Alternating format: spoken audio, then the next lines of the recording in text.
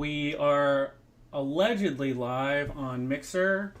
We are live on YouTube events, according to my dashboard, Facebook, and waiting for confirmation on Twitch. Stand by for go live confirmation.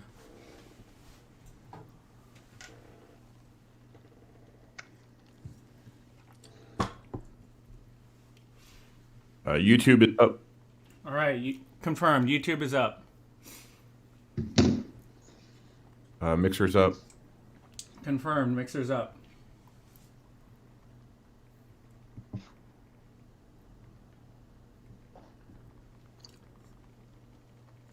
Facebook is up. Facebook is up. Now just waiting on Twitch.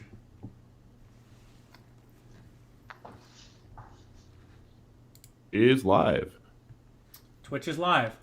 We are go for launch in T-minus 12 minutes and 50 seconds.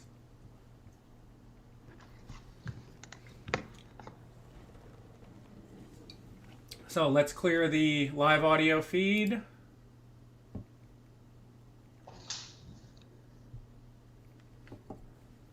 Live audio feed is cleared.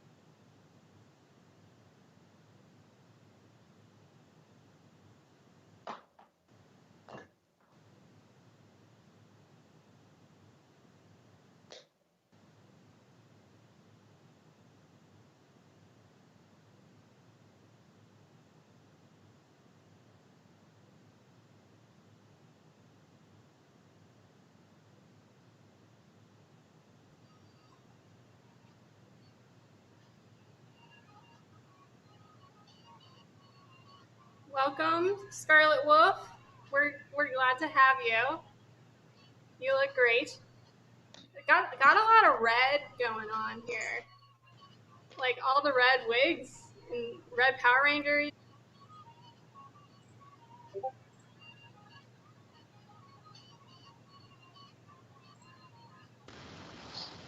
Can anybody hear Marcel? I can. I cannot. I think he's muted.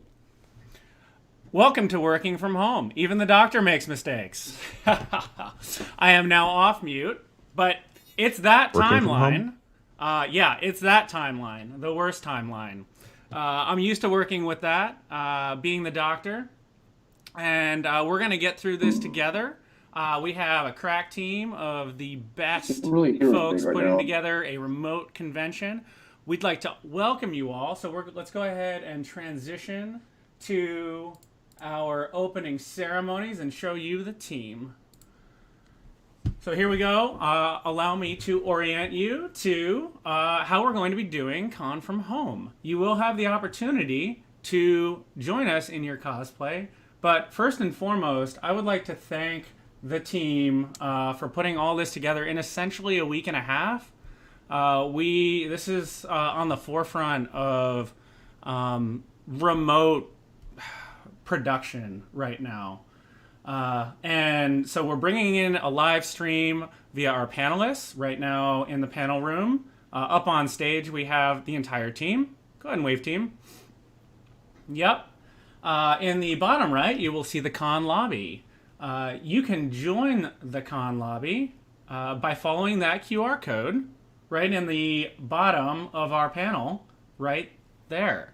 So point your camera on at that QR code. It's going to send you right to a Zoom meeting. And Connie, you can go ahead and unmute yourself and maybe say hi. Hello from the con lobby. We've got some wonderful attendees of Con From Home today. We're super excited about the panelists, and we're showing off our cosplay as well. So I'd also like to thank the rest of the team up in the top left. We've got David, who has been critical in getting all of our tech stuff up and running. We've got, yep, there we go. Ashley's pointing. Ashley has been our creative director. So happy. She's everything graphic she's made. Jamie, up top. Jamie has been working with our panelists, and she's going to be moderating our first panel. And Paul will also be a moderator for several panels right there. And so go ahead and if you came dressed up as we asked you to, try and go ahead and join our con lobby. Our moderators there right now, Connie and potentially Lauren, can feature you, can show you, and also selectively unmute you for questions during panels. And we've got a full list of panelists, panels, and events up on the website currently. Also posted it to Facebook as of last night. So thank you, team, for making this happen. It would not have happened without you. Looks like we have some folks joining in. Connie, can you go ahead and, or whoever's moderating the con lobby, can you go ahead and feature someone so they can see what that looks like?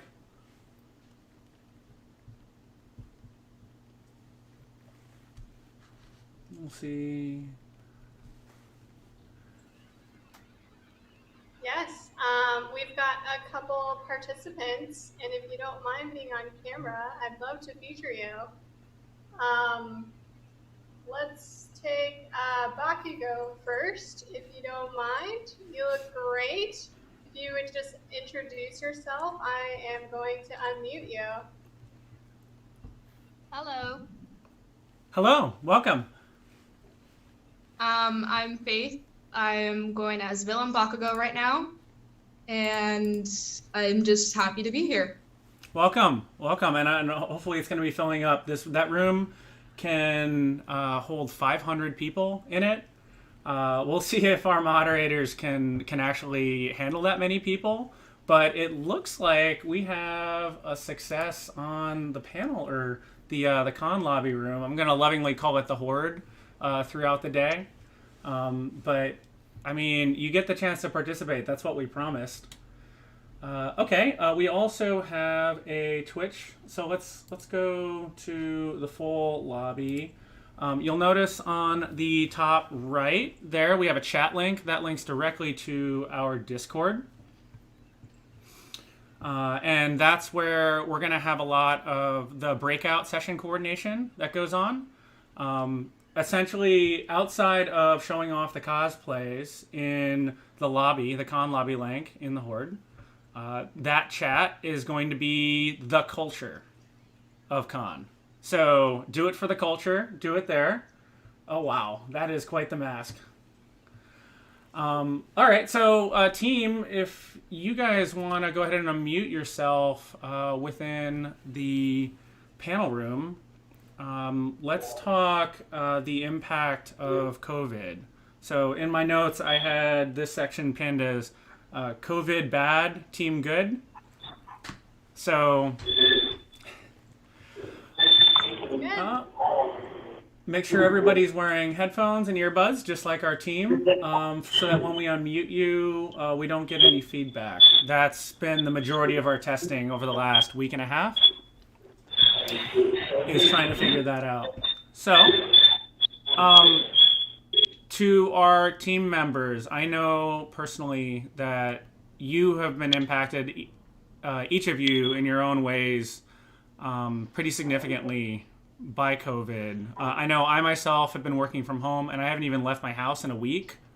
Now, part of that was prepping for this convention, and part of that was because of COVID.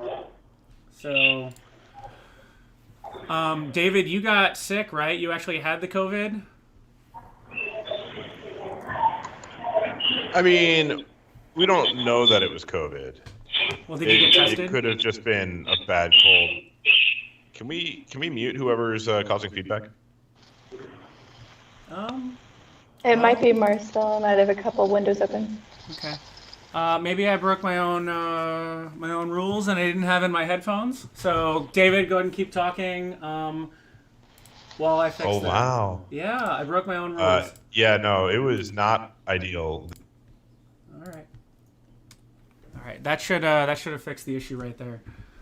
Awesome. Yeah, the doctor doesn't normally wear headphones, and so I was way too in character. You'll have to forgive me.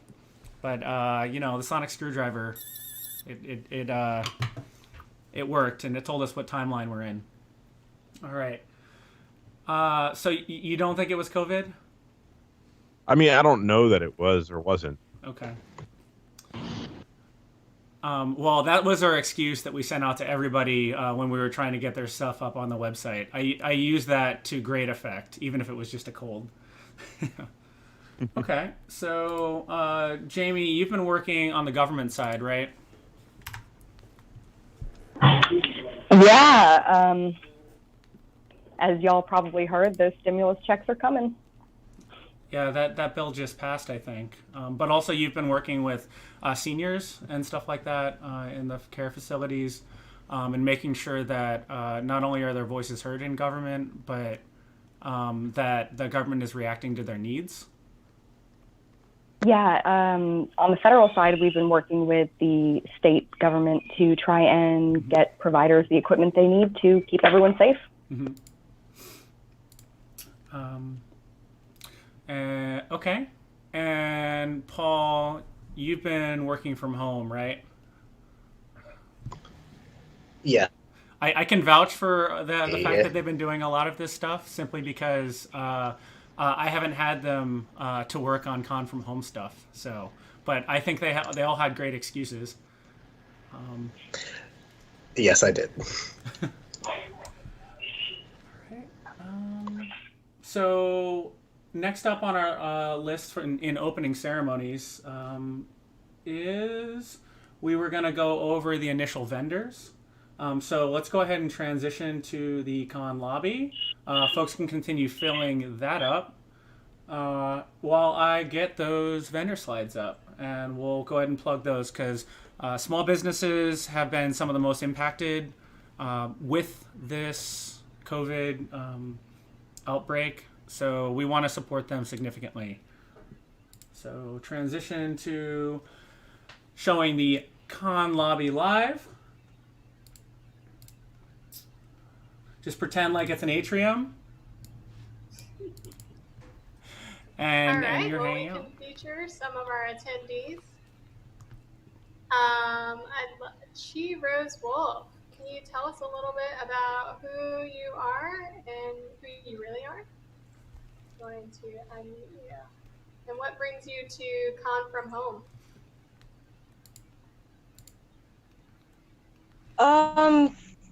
So I'm Lexi. The whole reason I'm here is because of Faith.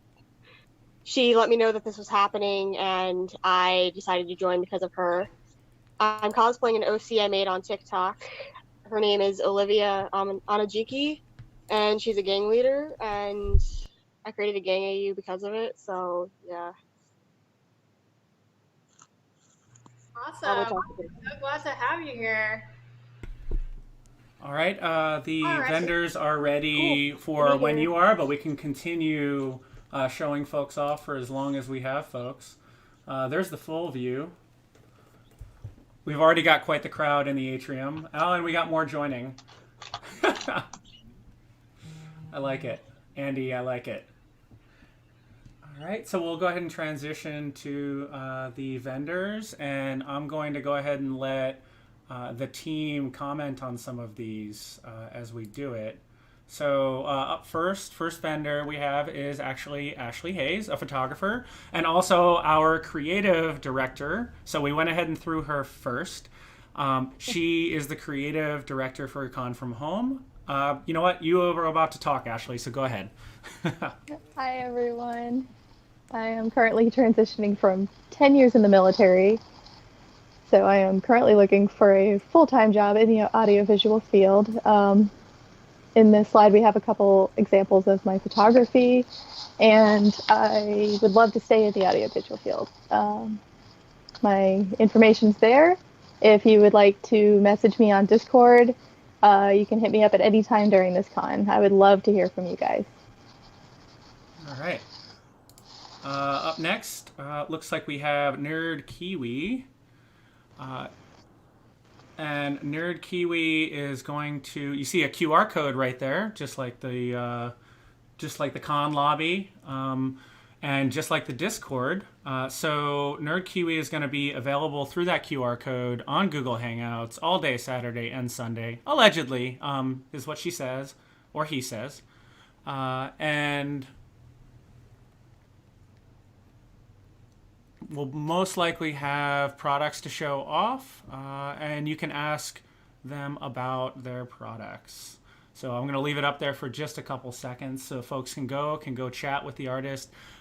It's the interactive aspect that makes conventions conventions. I mean, we don't want to be a television service here. That was literally the number one thing that number one statement that we started with. We want to encourage breakout sessions. We want to encourage you guys to create your own rooms, to create your own games, to go have fun, to come back to the stream, to have it on in the background. And we especially want you to support the vendors. We didn't charge them for this space. We didn't charge Nerd Kiwi. Every one of those folks that you saw before are all volunteers, volunteering their own time and labor to make sure that we can have fun and stay inside and flatten the curve. So looks like we've got 10 more minutes, and I think we have a few more slides, actually quite a few. Tigers Tangibles also going to be available through that QR code. I know that the person that runs this booth has been very active in chat, so I would expect them to be very active with their booth, and you could probably get them on the Discord chat as well. We'll leave it up there for a minute. Oh, there they are. They just posted in, looks like Mixer in that chat. So, looks like it's a gaming nerd who also likes anime. And so I would expect a lot of content on anime and video games. Looks like they have a bunch of pops and figurines. We'll also be featuring them at 5 o'clock on Sunday. Up next, we've got random fandom gifts. Again, QR code. So that person is going to be available for you to chat with. Looks so much better than the types of stuff that I made when we did this in school. Let me put it that way. Team, what do you? Which one do you like the best? While we're allowing folks to follow the QR code. I know a lot of Majora's people are Mask. playing Animal Crossing right now. Oh yeah, that's right. I forgot about that. I lost half my tech ops team to Animal Crossing over the last week and a half. Thank you. And also, I lost my girlfriend to Animal Crossing. So if you are in a similar situation, well, there's an opportunity for a gift. We've got author Stephen Young. That goes directly to the bottom QR code. I know goes directly to their Discord. So go there, come back to our Discord, and then you've got a QR code to go purchase their books, and a separate one for their merchandise. So if you have questions, go to the bottom QR code for books. Go to the top right one, and merchandise, go to the bottom right one. He says he's going to be available pretty much at any point to chat in his Discord. Like most of us, I'm sure he has it up all the time. All right. And then we'll go on to the next one. We've got Pete Wynn, a comic book company. He is going to have some type of room for you to go chat with him right now. We're okay with you guys heading out and going and visiting them. You don't have to have us up all the time. We want to encourage you to support the vendors. I think they had another slide. So here's some more stuff. I will go back for you to see the QR code again when you're ready. But I wanted to showcase some more of Pete Wynn's creations. And back again for that QR code. I don't know what that frog has against the space kitten, but I'm sure there's a story.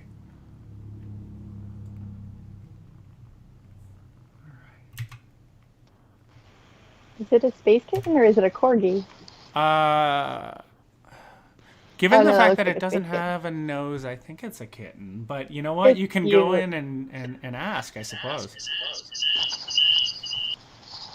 It's cute, whatever it is. Okay. And then we're going to have a whole bunch here at the very beginning, simply because everybody wanted to get in at the onset. We've got Nightbones here. Looks like an artist. We are intermixing our artists and our vendors. Thank you for understanding. And thank you, artists and vendors, for creating all these slides for us and the QR codes. It's not an easy thing to learn. I like this art style personally. And you see a link to their Etsy shop as well, so you can look them up. Nightbones Studio. And at Nightbones Art.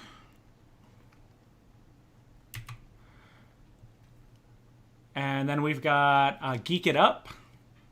No QR code on this one. I did throw some of the other ones in randomly.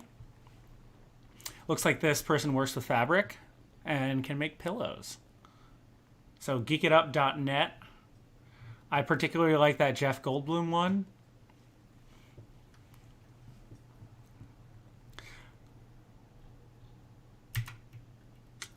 And here we have another QR code. available both today and tomorrow for 2 hours. And you can connect with them on Facebook, Instagram, email, website. They're creating an ongoing graphic novel series that encompasses mythology, fantasy, horror, and more. Looks like we're going to have a new volume every April, August, and December. I will expect someone to go and check it out and report back to us what they think about it. I like the art style, though, personally. Okay, we'll give folks a second for the QR code. And I don't actually know when these slides end, so you're going to have to forgive me if I hit my next time hack. We've got another QR code here. I don't know where that one leads. Oh, here we go. So they are available 12 to 6 Central Standard Time. That link is to a Google Hangout. This is for Stitchery Geekery. Looks like they are particularly, they have an affinity to dice games as well as Harry Potter. We have somebody in our team's friend group that is huge into wearing their Harry Potter robe and pins and stuff like that. That would be something perfect for them. Oh, and I didn't even notice that there they are on the right, showing off pins themselves. So once again, Stitchery Geekery. Follow the QR code. Fout Barb. I hope I said that right. Maybe somebody on the team, on the panel room can confirm for me. But we've got a Google Hangouts there. Looks like they're going to be available. I might have accidentally placed this in the wrong place, or they snuck themselves in the wrong place because everybody's been working on the same one. They won't be available until 6 p.m. I'm assuming that's Eastern Standard Time. So go ahead and hang out there. Hold that link in waiting until 6 p.m. We've put this convention together in about 2 weeks. So thank you for your understanding. We will make mistakes, and we already have. And thank you. We've got Lips Domestics. She's going to be live on her Facebook today at 3 p.m. We don't have a link there, but if you can find her on Facebook at LIPSDOMESTICS, Lips Domestics, and she's live in 1 hour. We've got Lone Sage Art. This is probably the longest we're going to spend, by the way, on vendors in the entire weekend. These are everybody that's available in their booths right now or shortly here. This person is in an hour. Available. Oh, I've made that mistake twice, so maybe we hit our next time hack. We'll come back to this. And we are almost ready for our first panel. So let's go ahead and transition back to the lobby. Hello, lobby. Everybody in the lobby wave? All right. And lobby, we're going to go ahead and feature you we'll do a few features here left and right while we transition and set up the first panel room, which is going to be the panel on using your sewing skills to create face masks. So we will be right back.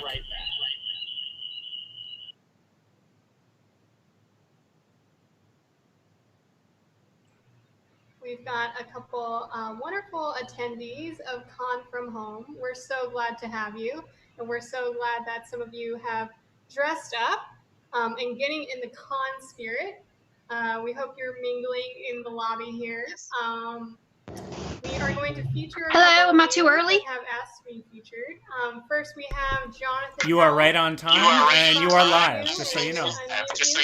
Awesome. Hi, guys. Hello. So let's go ahead and wait.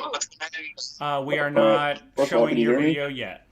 Yes, we can. Okay, awesome. Otherwise, must be a problem.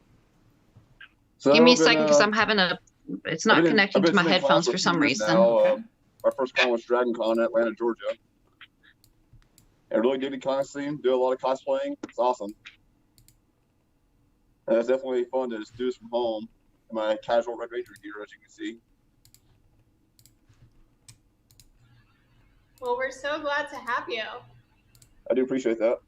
A number of us are from Atlanta, Georgia. Definitely huge fans of Dragon Con. I think we're all hoping that this whole coronavirus blows over by then. But in the meantime, we've got ConFromHome, and we're glad we have this technology to bring us together. Exactly. Awesome. If you'd like to be featured, if you could just raise your hand. All right, awesome. Gonna feature Kaylee Cosplays. Gonna mute you really quick. All right, Connie, we have the panel room ready whenever you are. Can y'all hear me? Yes, we can. Hi. Hello. Welcome. First time doing this. I'm devastated that the cons down here in Ohio have been canceled or moved. So when I found out this, I was so happy. Yeah, this is our first time doing it too. Tell us who you're cosplaying. Female Bakugo. Female Bakugo. Definitely have a lot of My Hero fans in the crowd. Got Bakugo in the crowd as well. Hope you two can connect. Get your hero on. Definitely got a couple fans here. All right, so our panel room is ready. We can You hear. can just raise your hand. Connie, I think it's time for us to transition to our first panel. We're going to be respectful of her time. And so let's transition. We have Jamie as moderator. Hi. Everyone can hear me, right? So, yeah. Awesome. I'm Narian. I'm from Texas. My cosplay today is Yandere-chan, or Ayano Aishi, from Yandere Simulator. I wouldn't necessarily say I'm a con veteran. Just let me know whenever we're good to go. I think we're good to go. I just went ahead and muted the con lobby. We're getting good at it here, but we still have to practice. So you guys are live. We're not perfect. This is the first time we're doing it too. Not in outside of practice, but okay. Panel is ready. It's all you guys right now. All right. So, my name is Becky. Oh, sorry. Oh, no, go ahead. I was just going to give a little spiel about you, but you could probably do it better than I can. Okay. Yeah, my name is Jessie. I am actually a professional cosplayer from Shreveport, Louisiana. So I have my geek card. I have been cosplaying for about 8 years. I have won 10 consecutive Best in Show awards. But that's not what this is about. This is actually about the crisis that's currently going on right now in our country, and that is the incredible shortage of PPE. For those of you who do not know, PPE means personal protective equipment. That is the things that all of our doctors, our nurses, our first responders rely on to keep them healthy so that they continue keeping us healthy. Of course, with this virus going on, things are absolutely unprecedented. So I want to start off, number one, by telling you about what I'm doing right now, which is Sew You Care, SEW, You Care. And we are a group of seamstresses, of cosplayers, of grandmothers, of stay-at-home moms, of first-time seamstresses, and 30-year seamstresses that have all gotten together to create these homemade masks. Now, of course, obviously, a homemade mask is not exactly the same as an industrial medical grade one. But the shortage is that severe. It is so severe that a lot of these doctors and a lot of these nurses were actually having to use handkerchiefs, and a lot of people out there. We're all friends with a nurse. We're all friends with a doctor. We're friends with an EMT. And I started seeing on my Facebook them starting this movement called Get Me PPE. And they were basically saying, we don't care what it is. We're scared. We're exposed. We don't know what to do. So I want to go over the types of PPE that we are currently trying to supplement until they can get it. So this right here is a disposable N95 mask. This is what almost every doctor you've ever met, every nurse, everybody like this has. There is an extreme shortage of these. These are incredibly thin. They are only meant to be worn for one-time use, and then you throw them away. The shortage is so severe that some of these nurses and doctors are wearing these for up to 4 days. To make them last longer, they were wrapping bandanas around their faces, which is horrifying whenever you think about the reality of what's happening right now in our country. So this is what we are currently trying to help. So I'm going to go over 2 different types of masks, and then I'm going to show one with you so y'all guys can kind of see how this whole process, and if you want to get involved with this movement, you actually have the proper techniques that they're actually asking for. So the very first one that we're going to do is called a cover. So if they happen to have a mask, the mask itself goes over, and they are asking for covers, which are just 2 layers of cotton material, and they go over the mask, and I'm actually going to tie it on. I haven't tried to tie this on with my headphones on, so this is going to be interesting, I think. So they go on like this.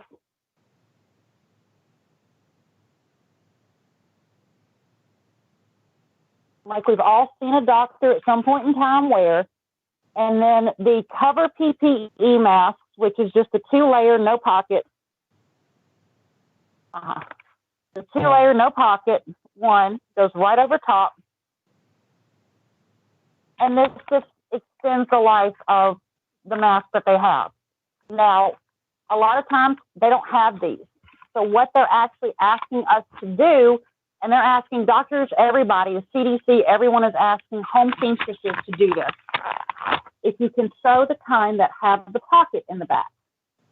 So as you can see, there's a small pocket in the back, and they're able to take their mask or take any filter material that they can get their hands on, because right now that's what's happening, is that they have to get their hands on something. And they can slide it right on the inside here. And then now they have, once again, headphones.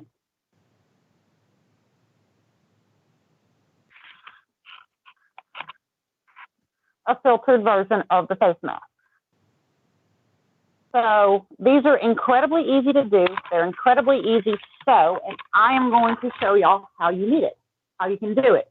The great thing about this is that whether you're a veteran seamstress or you're just getting involved, you can do this. There's only 4 seams. That's all you have to worry about. So we are going to start first off with cleanliness. That's going to be one of the biggest things. This is a virus. This is everywhere. You can be, we don't want to put anything into the hospitals that could possibly make anybody sick. So the very first thing that we're recommending doing is sterilizing all of your equipment. If you have Wonder Clips, which Wonder Clips are these fantastic little plastic clips. It looks like this. And you can throw them into the dishwasher in a stocking. You can sterilize them. You can spray them down with Lysol. They're not really comfortable to put in your mouth. So you're not really, worrying about sticking them in your mouth like whenever you sew, because every seamstress is guilty of it. I don't care who you are. I know. Stick them in your mouth. It happens. These, they're not comfortable in your mouth. So you're not cross-contaminating as you're pinning and everything like that. Second is your fabric prep. Before you start sewing, they're recommending that you use natural fiber material. So that's like 100% cotton, that's flannels, that's things that actually have a tighter weave, so they have less chance of anything going into your mouth whenever you're breathing. Don't use cute satins, don't use anything like that, because this isn't about being cute. This is about being safe, and that's the most important thing for this. So wash your material first, because cotton shrinks. We've all bought a t-shirt, thrown it in the dryer, go to put it back on, and all of a sudden we go, oh, well, this isn't as cute as it was. Cotton shrinks. Shrink it beforehand. So now that you've got everything prepped, everything clean, you're going to want to start with a rectangle piece. This is a piece of cardstock, 9 inches by 6 inches.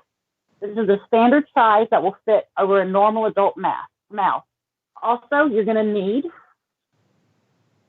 a piece of elastic that is 7 inches long.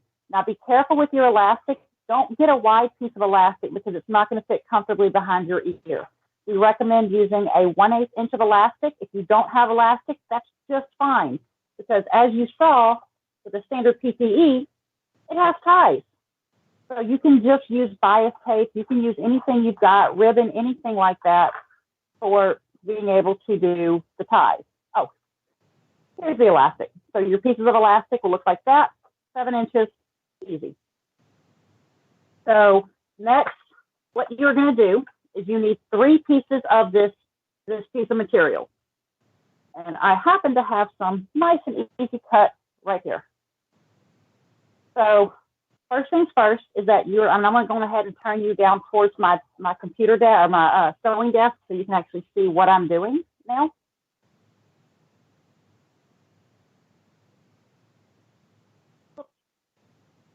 Bear with me. I'm sorry. I thought I had it set to the right angle so I could just slide it.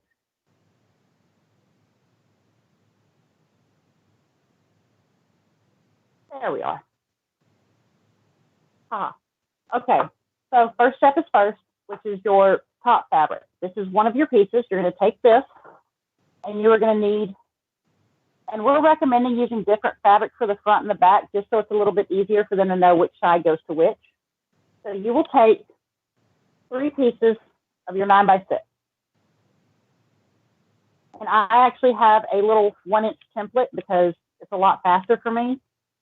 And you're going to use this, and you're going to do a 1-inch double fold. Just like that. Nice and simple. We're going to pin it there. And we're going to pin it on the other side. All right. So you see how we have a nice little pretty edge here?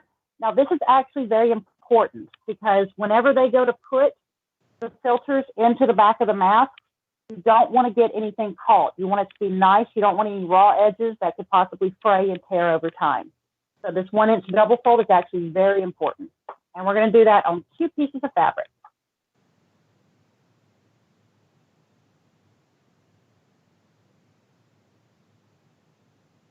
And I just did that backwards. There we go.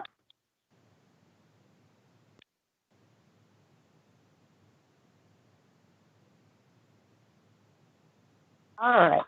So now we have these, and we're just going to do a straight stitch down the center of this to hold your fold in place.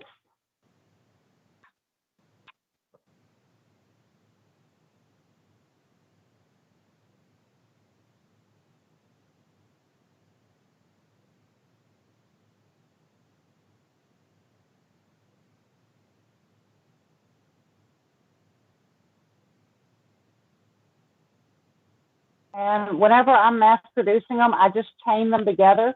So in other words, I don't cut them apart for the individual pieces because it's just easier for me to keep track of them.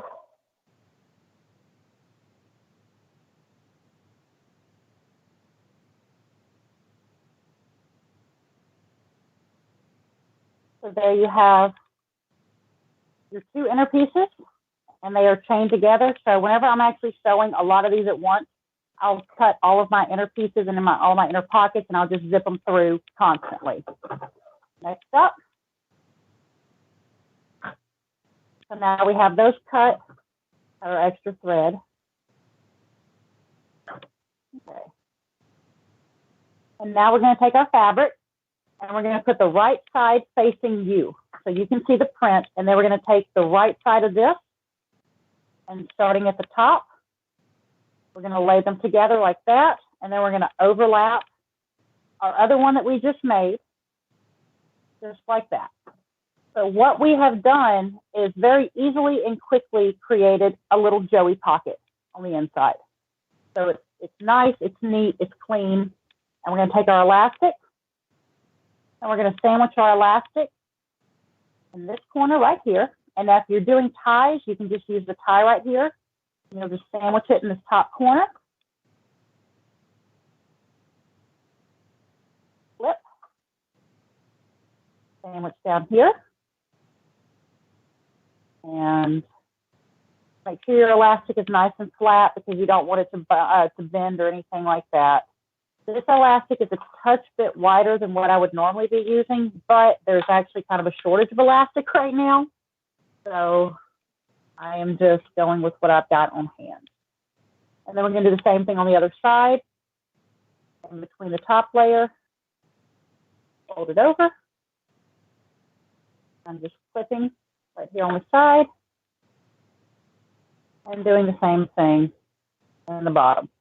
So now we have our elastic sandwiched in between our joey pocket, and this is about to get the part where it's so easy to do. All right, and just to keep everything nice and flat, that goes right there.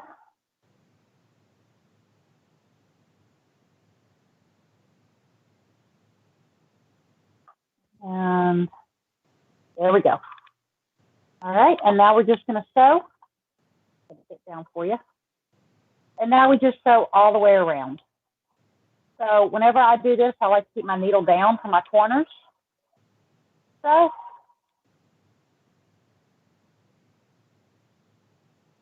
whenever you get to the corner, I always like to do a back stitch on the elastic just because I know this is where people are going to be stretching it to pull it over their face, and I don't want it to just kind of deteriorate over time.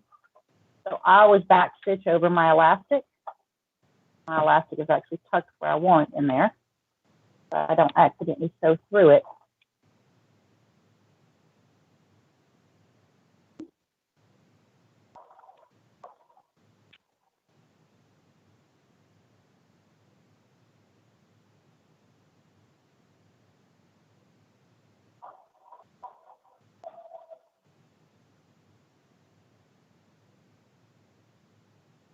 And I did that back stitch really fast. I'm sorry. I just held the button down on my machine. We just sew.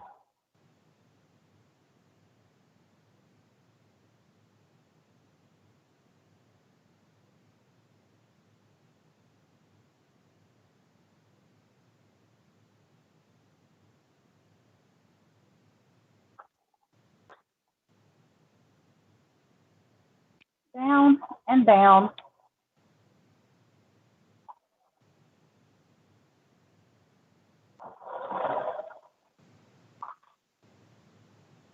And I would just like to point out, even if you don't want to get involved in the movement sewing these for people, please do take the time to sew one for yourself, especially if you're going out in public. It's just right now there is a crisis, and right now things are very scary. So taking a little bit of extra time to protect yourself is definitely worth it.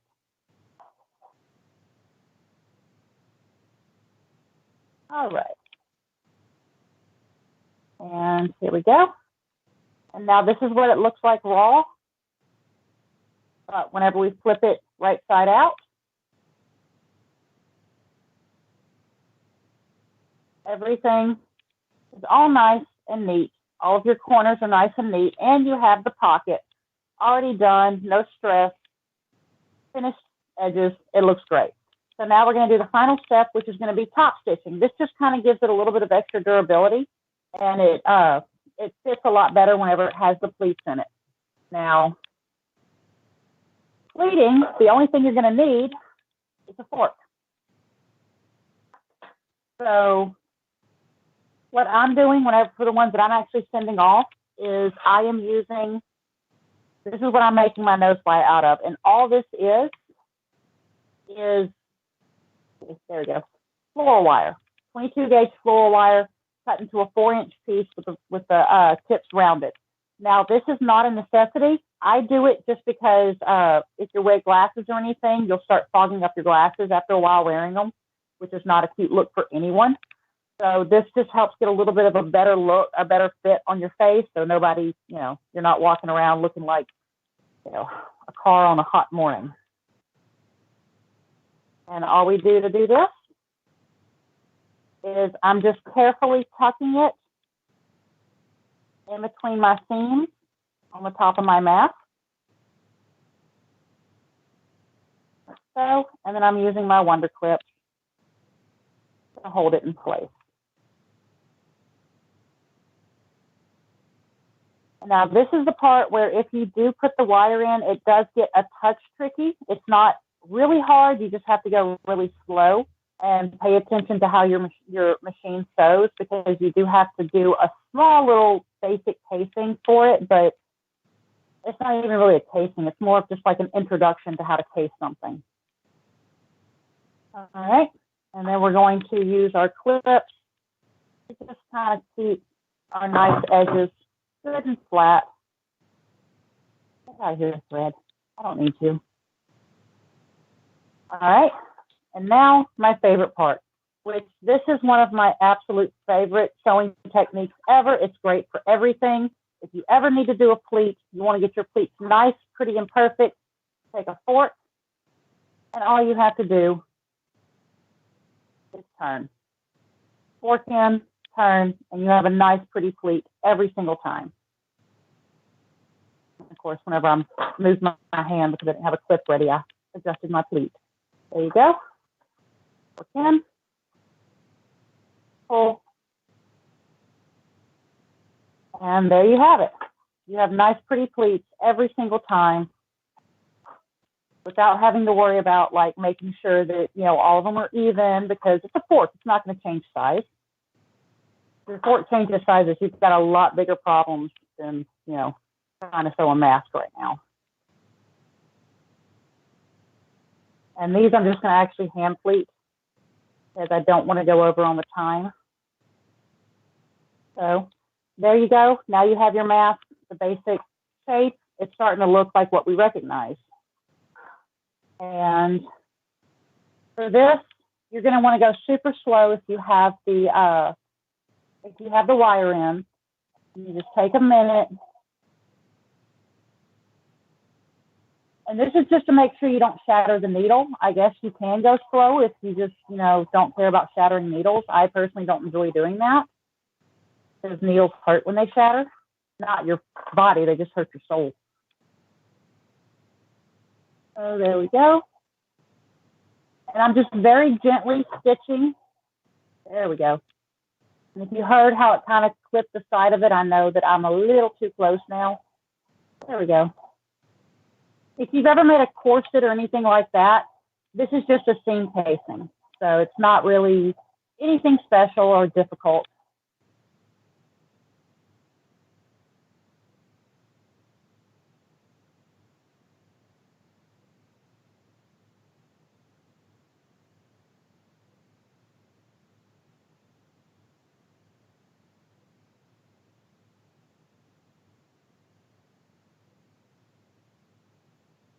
All right. And now we're past that, and now we're at the pleat. And whenever I sew my pleats, just in general, I always like to back stitch over my pleats just a touch, just to kind of give it a little bit of durability. We know that these masks are going to be getting taken on and put off all throughout the day. So take a little bit of extra time to just give a touch extra durability to them.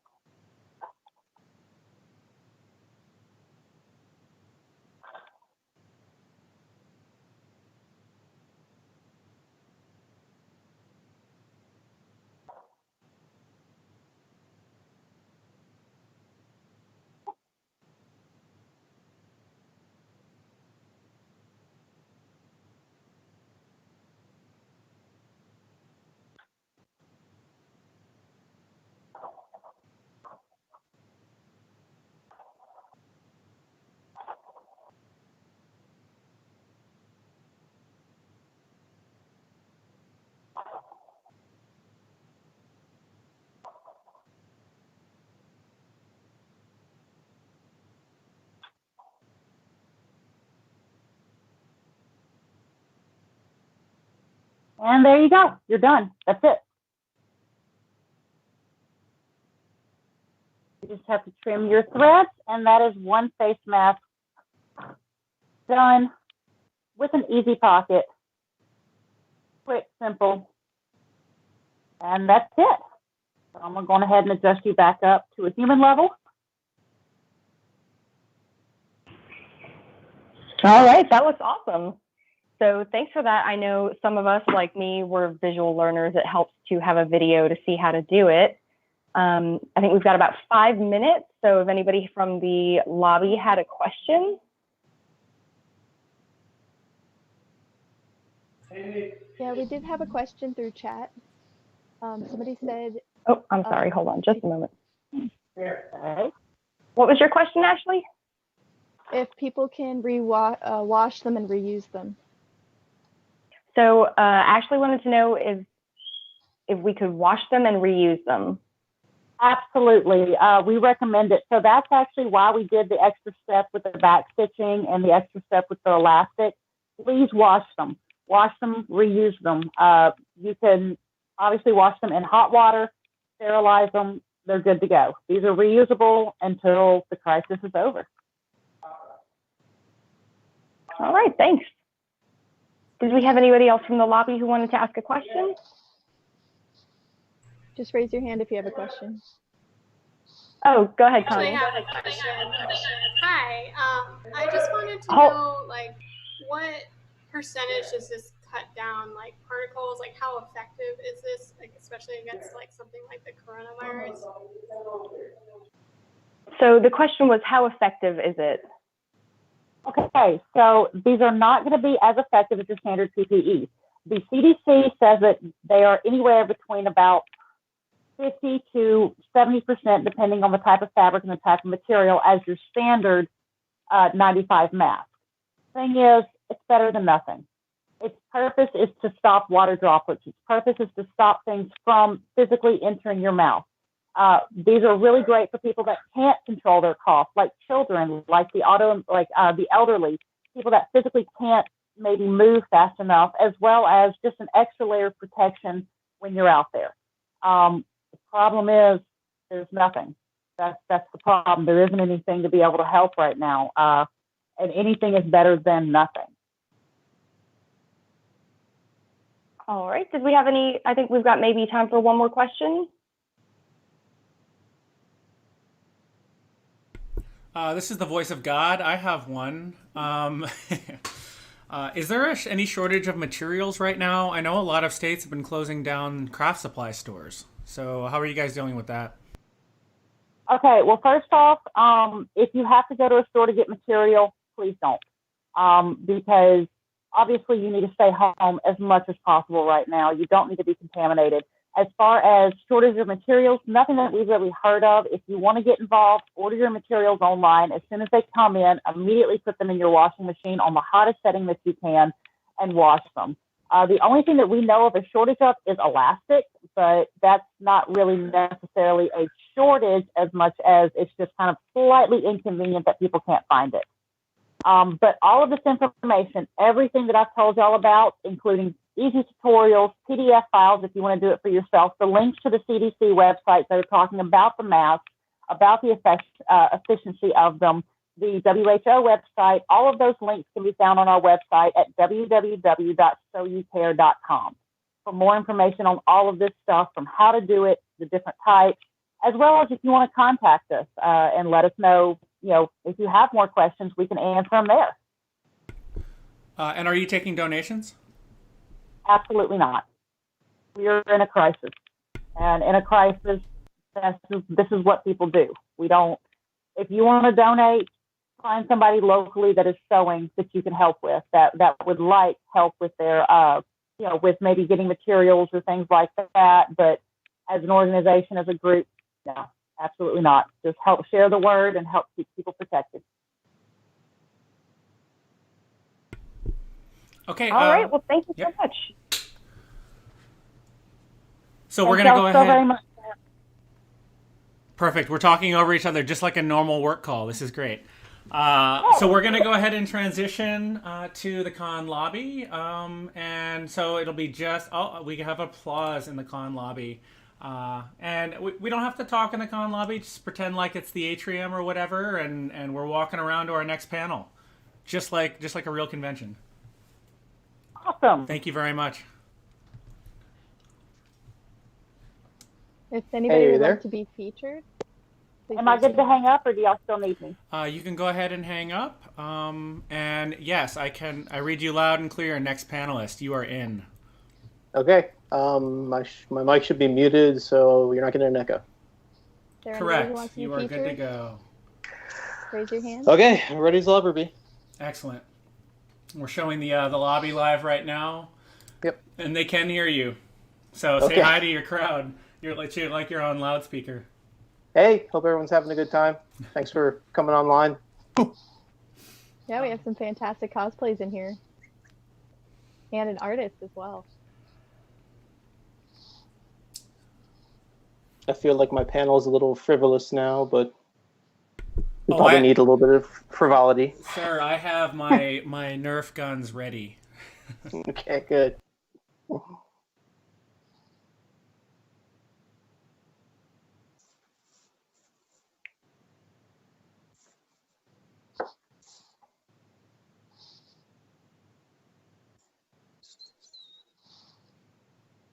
I didn't know I'd have to be riffing. I am surrounded by bins of Nerf guns that you can't see on camera, so there may be some clattering noises. Hopefully it won't be too loud. I think it's going to be exactly what we expect from you. Yeah. So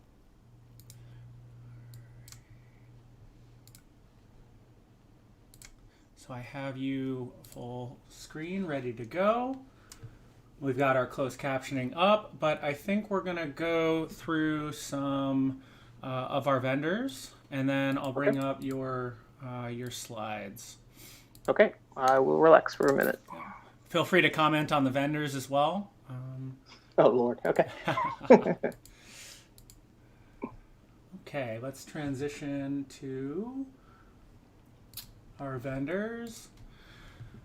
So here, we're going to show this one again because it is 2:30. And so we have, let's see, this was Firesphere Comics. And we have their graphic novels. They should be available now if you follow that QR code. Go hang out with them, ask them about their approach toward comic art and to production, and maybe purchase some of their comic books. I think we had some more. So we already know they're available there. And we're not at that one yet. So we'll leave it on for a few more seconds on this one.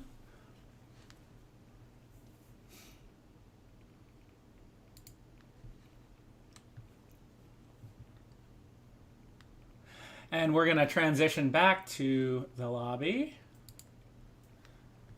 And we're going to show all of our fantastic cosplayers conventioning from home. Everybody wave hi. You're live. Excellent.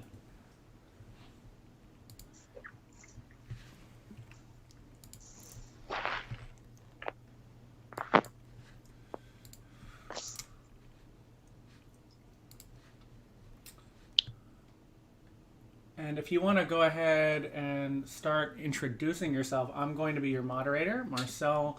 I'm bringing up your slides right now for the transition. Okay. My name's Theo. I'm going to be doing a panel on modding and painting Nerf guns.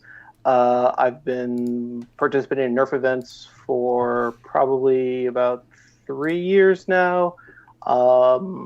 Been painting blasters about that long and modding them for maybe 2 years because it took a little while before I got into actually modding. Okay. Well, I've got 2 Nerf Mavericks here to nice. Yes. We'll see if my my aim improves throughout the panel and if I can shoot the camera. You need to upgrade your rival. Oh, yeah, I figured. So I'll have those ready to go. I can't paint them with you, but so go ahead and take it away. I'll push your slides for you. Yeah, go ahead on to the next slide. Yeah. All right. So I did put a little disclaimer in the beginning. We are talking about tearing things apart and modifying them, so there are safety issues. I recommend you always wear some sort of eye protection. I was actually modifying a blaster one time trying to replace the spring. This was a couple years ago. And the spring and the whole internals exploded all over my living room. And to this day, I've never found it. I don't know where it is, but luckily it did not hit me in the face, but it can happen. I will also be talking about soldering, and of course solder is very hot, so don't burn yourself. And finally, be aware that these are plastic toys we're talking about, so if you get into heavy modding, there's the potential for them to break. And if you're 18 or younger, do not mod without adult supervision. Okay, on the next slide. A little bit of terminology that I'll get into for the modding stuff, and then at the end I'll talk about the painting. Okay. The most common way that we refer to the a blaster's shooting abilities, FPS, feet per second. It's not the best judge, but it's the most common one. You can also talk about range. Accuracy is a big one, and of course, rate of fire. A few benchmarks when I talk about this stuff. When I'm talking about stock, I mean what you get out of the store, sort of your standard, Nerf blaster. And those usually shoot about 70 FPS, 70 feet per second. Beyond that, you start getting into what's known as super stock and humans versus zombies, which is a game I play a lot where the humans have blasters and the zombies are trying to tag them. And if you get tagged, you turn into a zombie.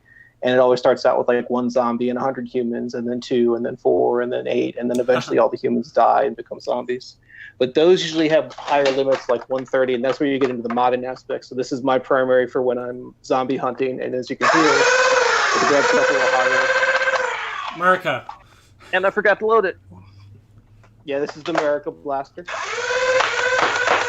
As you can hear and tell that it revs a little higher, closer to that 130 FPS, and shoots a little harder. Do you use your shield in the background when you use it? Oh, sometimes.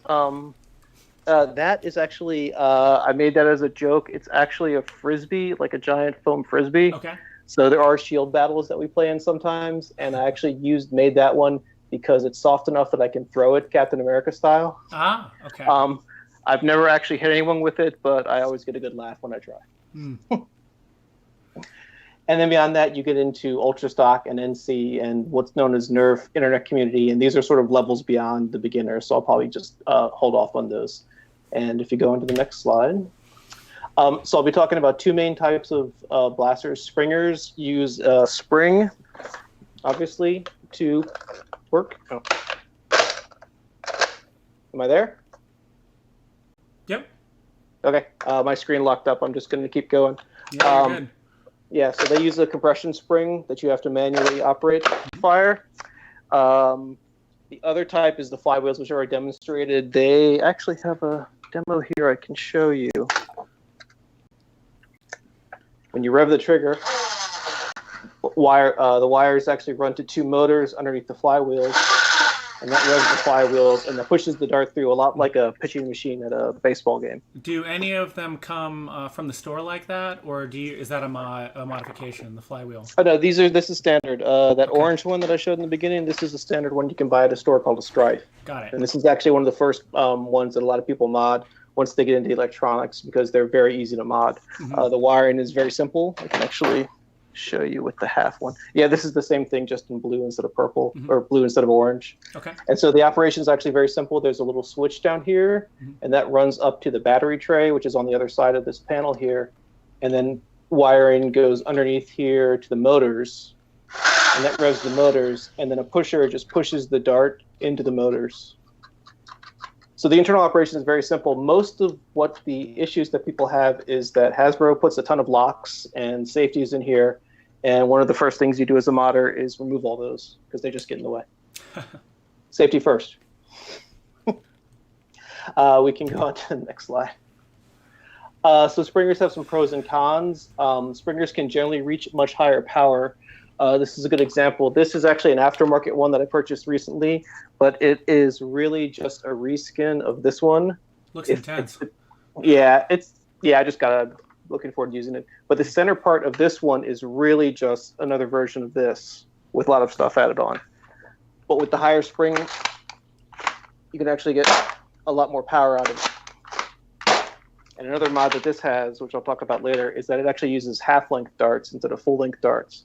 And because half-length darts are lighter, they fly further.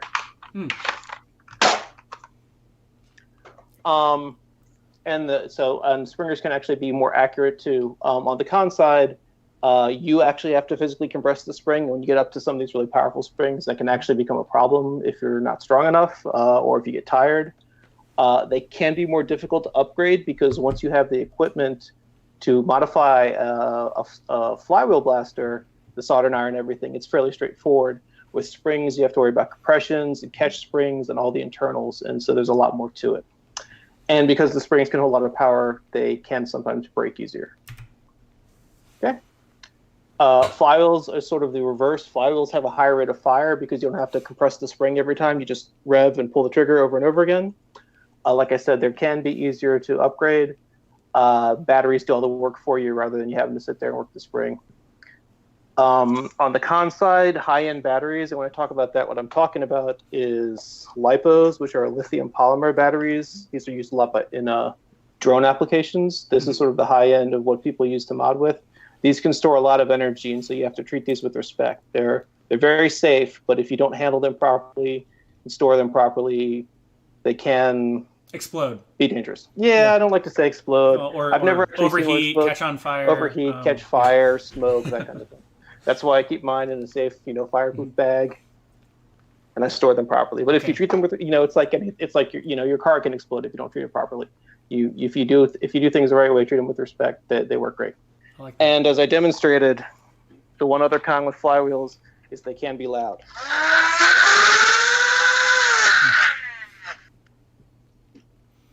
So that's a consideration. Next slide. So upgrading springers. Next slide. There's several levels to upgrade. One of the first upgrades a lot of people do is that most blasters that you get include air restrictors and dart posts, if I can put them back, which is this post in the middle here. And that's designed to mostly prevent people from putting other things besides darts in these and shooting them, but it does limit the power that can come out of them. So a mod that a lot of people do right off the bat is they, again, remove all that, and you have a straight shot down the barrel to the compressed air, and that generally gives you a lot more power out of it.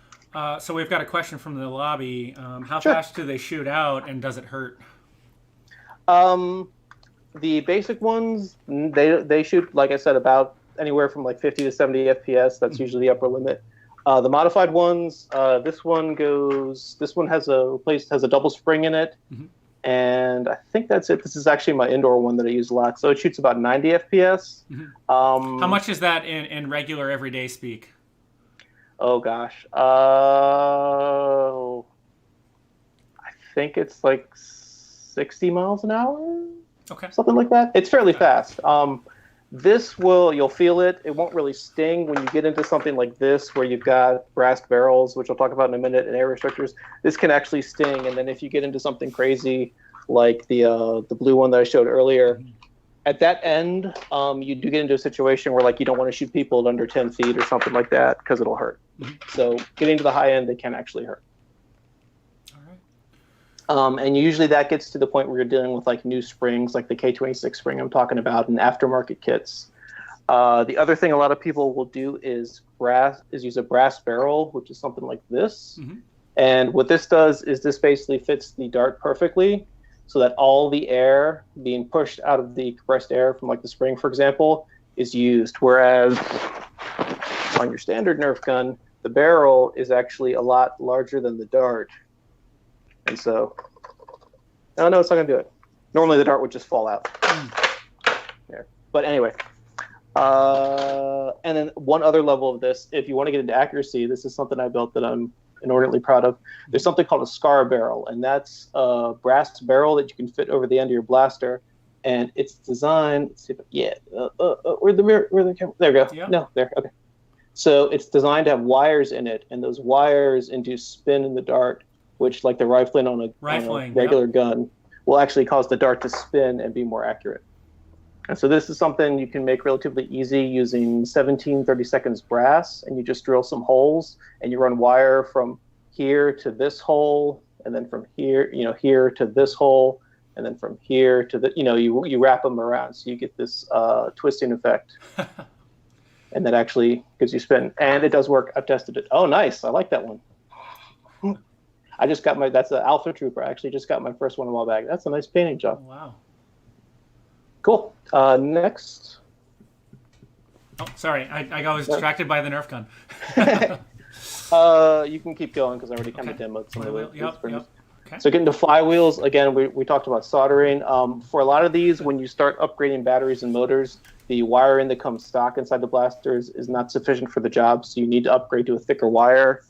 I don't know if you can see it here, but this wiring in here is actually fully replaced, and none of this internals is stock at this point because the wires will just melt underneath like a LiPo battery. You can also get new flywheels. that you can order from companies online, which we'll talk about later. These have a couple features. One of the really cool ones is that they're actually concave. Let's see if I can get that lined up. No, where's my camera? Really should mark my cameras. There we go. Right there. Yeah. And so it actually, we call it crush, but it actually crushes the dart and lets it impart more energy as it goes through. And another thing that's become really big, of course, is 3D printing. And so what a lot of people now are doing is they're printing 3D cages with their 3D printers. And this is where the flywheels attach, like so. Right. And then the motors go on the back. And what this lets you do is this lets you adjust that compression to add more or less depending on how much you want to crush the dart as it goes through and how much energy you want to impart. And for those interested, we have a 3D printing panel later in the convention as well. Yep. Although we never heard back from them, so it might turn into a cosplay panel. We'll see. Oh, no. Okay. My 3D printer is currently offline, and I'm trying to get it up and running again. That's been my experience with 3D printers, so we'll see. They spend a lot of time down, unfortunately. Next slide.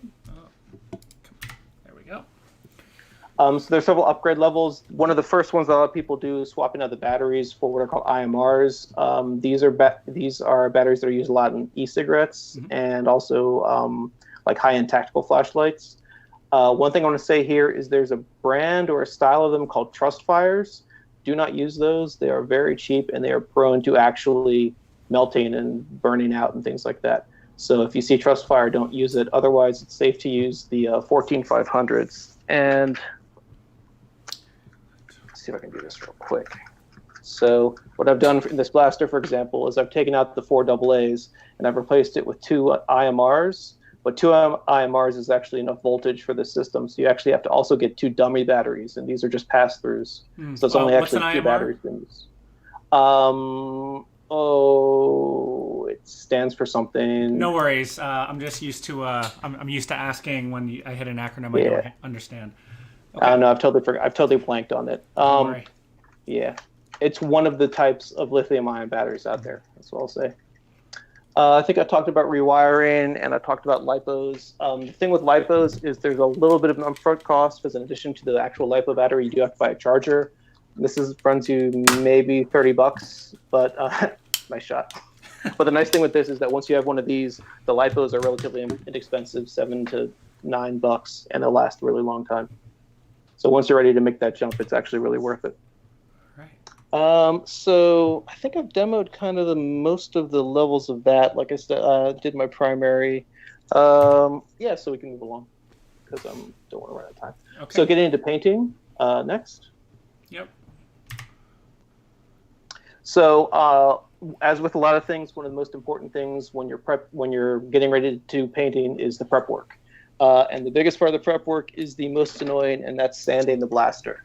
So I don't know if this will show up on camera, but this is that orange stripe that I was talking about earlier, and I actually fiddled with this for this presentation. So this is what it looks like normally, and then I don't know if you'll be able to see it, but this is the sanded side, and it's really hard to tell on camera, but you'll see that I've kind of, the white stripe is kind of worn down, and actually the handle is the best place to see it. So this is, with it being partially sanded, this isn't even as sanded as it should be. I should probably have sanded to the point that all this gray is gone and just the orange is exposed.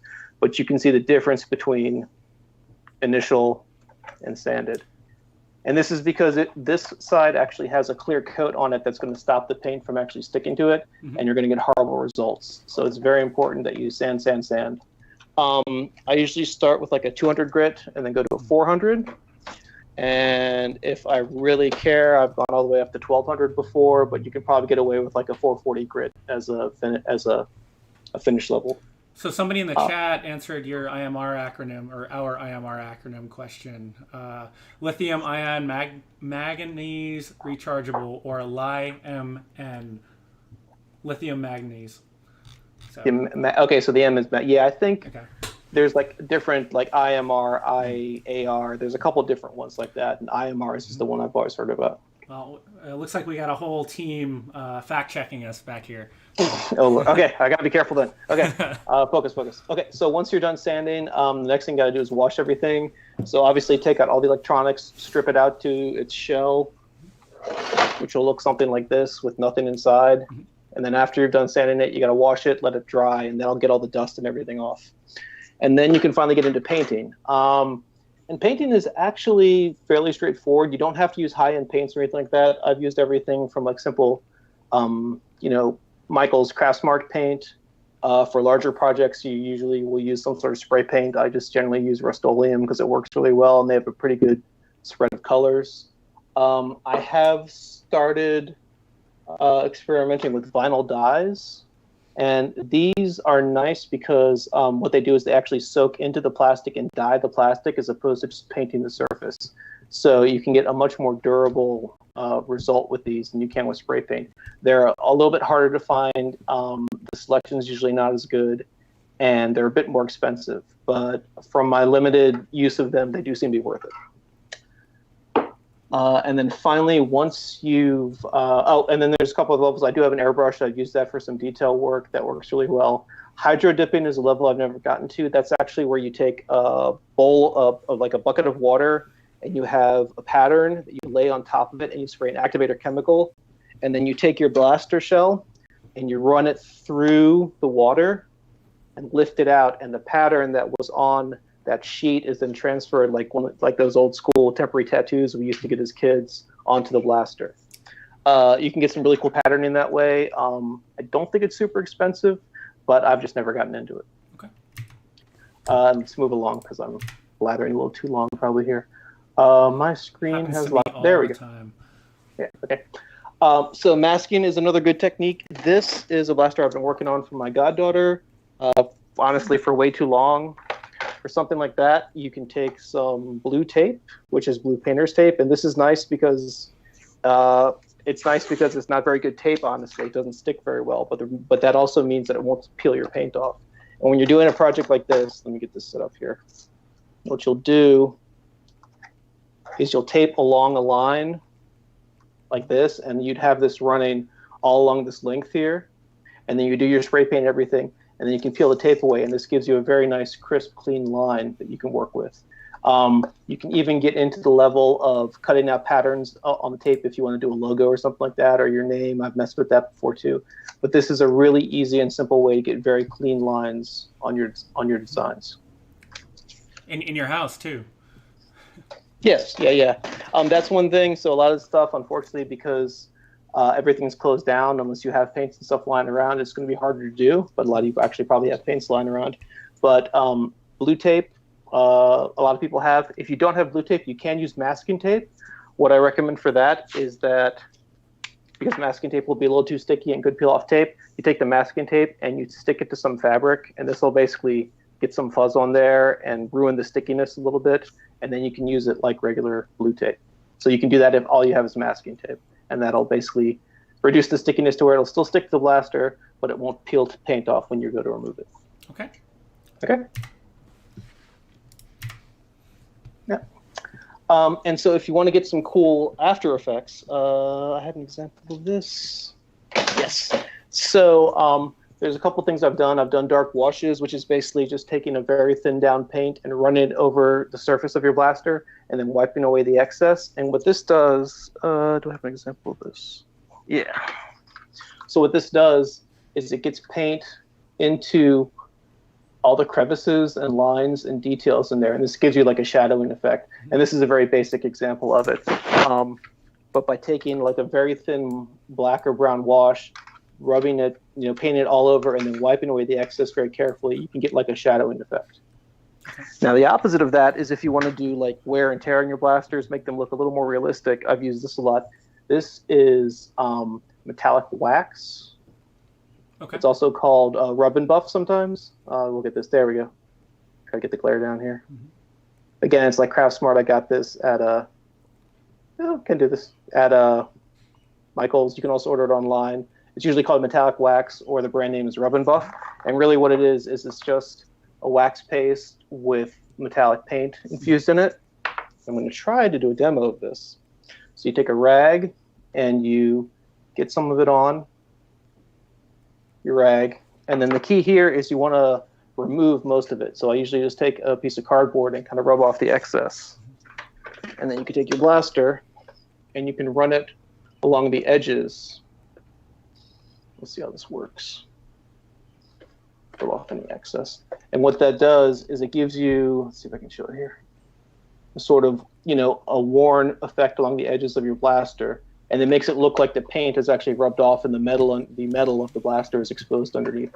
And I've had a lot of success using this if you're a little careful with it. But it's a really cool way to get a weathering effect. And if you're more into steampunk and whatnot, you can get this in like gold and bronze and copper to give more of a steampunk effect. So I highly recommend this. And then finally, you want to seal your blaster so it doesn't get all cracked up and everything. So again, doesn't have to be anything too fancy. I usually just use Rust-Oleum.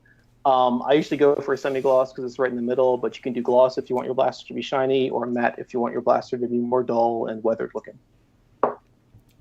And then one more safety point. If you're going to use your blaster looks like we have as someone 100%, popping in early. Let me go ahead and kick them out.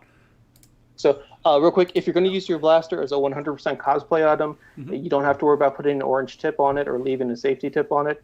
If you have any intention of using it in public for a game or anything at any point, you really do need to keep that orange tip on there of some kind.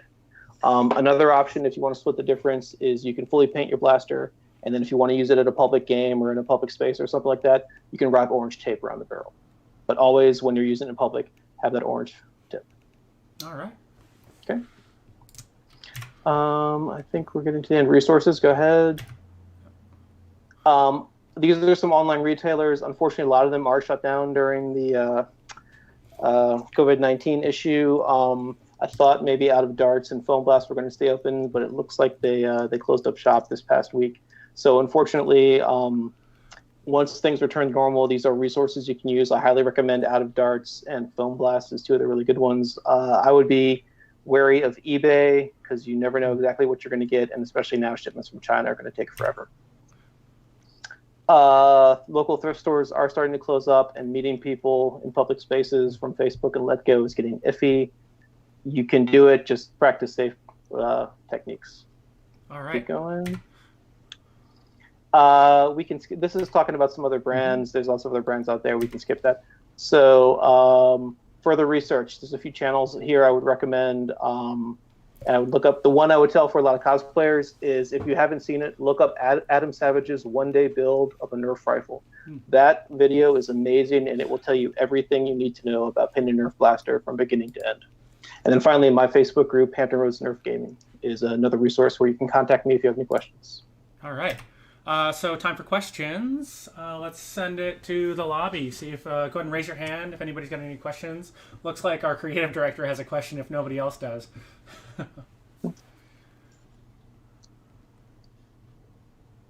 And I also had one from. So I cannot elevate you, creative director.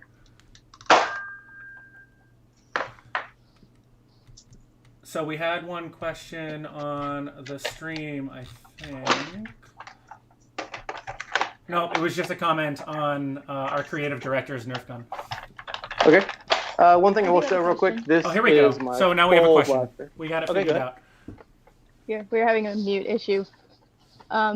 What's the easiest way to keep something from rubbing off, like on my trigger? So what's the easiest way to keep something from rubbing off, such as on her trigger, where you make contact quite a bit? For the triggers and whatnot, I would recommend trying a black vinyl dye. Like I said, that'll dye the plastic as opposed to just painting it. But honestly, with something like that, 6, 7, 8 layers of clear coat and occasional refresh. Those are honestly the two best techniques. Okay, thank you. Probably have time for one more question if there is one. If not, any last thoughts? Just start modding, start painting. Honestly, maybe start with painting because, again, I mean, this looks like a big complicated thing, but it's you just got to get started with it. This is something that I decided to do a few weeks ago and just went with it. This actually used to be this blaster turned upside down and attached underneath and painted up. And it's not the greatest paint job in the world, but it's my America blaster, and I love it. And just get out there and mod and paint something. And if you have any questions, please contact me through the Facebook group. My recommendation is always throw a couple Nerf guns in your party bag for any party, whether it's convention or otherwise. They go over extremely well, especially with adults. Oh, one other one, because my buddy Sean did this. This was actually the first blaster I ever got as a birthday present. He actually painted it for me purple in a Borderlands style, and I wanted to give a shout out to him because this is one of my favorite ones, and this actually got me started into the idea of painting and modding Nerf guns. Nice. All right. And I've had this for 3 or 4 years now. So we're going to go ahead and transition to the con lobby. Thank you very much for your time and all of the effort that you've put in coming to our convention, and I'm sure they appreciate it as much as I do. Up next, we're going to have Mental Health in Steven Universe. So going to show the con lobby for a bit. We'll bring up the vendors for a minute. We can go ahead and have our panelists shift out.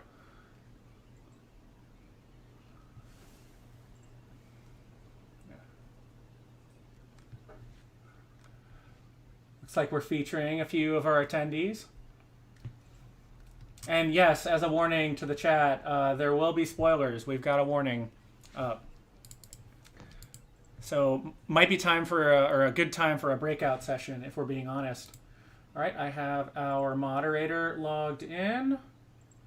Perfect.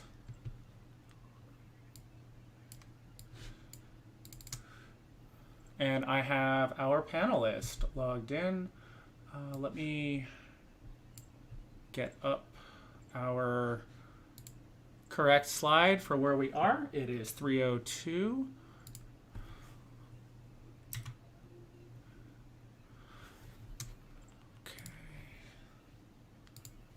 I like it. So we're going to transition. Oh, Ghostbusters. Perfect. I like it. So we're going to transition. So it looks like Heather should be available now. Heather on her Facebook page at Lips Domestics. Once again, they aren't sponsoring us. We just asked for folks to send us their information and their slides in.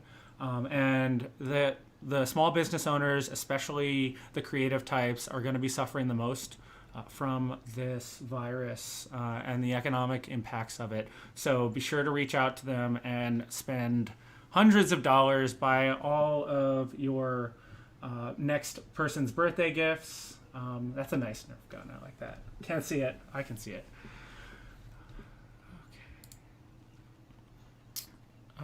Looks like Alone Sage Art is also going to be available at that QR code. So reminder again, we are using QR codes on the stream, so you can go ahead and follow that and go visit at their virtual booth. So Lone Sage Art, go say hi, see what they have, and ask any questions that you have, and you should be able to buy directly from them. Looks like this person has an Etsy shop.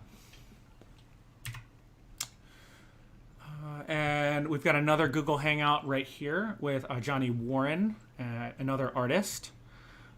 We've got thedoublewolf.com. You can go support them directly or hang out with them on their Google Hangouts starting right now in Eastern time, 3 o'clock. Follow that QR code. I'll leave it up for a second. Also, a lot of our vendors are actually in the various chats, in the Mixer chat, in the Discord. So we'll show that again. So here's the Con Lobby live view right now. We're featuring one of our visitors. Oh, we got a wave. But you can also see in that top right, we've got the QR code for the Discord. Do it for the culture. That's where the culture is being hosted right now. That's where the breakout sessions are going to come from. And if you want to join in this lobby that we're just playing right now and featuring folks, you can join in with that QR code on the top left. We've also posted it various times throughout the various chats as well. So are we ready, panelists? Yes, we are. Ready. Then let me go ahead and... Oh, I missed one. We need to do another vendor. I apologize. Genki Gear Limited. We got No QR code there, but you can reach out to them through the chat and through their Twitter, Facebook, Instagram. They're available right now to talk with.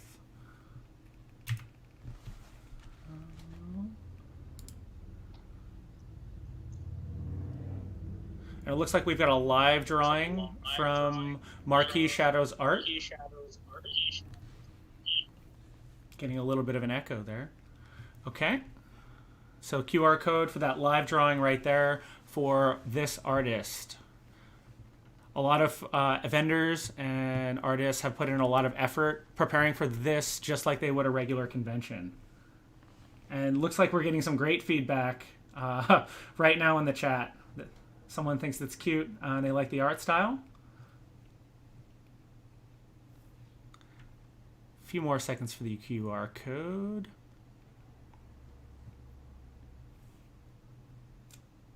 I might enter this one myself. Paul, you're definitely going to have to lead this panel because I'm going to be out trying to enter this drawing and get some free art. Totally fine. I'm up for it.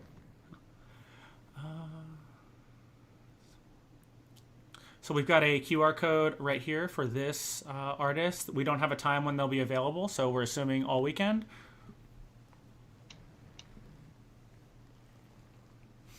And that probably means that I am through with this time. I'm doing my best, vendors and artists. I really am. We're going to transition back to the con lobby while I change out the slides.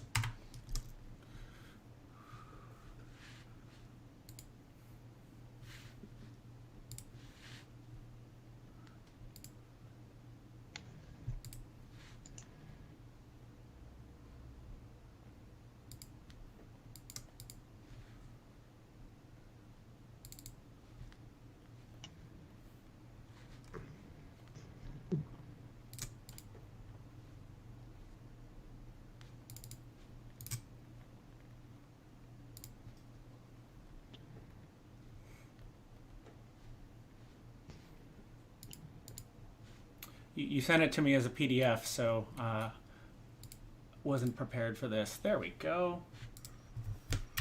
Okay, so we're going to go ahead and transition into our next panel, Mental Health in Steven Universe. We've got our moderator, Paul, who is ready to go. And you are live. All right. Hello, everybody. Hi, everyone. Paul. Sailor Spooky Moon here. This is Pearl. Wait, there we go. Brought my baby Steven, too. Oh my god, so cute. All right, so this is going to be a panel discussing mental health in Steven Universe and Steven Universe Future. Conversation will mostly focus on Steven Universe Future with some callbacks to the original show. It's spoiler time. Big spoilers. Yeah, this discussion will cover every episode, the last two of which aired last night. So we're going to give everybody a second. If you haven't seen it, if you haven't watched it, please don't hate us. We're going to leave the spoiler tag up there, I believe, right? Yes, and we're going to be warning before the last, like the finale episodes as well, because I know there's probably some people that want to stick around maybe until then. Yeah, awesome. So just keep on the lookout. Yes, because they will be there. This, I suppose this is one advantage of virtual con is that you can stay tuned in until that moment, and then right. But yes, so we're gonna focus on Steven's mental health because, as everyone knows, Rebecca Sugar tackles so many different characters and so many different facets of mental health. And like was mentioned earlier, we're going to focus on Steven Universe Future, and because that's where we really see Steven start to kind of get a break from everything and deal with his own stuff. So let's start with his relationships with everybody. So we think of Steven as the golden boy, the precious little angel that he is, helping everybody. He's always there for everyone. You know, he's helped Pearl realize that Rose and Pink were gone. He helped Amethyst love herself. He gave Garnet someone to care for and helped kind of solidify that love that Garnet represents. and realized that, Garnet was the inspiration for Rose/Pink continuing her battle. He helped Lapis with her trauma with being trapped in her abandonment and Jasper finding new purpose. Also helped with Bismuth and dealing with the closure from Rose and exposing some of those secrets. And, the diamonds, because let's be real, the diamonds did some crazy, crazy trauma in this whole series. So let's just get right into Steven Universe Future then.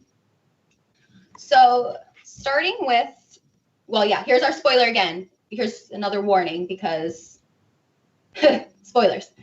So on to it then. In Little Homeworld, we see the initial Jasper fight, and he starts feeling like he can't fix everyone, that, maybe love isn't exactly going to be a magical thing, that maybe there's a little bit more work to it than just magic.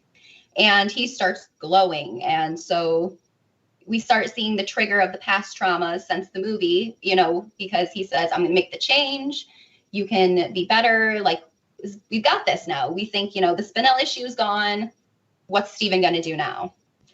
So Little Homeworld gets set up, and we start seeing more Pink-like tendencies and him stepping on Amethyst's toes a little bit with her placement of the gems into the Little Homeschool program. And some chaos ensues, as it does, with destructive powers starting to come forward. And then in the next episode, Rosebuds, we start to see the rose quartzes be unbubbled, which in itself is a visual trauma to the entire Crystal Gems. And they all kind of bail on Steven, hiding out in the bathroom like, this is totally weird. And even Greg, he's like, nope, I'm out. I'm not doing this. I can't handle this.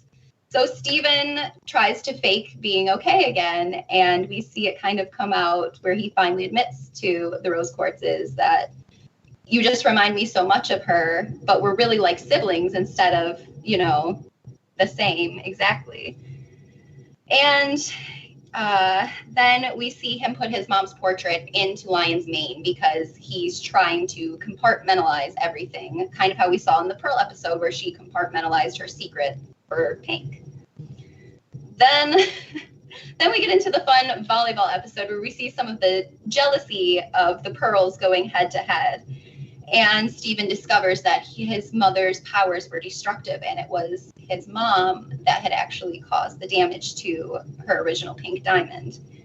And going to fix that, they find that the trauma is something that can't just be magically fixed or reset with the shell, that it's traumatic and that it's going to leave some scars that are going to last, which kind of foreshadows and gets us ready for what's coming for Steven.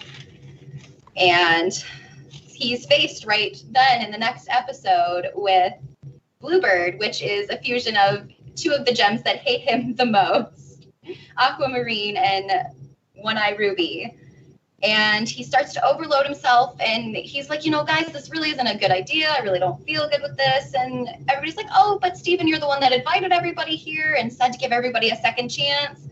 So he tries to give Bluebird a chance, and spoiler alert, poor Greg has to have his hair cut in the end to save himself from Bluebird, because lo and behold, that is what held them together, was their hate for Steven.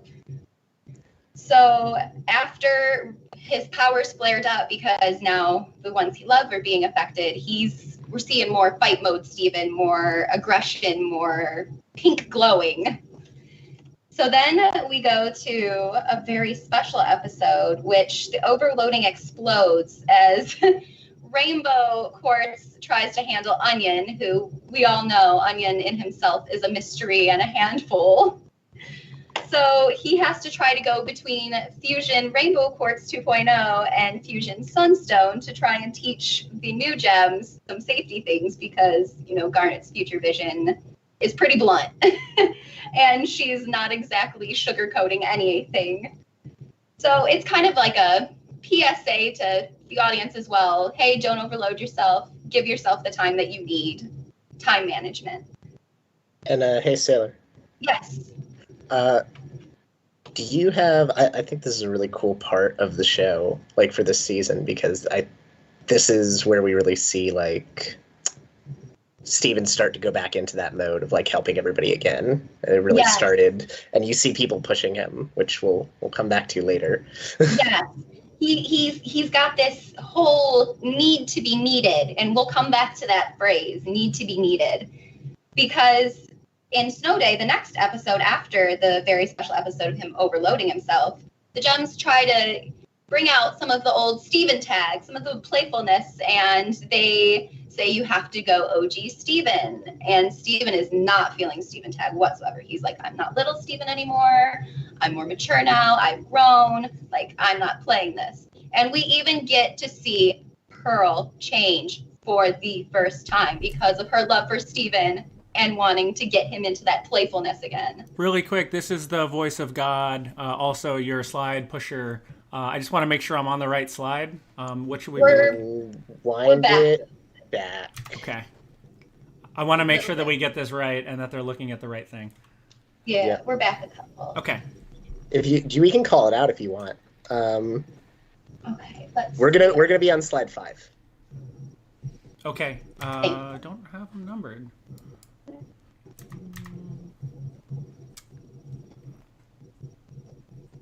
Paul, you have them up, right?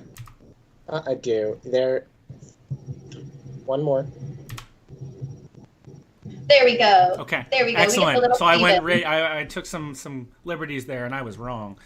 Yep. There you go. We'll call it out. Thank you, Marcel. All right. So as you can see in the bottom picture, we have Stephen Pearl, Stephen Garnet, and Stephen Amethyst coming to terms with the fact that yes, Stephen has matured. Stephen has grown. We need to respect that and adapt to that. And so they changed Stephen tag to grown Stephen mode.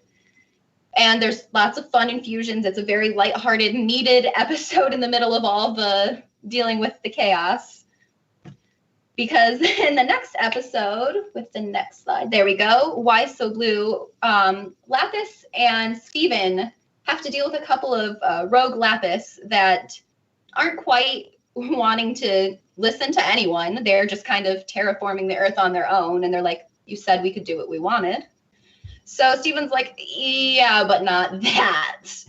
So after, trying to show these Lapis the world the same way that he showed Lapis Lazuli, and Lapis opening up a little bit more and having an amazing number where she did, we see the one Lapis kind of get into it and kind of feeling it when the other one's just disgusted with the whole idea. And eventually, through their song and dance, they are able to convince one to consider little homeschool, which is a big win for them after having them just chop everything up. And so coming back to that, we're talking little graduation now. Little graduation is where things really start to get a little heavier. We find out that Lars and Sadie aren't together anymore, and Steven's like, why was I not the first one informed? Why was I not, you guys are okay with this? And Sadie has moved on to a new partner, Shep. And then you find out that Sadie and the Killers are breaking up because Sadie and Shep are forming their own band and going on tour with Greg as their manager. Well, Steven doesn't handle this well, that he's having little graduation, so he's not needed as much at little homeschool anymore. Sadie and Lars aren't a thing anymore. Sadie and the Killers are breaking up, and it seems like everyone is just going away and moving away and not needing Steven anymore. So he bubbles everybody in the shield, kind of crushing them in, till Shep comes in and says, like, hey, Steven, it's okay. And Lars and Sadie says, it wasn't about you. It was about us in a private moment, dealing with what we had to, and we're all okay with this. So Steven lets everybody out and kind of accepts, maybe I don't need to be involved in everything. So let me see. Yes. So next slide. Steven takes up gardening to try and pass his time not having little homeschool. But in his gardening, he begins talking to his plant and brings sentience to a cactus that begins repeating him, saying phrases such as, why do I need to be needed?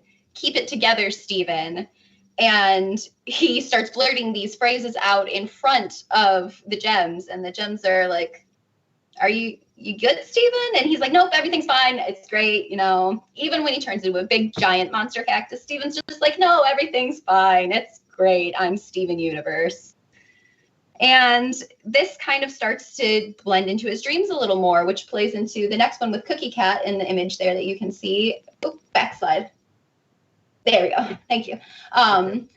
Cookie Cat kind of repeats the still here, nobody needs you anymore, as he's trying to look in on a party that he cannot get into of all of his friends. And on one side of the room is the people that have moved on, and the others are the people that he feels are going to be moving on without him soon.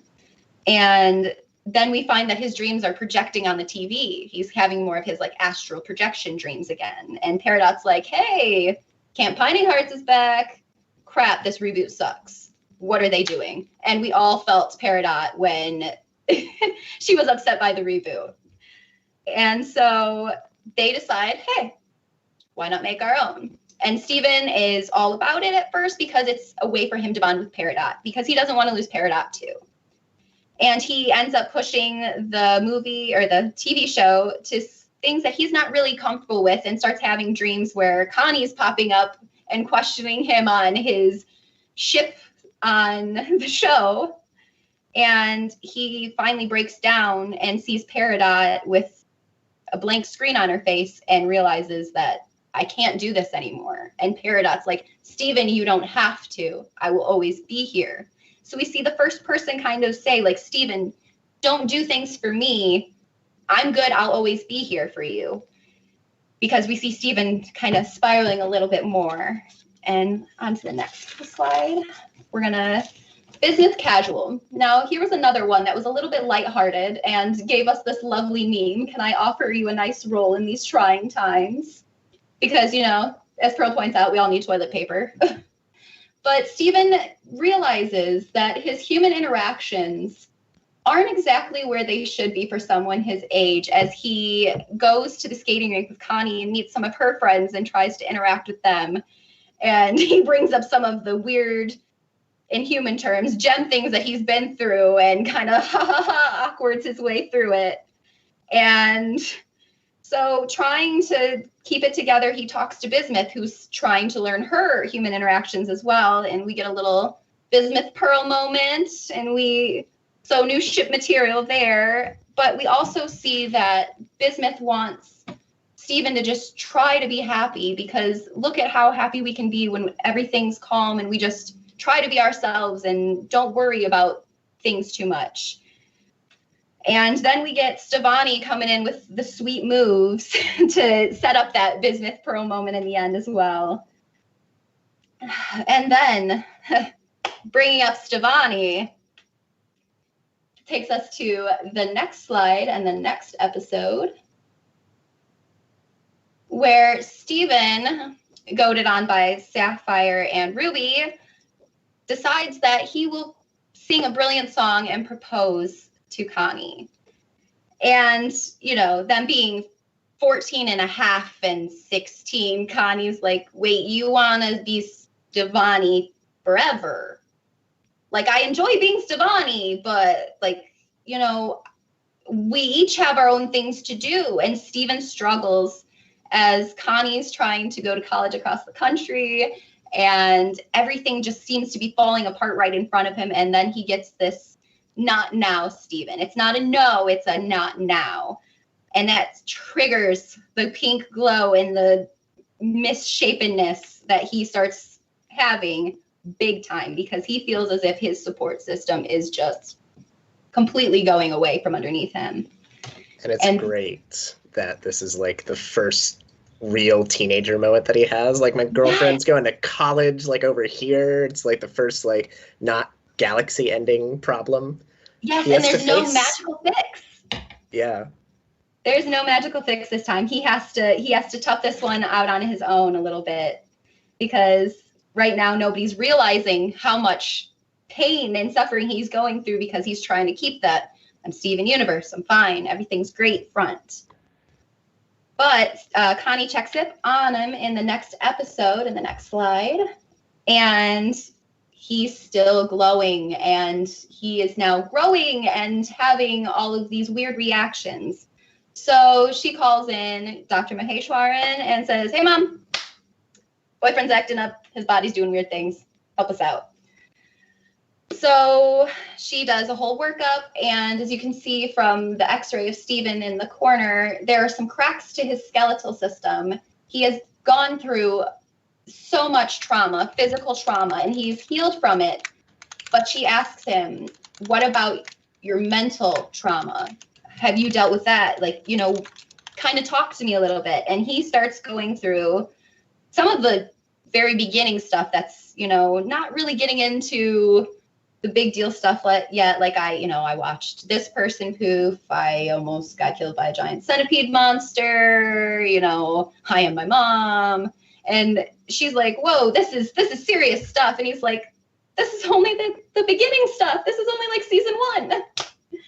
So she tries to explain to him, and what I thought everybody should go and watch if you love Stephen. And she gives a wonderful speech on how the cortisol in his brain, how humans have that, and how his gem must be reacting in that sort of way because his child body has been through so much trauma, and so has his brain, that now his body reacts as if he's in danger all the time because his entire childhood he was fighting to free the galaxy.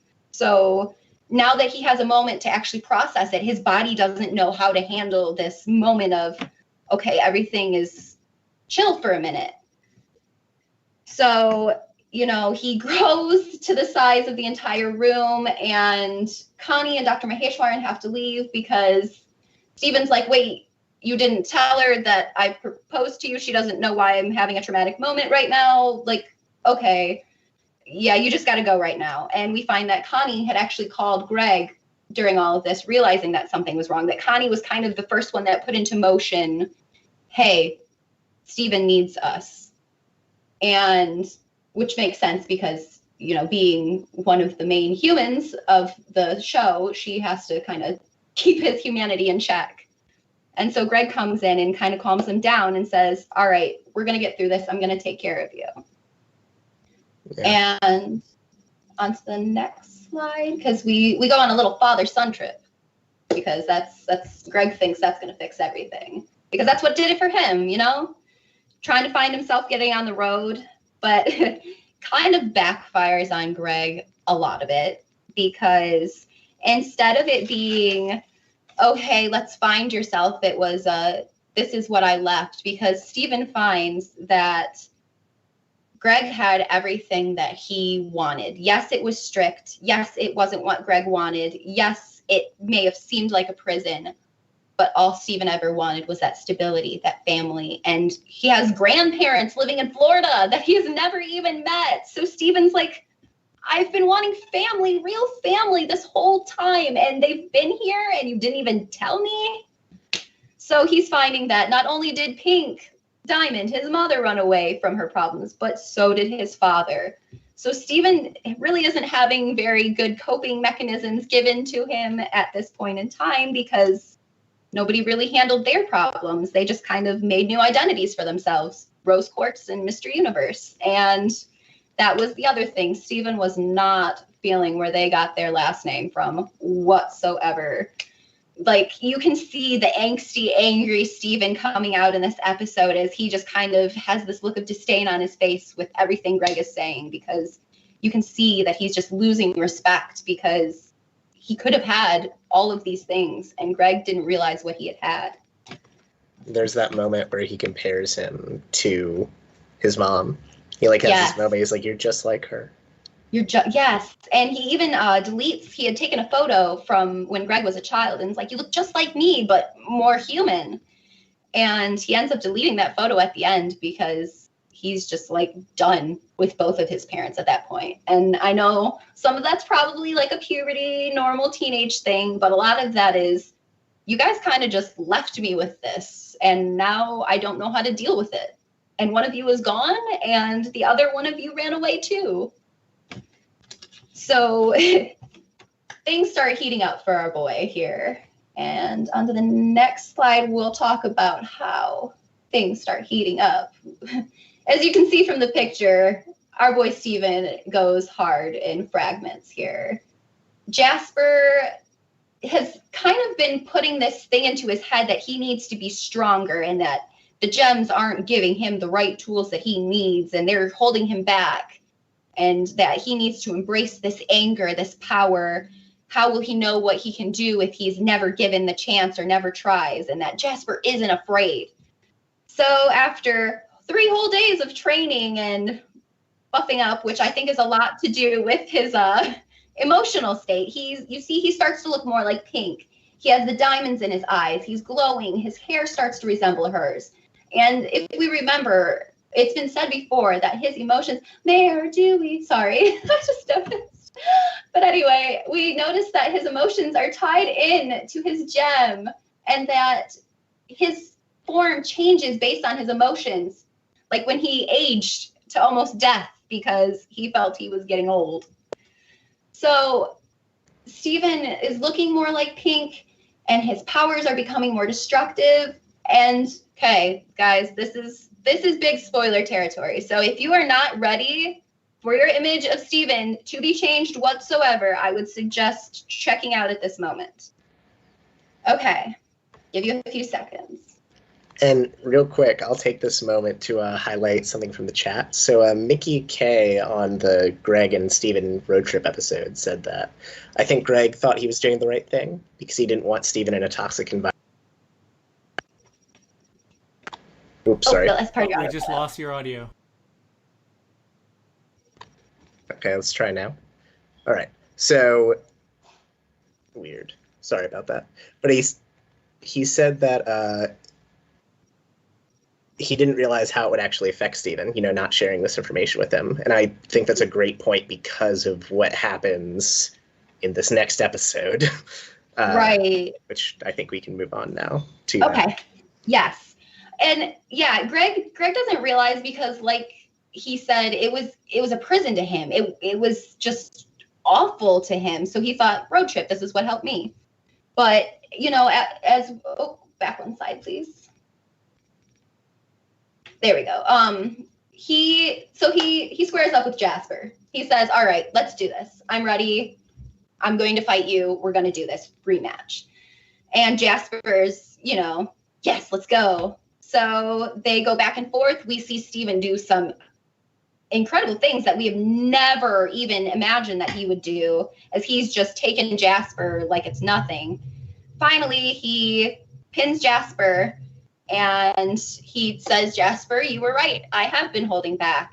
And we see him turn his shield, which is supposed to be protective, into a spiked, basically shield to flatten Jasper with spikes on it, which is complete opposite of what his powers normally do. And he does shatter Jasper. And after shattering Jasper, he realizes, oh my goodness, what have I done? I just shattered somebody. I'm just as bad as the diamonds. I'm a monster. I'm awful. So he does everything he can. He is able to save Jasper. All is well. But he also uses the last of all the diamond essence that he has on Jasper. And she comes back a little bit altered. You see a crack in her design from where she was shattered. And she now says, I respect your strength, my diamond. Which totally throws Steven like, no, that is the last thing I want to be as a diamond. Heck no. So he's like, none of you can help me anymore. There's nothing any of you can do. There's only one place for me to go. I need to go see the diamond. So on the next slide and in the next episode, there we go. We get to see our girl Spinel again, which I was so excited. And we see that she is doing so much better.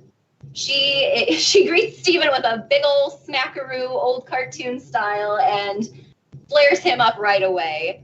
She says, oh, you're having problems with your physical form. Okay, well, Yellow can help with that. And he's kind of confused and like, okay, follows along. And we find that Yellow now has the ability to fix the physical form of gems and can actually fix the experiments that she created by putting the gems back together and fixing the corruption marks, all of the physical. Steven says, you know, I'm getting bigger. And she's like, well, I can fix that and make you smaller. And he's like, no, you're not understanding me. And we see that pink diamond tantrum come out a little bit, that no, you're not listening. So in a very ironic fashion, Yellow goes, I think you have a temper problem, Steven. You need to go talk to Blue. And so then Spinel carts us off to Blue, and we find that instead of making people sad now, Blue makes these happy clouds that whenever anybody touches them, they are just overwhelmed with happiness. And she sings a beautiful little song that we've all been waiting for Blue to have, about how Steven is her little reason why that she can be this happy and wants to do better and be better. And when she starts talking about basically her love for Steven, Steven's like, no, this is wrong. You can't force people to be happy. And she's like, no, I literally can. That's my new power. And he's like, but I want to be better. I don't want to feel better. I want to be better. So then she says to him, okay, well, that's a self-worth issue then. You need to go talk to White, which we find that White is now going on her charitable little escapades around the universe to kind of help everybody see the little gem inside themselves. And we get a cute little scene with Spinel where she gets to show that White Diamond now allows people into her mind and to be able to take over her a little bit. So we get the cutesy little scene with Spinel, and White Diamond says, you know, go ahead, give us a minute. And Spinel very cleverly says, don't take too long.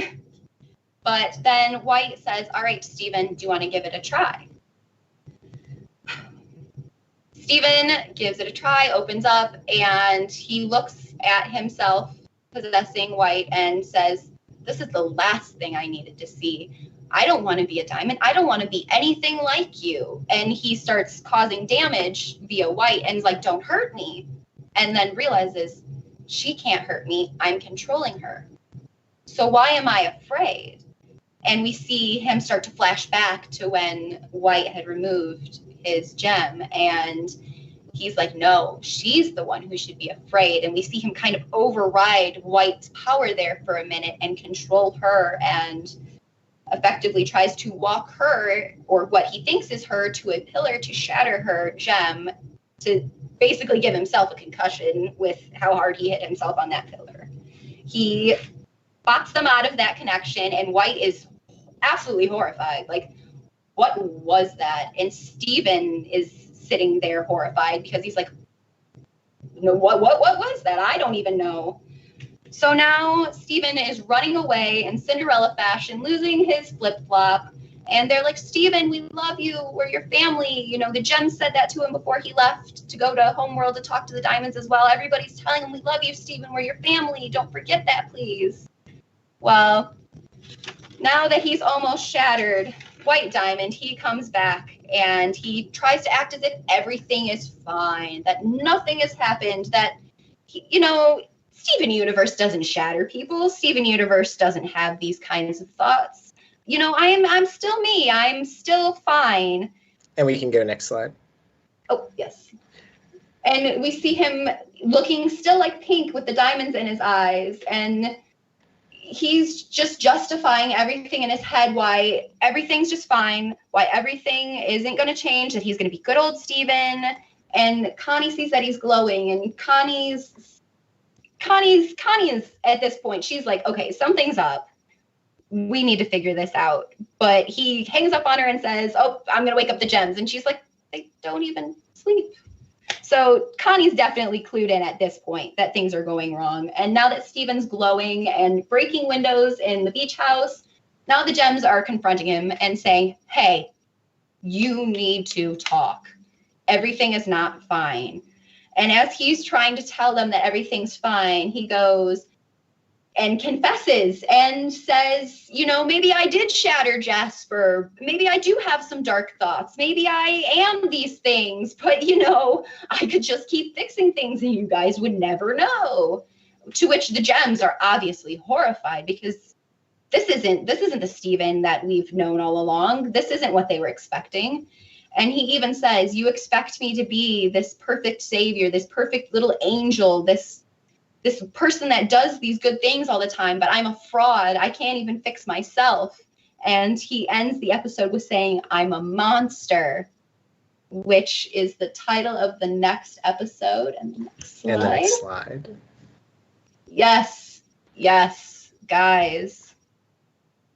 Our boy Steven corrupts himself. He turns into the giant wormy boy that many theorized he would, and I hoped that he wouldn't. But he is stronger than any of the gems, any of the diamonds. We even see the cluster come back into the picture and try to hold Steven back. And he's even stronger than the cluster. And it's just so intense because nobody knows really what to do right at the moment because fix. This isn't some kind of thing that they can just shine their powers at and fix. They have to actually use humanity here. And this is where Connie comes in, and it's beautiful because as they're holding them back, they begin blaming themselves for all of the trauma Steven's been through. Because Greg starts with, he has a right to be angry. I didn't protect him from this. And then the diamonds join in. You didn't protect him from us. And then each gem comes in and says how they should have done more. They should have noticed. They just thought that everything was okay because he just seemed fine. And we get to Spinel saying, I tried to leave him alone on a planet and erase his friend's memory and kill him. And then White comes in and says, but Pink caused you pain. So if you caused Steven pain because of Pink, then it's my fault because I caused Pink pain and Yellow and Blue and in the entire galaxy. And Connie drops in and says, hey, time out. This isn't about you guys. You're right. You did cause all this problems. You did cause all this trauma. But right now we need to focus on Steven because Steven's been there for us, but Steven's never had Steven there for him. So now we have to try to do what Steven would have done for us. And we get a big old hug fest going on because Yellow Diamond increases the size of Garnet and she jumps in for a hug and said, Steven, when I needed to hold it together, you kept me together and I'm going to do the same for you. And the big hug fest just keeps continuing as each gem piles on and tells them, you don't have to be scared to tell me things. You will learn to love yourself. It may seem impossible now, but one day you will. And Connie finally comes in for the final blow.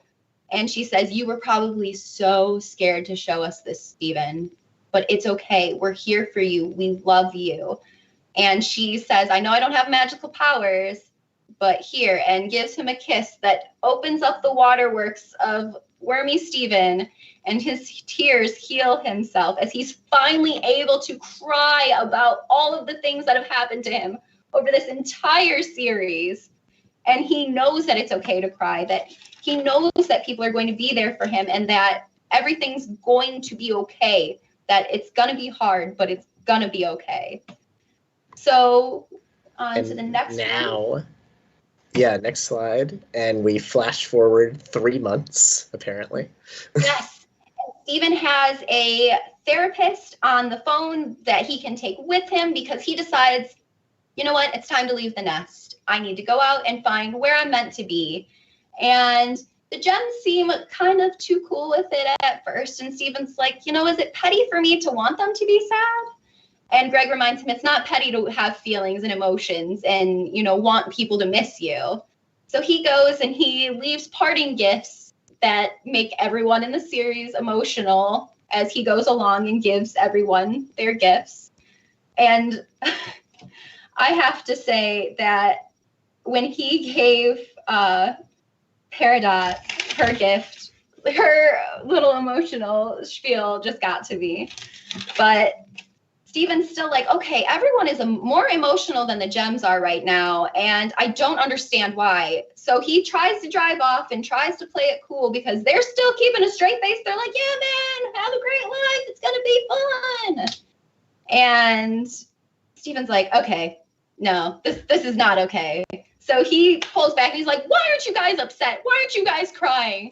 And then all the waterworks burst and we see the gems just completely lose it. Like, we didn't want to keep you back because we were so sad. We're going to miss you so much.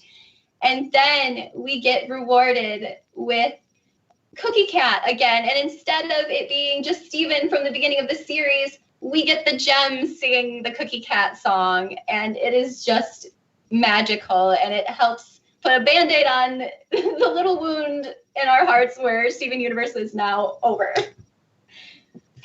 But so we see that he's gonna have the help he needs. He's got the support. He's got a therapist now, and he seems to have a plan. So there's a bright future. Hopefully, maybe something else from Rebecca Sugar as well. Yeah. We shall see. We will see. And you can go to the next slide or so. I hate that you put this in here. I'm sorry. How could I not? Like, gosh dang it. I despise it. This is how we're all feeling right now at this point. Yeah. All right. So there is the season. I'm gonna reiterate some things from the chat and the stream, and then we can have a little discussion, and then also take some video questions if there are any, or video like if somebody wants to raise a point. So in that training episode, I can't find who. I think it's Tony. The Jasper episode was like a Dragon Ball Z inspired episode, and I hate that you said that because you're so accurate. Because they even had the dig in there, like he's like 8 times the size, and they're like, "Well, it's been 3 days." It's exactly what happens in that show. The only thing that was missing was the anime villain laugh from Steven. Yeah. That would have completed it. Yeah, if he had like the slightly out of sync laugh, that would have been incredible. And I just, this whole series, this whole thing, I wasn't sure where it was going in the beginning because it was kind of meandering, and I was like, are they setting up subplots? Are they going to close any of these? It's a limited series, and I should have expected it, but I thought it was really cool how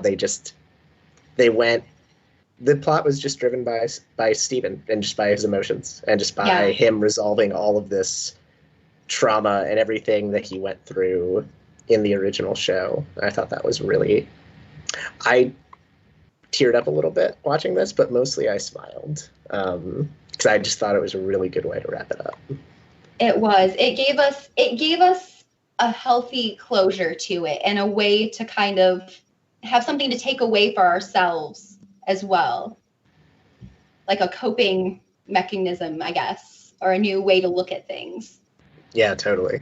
And I guess, what is your favorite moment related to mental health in this whole thing? I think mine was probably the doctor episode, because they had this moment to essentially have like a PSA, and I thought it was very well done. It was like really honest. It was based in science, talked about cortisol. I thought they just did a really good job with that one.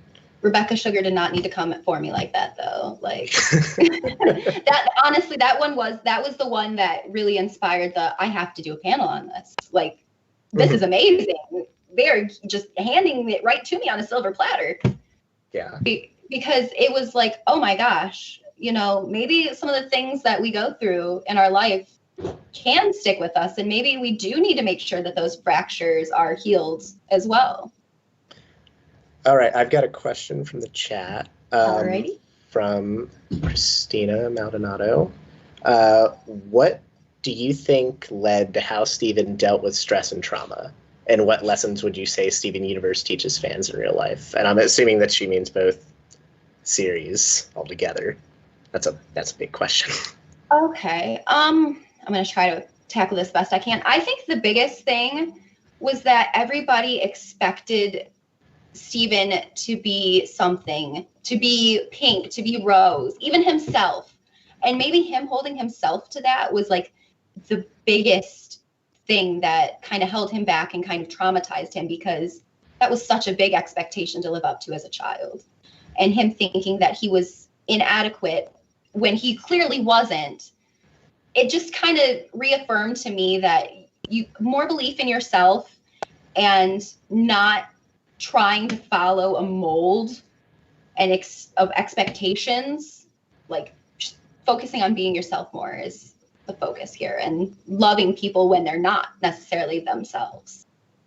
Yeah, I think that's a great overarching point to the whole thing. And I think, like I said, like with Steven Universe Future, it was like, you know, they took a lot of time to like point out that like all the stuff that he went through, like he's not just perfect. Like this affected him in really deep ways, and they kind of ignored it over the whole series. And I think I think it really highlights that whole say like unreliable narrator, because you have everything is from Steven's perspective, and the show gets more mature as he does, but it doesn't really ever look inward because he never does either.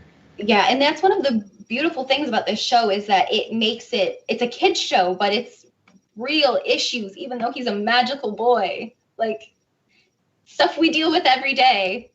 Well, not fighting gems or anything like that, but feeling like we have to live up to these expectations and these standards. Yeah, I'm so grateful that shows like this exist out there, to be honest. Continue. Yeah. Bring them on. All right, so we're coming up on our last, I think, 10 minutes, or like 5 minutes. I think we had you pinned for ending at 3:45, but we'd built in some time in between the panels, so it's not the end of the world. If you want to take a couple more questions, we can. If not, we can feature. You can address the Mayor Dewey.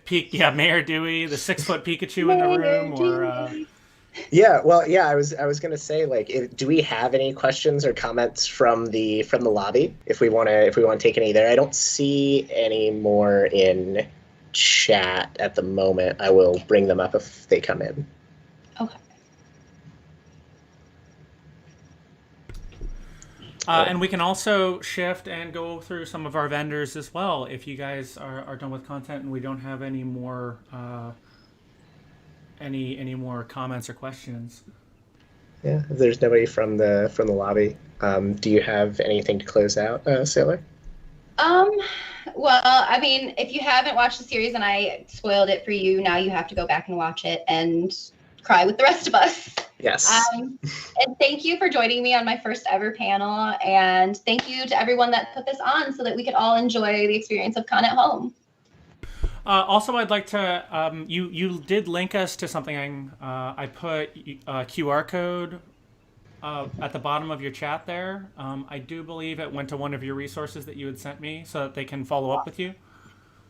Yes, awesome. And yeah, if you get to one of my links, it'll link you to all of my stuff. Awesome. And I'll one more question came in. I'll close out with that one. All right. Because I think it's a good one. I hadn't even considered it. So, do you feel like other gems like Bismuth and Jasper had their stories ended properly? Which is a great one. I think it probably comes down to your opinion of those characters. Yeah. My personal opinion, I wish I would have seen more resolution because, like, is Jasper just like a wandering, poking holes in walls gem now in Little Homeworld? Is she gonna... What is her better than following her diamond going to be? That's... Yeah. And I want to know what's in the chest. What is in the chest? In Lion's Mane. Like, oh, there's so many unanswered questions. But there's so many unanswered like little notes like that. Bismuth was a little bit better than Jasper, but still, there was a lot of characters that were unresolved for me. And I really hope that maybe we get some comics or something later, some filler info. I need it. Yeah, absolutely. And I don't know. Jasper was, I think it might be the point that she wasn't resolved totally because, you know, you can't help everybody ultimately. Right. And she's resisting the help about every step of the way too. So that's one of the first steps is wanting the help. Yeah, absolutely. Wanting it and asking for it. Yes. Awesome. All right. I think we can close out with that. All right, well, we'll go ahead and go back to our lobby live while we transition to the next panel. Actually, we'll transition to vendors and then transition to the next panel. Bye, everybody. Oh, and there's our 6-foot Pikachu, 6 foot 30-pound Pikachu in the room that we need to address. Also our creative director. All right, I see our next panelist in.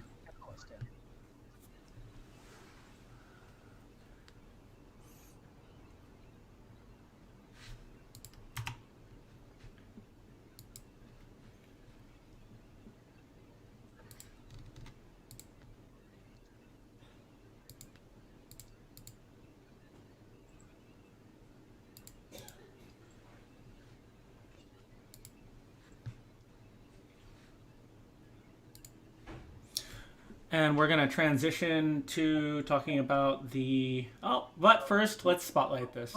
Good. So let's transition to talking about the vendors for a bit.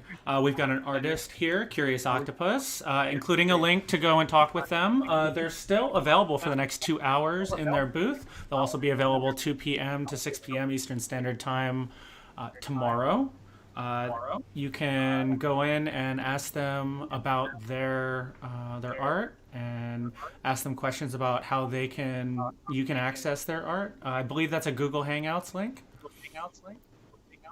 We give it a second.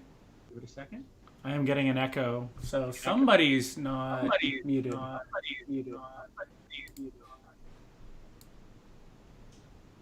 I will find you.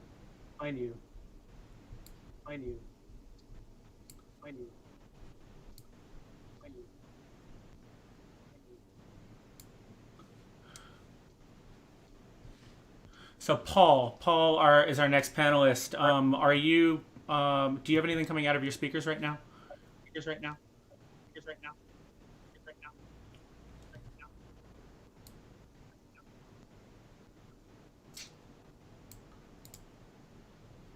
Might have been the Zoom chat. Yep, somebody wasn't muted in the Zoom chat. No, it's you, Paul. It's definitely you.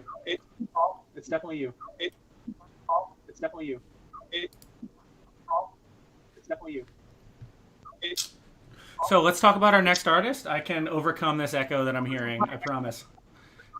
We got Leah's Lovely Junk.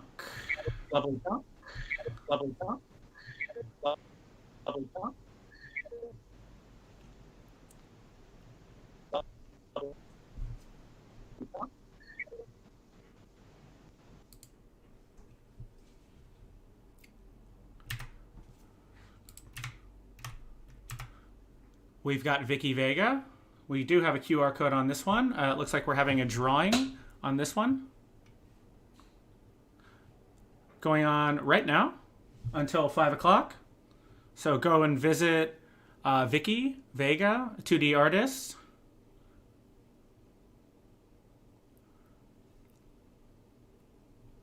You can see some of her wares there. Leah is currently in the Zoom chat. So maybe we can transition back there. There's Leah. Hello, Leah. So go meet Leah personally. She's available. Right, Leah?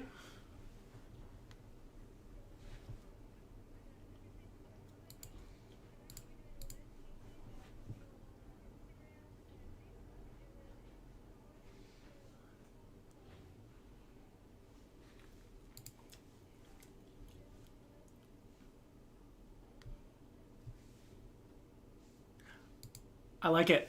And again, there's her slide.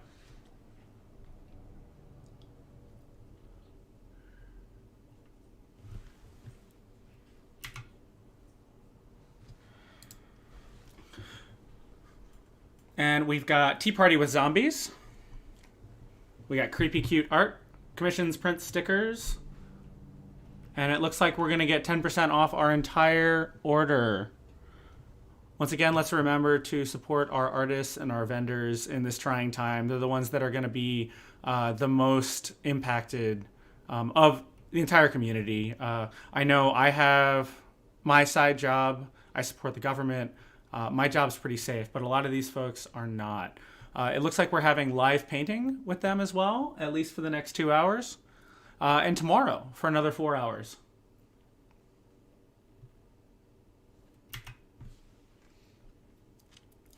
We've got Ridachi. Forgive me if I butcher these.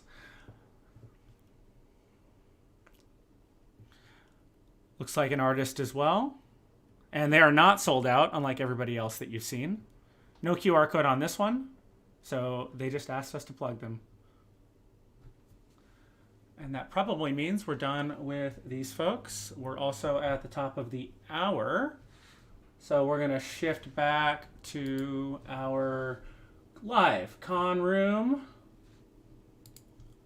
There we go. Once again, you can join the con lobby. You can be part of this convention. The whole point is that we're being social here. And this is supposed to feel like a regular convention. We encourage you to do breakout sessions. We encourage you to meet with the artists like Leah's right there in the right-hand side of the screen. We encourage you to go find a gaming group to play. You can have us on in the background. That's fine.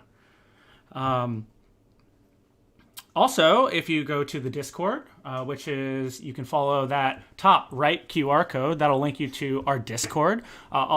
I will say about half of our artists and our vendors are available on that Discord to chat with, at least, as well as the ConFromHome team, if you have concerns, questions, anything like that. Also, and this is the first time we're announcing this, you can make your own badge. If you want to make it feel legitimate, like a real convention, go make your own badge. Connie's got hers displayed right there on the left-hand side of the screen. In fact, she was the one that made the badges happen. You can add your own image, or you can use the official one that was open source that we borrowed. Connie, thank you again for making that happen. This would not have happened without the team, for sure. Okay. So Paul is our next panelist. We are live with him. You have somebody else logged in right now. Is he supposed to be with you, or do I need to kick him? You are muted right now. Let me see if that's me. No, it's you.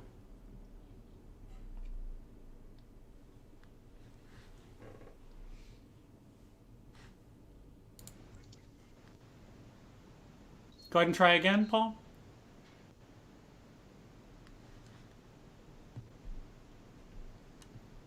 Well, wouldn't that be just ironic, given that our next panel is a radio drama, if we couldn't hear the panelist?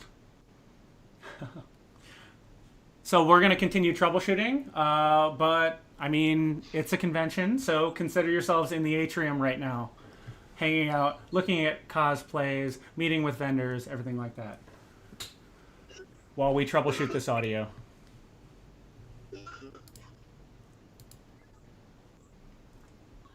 Oh, Leah's being featured, and she just walked away.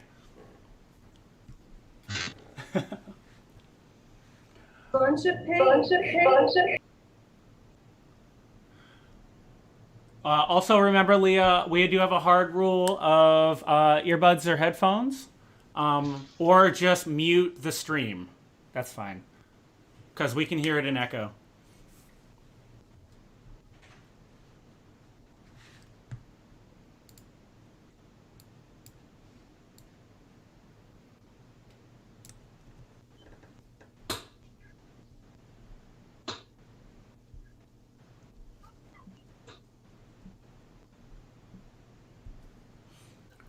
I'm still getting nothing through from you, Paul. I'm still getting nothing through from you, Paul. Still getting nothing through from you, Paul.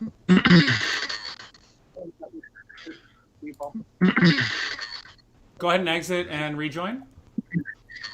Go ahead and exit and rejoin.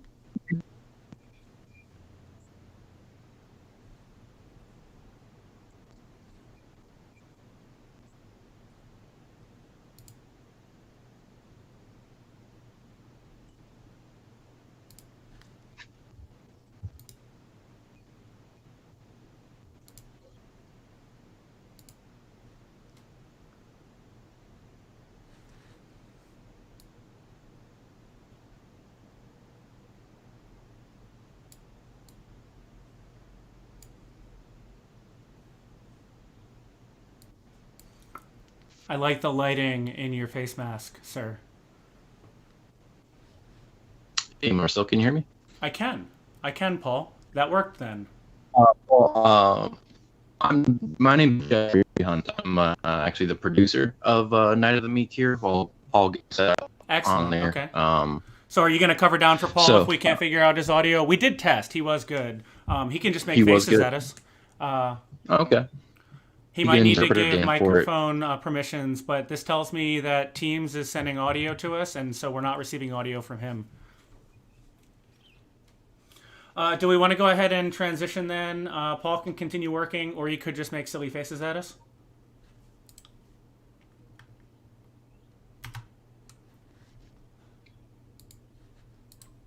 Yeah, if it's all right, I can go ahead and get started while Paul is trying to figure out his audio stuff on there.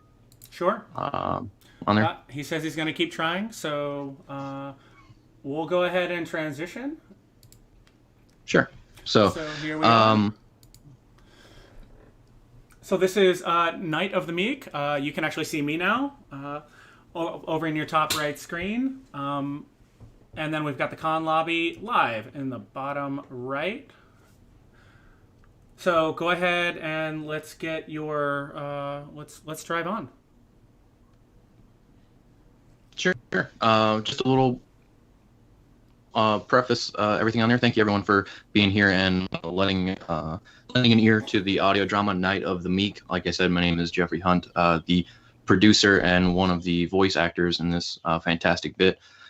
This might seem a little out of place on here. This is actually a Christmas show that Paul Landry and Jason Clark, they wrote a phenomenal script on there. And one of the reasons why he asked us, should we submit this to the con? And I said this would be a great time actually for it. Yes, it's a Christmas show. It's a little bit out of time frame, but it's a very prominent idea that is throughout this entire play, that the idea of hope and helping each other and lending your abilities and basically being a hero for other people. So in this really trying time and all that, I thought it was very prevalent and very necessary to share a piece like this. And hopefully you guys will enjoy it. And then when the actual Christmas time comes around, you'll be able to give a listen to this as well. And if not, listen, and hopefully this will be able to give a little bit of hope in this really trying time.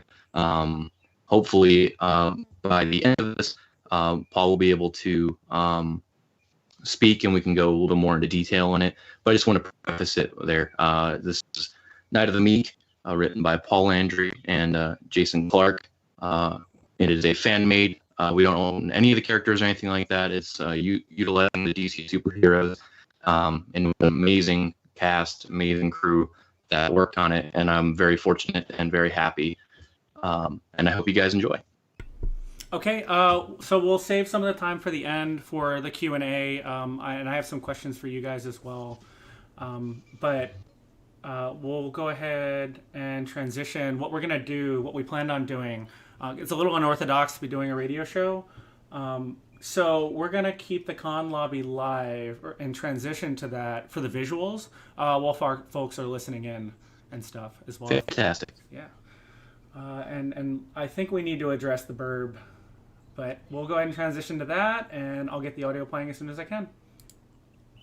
Thank you.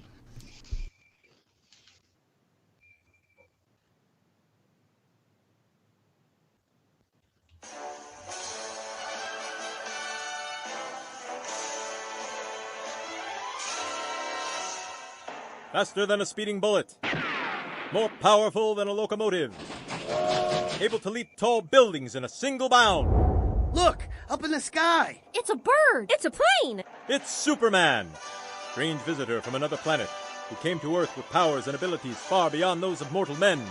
Superman, who can change the course of mighty rivers, bend steel in his bare hands, and who, disguised as Clark Kent, mild-mannered reporter for a great metropolitan newspaper, fights a never-ending battle for truth, justice, and the American way. And now, our mystifying narrator sets the stage for another exciting adventure of the last son of Krypton, the Man of Steel, Superman.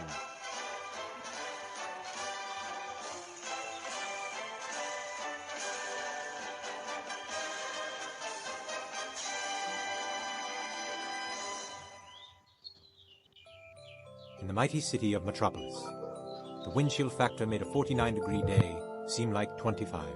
If the denizens of this fair city noticed, they did not show it. They moved with the hurried bustle of any major city in America, but if there was anything different about them, it was this. It was the first shopping day of the Christmas season, and as such, foot traffic had increased dramatically since Thanksgiving. Clark Kent hurried, coffees in hand, towards the Daily Planet. Excuse me, sir. Sorry, ma'am. Coming through, miss. Hey, watch where you're going, big stuff. Sorry, ma'am. Wow, look at the size of that Christmas tree. It must be about 100 feet tall. Well, excuse me, ma'am. It's actually 75 feet tall. Goes up at the Daily Planet the day after Thanksgiving. Wow. Do I know you? Oh, no, it's just you're standing in front of the doorway and I'm terribly late for work. I'm a reporter for the Daily Planet, Clark Kent. Oh, how rude of me. Come along, Jenny. Merry Christmas. Merry Christmas. Merry Christmas.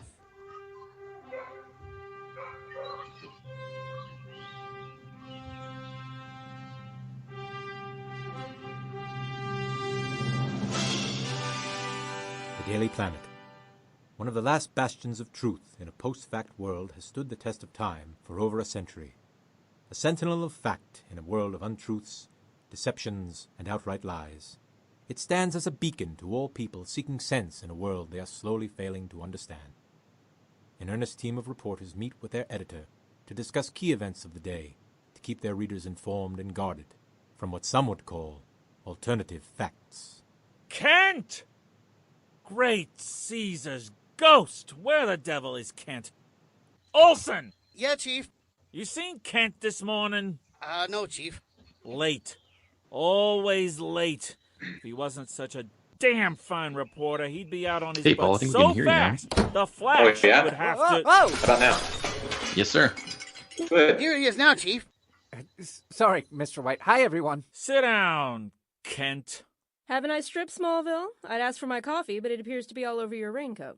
Gosh, I'm sorry, Lois. Guess I didn't see the extension cord on my way in. With glasses that thick, I'm surprised anything escapes your sight. Golly, I guess that's... Kent. Sorry, Mr. White. Continue. Oh, thank you.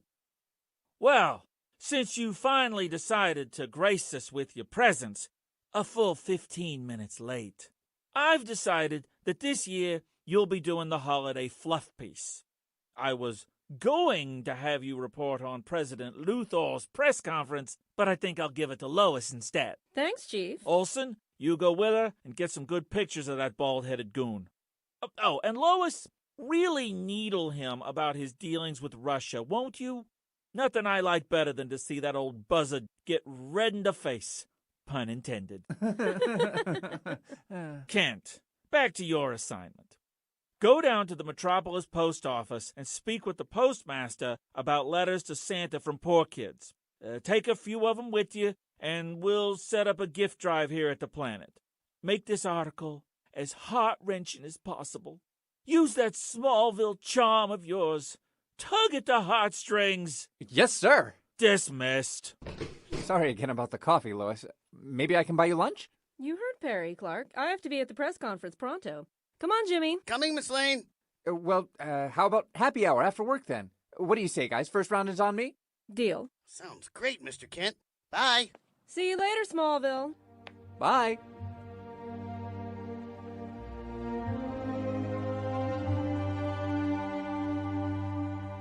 Meanwhile, Clark Kent, mild-mannered reporter for the Daily Planet, entered the Metropolis post office, an old Art Deco building in the heart of downtown, to meet with the postmaster to discuss his assignment. Well, this is a real pleasure. They didn't tell me a Pulitzer Prize-winning reporter was coming to visit today. Jackie Carruthers, postmaster. Well, the pleasure is all mine, Miss Carruthers. I'm here to write about less fortunate children and their letters to Santa Claus. Oh, Mr. Kent, you might want to follow me into the dead letter office. I have something to show you.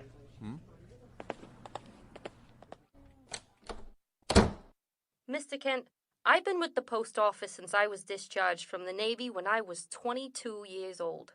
Every year we get letters to Santa Claus, and every year we put them in here in the dead letter office. Last year, though, something strange happened. Oh? What happened?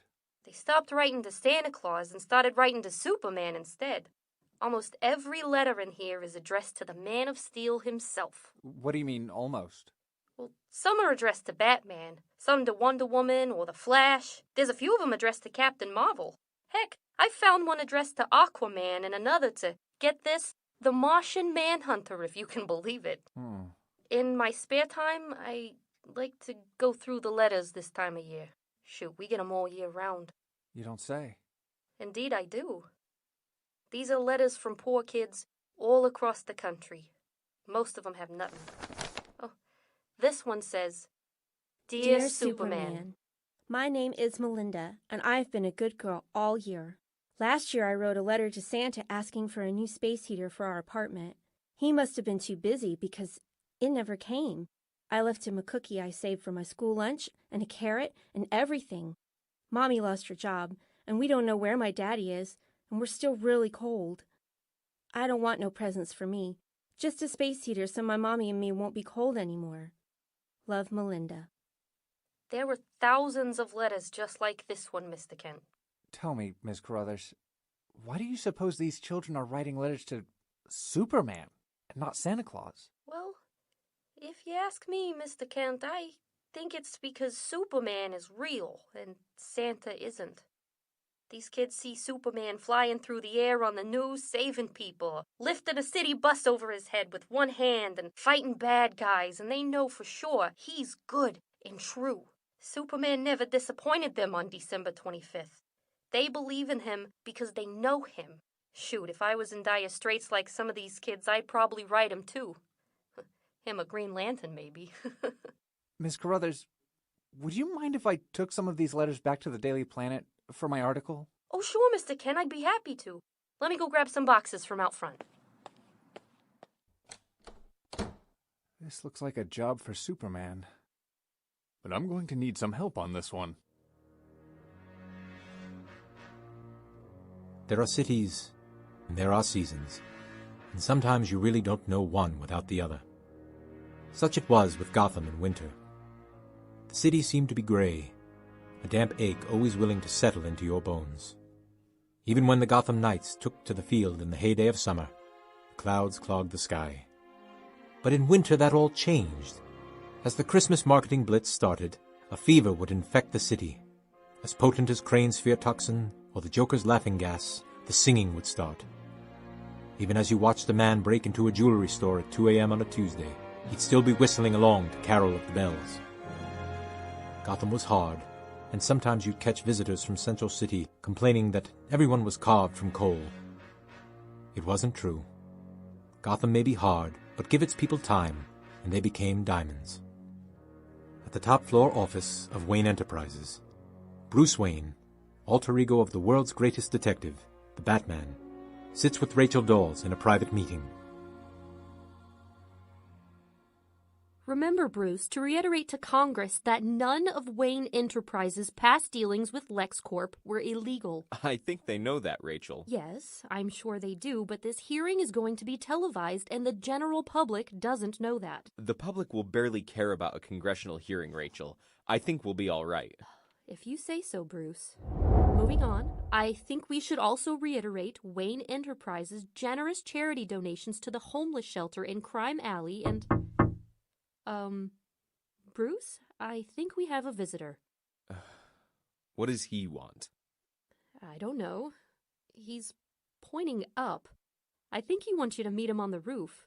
Doesn't he realize it's -5 degrees on top of this building? Trivial matters like hot and cold don't matter much to Superman, Rachel. He can survive a nuclear blast, he can handle 5 below in whipping winds. Get my coat, won't you please? All right, Bruce.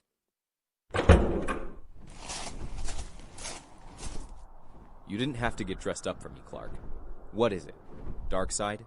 Doomsday? It's been quiet lately. Too quiet. No. Right now things are stable. Diana and the rest of the League are seeing to that. I'm here because of these. Letters? Really, Clark? They stopped writing letters to Santa Claus. They're writing letters to us now. This one is addressed to Batman. For the love of God, why? Clark, I know this is a hard time for you, Bruce, but these children need our help. So? They have parents, don't they? Some do. Some don't.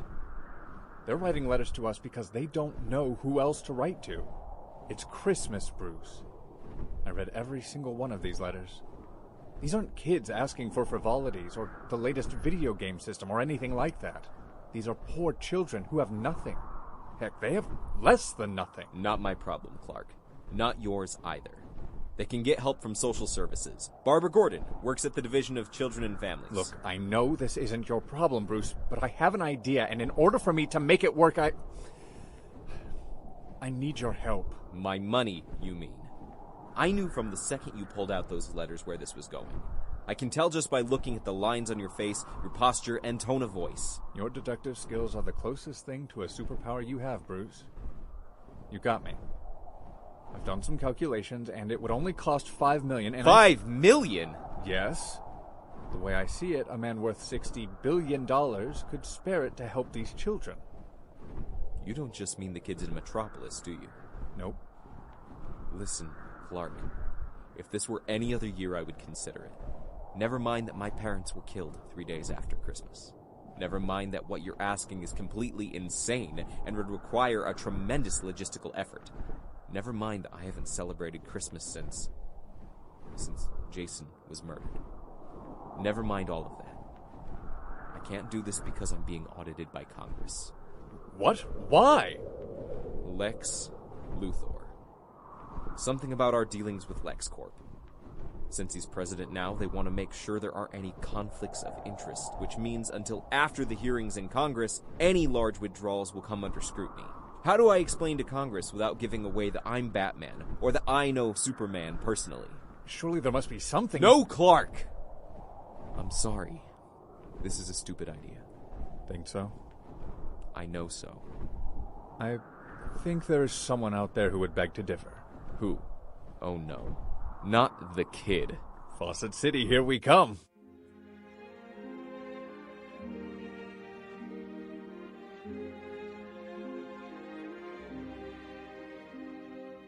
If Metropolis is the shining city on the hill, the beacon of hope, light, and prosperity, and Gotham was her dark, brooding, and beautiful sister, then Fawcett City was the ugly stepchild of the tri-state. Once it was the booming crown jewel in the triple crown of great cities. During World War II, they say the lights never went out in Fawcett City, and that it constantly hummed with wartime production. The auto industry settled there in the 50s and 60s, and the people reaped the benefits of those boom years. The golden times could not last forever, though, as the captains of industry were filled with the poison of greed and vice. Corruption ran rampant as auto unions were gutted, and the workers lost their rights and pensions to equally corrupt union bosses. Now, Fawcett City is a rundown husk of her former glory, a shell full of poor and hungry people. No mighty Christmas tree would be erected in Parker Square this year. One hadn't been raised in close to 20 years, since the industries gave up on Fawcett City and left forever. Sitting on the stoop of the Fawcett City orphanage is a young boy. He gazes up at the steel-gray sky, which threatened not rain or snow, but a messy, dirty sleet, and freeze overnight, and make this place that much more miserable. Billy Batson sighed and waited for the car to turn the corner. It was about time for his meeting. Would you look at that Rolls Royce? Do you think it's President Luthor? I hope so. He said he'd make Fawcett City great again.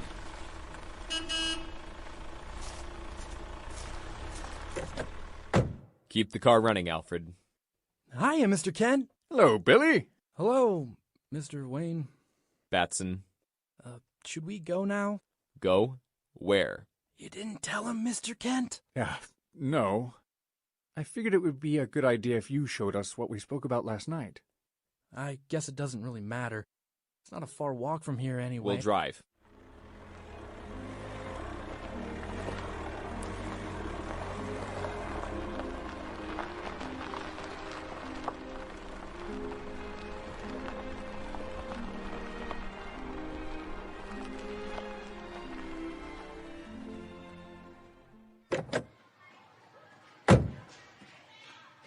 Here we are, War Memorial Park. Is this what you wanted to show me, Clark? Yes, Bruce. But I think you'd better listen to Billy. Fine. Mr. Kent asked me to bring the two of you here. I know some of those kids. At the orphanage, it's one thing. We kind of know Christmas ain't coming. It's just another day for us. But these kids are at the age where they still don't know Christmas isn't coming. They still believe in Santa Claus. They write them letters still. They're gonna wake up on Christmas morning with no presents or anything. Heck, their parents are so broke they can't afford a Christmas tree, let alone presents to put under one. These kids barely got it Thanksgiving this year. I think this is the year lots of kids are gonna stop believing in Santa Claus, Mr. Wayne. This is the year they realize Fawcett City is a hard place to grow up in. That it's mean and unforgiving and dirty and horrible. Worse yet, they're gonna stop believing in us, too. In the Superman, the Big Red Cheese, and even the Green Lantern. You know, these kids are gonna grow up poor and some of them will turn to crime. Captain Marvel's seen it and he's much older than me. Who could blame them for stealing anyhow, when your belly is empty all the time? Some of these kids will turn to drugs because it's the only escape they can think of. A few of them will get out of Fawcett City, but I don't mean on the Greyhound bus. But maybe this year, this could be the year when Santa doesn't let them down. When Christmas and the promise of the season and the hope and the joy and laughter come back to Fawcett City, at least for a little while. Maybe this is the year when all poor kids believe in Santa Claus again. Believe in us again. Bill. Mr. Wayne, I know it's asking a heck of a lot, but if you can do this one thing for these kids and all the poor kids in the country, it would mean the world to them. Mr. Kent told me what he plans to do, and I know Captain Marvel would love to help. And the meek shall inherit the earth. What? I said I'll do it. Audits and Luther be damned. Stately Wayne Manor stood atop a private hilltop like a silent sentry. In years past, the mansion would be adorned with all the trimmings and trappings of Christmas. White twinkle lights around the many windows and evergreen trees. Wreaths adorned the great oaken doors, and an 18-foot Douglas fir, decorated with real gold and silver baubles, was erected in the foyer.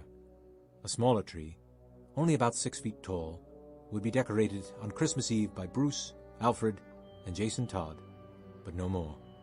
Since Jason was killed all those years ago in a savage beating by the Joker, Bruce failed to see the point of celebrating.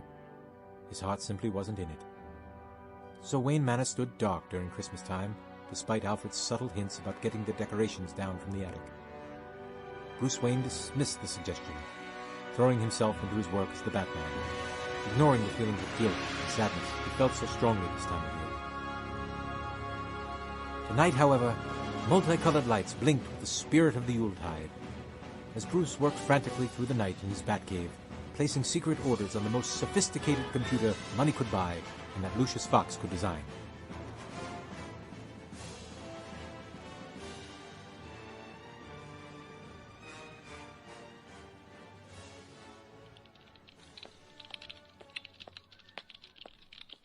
I thought you might fancy a cup of coffee as you worked, Master Bruce. Thank you, Alfred. This computer Lucius designed is a godsend. Everything is completely encrypted. With a few financial tricks, I was able to move money around to a few accounts nobody knows or cares about. Like whose, Master Bruce? Yours, mostly. I'm not even sure you care about my bank account these days, Master Bruce. How's the other part of this coming along? Is that ready yet? Yes, Master Bruce. It's all set. Master Bruce, would you stop for a moment? What is it, Alfred? I'm happy you decided to assist Mr. Kent and Mr. Batson in this undertaking, but I worry you're not taking any joy in it. What do you mean? This is the right thing to do. If I may, Master Bruce, I'd like to tell you a story. When I was a boy in Guilford, my father was a butler, just as I am. He worked for a man named Emerson Winchester. Emerson was a hard man, not cruel per se, but not particularly kind or compassionate. Every year comparisons were made of him to Ebenezer Scrooge, but my father knew better. You see, every year he would go to the best confectionery in all of London and buy boxes of the finest chocolates in all the empire. Guilford had 3 orphanages, and each Christmas Eve my father and Emerson Winchester would meet the headmaster of each orphanage and hand those boxes to them to give to the poor children. There was one condition to his act of generosity. No one was to know it was he who had bought the candy for the little ones. the gift was to always be anonymous. You see, Winchester believed that everyone, no matter how poor, deserved a little bit of joy at Christmas. My father said his old master was happiest when he was giving. So, Master Bruce, please, find joy in this. It's hard, Alfred. But I see your point. Very good, sir. Will there be anything else? Other than telling Clark and Batson the rendezvous point? No.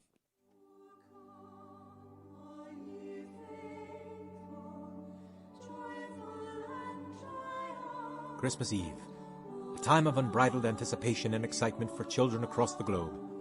As children struggle to fall asleep, dreaming of Christmas morning and the presents they will receive, two figures scan the sky atop Wayne Enterprises.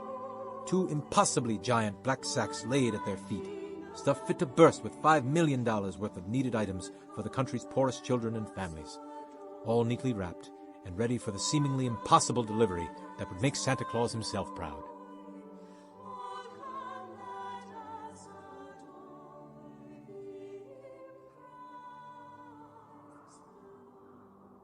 They're late. They said they would be here at 11:45, Master Bruce. Just because you expect your business meetings to start 5 minutes early doesn't mean everyone else subscribes to your sense of punctuality. Good evening, Mr. Batson. How many times do I have to tell you, Alfred? Call me Billy. Whoa. I can't believe it. How did you wrap all of these? While you were at school, Alfred and I worked on it. I'm not much for gift wrapping. Ma Kent always did that for Pa and me. But Alfred is a real whiz. And I have the paper cuts to prove it, Superman. You're sure these bags will hold all the gifts, right, Bruce? I'd hate to have to slow down because we lost a few. They're made of a new kind of diamond fiber. They can hold the weight. Wayne Enterprises has a contract with the Army to use these to store humanitarian supplies for airdrops. Good. Well, I guess I'd better change. It's about that time, Billy. You might want to stand back, guys. You too, Superman. I don't want you to get hurt by the magic. I'm fine where I am. Shazam! The air rank with ozone as Billy Batson was no longer a boy, but a man grown. He was, once again, the captain of the thunder and the lightning, the world's mightiest mortal, Captain Marvel. Happy birthday! Huh? I believe that was a reference to Frosty the Snowman, Superman. Alfred got it. Alfred always gets it. This is gonna be great. Put her there, Superman. I think it's about time the two of you got going. You're right. Ready, Captain? Last one in the sky is a rotten egg. Actually, gentlemen, there is one other thing I need to discuss with you. What's that, Bruce? Show them, Alfred. Master Bruce has me sew them specifically for tonight. I'm particularly fond of yours, Captain. A Santa suit? If you're going to play the part on my dime, you're going to look the part as well. Outstanding, Alfred! But I'll look ridiculous. Besides, I'm not even sure I can take this costume off. I already kind of look like Santa anyway. My whole outfit is red and white and gold and... You're enjoying this, aren't you, Bruce? I am. It's great, Alfred. Thanks! You're welcome. Both of you. Time to go, Captain. You take the west coast and I'll take the east. We'll meet in the Midwest just before dawn. Well, Kent is usually up around then. Maybe she'd be kind enough to whip us up some pancakes. Oh, thanks for everything, Bruce. A great many families are going to be very happy this morning. Yeah. Your parents would be proud of you, Bruce. Now come on, Superman. We've got work to do. Up, and away! Hey, that's my line. Ho, ho, ho! No matter how many times I witness it, I can never get used to seeing a man take off and fly like that. It is impressive. I'll give you that. Well, given that it is now Christmas, I suppose now is the perfect time to give you your present. Alfred, how many times do I have to tell you? Oh, that you can buy whatever you want, and I shouldn't waste my money on you. Every bloody year, and every year I abide by it. This time I believe you're going to enjoy your gift. Look over there, behind the door. What is it? That is for the world's greatest detective to find out.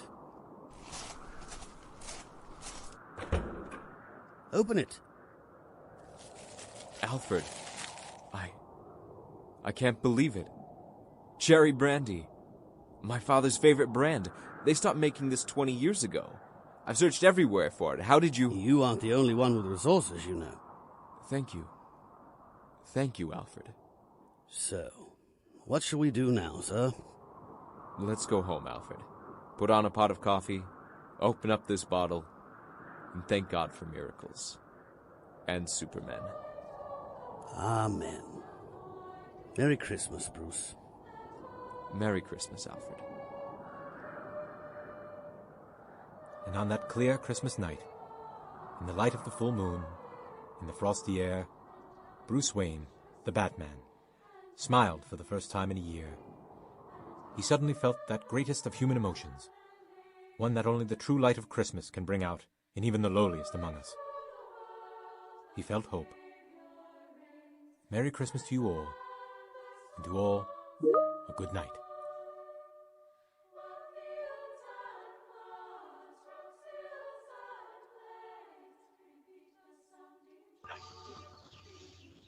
Three-minute warning. I think that's the file. So let's go ahead. Yeah, that's good. Yep. 3-minute warning. We're still hearing the outro, so we'll go ahead and continue playing that. And we are still hearing an echo for some reason with you guys. What strange and exciting adventure will our hero get into next? Tune in next week for another exciting adventure of the last son of Krypton, the Man of Steel, Superman. I disputed my chat, so maybe it was that. Featuring the voice talents maybe. of Billy Barefoot as Alfred Pennyworth. Yep, David I think that's what it Benedict was. as Perry White. We're hearing the end. Krista Burton as Rachel Dawes. Well, and you Jackie are Brothers. live. Ellie Cook as Lois Lane. Hey, in the letter. guys, how's Matt it going? Goodson as Clark Kent and Superman. Hey, guys. Billy Batson and Captain Marvel. Anthony Erda as Until Bruce next Wayne. week. Paul Landry as your announcer and mystified narrator. We wish, yeah. Night of the Dead, written and adapted for radio Yeah. by Jason Clark and Paul Landry. Can everybody Sound hear me? editing and special Foley effects by Jeffrey Hunt. Loud and clear. Great. So this was great. This was we're really hoping that you guys enjoyed it, and we're open to whatever questions anybody may have. This was a lot of fun for us to do. Basically what we did was I got my actors together once a week for like maybe 3 weeks, and I would feed them and get them drunk, and we would we would get to rehearsing, and then we were gifted some time at the Atlanta Radio Theater Company studio in Tucker, Georgia, and we recorded it there, and it was great. This was like a really fun kind of thing that we were happy to do. And this basically served as a cheap way for me to give Christmas presents to people that I don't normally see. So what made you think of doing a radio drama? Did you listen to it as a kid, or? Well, yeah, for me, I know for myself, and I'm speaking for me, one of my, I was always able to kind of do, and I was the announcer and the narrator.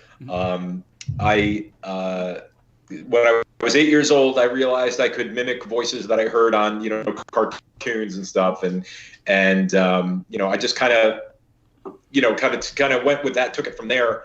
And all these years, I, kind of cultivated different voices and things like that. And, a couple of Dragon Cons ago, pardon me, I saw the Atlanta Radio Theater. And I said, I want to do that. I want to be involved with that. And while this show is not affiliated with them, I was able to kind of poach some of the talent. Jeff Hunt here as one of them, of course, our fantastic Billy Batson. And it's really a great way for me to kind of just use my talent and not have it be just a dumb party trick. I can actually get something out of it. And Jason Clark and I, who helped me write it, and we came up with this, back in 2016 when we were like, hey, wouldn't it be fun if we did a Christmas story involving, Superman? And I love, the idea, because in a lot of ways, Superman, he is a lot like Santa Claus in a weird way, in that he is this being that is impossibly good and does things and makes us want to be better in a lot of those great ways. So, this was I'm rambling at this point, but you know. So if you can do any voice, if we had a request, or can you do any voice? Give me one. You know, my favorite one to do, and I'll tell you this: my favorite one to do is Professor Zoidberg, or Dr. Zoidberg from Futurama. You know, so hooray! I'm popular! Yay! Bring me a sandwich from the dumpster. Leave the maggots on it. You know, I love. That's one of my favorites. I did that for Billy West a couple of years ago, and he loved it. You know, and my favorite voice to do is actually Ben Grimm. The Thing. Jeff and I are collaborating with Jason Clark. We have 12 episodes of a Fantastic Four fan show that we're going to be working on this year. Oh. And, you know, that's going to be a really great thing when you know, because we're confabulating with all the things there. So, you know, that's going to be a really good thing to do, you know. So that's kind of something that we're working on right now. Yeah, you know, so, yeah, it's like we have a lot of ideas. And okay, as far as influence goes, and I'm sure we'll maybe get some more requests in the chat, but as far as influence goes, I'm a huge fan of like old school science fiction radio dramas like X-1 and stuff like that. What influence do you guys draw from when you're developing these? So for this particular, I'll field this one, Jeff. When we were this, I wanted to when I was writing the story, I wanted to make it like a Superman, like the old Superman show. You know, as I'm sure some of you know, Superman, the radio show, was instrumental, believe it or not, in taking down the Ku Klux Klan. So, you know, I did not know that. They actually made a comic book out of it. Yeah, they actually made a comic book that came out this year about it. And, you know, I just love the idea of, you know, making a radio show that was kind of like a spiritual successor to the actual radio drama that they played back in the day. So you're going to see a lot of that in there. Like my favorite part of this was actually recording the faster than a speeding bullet, more powerful than a locomotive. I get teary-eyed when I do it, and I do it a lot because, you know, I spend a lot of time indoors. But because, you know, it means something, you know. So there was a lot of that. I wanted it to be, you know, kind of authentic, and it was like, you know, what would Superman do in a situation like this? Now, this entire drama is based off of a Twilight Zone episode called Night of the Meek, which is about Art Carney from The Honeymooners. I'm sure those of you who are old enough to know that. I don't know how many there are, but he plays an alcoholic department store Santa Claus who finds Santa's magic bag and is giving presents to the poor people in the tenement buildings that kind of he lives near. And you know, I was like, I'm gonna make a Superman story off of that. And Jason, my co-writer, was like, yes, we need to tell this story because I think that's going to be great. You know, how would Superman react, you know, getting letters from poor kids instead of Santa Claus? And he would react in such a Superman type way where he would go over and, you know, above and enlist his friends to help him, you know. So if I were to, would you be amenable to the idea of doing a quick audio spot for ConFromHome, maybe in the style of your Superman intro, and then we can use it for next year? Yes. Yeah, I absolutely. Right now, I mean, just off the top of my head, God, how would that even sound, Jeff? A stream faster than a speeding bullet? Streaming faster than a speeding bullet. While under quarantine, the best way to be entertained. ConFromHome, 2021. Tune in next week for another fantastic quarantined adventure of ConFromHome. Oh my goodness, I don't think we can put this together again in a week, but maybe. But then again, neither could you. The way you guys did it, you know, that was super impressive. I mean, this is like building the Hoover Dam, for goodness sake. This was incredible. Well, we brought all the right people in. Okay, so I'll leave it open to any questions in the lobby, in the Horde, up there. We do have a few minutes for questions. We're right on time. Great. But, well, go ahead and raise your hand if you've got them, and I'll make sure that they're unmuted. Yeah, they're unmuted. Okay. So, I mean, I had a bunch of questions. I think I stole most of the time, but I think we're good to go. So I'd like to thank you for your time, both of you, Absolutely. and for tuning in and for preparing this wonderful presentation for us. It was great. Sure. We'll do it again next year. All right. Streaming faster than a speeding bullet, more powerful than stampeding cosplayers. It's ConFromHome. I like it. I love it. So able to avoid con crud with one quarantine. Do you have the stream up right now? Out of curiosity, do you have it up, or do you just have the Teams meeting up? Because I was going to ask you to do our artist/vendor slides if you had it up. If not, it's not the end of the world. I can look. I can see. Hold on 1 second. I mean, I certainly can. If you can show me the slideshow or whatever. All right. Let's shift to our vendors. Let me make sure it's full screen. And go. So let's see here. We got J. Blake Design. Find me on Twitter. And we've got all kinds of great things. Support the local artists. Etsy.com/shop/JB Lake Design. About Jess. Regular holographic prints, clear and iridescent charms, and totes as well. All right. And our next one. Monster Mashups, musically inspired art by Jeremy Parker. You know, I used to do this. This was very nice. Monsters and musically inspired art by Jeremy Parker. I enjoy taking quotes and lyrics, darker themed images, and putting a positive spin on them. Hooray! At my booth, you'll find original art, pop culture, horror-related pieces, a smiling face, a friend, and so much more. Hooray! And this is the last one? Yeah, the Witches into Winery there. Yeah, crocheted and amigurumi plushes, original designs and fandoms. Boy, I'll tell you, this is some really good-looking stuff. Let me tell you. You know, Susie Q, she couldn't, do something like this nice. You see that there with the mouth there? It's really great. Find her on Etsy, The Witches Enter Winery. Facebook, The Witches Enter Winery too. Insta, whatever that is. I guess it's that Instagram stuff. So at the Witches Enter Winery, and of course on The Witches Enter Winery. Let me tell you, this is some great stuff. My Aunt Petunia would love this stuff. Let me tell you. It's knitting time.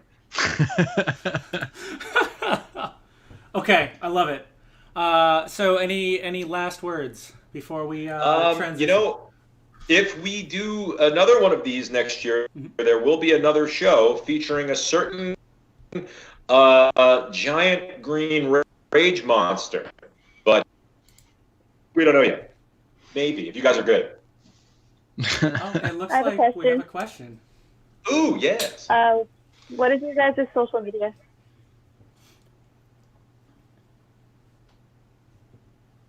You have to repeat myself. Oh, that's right. What is your guys' social media? Jeff? You can find me on Twitter. It's at JeffHuntVA. You can also find me on Instagram as Double Jeopardy on there. And I was just going to let you guys know other things you can hear me in currently. The most recent thing would be the mobile game Petrichor Time Attack. Was able to voice alongside Kira Buckland, who was from an independent thing you've seen maybe called Nier, which was awesome.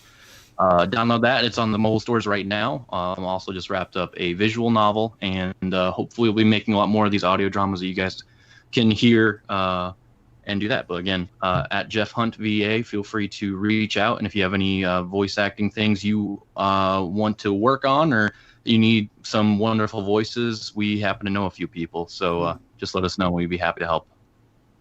All right. Go ahead. Never mind. Oh no, I was going to say I'm taking kind of a break from the social media stuff, in particular, Facebook, because it's so darn toxic. So My social media presence is not great, but if you guys, want to shoot me an email, I can be reached at p.landry. That's Landri, not Y-I, at yahoo.com. And if you guys have any projects or anything like that, if you need a voice actor, I work cheap, mostly for beer. Okay,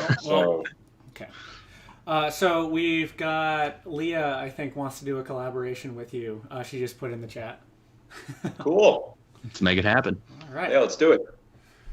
So now we're going to go ahead and transition. We're going to show the Con Lobby live right now for a few minutes while Hi, Con Lobby. Yeah. Hi, Con Lobby. And we're going to get our next panel set up, which is Star Wars Droid Building 101 with the Droid Builders Association, the Rebel Legion of New England. I forget what the actual Legion was called. And then the 501st for New England as well. So, boot you guys off stage. Oh, God. Oh, goodness. Oh, Jesus. Goodbye, everyone. Goodbye.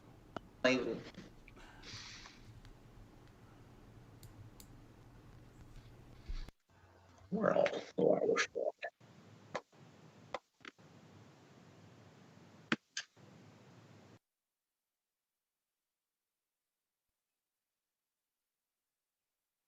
Okay, everyone, we're in the con lobby right now. Leah's lovely junk is painting a wonderful, looks like a plague doctor. You making You're some unmuted, plague? Leah. We're making some plague art. Let me know if I've got feedback. I tried the headphones thing. Am I good? The headphones thing is working. Awesome. Yeah. Doing some live painting. I like plague doctors, so that's what it's probably going to be. And yeah, you guys are doing amazing. Thank you so much for putting this on. Thank you for being here. Thank you for being here. I also saw we had like some other artists and stuff that popped into the chat, or excuse me, to the con lobby, the Horde. So come on in, and we will feature you if you're doing it live. And yes, I can see that we have two of our next presenters in, so we'll go live with those folks once we can get everybody in. Never mind. No, go ahead, Ashley. Lead on. We have probably 8 minutes until the next panel is supposed to start, so take it away in the lobby. Okay, if there's some cosplayers that would like to be featured, please raise your hand. Rapunzel. Go ahead. You are unmuted. Tell us about your cosplay. I'm Rapunzel from Tangled, the movie and the series. And I have a fry pan that actually makes noise.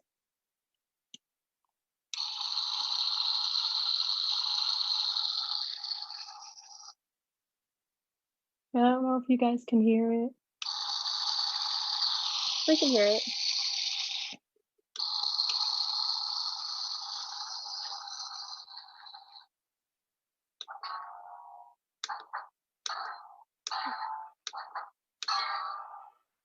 Well, thank you, Rapunzel.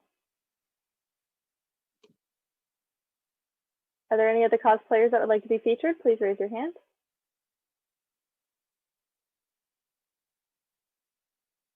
Oh, did someone new just pop in? Justine, would you like to be featured? I can unmute you. Actually, you don't have a microphone. Oh, Asia Prime. You do not have a microphone.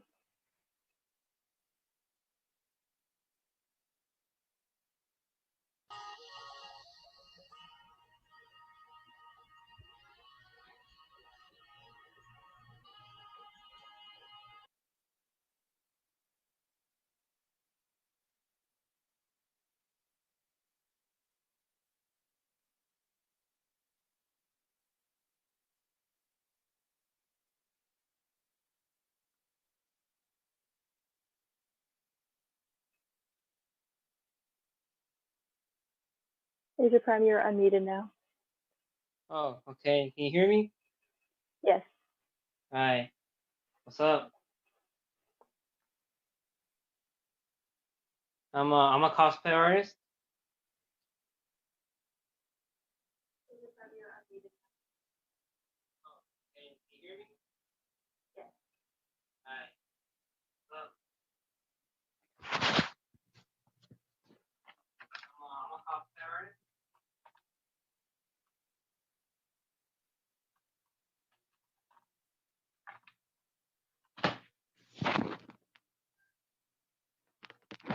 Tell us who you're cosplaying as.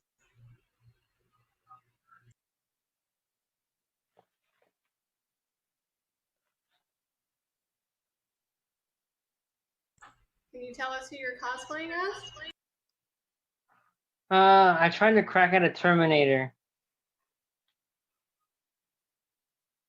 And something I've been trying for a while.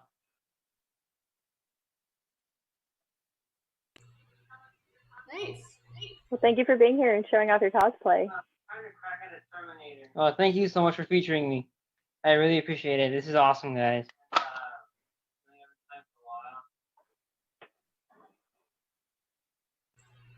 Any other cosplayers like to be featured? Thank you for being here and showing off your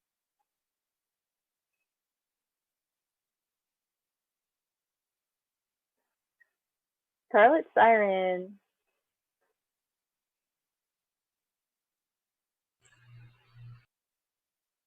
She does not currently have a microphone. To enable your microphone, at the bottom left-hand corner, there's a little arrow next to the mute button. You can select your microphone.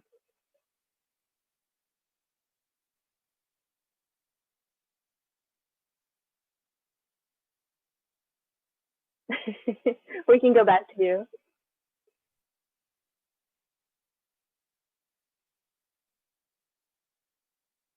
Are you about ready to go, Marcel?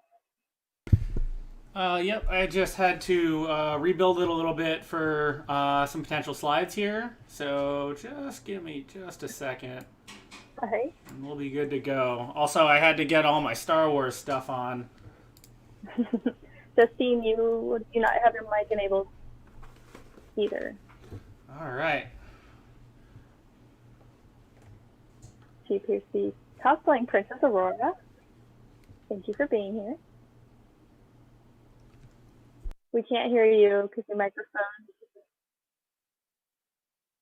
To enable it, you got to go into Zoom settings.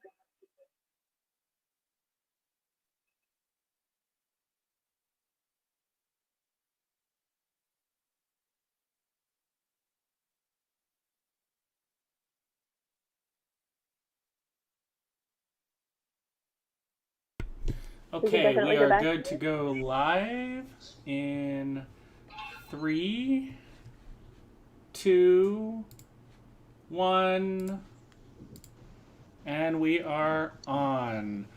So we are joined here with the 501st, the Rebel Legion, the Droid Builders Association. This is Droid Building 101.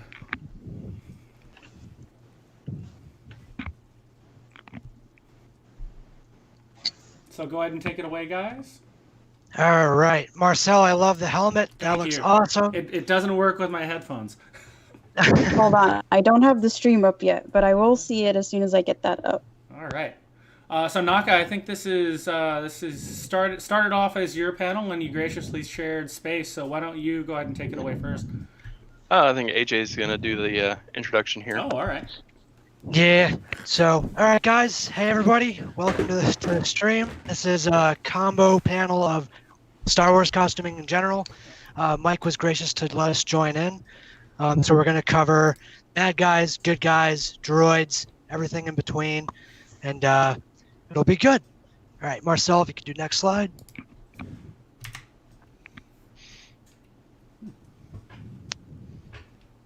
I wonder if there's a lag on the stream. Might be. There we go. Okay.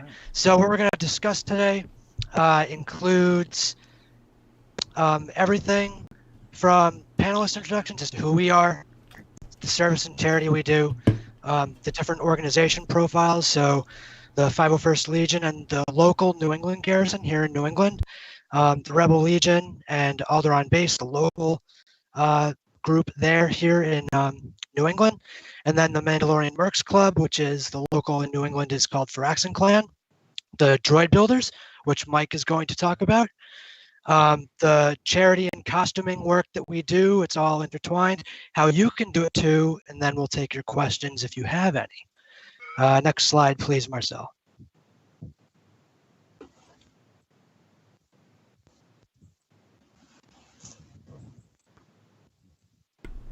So just assume that I move the slide. It sounds like you're a little delayed, AJ. Oh, okay, cool. So just an introduction as to who we are. I'm AJ. I'll be your moderator.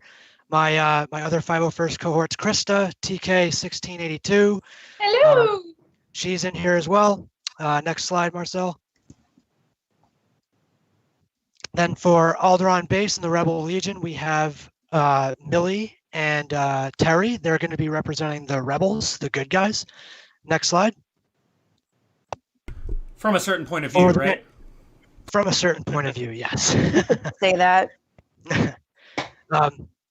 For the Mandalorian Mercs, we're going to have Melissa. She's currently not in the chat here, but she's off-site looking at the actual comments on the stream. So if you have questions about the Mandalorians in particular, you can message them and she'll probably see them. And we can coordinate off camera to answer those questions for you, but she is here.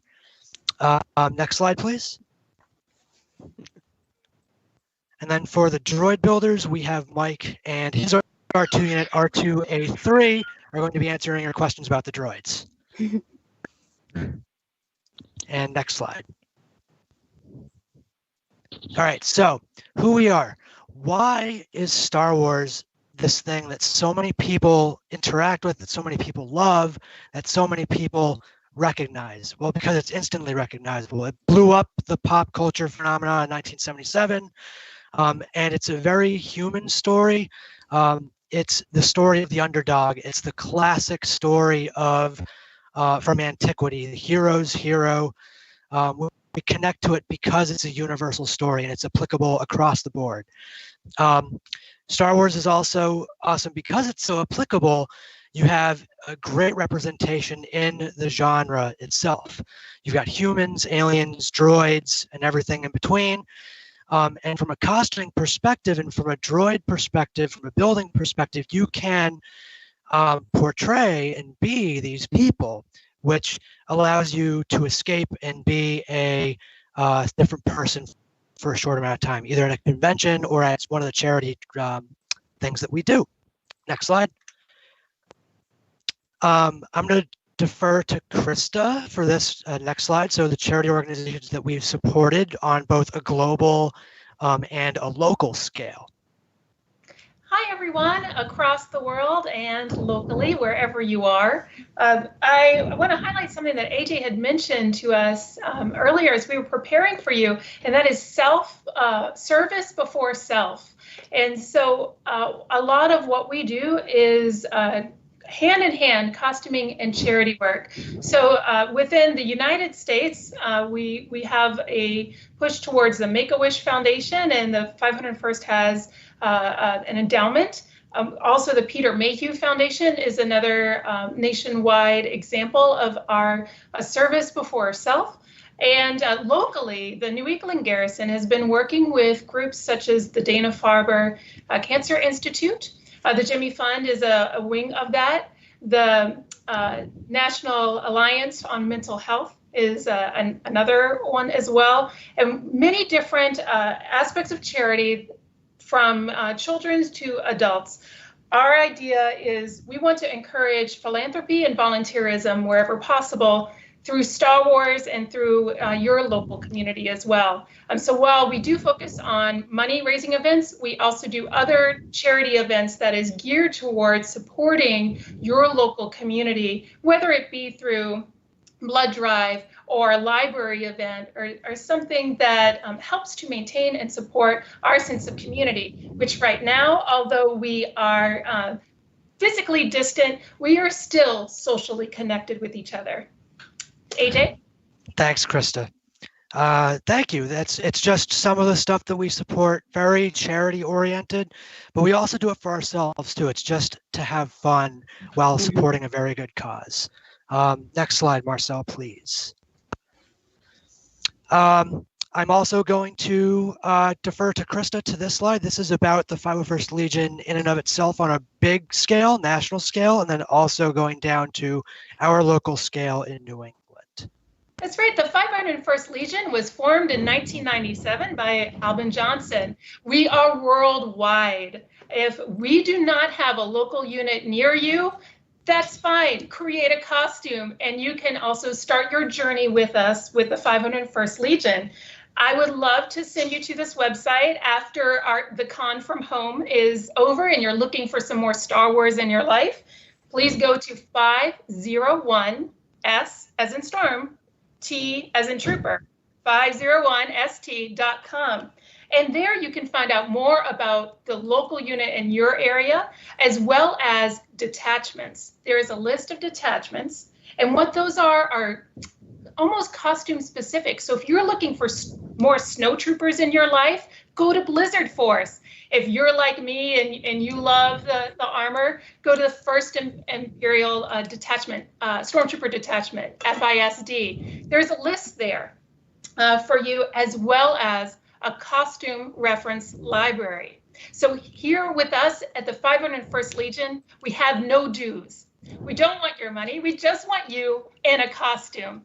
That is screen accurate. So as our former Legion membership officer, Brian Anderson, you say, make it look like the picture. And you can find that costume reference library on 501st.com.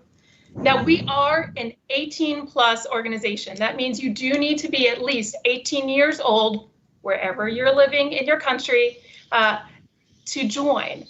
We don't charge for appearances. So take a look at your local unit. We call them garrisons when they're large enough to become garrisons. That's where we are in the New England garrison. You may have an outpost, you may have a squad in your, but take a look at our worldwide map. So now, I just added a QR code to the stream to the 501st.com for your awareness. Awesome. Oh, great. So our regional unit, New England Garrison, comprises of Massachusetts, Vermont, New Hampshire, Maine, and Rhode Island. So we are rather large. I apologize. There's a bit of noise outside, but hey, this is part of our live excitement. We formed New England Garrison, or NEG, formed in 2001. And since then, we have been going throughout the New England area, having fun at different events, as AJ mentioned, at conventions, at different school events. So do take a look at our local website. If you reside in Massachusetts, Vermont, Maine, Rhode Island, and New Hampshire, please go to 501 NEG for New England Garrison, 501NEG.com. We would love to connect with you. If you would like more information about, hey, how do I build this? How do I even handle making armor or making a costume like you'll hear from the Rebel Legion? We enjoy a joint forum. So you can reach out to both Rebel and Imperial through that 501NEG.com. We would love to connect with you and let you know what we can do locally to help support you and your Star Wars fandom through costuming. And that's the thing. This is a large organization. It's not just geared towards New England. So to reiterate, please check out your local area, because New England does not service all the world. They do just do northern New England. And you can find out your local garrison information on 501stlegion.com. And the links are at the end of this presentation for anybody who is curious. There's also the QR codes. Yes, and the QR codes. Thank you. Thanks so much. I'll pass it over to my colleague Teresa, or back to AJ. Okay. Teresa, can Terry hear us? She's on the... I can see her. So But... all she has to do is start talking, and it should shift to her video. Okay. I got a picture from her, joined without audio or video. Okay. Your browser only supports. So I'm going to fill in for Terry. We're just going to keep going. So the Rebel Legion is similar to the 501st, but it is rebel-based, good guy-based. Our local base here in New England is called Alderaan Base.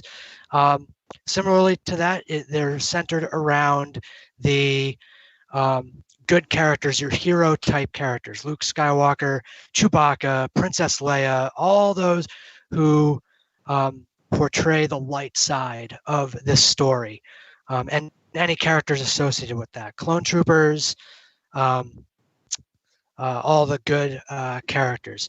And again, standards as well are also placed on film accuracy for the costumes to look like you walked just right off of the set. Alderaan Base for us in New England was formed in 2004 by a group of founders. And similarly to our organization for the New England Garrison, both groups have worked together to create a pretty big presence in New England. And it's pretty similarly across shared commitments across the Star Wars fandom as well on a much larger scale. I'm going to hand it over to Millie to talk about how you yourself can join and costuming specifics if there are characters you want to portray. So Millie. Yeah, so if you want to join the Rebel Legion, if you are local to Alderaan Base, you can sign up on our forums, first of all, if you want to be a member. You also have to be 18 to join, just like the 501st. Sign up on there, get involved. You do not have to have a costume to get involved with us at first. That's what I did. I'm a newer member. So you can sign up. You can help wrangle, which is basically like helping out like costume characters like at events. And yeah, you can like meet with people and like talk, like get help from people who might know like more about, you know, sewing and stuff like that. And I have a question. Wasn't Alderaan destroyed? How are you guys still around? Alderaan was destroyed. It was. The spirit lives on in I would say, yeah, I'd say that we're paying tribute to Alderaan, if you know what I mean. So you named the base after Alderaan. It's not on Alderaan. Yes. Okay. Yes. Named after. Important question. All right. Let's move on from that. So for the next slide, please. You left out of there, Marcel. I couldn't hear you. There we go. Mandalorian mercs. So the mercs are recognizable in Star Wars universe through the bounty hunter Boba Fett, and then if you've seen the prequel trilogy, Jango Fett as well. They are Mandalorians. And this costuming group portrays the Mandalorian mercs, and this costume group again is a global organization, but is also very local to our region as well and other regions around the world. They are unique in that they portray their own Mandalorian characters.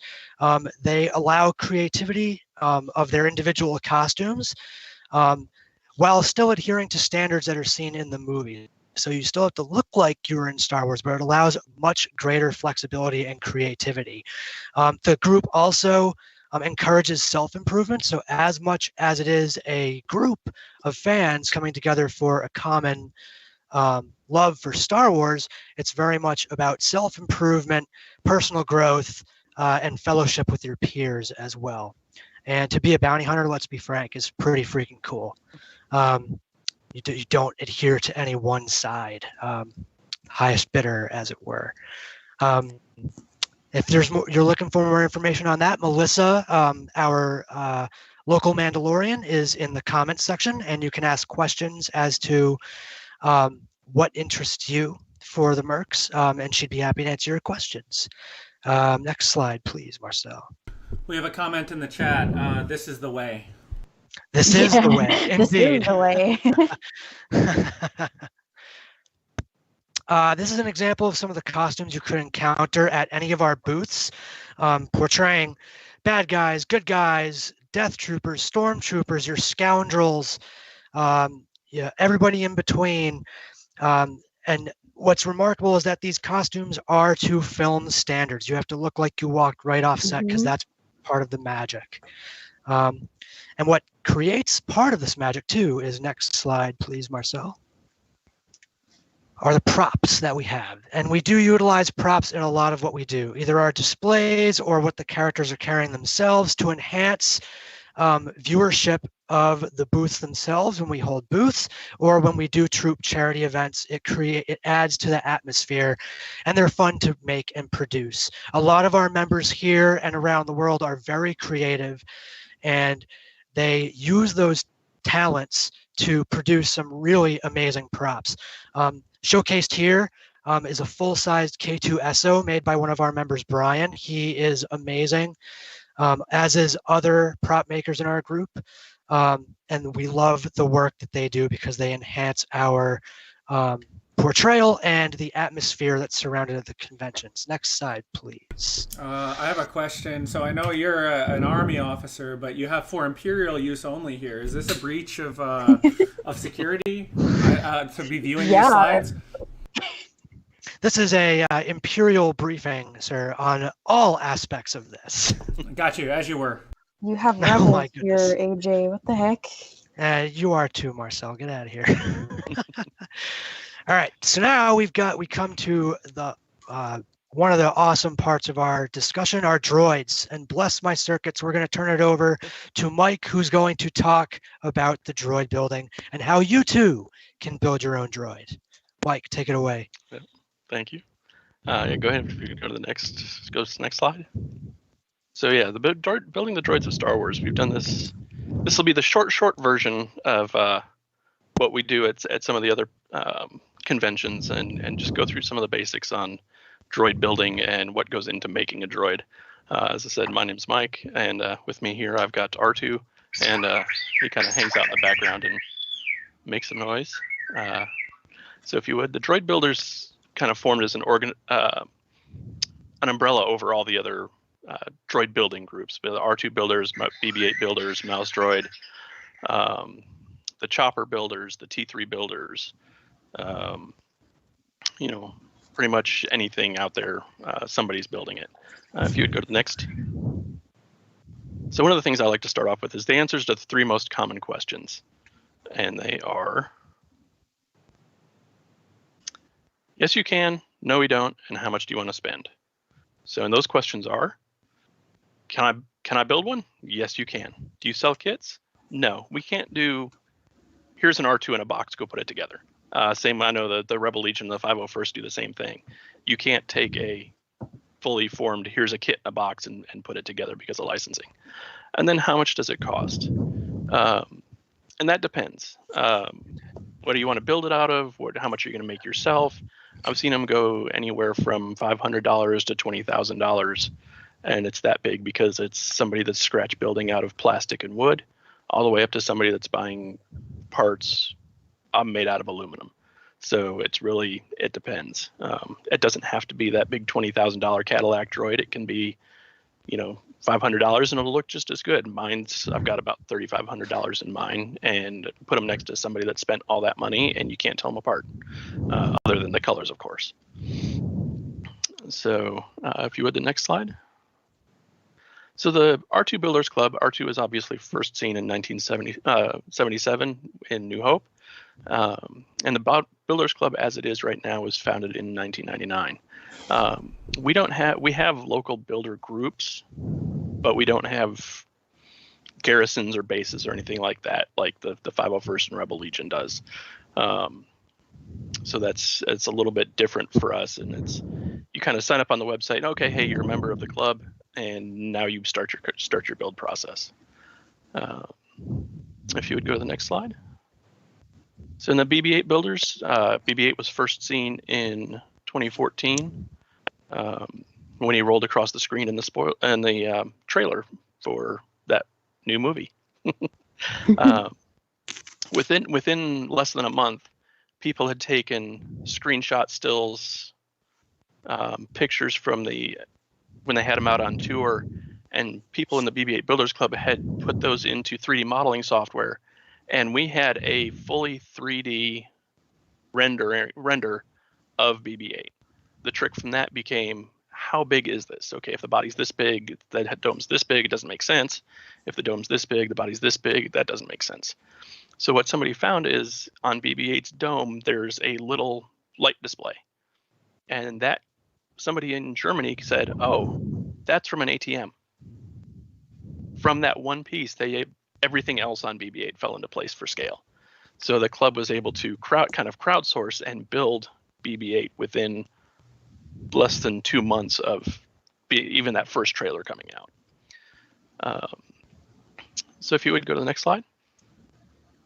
So the R series, that's going to be your R2, R5 there. You've got the R1s. Any of the standard R2D2 style astromechs is going to fall into R series. That's going to be at your astromech.net. My guy here is mostly plastic. The dome is made out of fiberglass. I know a lot of guys that do them out of wood, and then they put styrene or aluminum skins over them. Some guys do full aluminum. Some guys do full plastic. You can actually do a full plastic dome, which is pretty cool. What did the actual movie prop use? It was a combination of aluminum and fiberglass. So and the neat thing on that is anytime that you see him upright, and with the two-legged and he kind of shuffles around or stuff like that, that's actually Kenny Baker inside of him. If you look down at his feet, you can see in the R2 that I've got in the slide there where he's upright, you would actually see little black dryer vents coming out from the bottom of the body and curving out into the feet. And that's where Kenny Baker's feet actually stood when he stood inside R2. There's a lot of neat behind the scenes pictures of him in there, and you can see some of the inner workings of it. And they were remote control at the time, but they didn't always work very well. So in a lot of scenes where he's down on 3 legs and he goes in a straight line because they had to pull him on a string to get him across the stage. Because the radio technology at the time wasn't as good as it is now. And even now, it's not all that great sometimes. Various materials. Again, it's just whatever you're comfortable working with. A lot of people are starting to do 3D printed, and I've seen some really good looking 3D printed droids. They're saying that those take between 12 and 21 kilogram spools of PETG is what they're using. And if you're looking at cost, just did a quick search. $20 a roll on Amazon, 15 rolls, that's $300. If you already have a large format printer, that's not too bad of a way to do it. And then you're going to add your electronics and finishing time and that kind of stuff. You can go to the next one. And the BB-8s. Yes, the Death Star there is not a BB-8 as much as it would like to be. BB-8, BB-9E, any of the other color schemes that you see or anything that you make up, most of those are going to be 3D printed. And then all the electronics and stuff that goes on inside. The electronics on those run starting about $2,000. So it's not a cheap project, but they are probably the coolest ones to see out and interact with. I always love seeing them out when I take R2 out and I'm going, okay, I want BB-8 now too. And it's, you build one and then you're like, okay, well, and the next time I build one, I'm going to do this. And the next time I'm going to build one, I'm going to do this. And all the ideas just keep rolling and goes from there. Was that pun intentional?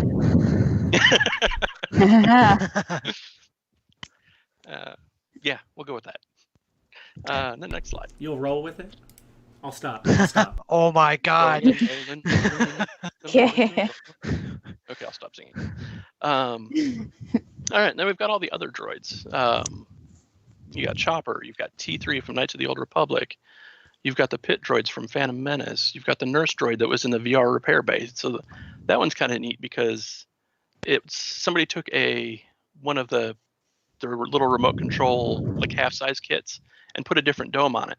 And that's the nurse droid from the VR repair bay VR experience. We've got Dio from Rise of Skywalker. Somebody's actually got them 3D printable, and fully drivable. BD1 from Fallen Order. They're not actually walking, but I've seen them where the head moves around and the lights light up. And if it's out there, somebody's probably building it. So they're pretty cool out there. Yep. And then kind of got a little bit jumbled there. We got Droid Builders info. We got astromech.net, the Mouse Droid Builders Club, and BB-8. I'm trying to remember the BB-8 builders. Just Google BB-8 builders and you'll find them. And they're get all the good information on that.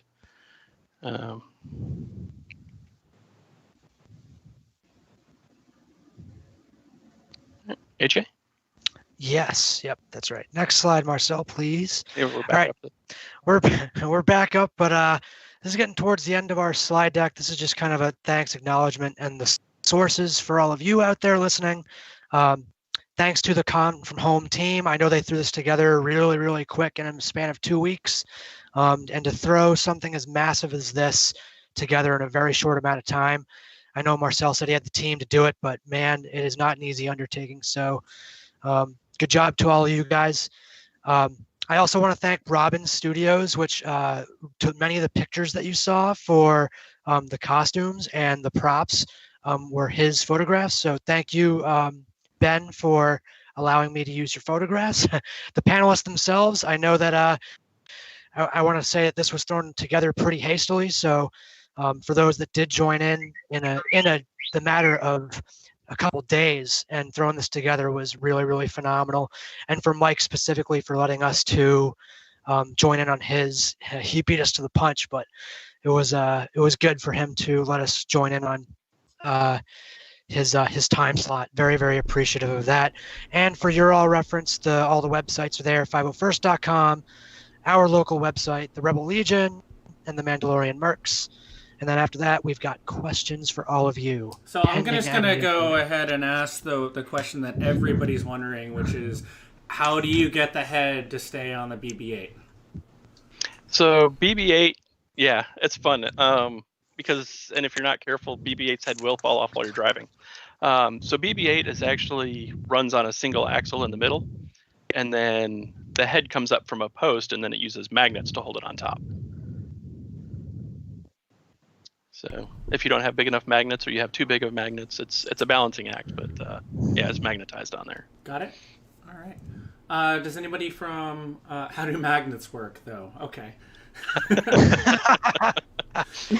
That's beyond the scope of this presentation. Okay, so do we have anybody in the lobby, the con lobby, the horde? That how much time do you have? That has any questions? We'll go there first because you guys have audio. And just raise your hand while you're there. I saw one earlier and it said how to get involved. And there are local websites even for local garrisons. So yes. It's a matter of doing your research locally, whether you're in the United States or whether you're international. There are garrisons, bases, good guys, bad guys, mercs. It's all out there. Simple just Google search, yep, if you Google search, say, Massachusetts Rebel Legion, group, the first thing that will probably pop up is the Alderaan Base website, which would then redirect you to the New England Garrison Forum, which the Alderaan Base and 501st New England Garrison all share. We all share the same forum, so.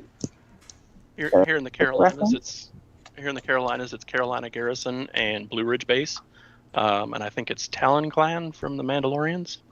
And then we've got the Carolina Astromechs on Facebook. Each group has their own local presence. But you can also find it through the main club website. Forum. Yes. Yeah, it goes for all clubs. Okay, I'm also intensely curious about one, how has the current COVID crisis impacted your outreach efforts, your projects, gosh. but also maybe if you're doing anything in response to it with your charity works, or have you heard of other garrisons and whatnot doing?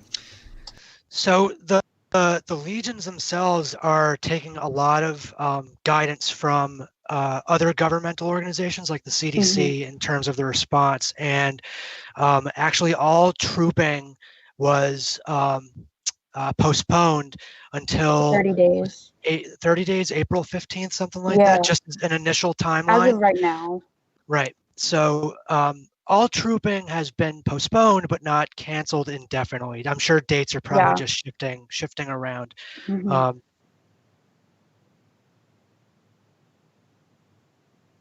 The ex. I lost you there for a second. Marcel, AJ, I know maybe you're someone curious can about a take it over. stormtrooper. Oh. And it's different by region. On here in North Carolina, we just went on lockdown, or stay at home, not lockdown, and it goes until the end of April. So it's going to be a challenge for us here. But I thought it's one of the things we didn't really talk about is, okay, we build these really cool costumes and props and things. And what do we do with them outside of, putting them on display in your room or in your, like where is she? Over there. I keep R2 in my front room, and he just kind of hangs out. But we do.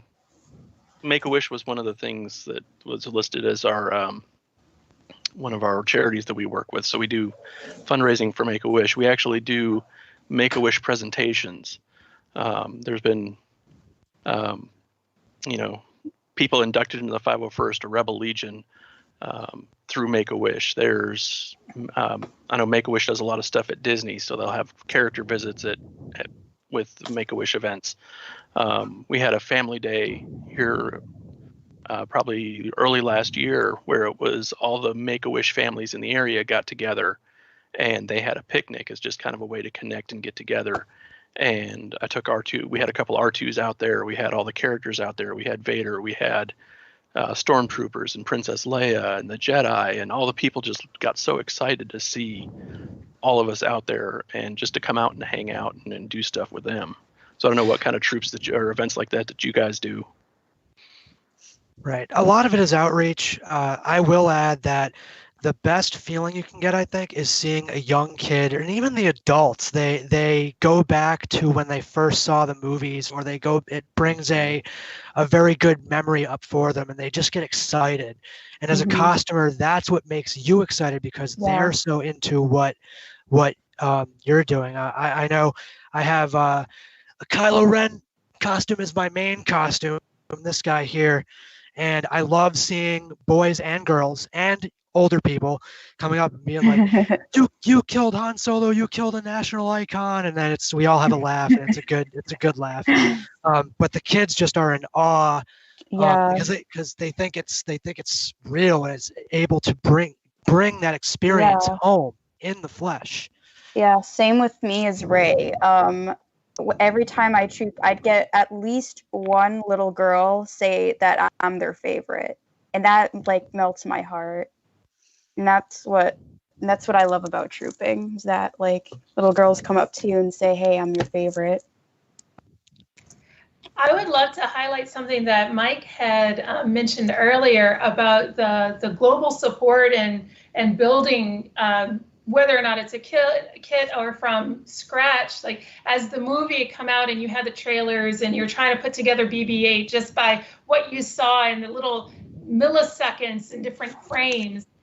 One of my best experiences was building the Force Awakens Stormtrooper kit. I was part of the Anovo's test environment to see, well, what would happen if we try to release kits like this to the public, what would happen? And so there was about 70 of us that were trying to put together a little TFA TK without ever having seen the movie. All we had was the trailers. We didn't have very much reference.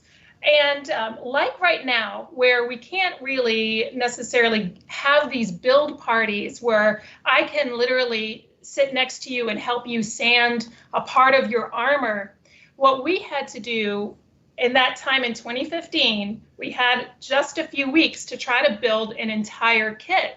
Well, we were scattered throughout the US and Canada with the way these were rolled out to us. And we all worked together totally online, sending reference pictures. We think this is how the forearm gets put together. Is that working for you? Oh, we're gonna have to paint this. What type of paint? Exactly the paint number that you're using. And we work together online, collaboratively. So even though, again, that we might be physically distant, we are still socially connected. And this is a great time for you to take a look at maybe a new costume if you already have one, or if you'd like to embark in your journey right now into Star Wars. Please do join us. Join your local group, like Mike with the Carolina Garrison and his local group. Take a look at their website. Come to ours if you're within the New England area. And if you're not sure, go to that Rebel or 501st Legion website. We'd love to connect with you and help you with that journey. And this is a great time to be able to start. I think that's well said. So we have a question from the audience, actually, for Ray. Are you going to do a dark Ray? I'd love to do a dark Ray, and it would be great if there was a front and back reference for dark Ray to be potentially 501st approvable. So, crossing fingers. Maybe there'll be a production still or something that shows Daisy Ridley in the costume. I hope so. All right, Marcel, I know you got questions, man. I know you want a stormtrooper kit. Come on, lay them on me. Lauren, I got a question for the group. Who shot first? Oh, Han Solo. Han Solo. Isn't that murder? Self-defense. No. Han Solo. Okay. One thing I will. Go ahead. Go. I was to say one thing I will say, and it goes for building R2 or building whatever. Do research. It's only going to help you in the long run. I spent probably 6 months doing research on building R2 before I even ordered bought any parts. And I'm sure the TKs and I know Darth Vader and Kylo Ren get tricky, and some of the Jedi. Jedi looks simple. It's nothing Jedi is simple. Yeah. But planning and research is free. Planning and research is free. However, once you buy it, then it's no longer free. Right. Okay. If only the Sith deal in absolutes, then is Obi-Wan a Sith? What's funny is I watched that movie last night and I thought about that as he says it. It is like, man, I don't know, Obi-Wan. That's a tall order there, man. Okay. Too good.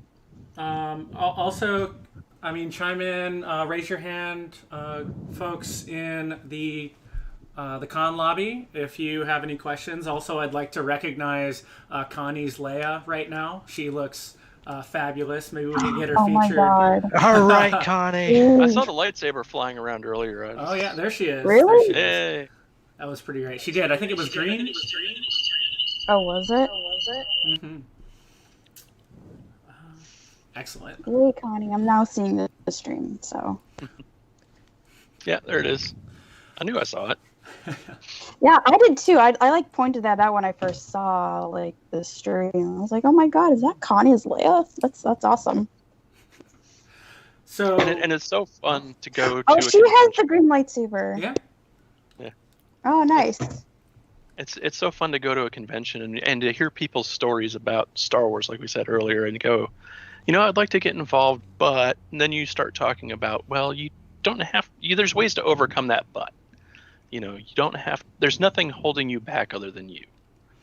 So. And I'll also mention on a personal note, if I may, one of the things that makes Star Wars so appealing to people is how it contrasts. Like, it's a very clear evil. It contrasts evil with good. And we saw that the second that Darth Vader came in and was choking out the rebel trooper, and like we knew he was evil from the very beginning. It came in 1977. This was immediately after Vietnam, immediately after Watergate. It was a very dark time for our country, at least in the narrative for our country. And as we go through, arguably, no matter what your perspective is, a very dark time right now. I think it can provide a lot of light for folks and hope in very bad places. And maybe whereas, I'll leave it at that. Yeah, I agree with Stella. I think there's no coincidence that episode 4 is labeled A New Hope. And within that own canon universe, it's coming out of its own dark time as well and struggling to find the next foot forward. For myself as a woman in Star Wars fandom, I found great hope that there was a woman protagonist who could hold her own and hold a blaster and know how to use it. I'm very excited by that. I think there are many different themes within the Star Wars canon, and now with Disney's ownership of it, we're seeing even more of an explosion of diversity. Yes, exactly. Yes, with our friend Ray, there's even more places to be able to see yourself, and representation is hope as well. Yes. I think right now there are so many stories that we can use as both as distraction, but also as I don't know, a meditational tool for how can I look at this particular problem in a different way. So I think that's great. I'll turn to my other panelists who I'm sure have thoughts as well. Yeah, I think if Star Wars has a central theme, if any, because there's a lot of themes, I think it's hope. Hope is definitely, I think, the one thing that it all combines. I mean, you have a movie titled with it in there, but even the cyclic nature of the movies, you see this protagonist get go through these trials and tribulations, and that hope is the carrying light throughout all the movies. Redemption, even in Vader and in Kylo, is hope is would be, in my view, a central theme. Anyone else can add into? I agree. 100%. Also, it's hope, but it's also look at what we can do if we all work together. Right. I mean, you've got this ragtag band that becomes the resistance. It starts with a couple of people, and they start pulling in all these other people. And hey, my friend can do this, my friend can do that, and we all work together, and we can do anything. I just see in the message board, I see you there, Melissa. Han didn't shoot first. That would imply there was a second shot involved. Okay. Okay, Melissa. Okay. Okay. Nice one, Melissa. So I've got a question for the Imperial, the 501st. Cool. Yep. Is your armor susceptible to Ewoks with rocks?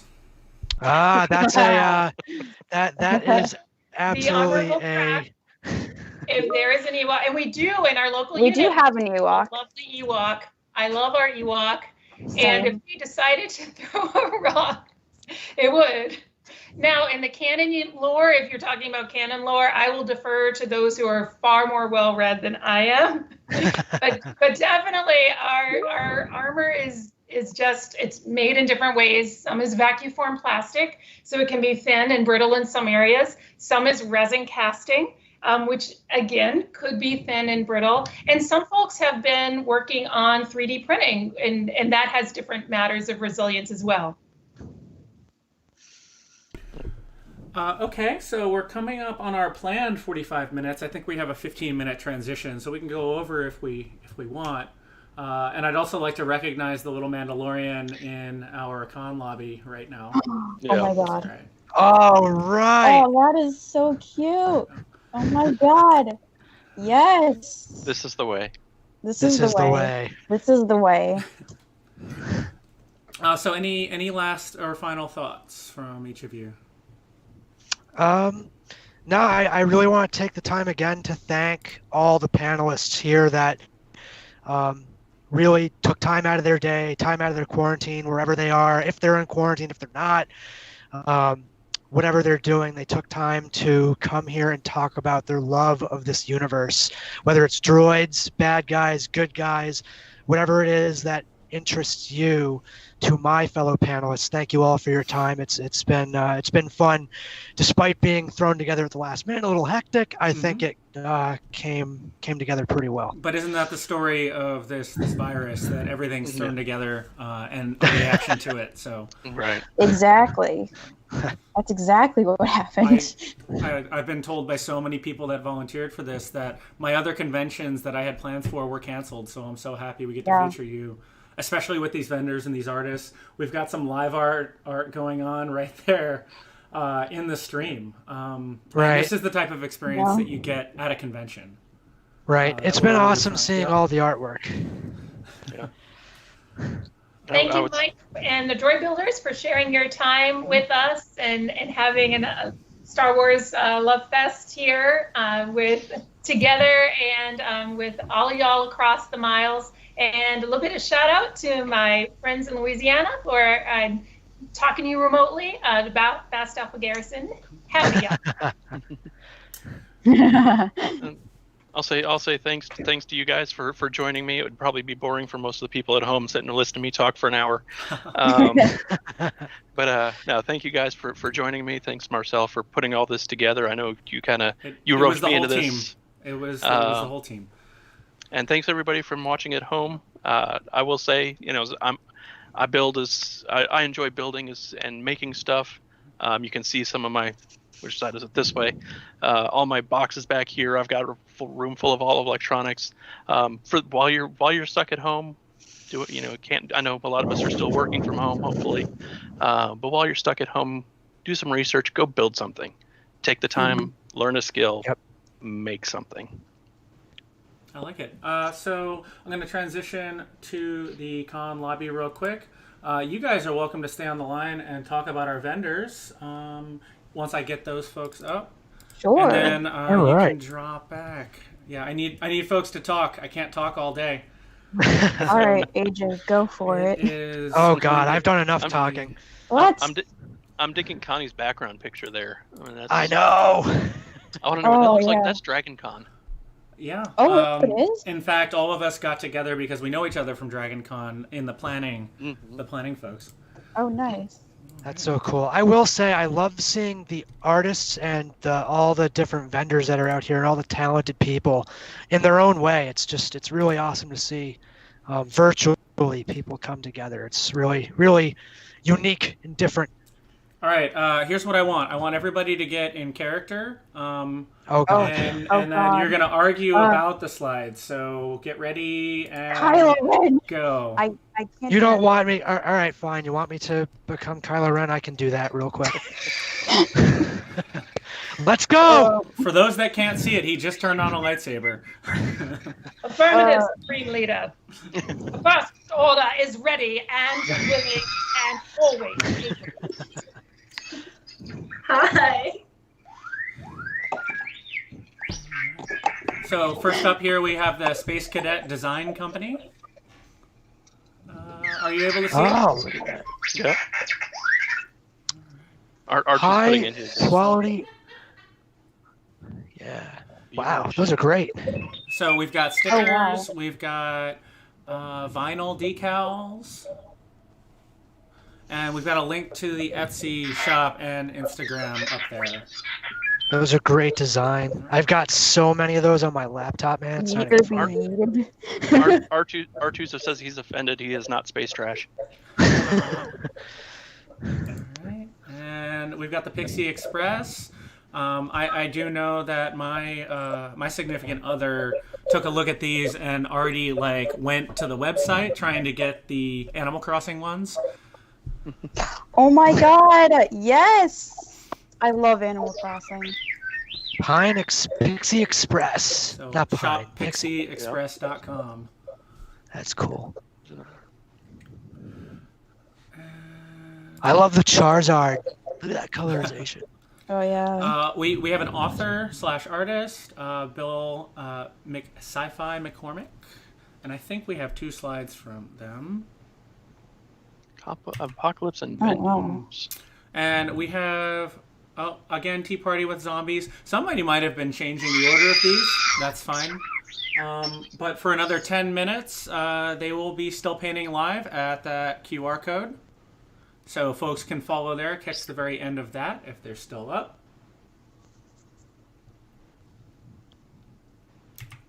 And back to the lobby. So thank you very much for your time, my presenters. That was wonderful.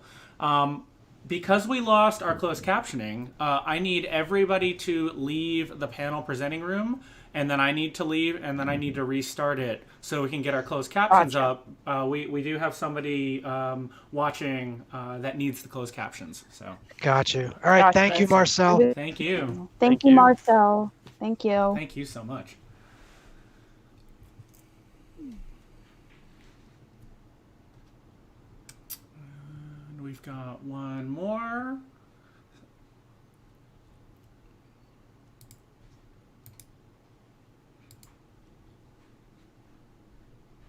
I feel like we should have music in between. But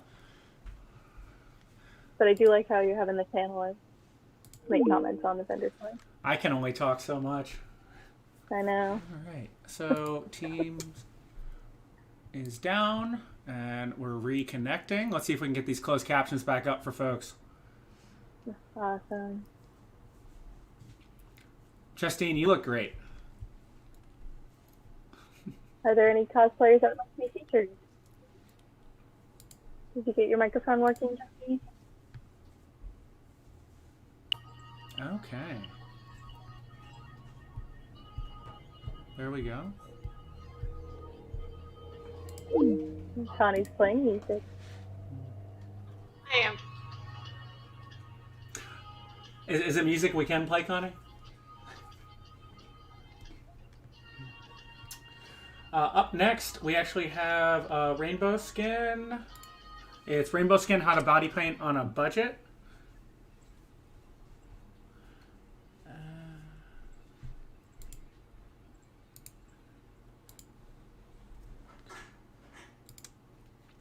This closed captioning, while it does work, it is a new feature with the chat service that we're using, the video chat service. So we gotta roll with it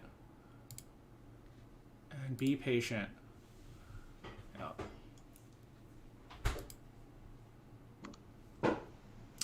Okay, we have our moderator in.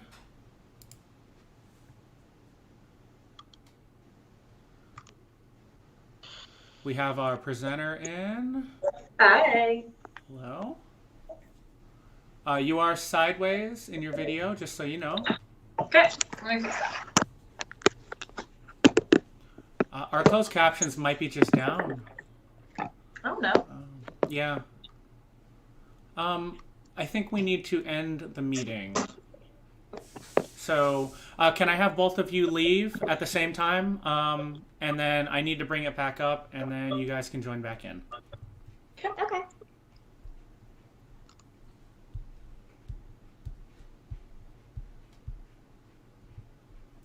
Okay. Confirmed. Out. I'm leaving, and then I need me to bring it up.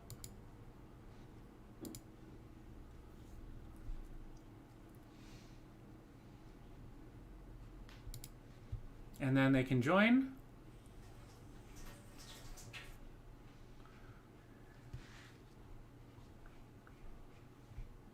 Okay, Danger Cosplay, I see you. Hey. And let's see if we have our closed captions back.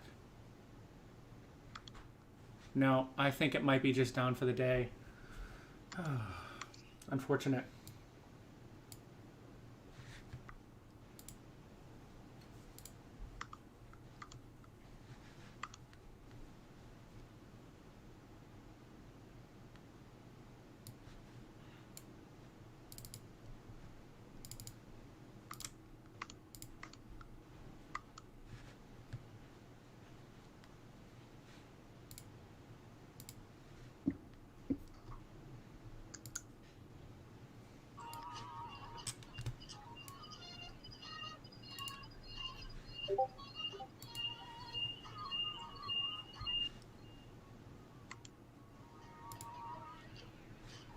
Okay, so if we need to get our presenter back in.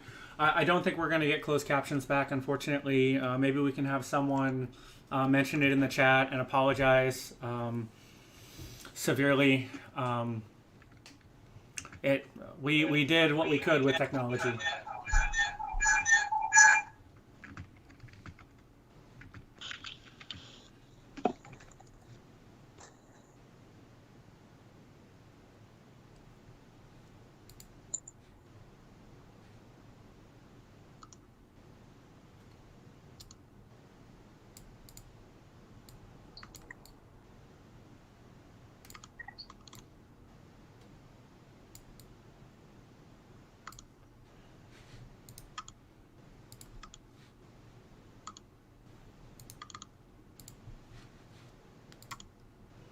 Okay, I think that we are just about ready. I'm getting a little bit of an echo, so make sure you have your headphones or earbuds in. You said I was fine without them during our test. Yep, it worked during the test, but I'm getting it right now.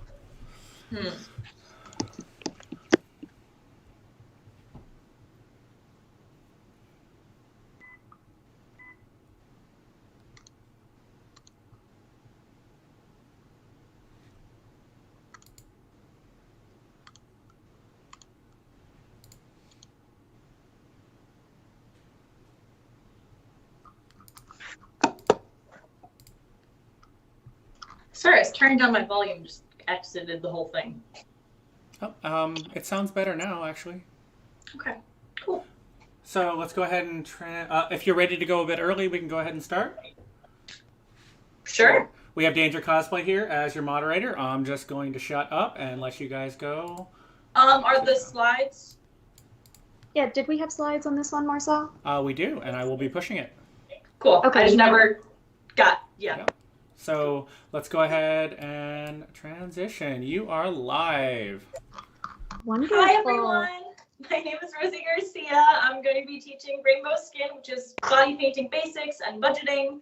This is my lovely moderator. Hi, I'm Danger Cosplay. I will be moderating for Rosie today. So I have been cosplaying since I was a very small child, probably too small of a child. And I got into Homestuck when I was younger. So if we'll look at the next slide, I started painting myself gray to look like an alien. And with that means, how do you paint yourself gray? How do I do that cost effectively because I'm young and can't spend hundreds of dollars? So back then I used mostly Snazaroo, which it's usually around $5 maybe. We can go to the next slide and talk about Paradise makeup, which is Mayron. And these are also water activated like Snazaroo. So what that means is you add water to the pan and it activates it, and then you can put it on your body and you can dilute it to make it more see-through, or you can use only a little bit of water and it stays really opaque as the color. So Mayron's really good quality. It's going to be closer to $10 usually, but as you can see from this old Widowmaker cosplay I have, it does the job really, really well. It covers, even if you're not porcelain, you can still get a lighter color. If you're lighter, you can still get a darker color. It lets you play a bit more. And I didn't have to work too hard to seal with it, which is really helpful, especially when you're trying to cover a lot of your body the day of a con. You don't want to spend 3 hours covering everything. So if we go to the next slide, I'm going to talk about, so those two are water activated, and that means you use water as the base. This is alcohol activated makeup.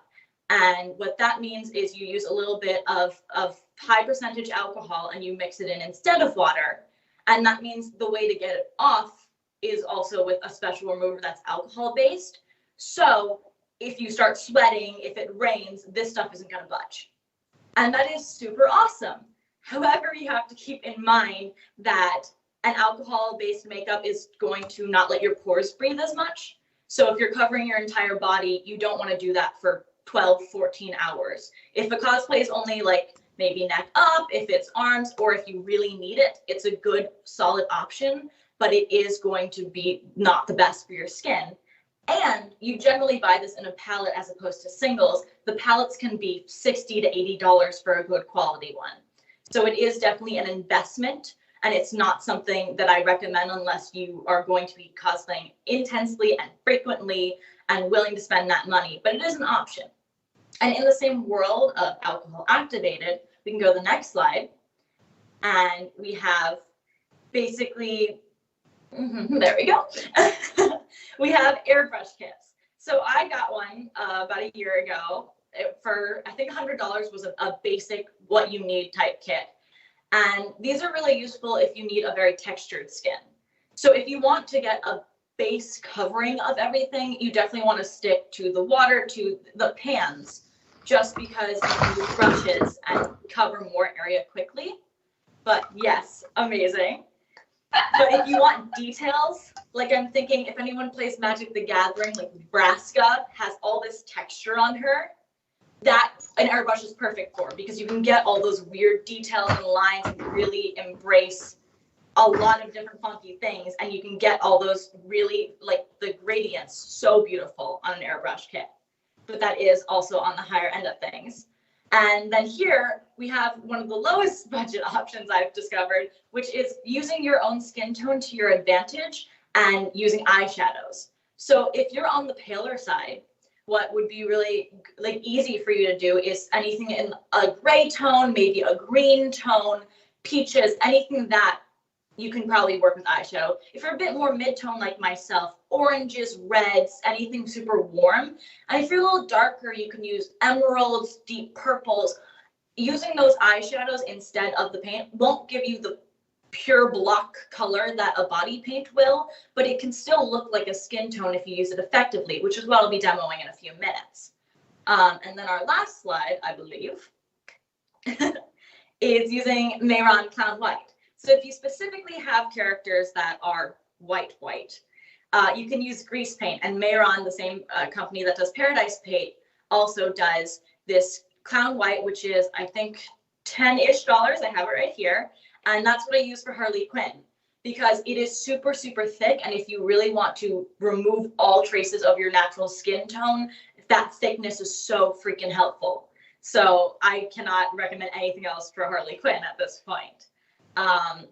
So with that being said, I think we can let the slides go, and I'm going to transition into doing some of Harley on this side of my face and some of Starfire on this side of my face to show you what you can really do with simple tools.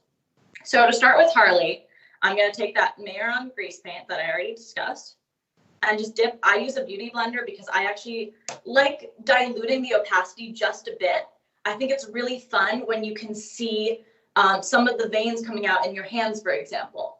So it takes a little longer with the beauty blender because you do have to plop it in and then buff it out, and it does shear it a bit, but I really like that effect. And if you want more of a blocked on effect, you want to really show nothing underneath, then I would recommend going in with a brush. But today we're going to do this. And as you see, I'm applying it by getting it some from the pan. And then I'm using a combination of dabbing it on and twisting it a little bit to get any parts that are sticking to my face because of a dry patch or whatever it could be. So yeah, and if we have any questions, I can start answering those as I just get this base layer on. I'm already learning a lot. I'm really excited to see how it turns out. I've definitely tried doing full body painting before, and I've had a lot of struggles. So yeah, I'm sure you can do a really good job. I'm also really excited.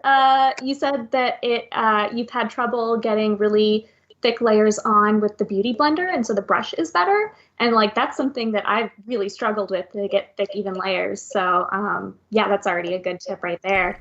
We also have one from the chat. Rachel has had trouble getting even coating with water-based skin cover like Paradise. Do you have any tips? So honestly, if you're having trouble getting it thick enough, it's probably too much water. Because the more water you add, the more diluted the actual pigment is going to be. So you want to use as little water as you can to get it activated. And then when you're using a brush, let me just grab whatever I have lying here. When you're using a brush, you want to make sure you're making kind of X's because that kind of doubles over anywhere you get. It hides brush marks a lot more, and it also doubles everywhere you put. It's getting hit twice, so that'll help make it really nice and coated. And not sure if self promo is okay, but Cancellation Con is next weekend, and I'll be doing a similar panel, and I'll be using body paint. Like I'll be using, I think, Snazaroo and maybe Mayron. And so you'll get to see more of the body paint brushwork in that panel if you're interested. Awesome. It looks like we had another question from Wolf Girl. Do you have any options for sensitive skin? I actually do have sensitive skin. I would recommend probably sticking with water-based, avoiding this grease paint. I would say if you have any eyeshadow brands that work for you and you can do eyeshadow for a certain skin tone, do that. And if you definitely need to use body paint, I would stick with probably Mayron, because it's a little higher quality, so it shouldn't have anything super bad for your skin, but it's also not the activated, which could clog your pores, and so would the grease paint. So yeah, I would say Mayron Paradise Paint is probably the best bet for sensitive skin. Awesome. Okay, so Harley's base coat looks pretty done. So part of making something look like a natural skin tone, and I'm just gonna leave it barely blended at the neck because this is really talking about the face for now. Part of making a skin tone look natural is letting the natural shadows of your skin come back. And so when you have a white skin tone, obviously you don't want to go in with like a dark brown contour. So what I generally recommend is using a light gray. And I actually recommend going drugstore for this if you can. I have some more expensive palettes that I'll be talking about for Starfire that I absolutely adore because they're so pigmented. But when you're working on white, you actually don't want as much pigment because you don't want to have to blend out all that. So it's easier to just start with the drugstore. Today I'm just using Rosy Nudes, and I'm just using this soft gray brown. And I'm going to use this to contour the way you would contour any face. So I'm going to go right here, contour the forehead, lightly on the cheek. Contour face. Always. But what this does is it gives me the shadow without actually adding too much warmth to the face, because anything that's too brown is going to make it look too alive, and then why paint yourself white if you're just going to look like pale again? So if you find the color that matches the same color family, and so if you're painting yourself green, you use a slightly darker green, or even I've done Poison Ivy, and if you want to do highlights, then you go for a yellow and then use a darker green, like a yellow to highlight and then a darker green for the shadows. So it's just learning the color family of your character and knowing what colors you can use to blush and to shadow that won't like destroy the effect of the color. So that looks good for the cheeks.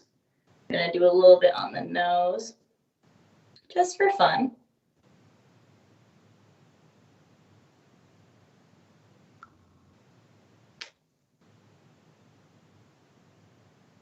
Yeah, wow, it's already making a difference. Yeah. Also, brows are so important when you're doing face paint because my brow is pretty much gone now. And so knowing what color you want to bring it back. I know with Harley, the temptation is blonde, but if you're going for comic book accuracy, it's actually black eyebrows. So I'm going to get my eyebrow pencil and just a random black eyeshadow and fill that in quickly.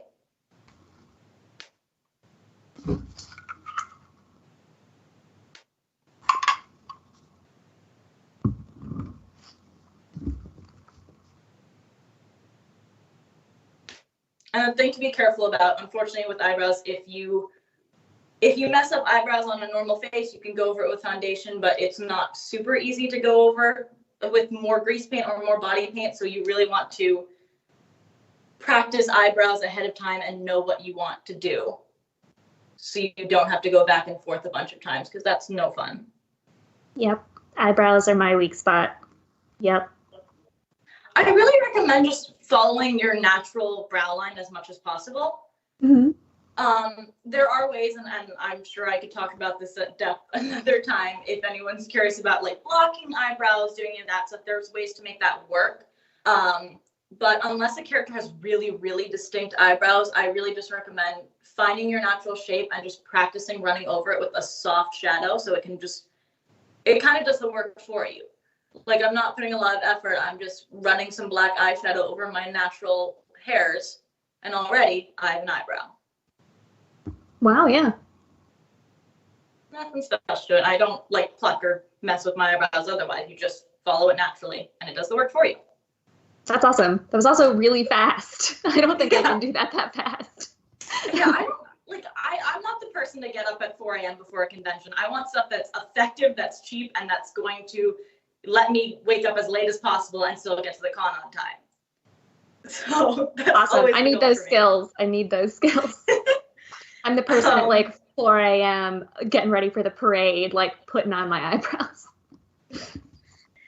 So I'm gonna slap on some pink eyeshadow because that's the half of the Harley's face that I happen to do. And what I will say is when you're going over paint like this, I would recommend stamping a bit more before you start to blend, because if you just start throwing stuff on willy-nilly, either the pink will get everywhere, which then I have to fix that, or it will blend, it'll just get a little muddy with the white. So if I just make sure the pink is on there, and then I start to let it mix with the white just a bit at the edges, it gets a much smoother effect. Stamp it on and then blend a bit. I love that color. That's so pretty.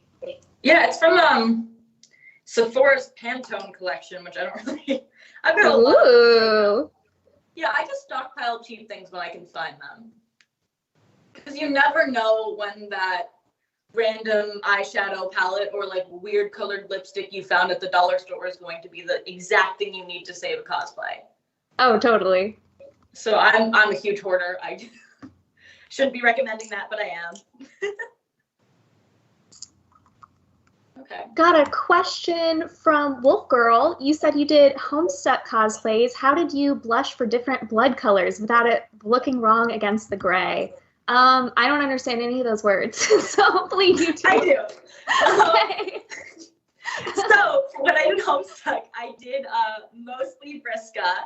I think I also did Aradia for a while, and maybe I'm not sure. But anyways, so once you put the gray on, it's really about finding a desaturated color.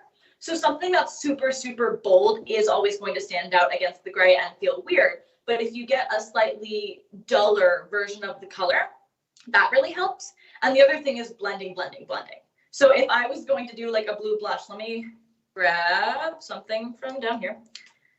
If I'm going to take a blue blush and put it on my hand, I'm just grabbing a blue eyeshadow right now. If I put it here and then just leave it, yeah, it looks super awkward. But the more I can really just let that go into my skin and just spend the time, only use a tiny, tiny bit of product and just really let it blend in, the more that it starts, yes, the blue is still weird, especially because I'm against a human skin tone, but the more you let a small amount just blend everywhere, the more it starts to become natural. And if you ever do go into alcohol-based paints, what they tend to do is actually put the blood colors underneath the base. So that doesn't really work when you're layering water activated, but if you do go to the far end of this, they'll actually put some blue first to get the skin tone, and then they'll put the gray. So that's how it would work on the higher end. But on the lower end, it's really just a little bit of a desaturated color and just let it blend for as long as it takes. With that, since I've grabbed the eyeshadow, I'm going to switch over to Starfire for a bit. And so yeah, this is me using my mid-tone skin to my advantage. And basically what I'm doing is taking a very yellowy light orange, and this is the palette that I showed in my slides. It's the Colored Rain Vivid Pigments. I think it's $30, but you get a full rainbow. And I'm taking this lighter yellowy orange and kind of putting it where you would highlight a face. So anywhere that's going to be hit by the sun almost. So kind of under the eyes, which feels super weird to do, but trust me. I'm under the eyes, I start putting this like lighter orange and letting it go right there. And then I'm going to take the same one and put it in the middle of the forehead, let that come down the nose. And like I said, for a mid-tone, this is a color that comes pretty naturally to me, so I can take advantage of that. If you have a different natural skin tone, there are definitely different colors that this will work better for.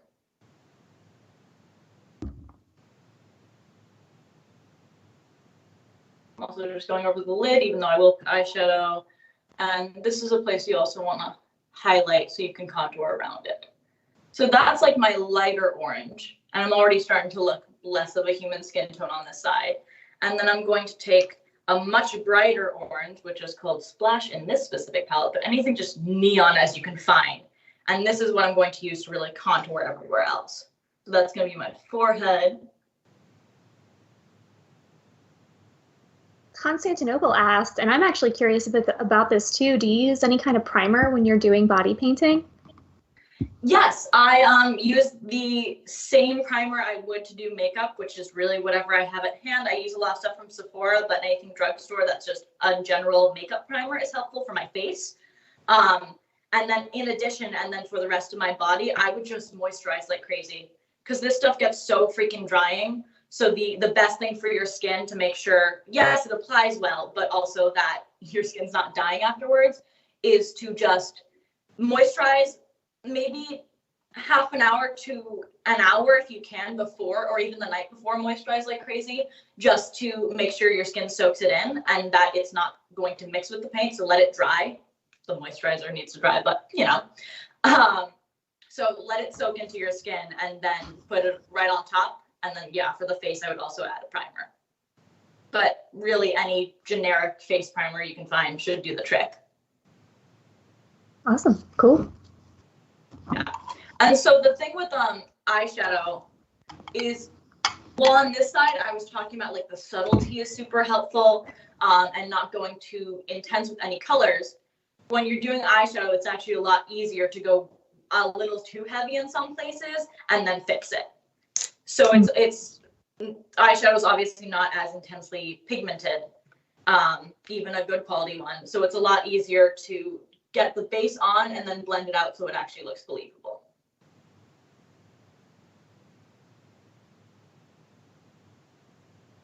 And then I see I'm looking a little redder than I'd like to today, so I'm going to go in with some extra yellow to just make sure it's really reading orange. Yeah, but like already, even just blending it out, you can tell like all the warmth that's coming through in the right places. Mm-hmm. And that's the thing, like I could easily buy an orange body paint and it would work just as well. But I know this kind of creates a little bit more natural to, and I wore Starfire to PAX East. And so many people were stopping me and they were like, how is your skin like that? Because we all know how body paint works. You know how it looks on a person, even when they're super talented. You're like, oh, that's body paint. But no one could figure out how I had so much dimension to my face. And even if you aren't naturally mid-tone, so Starfire isn't possible, you can do this level of eyeshadow contouring and highlighting after you put a body paint on.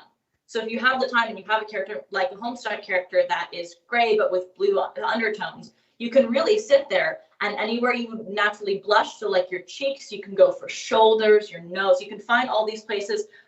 Even if anyone watches doll making tutorials, anywhere they would blush a doll. So like elbows, you can find all those places to put your character's blood color for Homestuck or just a natural blood color and darken those places slightly to make it feel more real than just the one color that the body paint's going to give you. So this can be used as like a hack to avoid body painting as I am now, and it also can easily be used to enhance your body painting and make it more dimensional.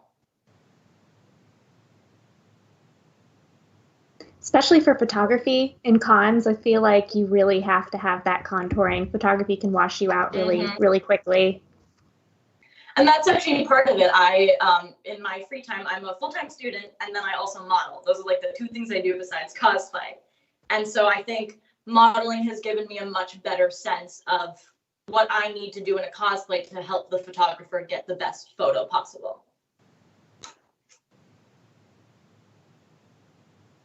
because this looks very, very intense in person right now, but on camera, it's already looking pretty normal. And so the camera's going to blur things out, and you really want to make it as high impact as possible. So photographs well. Right. I feel like a lot of cosplayers, especially if they're not really used to wearing makeup, they always go a little too subtle. I like seeing those really great contours. Yeah, I think we're scared to look like clowns, but so many of these characters are so far from reality that you have to embrace that, or you're not doing them the proper justice, in my opinion. Totally, yeah. Like, I remember, I think the first time this is such a random thing to be self-conscious about, but the first time I did Diva from Overwatch, she has these pink triangles on her face. And the first time I was painting them on, I was like, I feel so silly and weird. And like, why am I doing? I was fully fine painting myself purple, but it was something felt so weird about like, I'm going to have these big triangles on my cheeks. But I committed and made them huge. And I know some people make them a little more small and subtle, and it's cute. But when you really get the high impact of like the giant triangles, there's just something so captivating about seeing that on the face and seeing that in the photos. Oh, yeah. Yeah. I love it. Especially that cartoony aesthetic. It works really well. Yeah. So fun. Wolf Girl has a question. If you do cosplay makeup specifically for a photo shoot, is there anything that you do differently? I would say go a little bit more intense. Like I was just saying, if you're thinking about wanting to get the best photo, you are going to want to overdo things like contour, like anything you can exact. I might go for a more natural eyelash. I like using false eyelashes for cosplays where it makes sense. And I think the big ones don't photograph too well because it hides so much of the makeup that you spent time working on in a photo. So I would say probably smaller lashes and bigger everything else would be my go-to. So I'm just finishing some eye makeup here on Harley's side. So Harley has very dark everything around the eyes, and I would generally go through like a eyeliner that's good for the waterline, because you don't want to use, you can use a normal eyeliner, like a liquid eyeliner for your waterline, but it's not going to feel pleasant, especially if you have contacts like myself or you're wearing colored contacts. It starts to get really cloudy and messy easily. So I would not recommend that. Get the proper eyeliner for the job. Yes, yes, definitely. Just gonna slap on some liquid eyeliner on this side, and the same on Starfire. And that's also part of it. I would take what you're naturally good at in makeup. If you have anything you feel comfortable with, like I'm really good at lining my lips, or use that to your advantage. Don't decide, oh, well, this character is not really an eyeliner person, so even though I'm really good at creating eyeliner, I'm gonna skip it, or I'm gonna doubt myself. Do what feels right for you. I know my eye shape and my face type, and I look best in like a cat eye. And so unless a character very distinctly has something that isn't a cat eye, I'm going to stick to that as my baseline. And there's nothing wrong with that. Like, cosplay is about transforming, but it's also about bringing yourself into the character. So don't panic that you aren't doing something that's right. And even if it is a little bit off, do what's going to make you feel the best about how you look and make you happiest. Awesome. That's a good tip, I feel like, for all things cosplay. Yeah.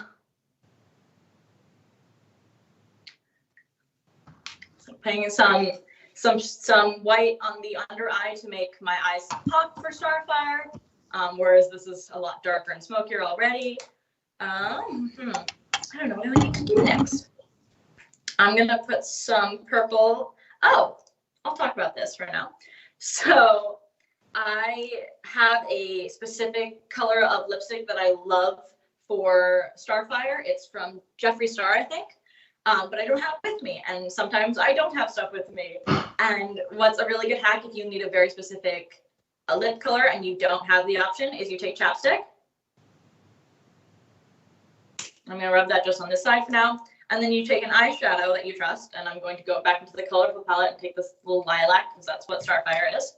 And you pack eyeshadow onto the brush, and you just start applying it. So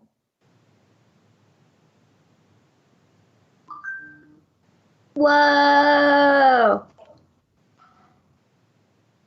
Yeah, I've never heard of that. That's awesome.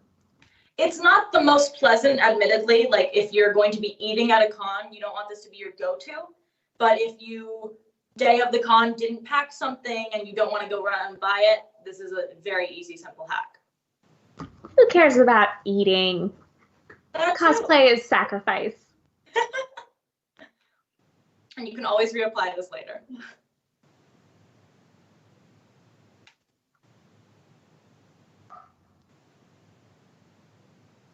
So that's a simple purple look. I'm going to darken this side a little bit. What's not ideal about this also is it can stick to dry spaces. So if you know you're going to need to use this hack, try to drink a lot of water, hydrate yourself, use a chapstick beforehand because you don't want it to clump in any one place and make that part darker. But if you really need a green lip and just don't have it, this is definitely, like, it works. It does the job. And then on Harley's side, I'm going to use actual lipstick because I have red.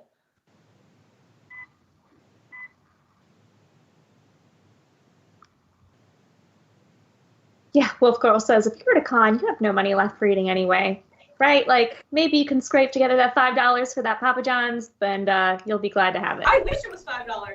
PAX East prices were insane. That was my first time this year, and I had so much fun.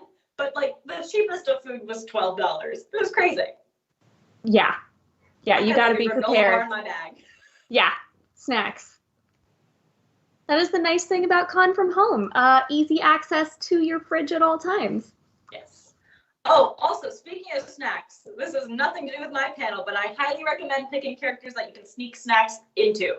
Yes. I have a utility belt for one of my Harleys that has a pouch that's designated for flaming hot Cheetos. Nice. Like, if you can find the opportunity to sneak food onto your person, do it. It's worth it. Okay, that's the red lip.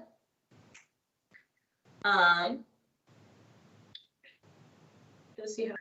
So yeah, so also I should have done this sooner because I'm gonna touch myself up real quick. Let me talk about sealing on the body, on the grease paint side real quickly before I let this smudge anymore. So this is also really helpful for using a water activated paint.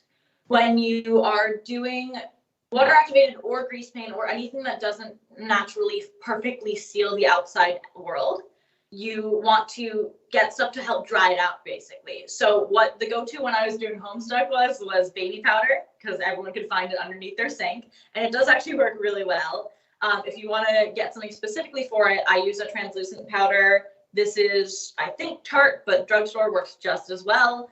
So you just take any white powder and I'm going to use a little sponge today, but you can use a brush, you can use your fingers if that's all you have, really just anything that you can pack it on with. I'm going to take this and pack it all over the white. And so if I'm covering a large area, I would take basically probably a big fluffy brush and do that all over my arms or legs or wherever else I'm doing it. But if I'm doing a small area like my face or somewhere, like, people are going to be looking at my face probably more closely than my elbow. So I want to take the time to really make sure it gets everywhere. So this is the last step. You could also do this before you contour. I just generally will do this and then not go over anywhere I've contoured as intensely. Like, they'll get a light brushing and everywhere else gets packed on. But it really doesn't matter the order because they're both powders. They're both going to help seal things in a way. And also this is a drag queen tip basically, but if I contour first and then put my powder on, what I get to do is create a harsher line right here. So if I put a little bit too much powder here, I can get a really sharp line. And if you have a character who's a bit more intense, someone like Harley, you can get a really crisp, intense contour, which is fun. And if you want the softer look, then definitely go back and blend it out.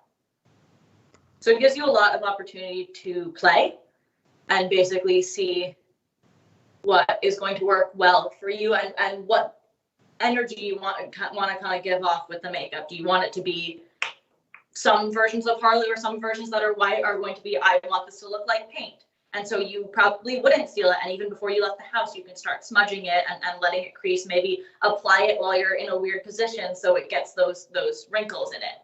And some versions you want to look very natural, like what I was going for today. So I'm going to try to let the white feel as natural as possible by letting it be less opaque, and then add makeup to make it show that, like, oh, she did makeup on top of the white skin. So it's really understanding what you want to say with your character in your makeup and experimenting to see how the best way to get that. Got another user question. Will this sealing also work to keep it coming off on clothes? Nothing that I've tried is perfectly nothing will come off, but the sealant does help a lot. And also, if you are using water activated paint specifically, or grease paint, all that stuff does wash out. And especially if you are sealed, even if a little bit does transfer onto clothes, it'll be a small enough amount that it'll be easy to wash out. I think the only way to really, there's no 100% effective, but your best options are to do priming beforehand, put it on in a nice even layer. You can even do multiple layers of the powder if that helps. If that helps your skin, if you're especially on the oilier side. Definitely multiple layers of powder can be helpful. Nothing is 100% effective, especially, but a tip for that. So the thing that I at least worry the most about is the palms of my hands. Because everything else, yes, it can get on your clothes and it can be difficult, but it's still not going to rub, your shoulder's not going to touch that much stuff at a con. So what I generally like doing is preemptively, I do a much thinner coat on my hand. So when I, the back of my hand, I probably get to match to my face, how it is right now. And then my actual hand, I would keep it very light, probably only a little bit more paint on it than this. So this is going to fade pretty quickly, but you can reapply it if it starts to bother you for any photos, or just you don't like the look of it. You can reapply this by just keeping your paint in your bag and just grab it, smack it on, you're done. If you use only a little bit of paint and then seal it, it'll start to fade eventually, but it's not so much paint that it really is going to have the chance, because even this is so little that if I start touching stuff, there's nothing for it to wipe off because there's so little on it, and it's just really ripping my skin only. So just having a very light coat on your hands, as light as you can get it while it still looks like there's white on it, will help you from being able to transfer, because there's just not much to transfer. So that's always helpful. Makes sense. Yeah. So everybody do your laundry. Yes. It really, my mother, who I think is watching right now, would kill me if this stuff didn't wash out. And it does. Yeah. I spent too much of my childhood running around in 300 different colors for me to not have stained many a thing. And it does wash out of everything if you're going to spend the time scrubbing it. So it's nothing to be afraid of. As long as you don't stain the con. Don't stain any panel rooms, please. Yeah. I remember that about the Homestuck cosplayers more than anything. I remember lots of gray stains. Well, that's the thing. There was this several month to maybe a couple of year period where cosplay was popular, and so it was getting cosplayed a lot. Homestuck was so big, but it was a bunch of young kids who hadn't yet learned how to seal and paint. And so they were running around with unsealed paint, staining everything. And body paint was suddenly this horrifying thing that you just had to stay away from. And then once the Homestuck kids got older, myself included, we all were like, oh, if we just grab some baby powder or some translucent powder or any sort of a white or anything of that world, we won't stain the con and get yelled at. How crazy. And neither will anybody else that has watched our panel. Your panel. That's the hope. So we're getting towards the home stretch. I'm going to be putting on lashes and doing finishing touches. So this is, if you got any burning questions, I'm all ears.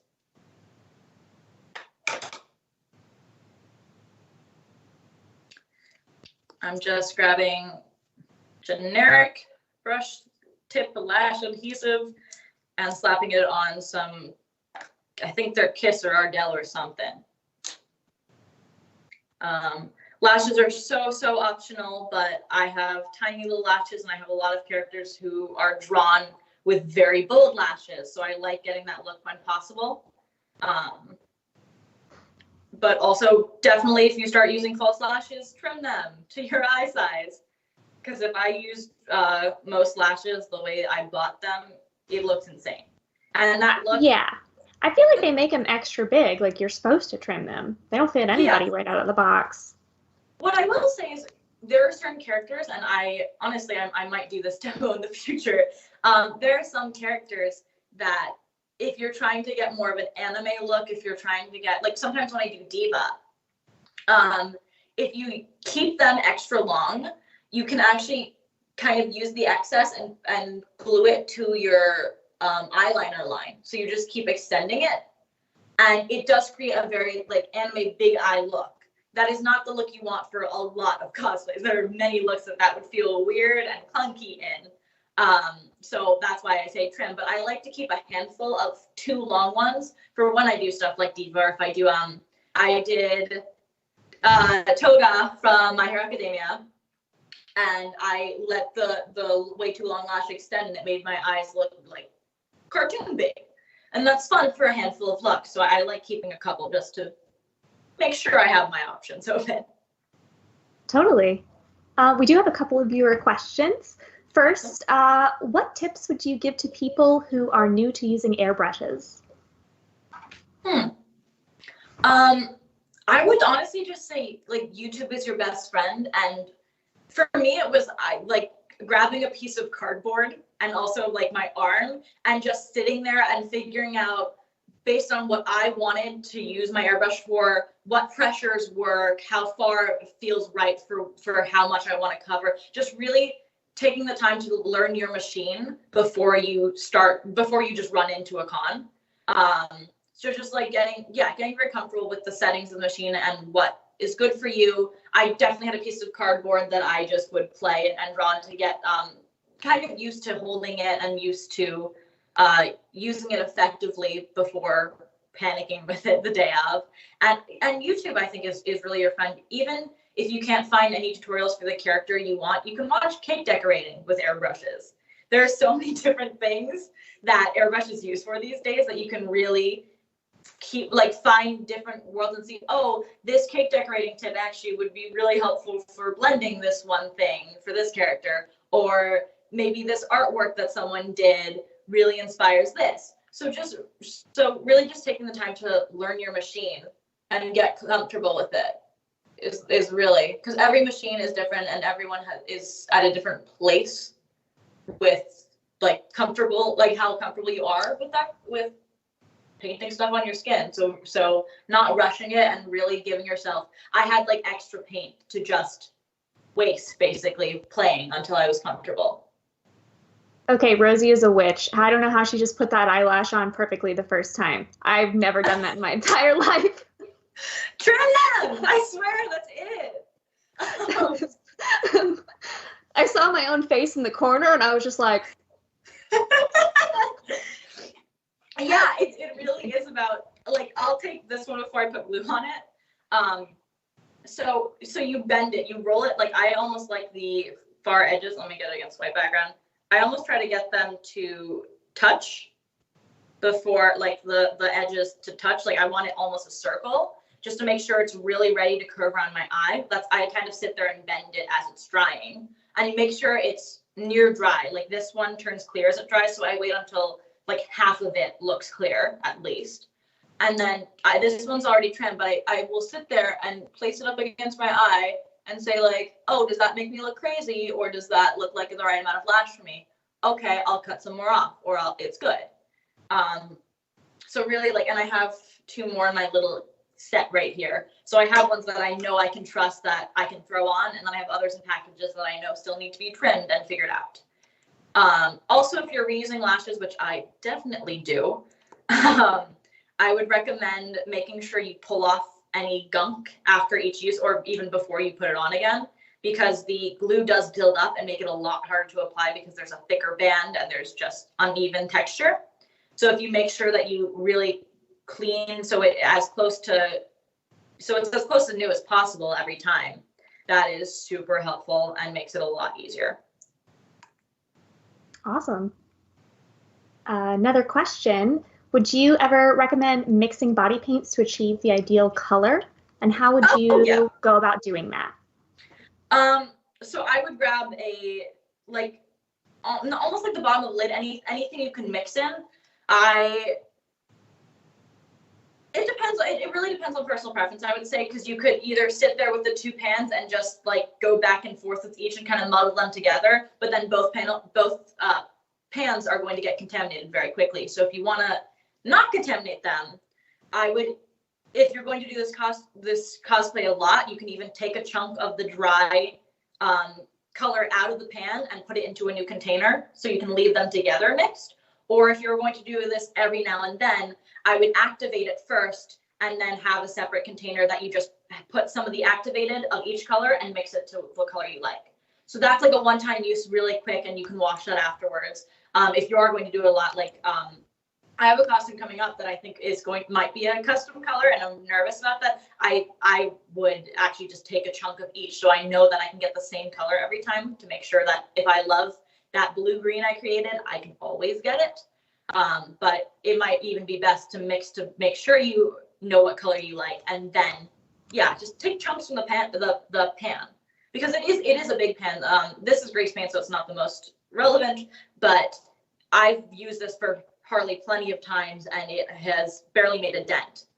And so if I wanted to cut like a quarter of it out to put in a different pan to mix my ideal color, it's not gonna make me not have this anymore, really. I'll still have plenty of this, and I get my mixed color every single time.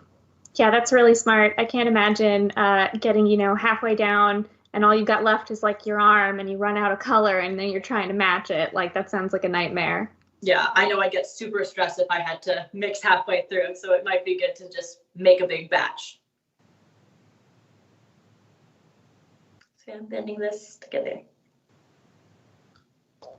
Now we're getting lash comments in the stream.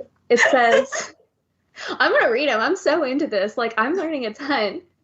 If you are new to false lashes, if you put your mirror on your table and then you put your elbows on the side of the table, look down into your mirror and put the lash on that way, it works way quicker because your hands are stabilized, elbows on the table, and your eyes are closed because you're looking down, but you can still see the mirror. That's a tip from a drag queen. Yes, thank you, drag queens. You guys have done so much for the community. Lashes, do them with your eyes closed. My God. Yeah, wow. I've never tried that. I'll have to try that. Yeah, my drama teacher actually taught me that way, like kind of looking down almost closed and putting them on, because once you're comfortable, especially I wear contacts, so I'm just used to poking around my eyes. Once you know kind of what you're doing, you can slap them on with your eyes open, and that means you can see what you're doing a little better, but it is more of a risk of poking yourself. So when you're new, definitely try to keep your eyes closed, and if you get it at that correct, half dry, almost dry, but still tacky, that's what they call it. You want the glue to be tacky. If you make sure you're at that point and really be patient at getting the glue to that point. If I did, actually while you were talking, I kind of put this one on wrong for half a second. It was the right amount that I could pull it off and put it back on, and it's applied and staying perfectly now. So if you really are patient and let it get to the right level and not so drippy as that towards the beginning, or not completely dry, you get at that right middle spot. Even if you do close your eyes and you've missed a corner, something's a little off, you have enough time to adjust it and make it actually fit. And I also like squeezing it to my actual lashes, because my lashes are down here, and if I just squeeze them together, I make sure it's really on the right line. It's on that eye line. So it's going to be secure and it's going to look more natural.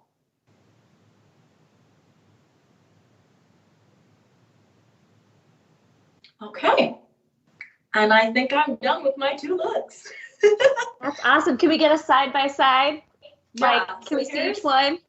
Here's Harley. Amazing. And here's Starfire. Oh my gosh. Yeah, no, especially turning, you can see all the reds picking up the light. It's really cool. I'll definitely be posting photos of these a bit more close up and products I've used on my Instagram later. If anyone's that specific orange or that specific lipstick is amazing, I need it, I'll definitely be putting all the products on my Instagram. Yeah. Any last questions? What's your Instagram? You want to shout it out? Yeah, it's Rosie Garcia Cosplay. Rosie Just my full Garcia name Cosplay. and cosplay. Yeah. So any last questions do we have? Any more audience questions from anybody about body painting? I learned a ton. This is a great I'm so panel. I'm glad. glad I joined. All right, I guess we are done. Thank you everyone for being so great and asking great questions and having fun comments about eyelashes. And thank you, Danger Cosplay. You've been so great as moderator. Of course. Thank you, Rosie. It's again Rosie Garcia Cosplay. Yeah. Thank you. All right, we're gonna give Danger Cosplay a break because I think she offered to be moderator of the next one. We're gonna transition over to the Con Lobby Live. We have a couple new cosplayers in there. I'd also like to take this opportunity to remind you if you don't have to go out, don't go out. I haven't left my house in like 5 to 7 days myself. So, let's flatten the curve. And what that means is we want hospitals to be able to handle and have bed space for the amount of sick people. And it's on top of folks that already need to go to the hospital. Because people are still going to have heart attacks. People are still, especially if they're sitting at home and not able to go out.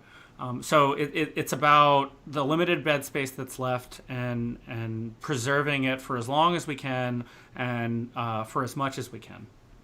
I'm kind of curious. We've had Laurel Bedminster out there crocheting, I think it was. So I kind of want to see what she's been crocheting if she's got it handy. Any more audience questions from anybody about body painting?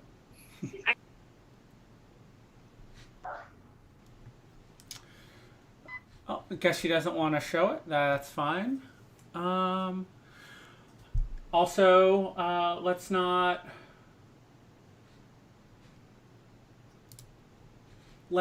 forget that you can get your own badge made. I just put the QR code up straight over our creative director's face there to get your own badge made. That one's mine. You can get yours.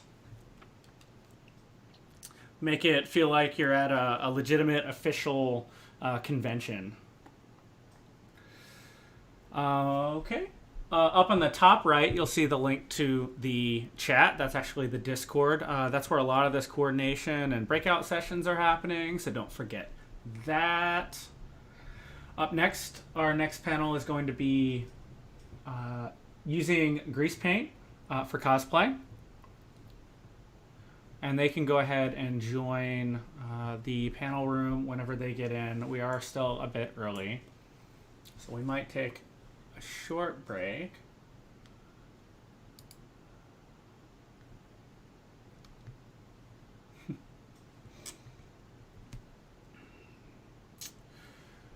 And as soon as I can get up the vendors, we'll go ahead and do some vendors.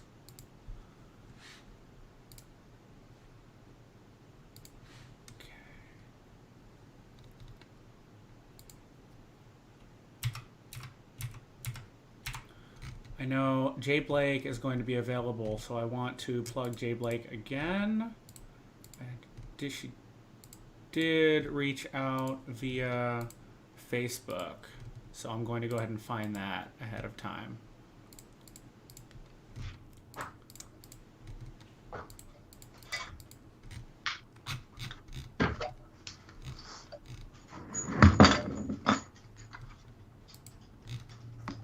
So we have Laura showing what she's crocheted.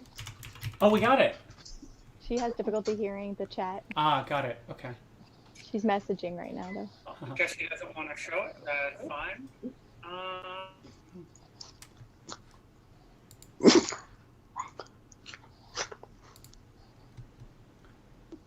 That looks great.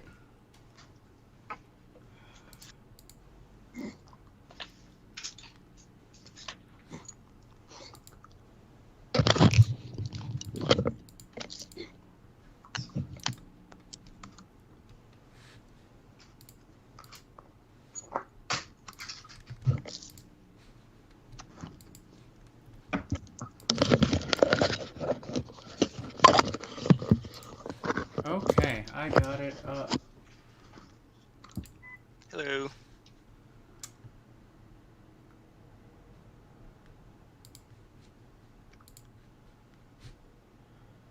So here is Jay Blake's new slide. Jay Blake is an artist. They are available right at that QR code right now on the right, and they're available for comments, questions, thoughts, if you would like to support this artist right now. And they're doing... Yep, so they're going live with their booth set up right now and for a while. Once again, we definitely want to support our artists and our vendors, some of the most hard hit of this situation.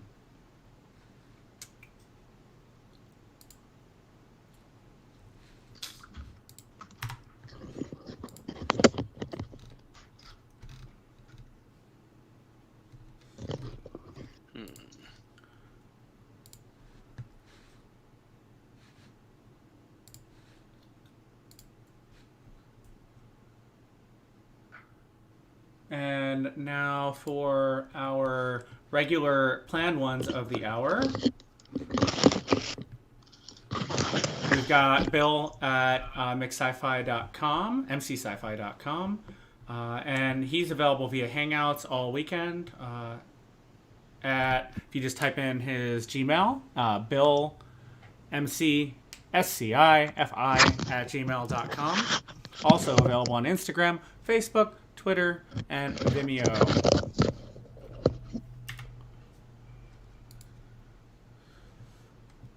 Now we've got an artist that is also available via QR code there. We'll leave the QR code up for a while. We definitely want to support our artists and our vendors. So go check out Cherry Pug Pie, Curious Cat,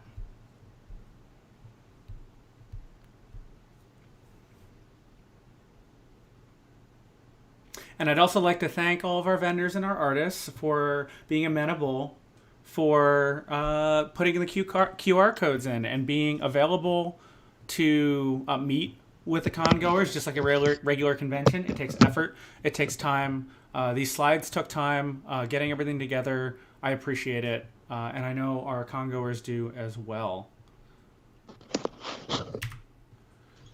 Jason Enos's art.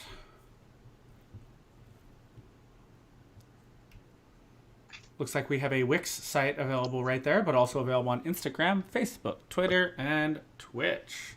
So maybe we'll get some live art up on Twitch. There should be some videos.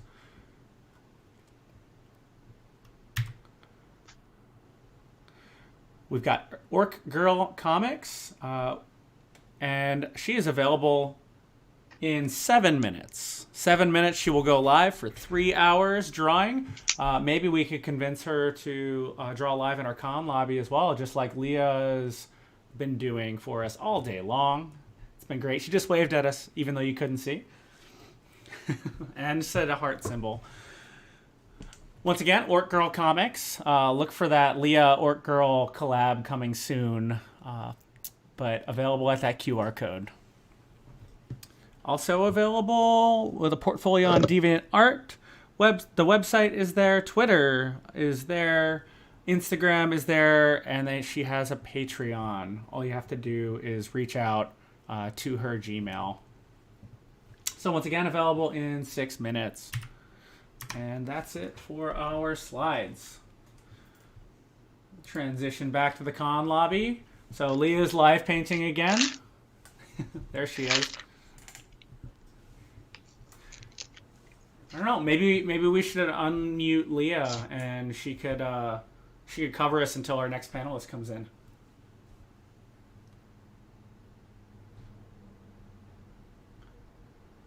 No, can't hear her. Might be.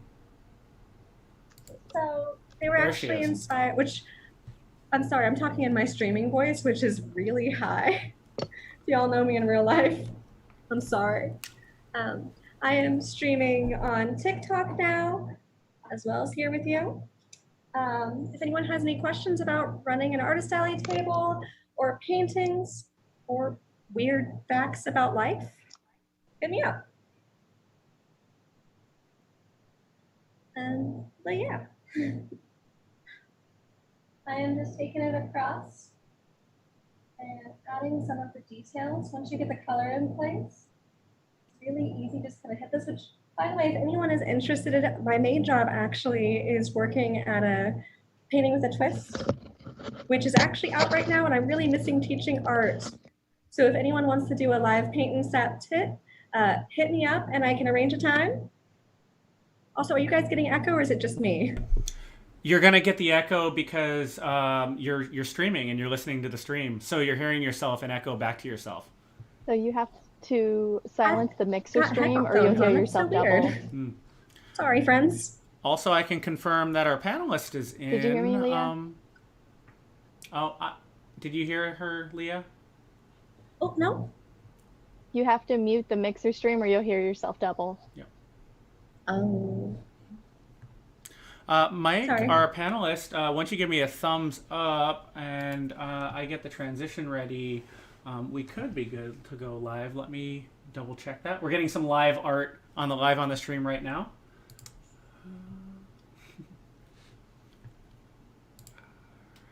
And I probably should go ahead and say, I've got my whole table on display here right now in my one-bedroom apartment. It's a little bit chaotic. We just had one of my large paintings sell a couple hours ago, which is super, super exciting. Anyone that's interested, definitely DM me. We're shipping all across the world right now.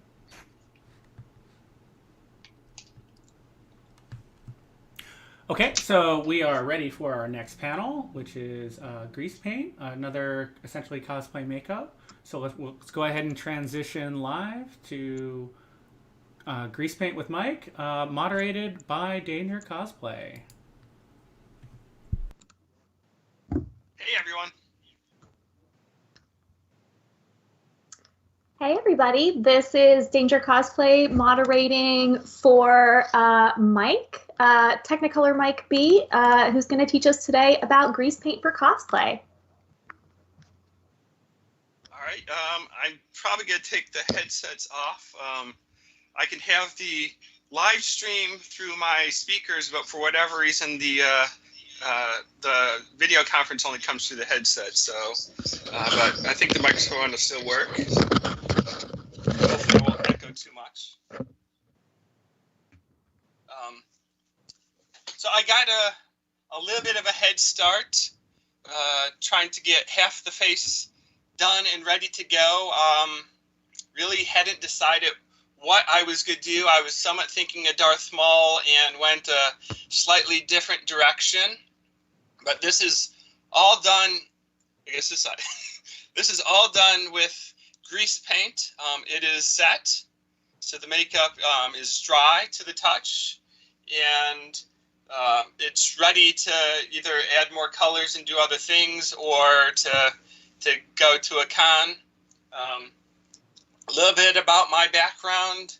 I've been into the Halloween theme since who knows how long.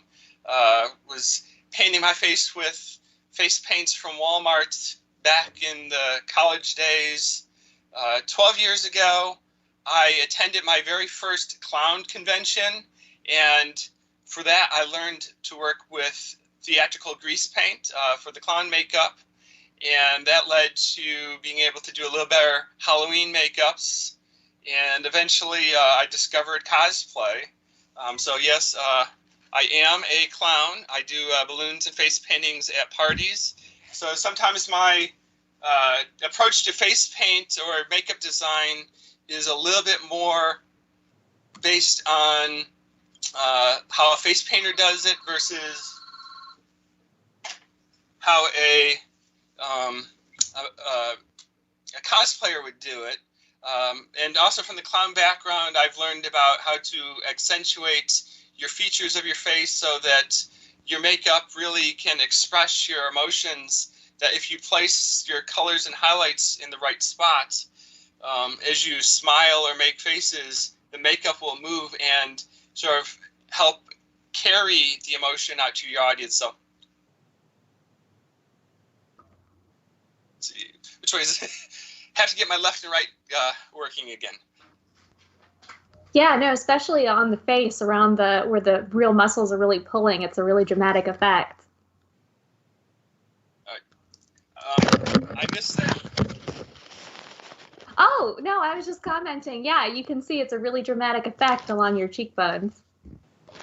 Yeah, I was going for a little bit more dramatic. I was watching Rosie's presentation, and she was going for the subtle look. I went for the more dramatic, sort of more alien-esque approach, and as opposed to it being a flat red color with the highlights and the shadows, it really adds a lot of depth and character to the design.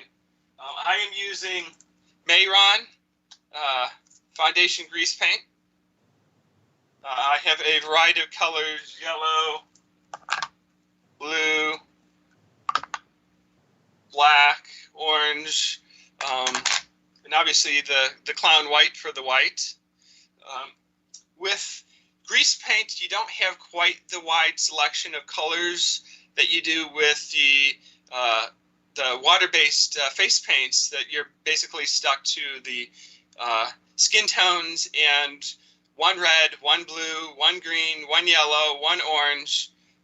But I mix my colors on the fly, and since I do blending and highlighting, whatever color I'm starting with, I'm going to make it lighter with a white or darker with a black. If I'm working with an orange, I can make it lighter with a yellow and darker with a red. With blue, you can make it darker with a purple. So when you mix two colors together, you can create the shades that you're trying to accomplish. I guess I'll get started with the second side of the face, and I'm going to do blue just to sort of give it a different look. My favorite tool is my hand. I work everything off my hand, but before I begin, I do try to keep my face this side. Make sure it's nice and clean. Any of the oils have been removed. I've shaved. I've got it as clean as can be. I don't do any special skin prep. I don't stick my hand into the makeup. There's the camera. I use the end of a brush and pull off enough makeup to get started, and I just put it onto the back of my hand. The grease paint is it's a solid liquid state, and it actually, with your skin temperature, it will warm up a bit and it will soften as it warms up. So by putting it on my hand, I can warm it up and make it a little bit easier to move. I can also massage it on the back of my hand. If I'm doing a large area, my hand, my fingers, they're the best approach. I don't have to use something small. I know Rosie was using a sponge, but I just use my hands.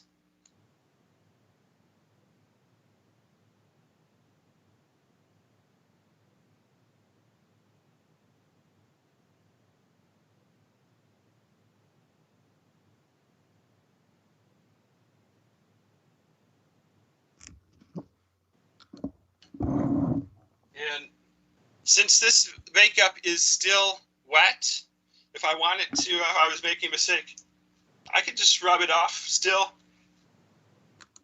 I guess that answers our viewer question, if grease paint is easy to remove. Isn't going to come off, but the makeup side will, which allows you, if you're, depending on the design you're working on, sometimes if I know I'm going to do a different color in an area and I don't want the two colors to blend in, I can use a Q-tip and sort of wipe away a section of the makeup, and that sort of creates a line where I can to work from. I don't have too much glue on there to work it. But that's, while the makeup hasn't set, you could still remove whatever you've been working on and start over again. So let's go back to applying it.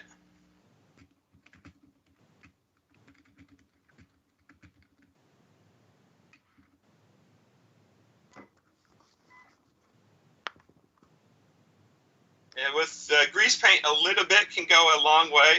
Each color has its own consistency and coverage. Red is a very light color. The makeup is very liquidy and flows and covers very easily. This blue is a little bit drier and stiffer, so it doesn't cover quite as well. But just a toothbrush size amount or amount of toothpaste you'd use on your toothbrush can cover a good amount of your face.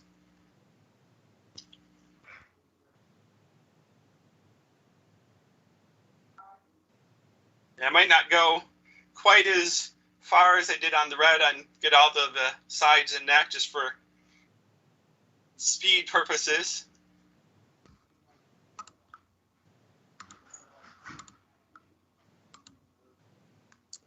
Yeah, well, Mike is doing his demo. He doesn't have his headphones on, so keep asking questions. I'm going to keep track of them, and we will have a Q&A at the end.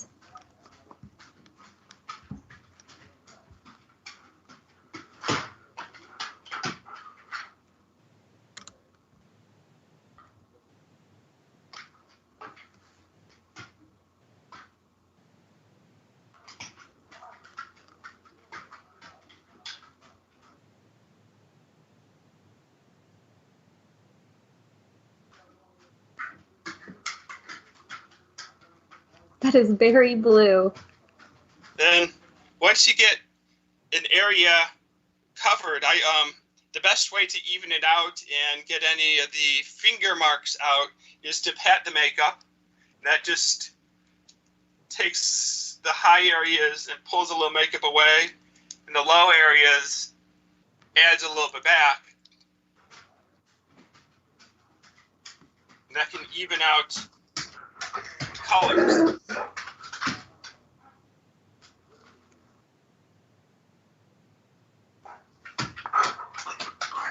One thing I've learned when I'm doing cosplay makeup is bring your own lights with you. I've been in a hotel with the rooms just don't have bright lights, and I find that if I'm doing my makeup in a dim room, I won't see the colors quite as effectively. And once I get out into like daylight, and it's like, oh my gosh, the makeup is too pale. So it's always good to bring your own lights when you're traveling. So now I have a base coat of blue. We could go on to adding some of the highlights and shadows. At this point, I haven't set the makeup on the blue side, and that's will allow me to blend colors a little bit better. I know Rosie in the last panel, if you were watching, most of her highlighting was with powders. For me, my highlighting and shadows is with grease paint. And I'll do a little bit at the base coat, and then I'll do more highlights and shadows after it's powdered and sort of like the final details that hopefully I'll be able to show a little bit later on the difference of working on the wet side and the dry side with makeup. So I've just added a little white to my hand.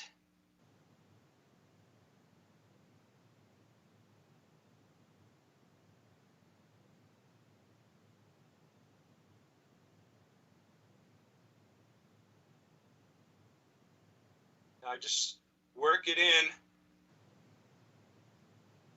creating a highlight.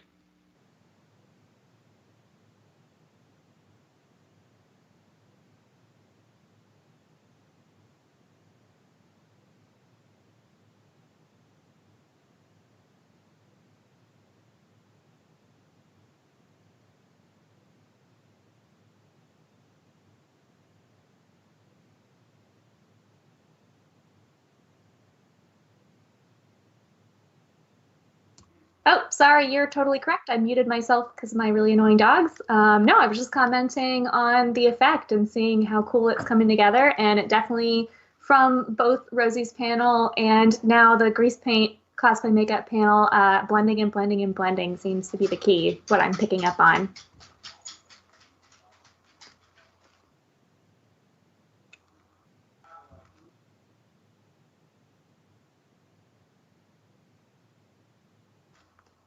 I was getting really strong Yondu vibes with the mullet.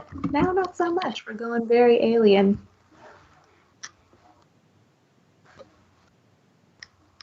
And with the blue, I can either use black or purple to darken it.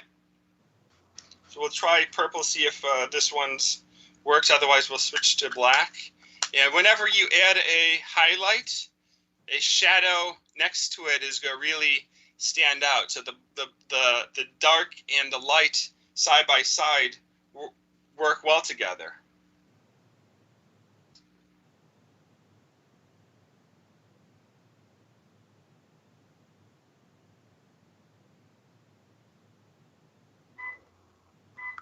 It's cool. It's almost like it's creating like a ridge effect.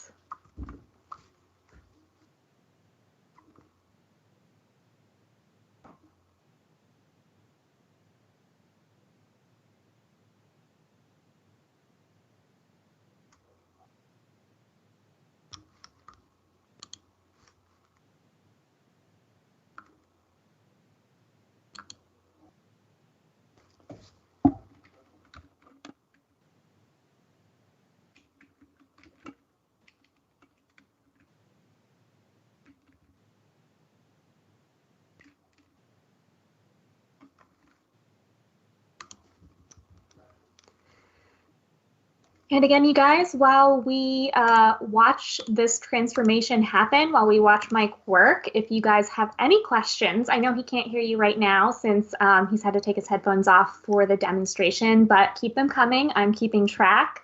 I've seen your questions, and we'll have a Q&A at the end of the stream. All right, now just add a little bit darker with the black.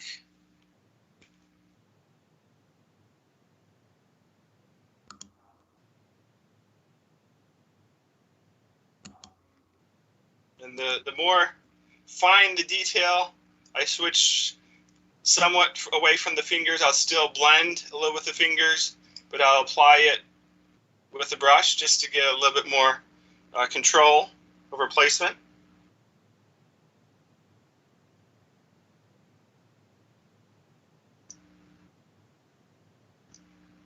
When I've worked in a Halloween haunted house, or I did help the makeup on Wizard of Oz, instead of sticking my fingers in other people's face, if they were teens and older, I sort of got them put the base layer of makeup on. I'll just sort of say smeared all over your face, and then I'll do the details with the brush just so I'm not having to stick my hand in everyone else's face.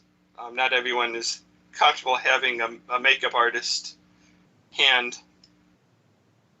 That's also probably a good COVID tip right now. Touch your own face. Don't touch your neighbor's face. And wash your damn hands.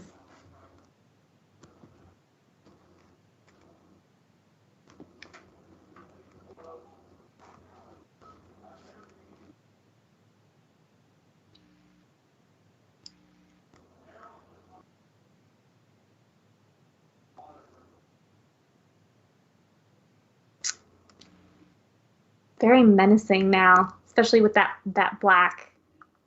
Definitely works for a more menacing vibe.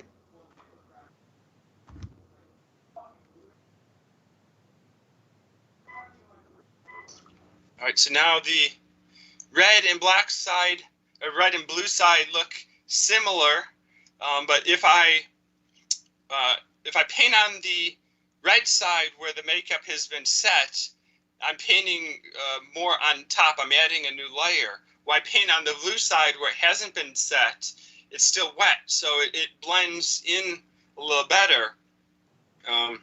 So that one of the advantages of setting the makeup, when I'm painting on that side, I'm able to sort of lay a new color. So it's like if I want a white, it's going to stay white. If I'm adding black, it's going to stay black. On the wet side, it's going to turn into a gray or a pink or a lighter shade of blue. So that's the advantage of, so at this point I would normally set the blue side and so I consider the base layer done and then come back and continue. Since I don't really want to run away from the computer and I don't want to get the powder all over the place, I'm going to just work on the red side for now. To set the makeup, I use wonderful Johnson's & Johnson's baby powder. This is the pure talc version. I know there's controversy of whether you use the talc version or the cornstarch version. I use the talc version. I've heard that a lot of people say the cornstarch is a food product, so that you don't really want to be using that on your makeup. But to each their own. So if I do the black makeup on the red side, it is going to stay black.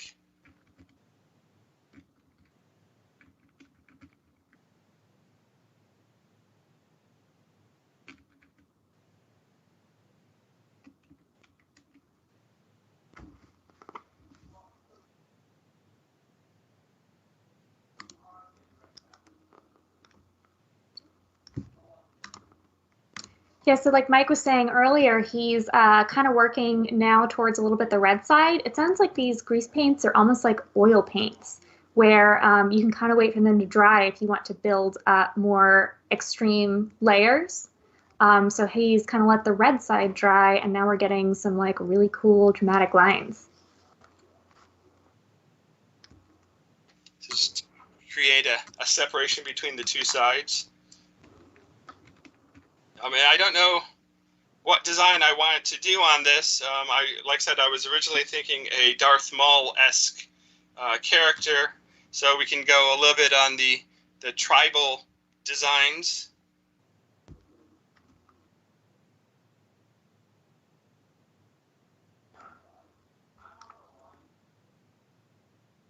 When I start doing makeup just on my bare skin, it's sort of like working with a marker. And I like to sort of think, when I'm doing it on the second layer, it's sort of like a crayon that it doesn't go on quite as smooth. It takes a little bit more work to get the makeup to stay where you want. And that's partially because there'll be a little residue of powder, and it takes the oil in the makeup that you're working with to activate the makeup on the layer below so the two layers can bond. So it just takes a little bit more effort to paint the second layer, but it's going to stay on, be a lot bolder. I'll do the same design on the blue side, and you'll probably see the edge won't be quite as crisp and the color won't be quite as clear.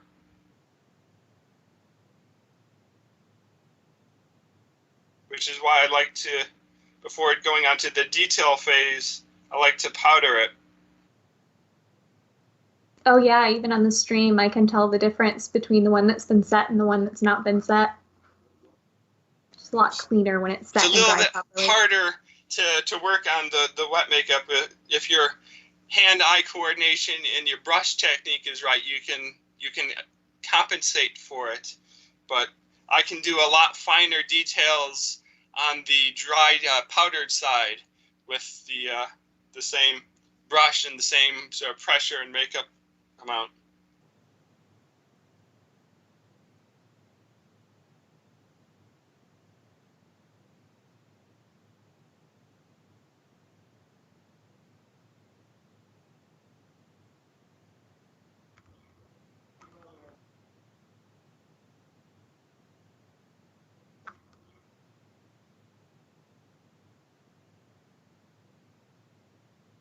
Normally don't have to hold the mirror, so I get trying to make sure you can still see it on the camera and not have the mirror too much in my way.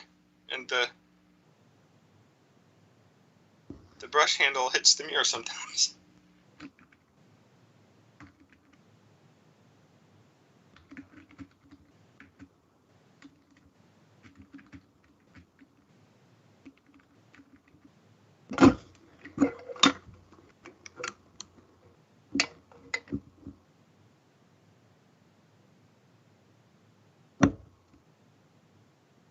I see on the forums a lot of people talking about, hey, I have this con coming up in a week, 10 days, and I need to buy some makeup. What do I need to buy? My best advice is figure that out early and practice. I've been working with grease paint for 12 years, and I'm still getting my technique down better. But it's like if you're planning to do your makeup for the first time the morning of a con, it's going to take a long time. So if you get your makeup a month in advance and you have 4 or 5 times to practice the design, practice the application, by the time the con comes around, you're going to be a lot more comfortable working with the makeup product, and it's going to go a lot quicker, and you're going to have a better result. So my best advice is to practice, practice, practice.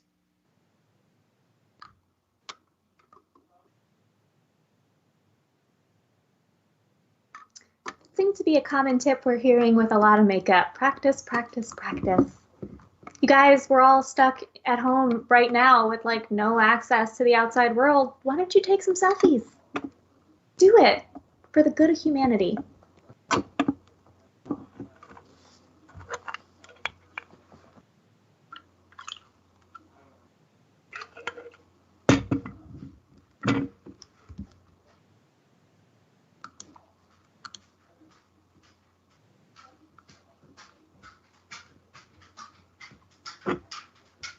Oh yeah, now there's lots of drama with the black outlines.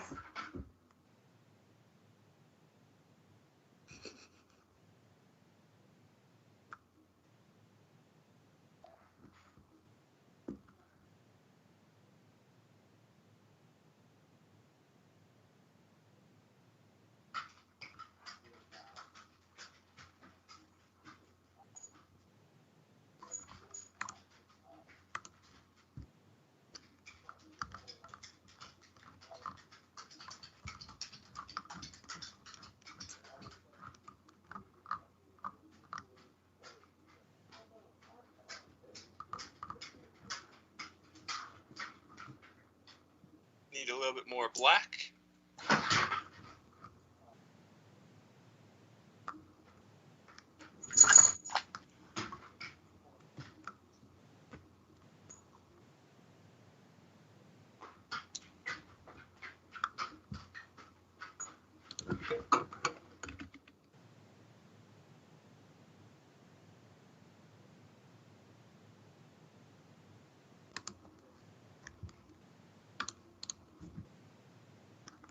I don't know if we have any of the guys watching, but guys can learn how to do this too. That makeup doesn't just have to be for the girls and the Harley and Starfire characters. I've done characters such as Beast Boy.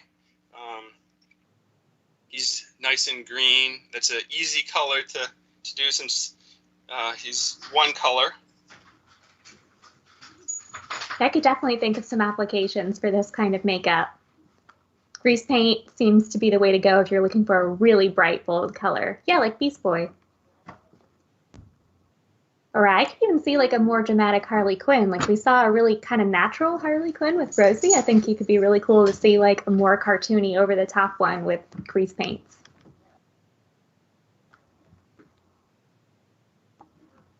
Well, one thing I like about the grease paint is it is oil-based. Once it's set, it's going to largely stay put. I do have oily skin, so I will bring extra powder, and 3-4 hours into a con, I'll head to the restroom and powder the makeup. That if you just apply a light powder and brush it off, that will reset the makeup. So as you sweat and the oils of your skin activate the makeup, by powdering it again, that will set the makeup so that it will last a little bit longer. You just have to avoid touching it. But it's like if you use a water-based makeup and it is 85 degrees outside and you're running around and it's hot and sweaty, that makeup, your sweat's going to reactivate the makeup and it'll start to drip. I've done some of the products before and been out there and like I'm dripping orange sweat. It's like you have Gatorade skin or something. So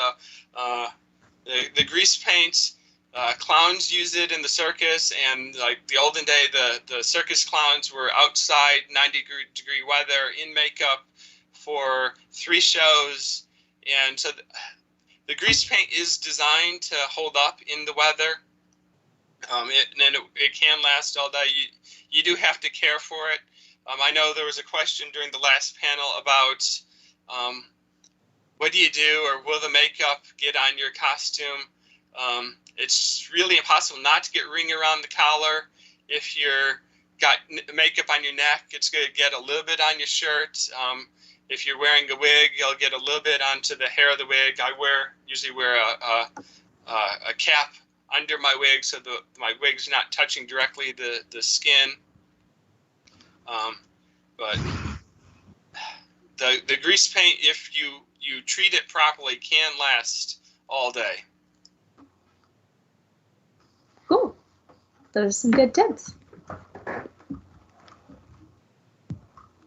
Yeah, and I see you guys sending in questions. Again, since this is a live sort of makeup along tutorial, I am taking your questions. Mike is not able to hear you right now as he's demoing, but don't worry, I'm keeping track because I totally want to know the answers to some of these things also.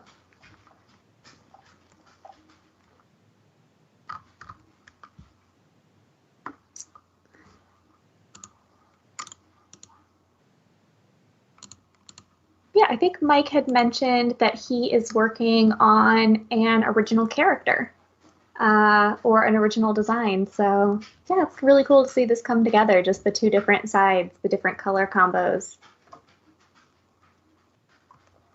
I was getting like Guardians of the Galaxy makeup vibes, and now it's swung full back into Star Wars with the really, really deep blacks. I can't help but see Darth Maul. And anytime I use black, I like to use just a touch of white next to it. The two colors side by side can really, it makes them pop a little bit.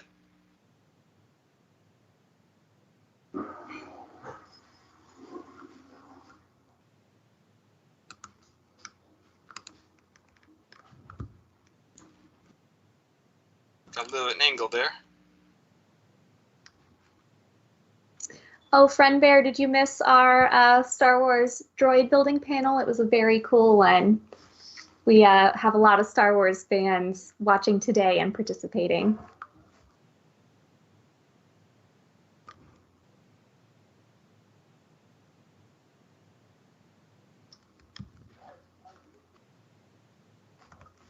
Okay, now he's taking that white that he was talking about to really pop those lines out. It's funny, this is a great tip also for painting prop weapons. If you really want it to look super bright and metallic, go over it with a white outline. It looks a little cartoonier, but if that's the look that you're going for, that really dramatic pop, it makes a huge difference right away.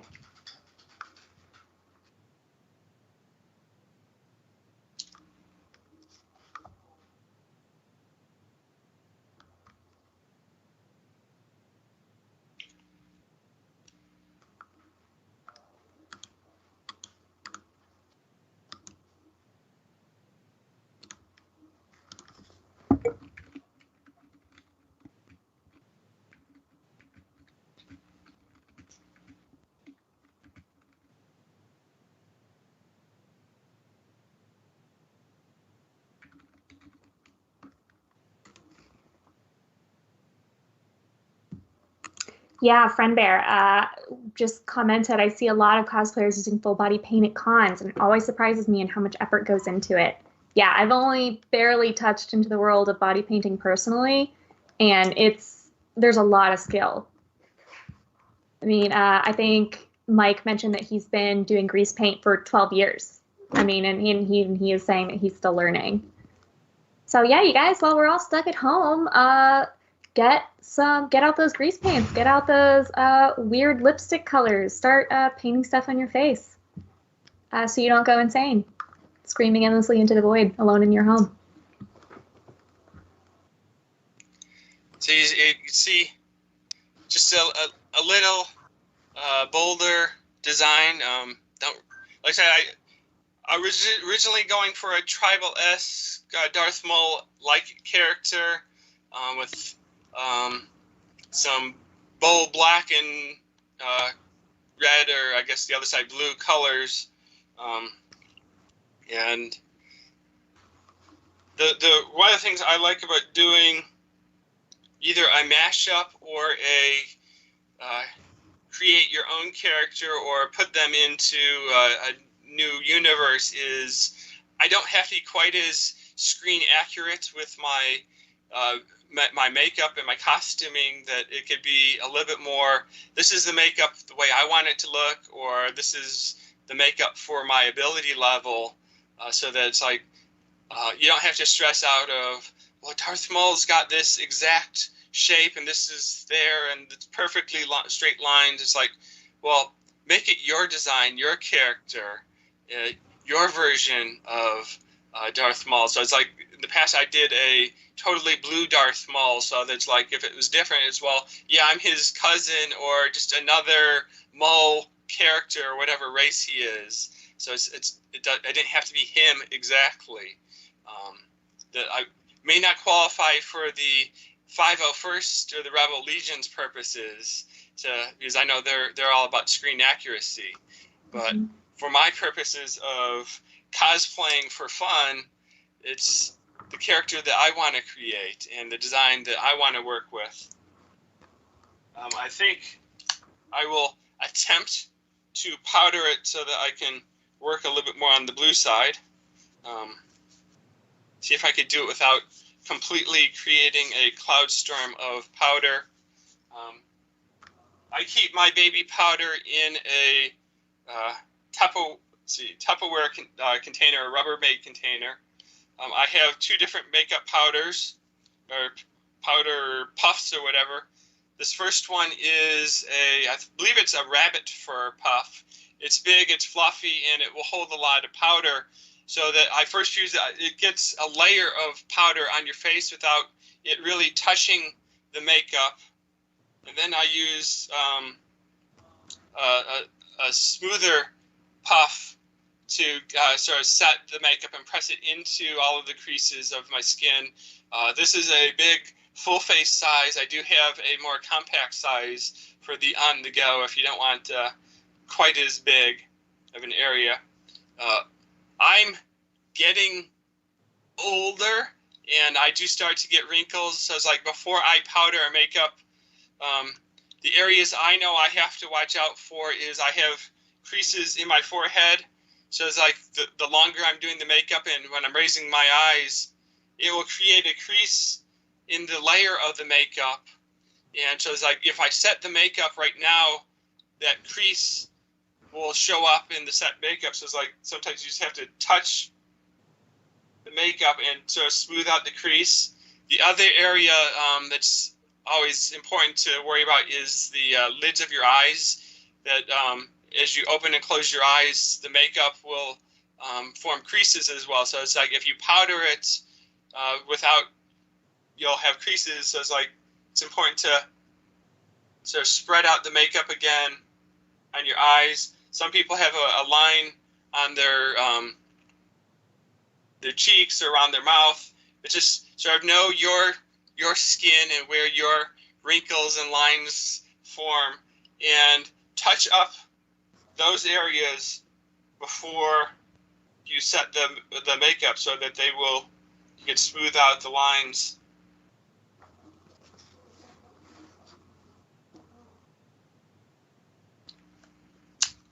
So the first step is, why work with someone else, I'll tell them usually take a deep breath in and slowly exhale while you're powdering. That way you're not breathing in the powder, so that like as you're exhaling, you're blowing the air away from your nose and your mouth so that you're not going to be breathing it in, because you do, or at least I probably over powder. I create the big puff clouds, but you want to keep it out of your mouth and nose. So just sort of deep breath in and breathe out slowly.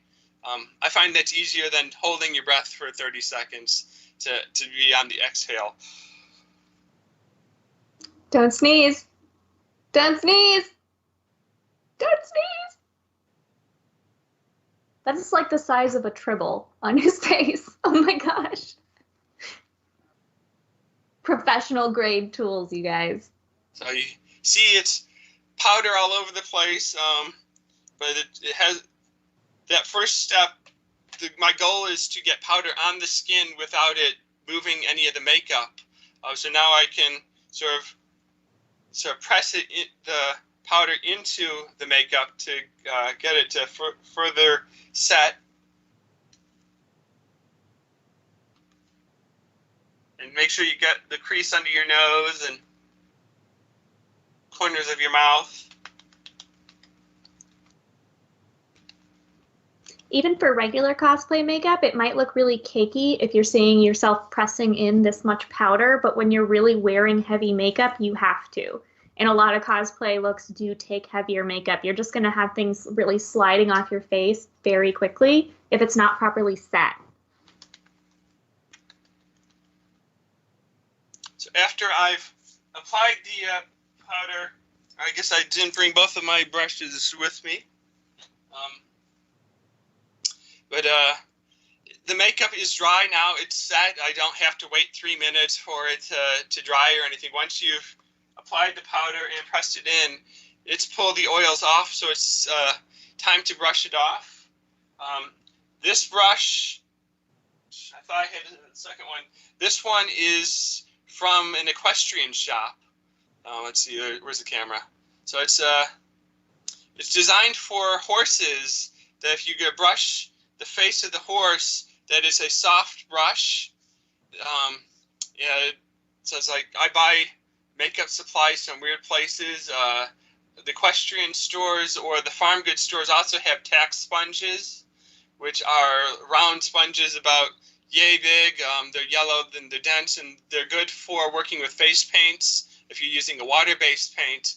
So the equestrian store, the farm store, sometimes you'll find stuff there that you can't find elsewhere, or you can find it cheaper there because they're going to sell it in bulk versus a specialty makeup store that only sells to a few people. So as a cosplayer, I find I go shopping in weird places and I'm using sort of my eyes in a different way of, oh, you know, that would be a good texture for this costume, or that I might be able to use that for this. For this, so it's like you'll find something in a pet store or a sporting goods department that you could use for your cosplay that's not really intended for cosplay. That colored socks and things like that are in sporting goods stores, and primary color shirts for some of the characters you can find in a sporting goods store. So as a cosplayer, if you're closet cosplaying, you can go shopping in weird places. The other brush I use is it's a similar brush, but it's for babies. So the baby brush has a longer handle. It's like a real brush, but it's not quite as dense of a bristle pattern, and it's just a little bit softer to work with. So it's like I use both. And the baby brushes I get on Amazon. Just look for I think just a baby brush and the wooden handle. So I just brush the powder off. Yeah, now that he's got everything, it's going not to even do moving. a photo shoot right away after applying the makeup. I'll usually take a hair dryer and do it on the cool setting and blow it while I'm brushing, and that will get a little bit more of the powder off. Then right now, if I was to take a photo and they were to use a flash, the powder, since it's white, is going to reflect just a little bit more.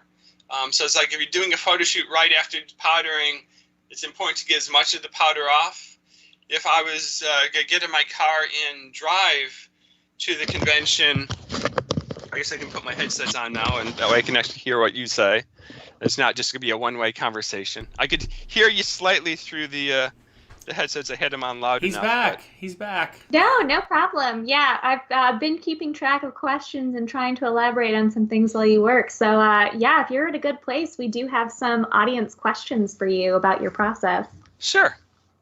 Okay, let me scroll back up here. I've got them all marked.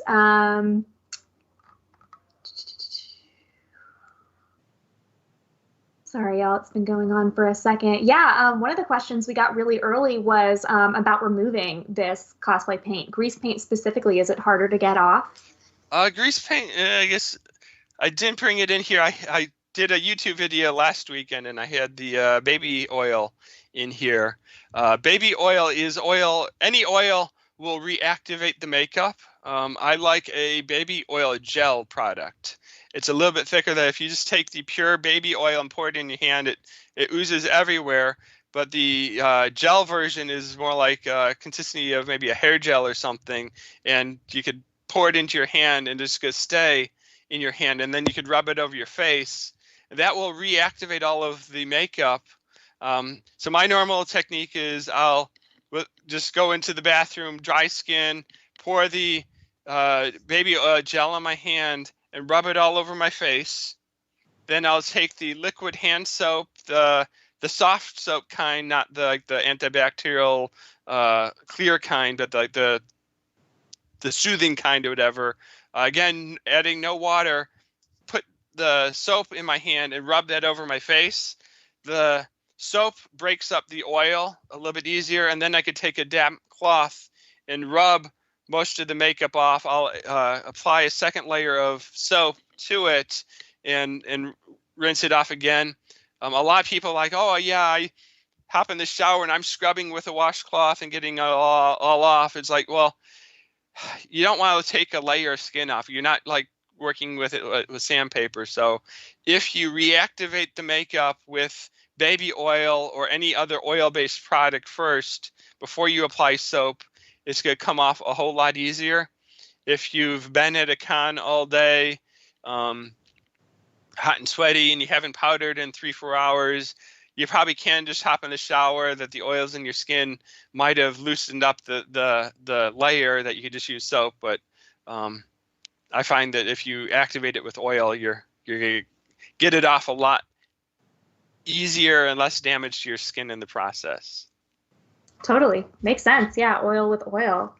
And then we had some questions about what brands of makeup you like to use. And I know you mentioned Mayron, and then also how expensive grease paint is on average, if you can speak to that. All right. Grease paints, if you get it on Amazon, I think a container this size, let's see, where's the camera? There's the camera. This is 1.25 ounce. They're $8 to $12, depending on the color, depending on who's selling it. A makeup like this, I can get 50 faces out of each makeup. Like I said, I don't stick my finger in it. I always use a brush or a spatula to scoop the makeup out of the container. So what's in the container is always clean.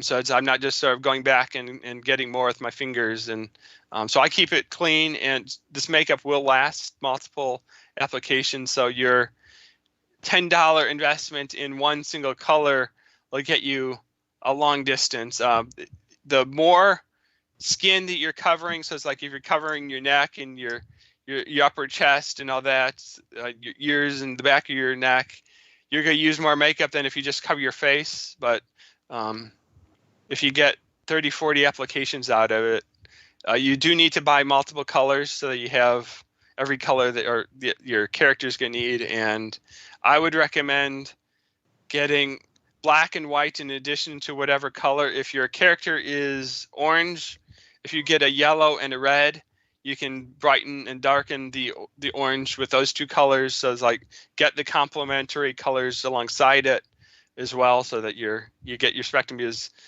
with face paints, the Mayron Paradise, which I use as a face painter, they have sea blue, sky blue, aquamarine blue, navy blue, royal blue, and with grease paint, there's blue. They do have like a midnight monster blue, or like a grayish color, but basically you have blue.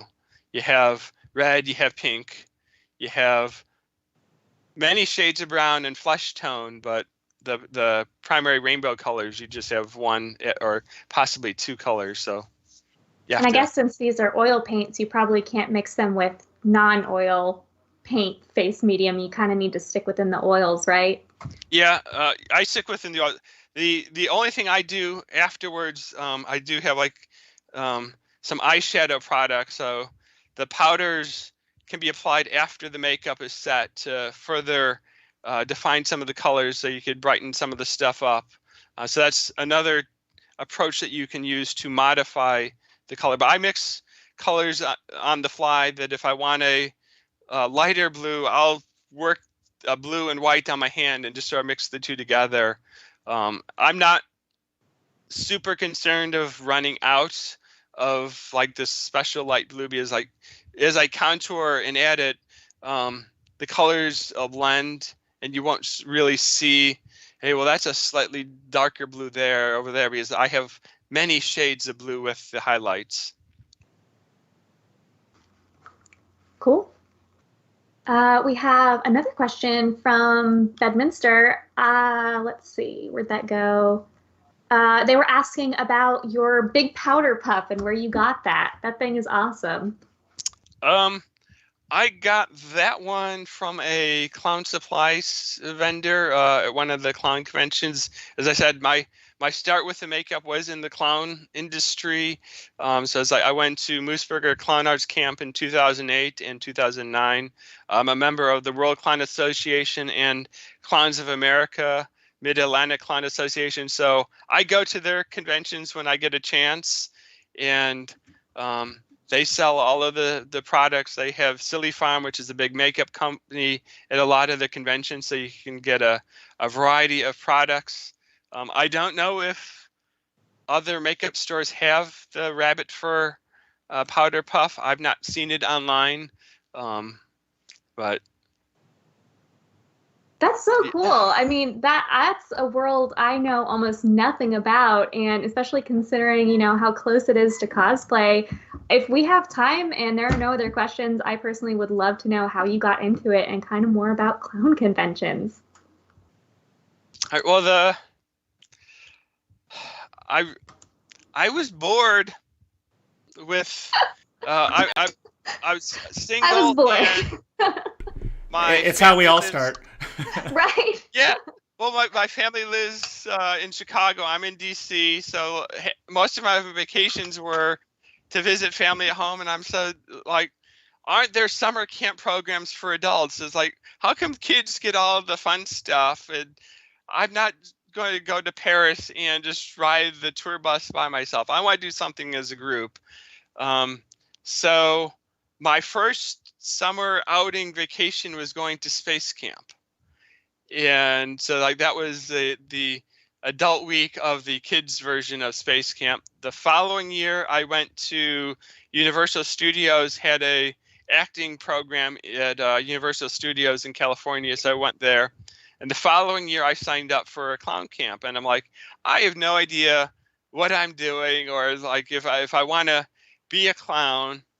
But it was a week-long vacation program, and it every day they had a clowning 101 program, so they taught makeup application and how to design a face. And for, again, clowning, their makeup design is about expressions.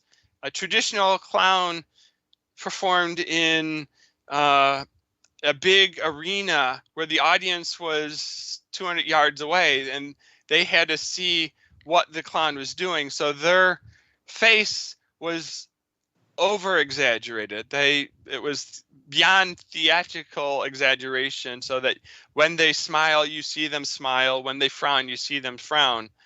So it's all about where to put the colors and how your facial muscles work. That when you raise your eyebrows, how far up your forehead does your eyebrow go? So like a clown doesn't just stick to their normal eyebrow level. They put their eyebrows bigger and above their eyebrows, but it's important that they know where their face works and how it works.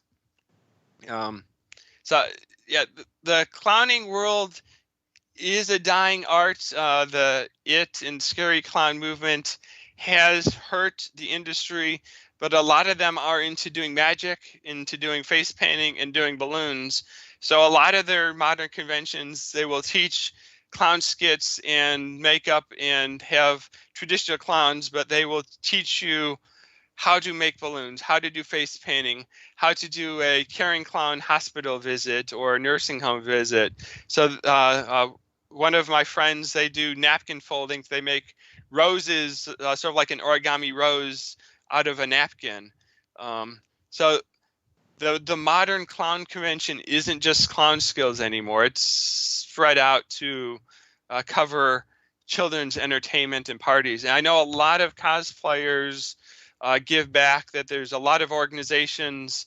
I'm part of a group called CosLove, and they have events at the various military bases. We do a backpack distribution to the military families. They'll have Spider-Man and Iron Man and Wonder Woman showing up for these events. We've done the movie premieres. We'll be outside a movie theater. We did Shazam last year, and I know they did the Avengers movie. I wasn't available, but so they'll get the Marvel or the DC characters. They'll say, if you have a DC character and this is a DC movie, come out to the Alamo Draft House and greet the audience members as they come in and go.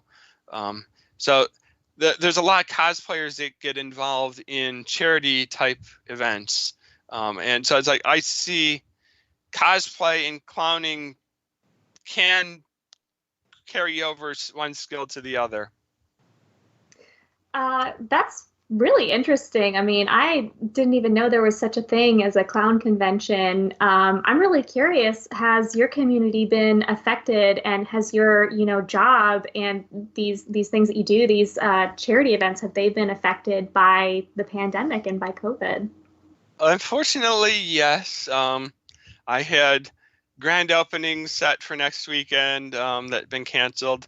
This week, the World Clown Association was supposed to have their annual convention in Florida. They did, much like ConFromHome. They're doing Facebook Live sessions all throughout the week. They had a person doing a ukulele instruction. They've had juggling, a balloon jam, and other activities just in the Facebook group for members, because this was the week for their convention, and they wanted to take advantage of the technology and the opportunity that a lot of people, I have a daytime job, so I'm still working, but I'm saving 2 hours of not driving my daily commute. So I do have a little bit more free time the last 2 weeks, but it's important to, I think if you're home, it's important to continue to have fun. I've been posting a Facebook video every day that says, I'm not going to stop having fun. And I've shared a different face paint design or something I've done that day that is trying to spread the cheer and not just sort of mope around the house. So I think everyone, they're here. The message I've heard Marcel say, stay home, but do stuff, have fun, work on a costume, try working with some makeup if you have the products, style a wig, just do something to keep yourself active, even if you can't go to these conventions. Absolutely. Yeah, I think that's the most important thing. And I'm so glad that everyone is having a similar idea. I'm so curious personally, can you tell me what the name of that Facebook group is, or that ClownCon, so we can check it out? I believe theirs is a members only group, but the organization is the Royal Clown Association. The Royal Clown Association. World. Oh, okay. World Clown Association. That's really cool. Definitely learned a lot about several topics over this panel. Are there any more questions? Is there anything that I might have missed from our chat about grease paint or about the World Clown Association? Anything else before we wrap up here? I really don't think we could have ended on a better note than that right there, personally. Oh, great. We still got about 5 minutes, I think. Well, we had budgeted for 45 minutes, I think, but we built in some time for question and answer and stuff like that. I think we got it. So let's go to the con lobby live right now, and we are live there. Everybody wave. Hello. All right. Let me see if we have some vendors. I'm also going to give Danger Cosplay a break because she is our moderator for the next one as well. Now, while we're in the con lobby, the world wants to know, Ashley, and wants to meet your dog. So I think we should close up on you and meet your. Is it a beagle? I have two dogs. Oh. A beagle and a foxhound. Here's my foxhound. His name is Goji. He's got allergies, so he's a little red. And then this beagle is Bear. He is definitely being a couch potato right now. I got you, Lady Iselina. You are in. Thank you. Still setting up the next panel. No worries.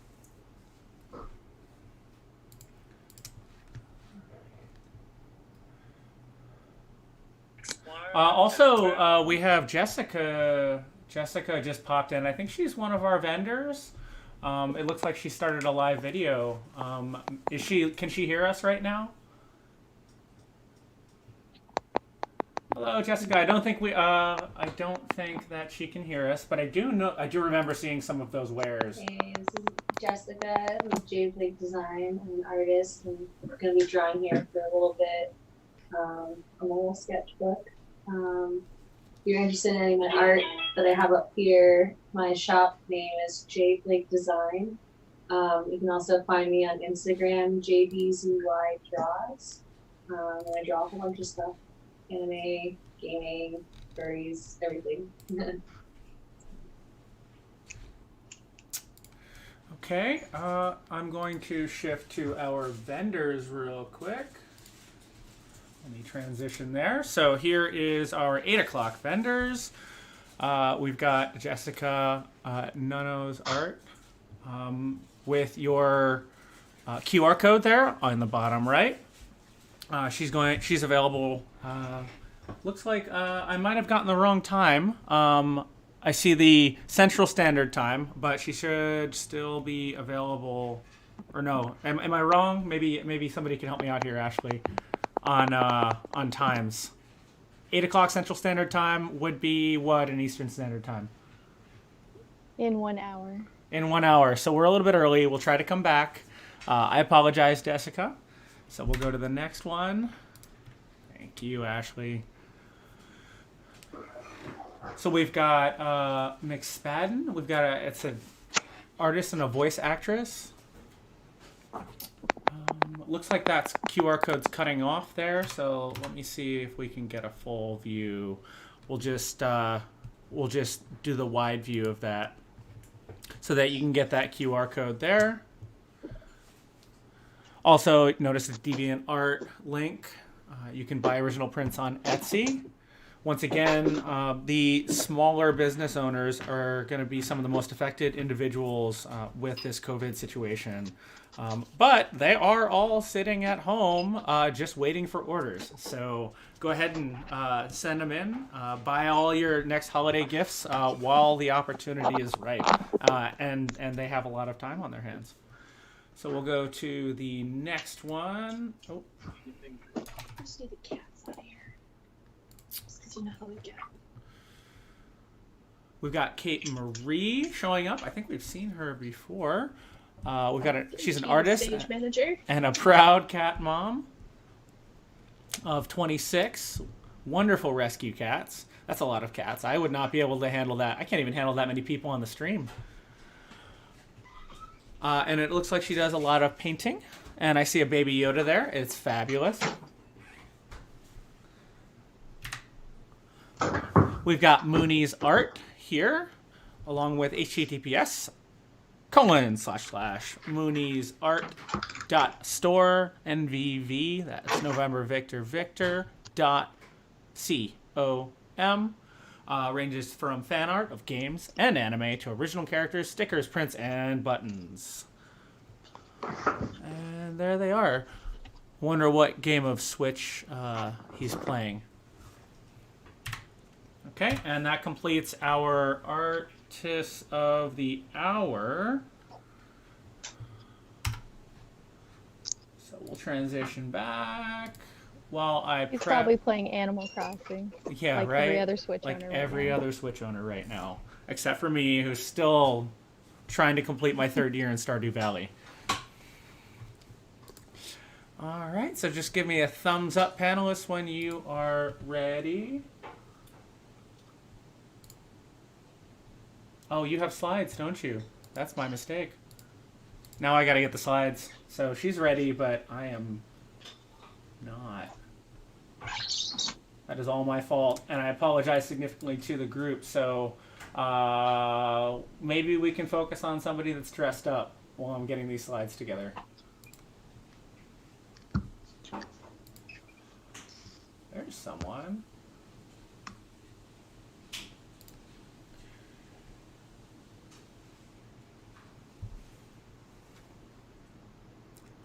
Amari, you are unmuted if you want to say hi.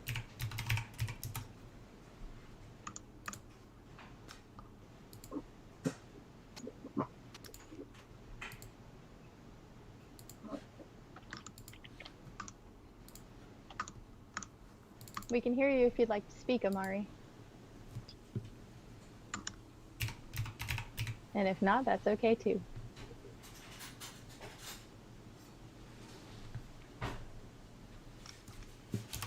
All right, we are going to switch it over to Orc Girl.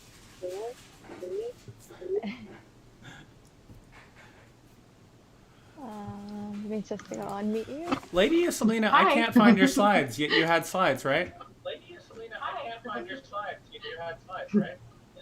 Oh, we do need you to use No, I didn't have headphones if you're going to be Oh, unmuted. okay. Well, then that'll save a lot of time. Okay. I like your hair.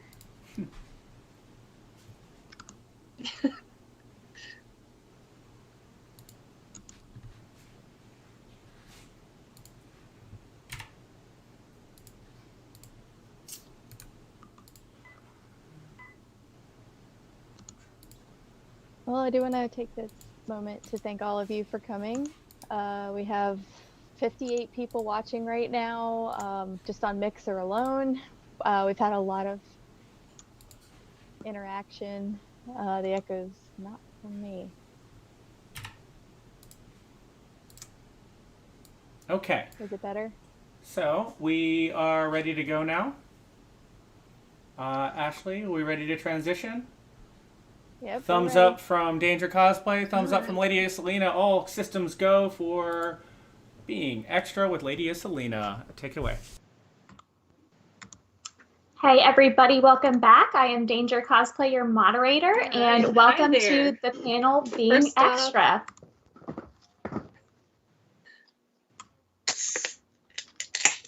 We are here with Lady Iselina Cosplay. Well, hi, I'm Lady Iselina of Lady Iselina Cosplay.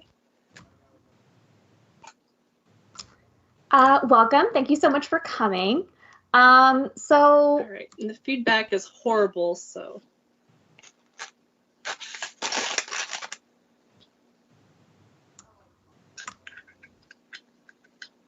All right.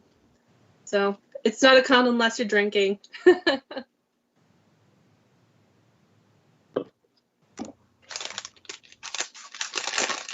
Lady Iselina. So I'm going to go ahead Lady and Iselina of come in Lady real Iselina quick. Cosplay. Our lawyer has insisted that we remind everyone to drink responsibly, and my mouse just stopped working, so forgive me. It's my lawyer is talking to me right now, and Exactly, and yep. stay home and So stay drink safe. responsibly. Do not drink and drive, and stay home. Insert ConFromHome joke about staying at home and not drinking and driving is what she said. And do not drink if under 21. Also, because we are breaking Mixer's rules, I'm going to need to plus up the stream to 18. So thank you very much for the legalese, and go ahead and continue the panel. Yep, we're officially in night hours, just like a real con. All right, awesome. Well, I'm a Lady Iselina of Lady Iselina Cosplay.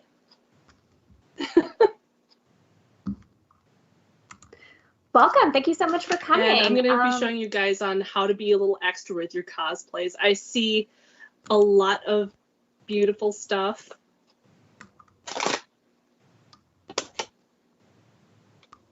And it's just about you making a little bit more extra.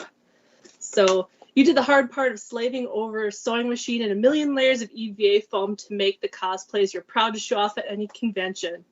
But wait, there's a million other cosplays dazzling and hogging up the spotlight worse than the gazebo at Katsucon.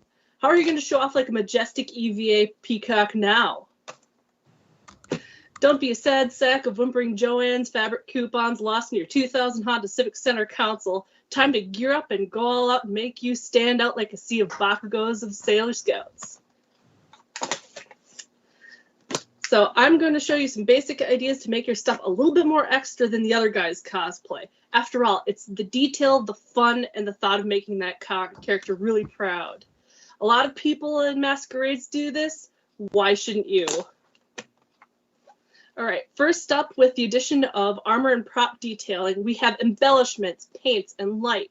Don't worry about smoke, advanced lights, animatronics, and sounds just yet. This is only about half an hour panel, and the detail of going over all that stuff in such a short amount of time would make your head explode. Now, I've seen a lot of different media used in this crazy hobby we call cosplay, but I'm about to tell you 3 of those materials that will not serve you wrong. EVA foam clay, hot melt, thermoplastic. So these are the basics. If you know what you're doing and not going it half-hearted like a sad hunk of discount Warbler that got too heated under the warehouse lights in the 7th layer of the underworld, you need to go, you need full hearts like Link after he downs potions like a bro on protein shake day. So how to make these embellishments? You can either buy these awesome silicone molds that you can get off of Amazon, Etsy. They can go really super small. You can make your own, so that way you can make them as small as you want or as big as you want. And then all you do is make what you want out of clay, and then you're going to pour this silicone rubber stuff over it, and then you're going to let it cure. From that curing process, you're going to pull it off of that clay, and then you can use whatever media you want to duplicate. All right, so some of the mediums that I have just talked to you about: EVA foam Pro. It's lightweight, flexible when moist. It only takes 1 or 2 coats of plastic dip to smother this thing like cheese sauce and an unwanted piece of kale. And it's relatively cheap. How cheap? Super cheap. Con, it takes a good minute to slightly dry, and when I say minute, you'll be hanging out with a hair dryer like a teenager getting ready for prom night to get this thing to dry faster. It warps if you pull it out of the mold too fast, and if it gets too dry, like this, it crumbles like a cheater's alibi. Next up, we have thermoplastic. It can come in sheets, chunks, or even these little beads. It's more durable than a Loot Crate figurine. It's easy to melt, and it holds details pretty well. And an example of that is a feather that I just casted. The con is that it's pricey. It's hard to find these pellets except for Amazon, so you'll have a harder time finding them at Michael's Arts and Crafts. And it's easy to melt, much like the bad guy's face in Raiders of the Lost Ark. If you put this anywhere near a heat gun for too long, we'll trying to shape this onto Morbla. So good luck tiptoeing through the tulips with this ornate time bomb. If you don't know how to handle this, you can burn your fingers much like napalm. It sticks and it keeps burning like a well-played comeback. Tip to fight that is having moist fingers or using flour.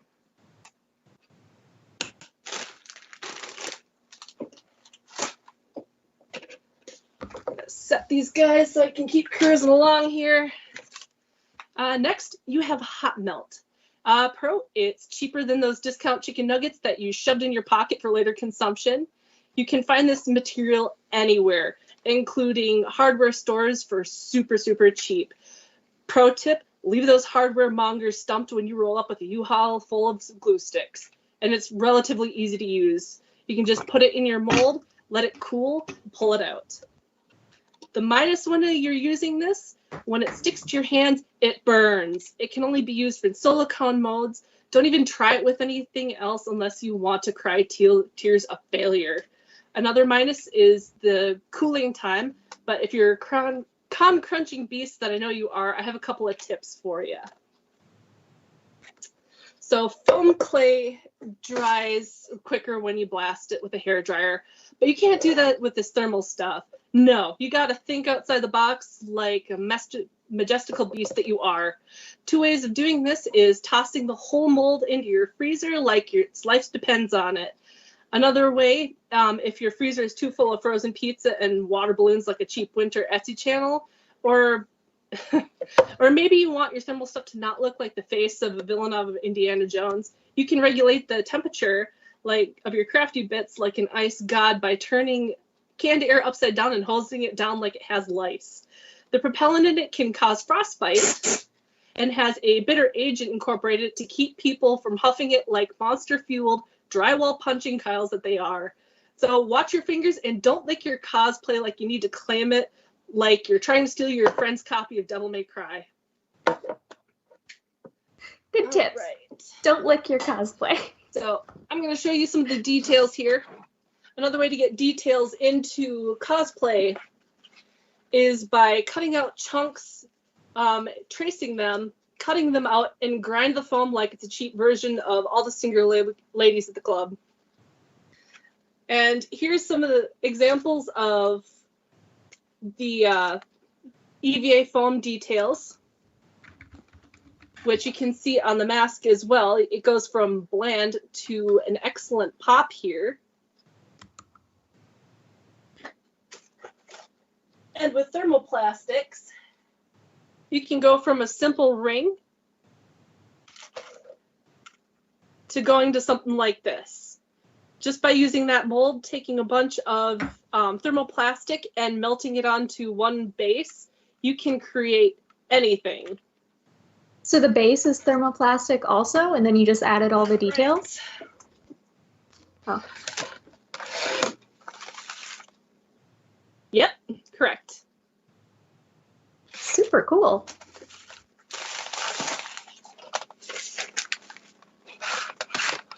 Mm-hmm. So next up, we have lights. Forget the stage light. It's time to burn like 1,000 suns when you want to, and no one can tell you different because you'll be glowing like an elder god from the Warhammer universe. Praise Nurgle. There's a multitude of different lights that you can use for prop and cosplay effects. But if you're a noob, I'm going to take it super, super slow because there's a multitude of different lights you can use. And for other master classes, this is going to be a fun wake-up call to the fine art of going the extra, extra mile.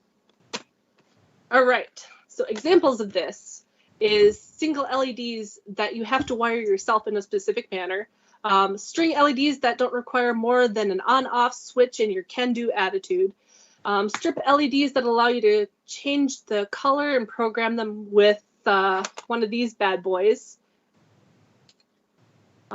which is an Arduino Uno. Lastly is your EL wire. And these are great for when you have no more will to be extra because they are extra for you. All right, so right on into down the rabbit hole.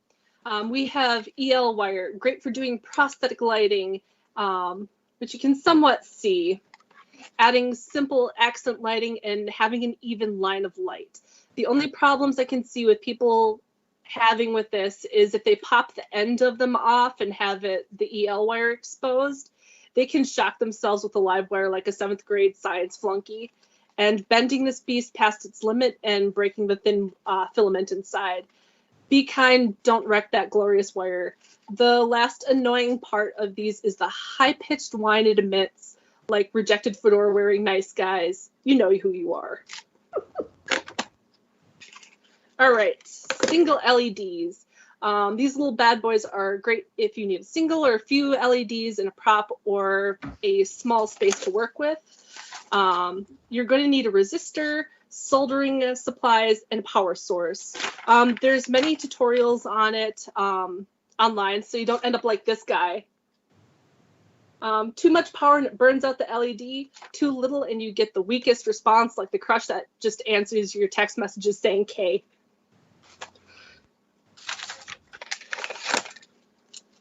String LEDs. My favorite thing since George Lucas admitting that Star Wars Christmas Special was a mistake. These cheap fairy lights are nothing magical like the wand-waving simpletons that grade schoolers dream of. They're straight-up beasts from the wildest part of your twisted imagination. Like Tinkerbell on Roid Rage, these things don't need a resistor and needs little power to power its rampage. These come in a variety of colors. The wiring is more stable than an ex-partner. Cluster these babies together and you have prop lighting on the go. That's what I have in these guys. Dope. That's the Nefari I took to Katsucon.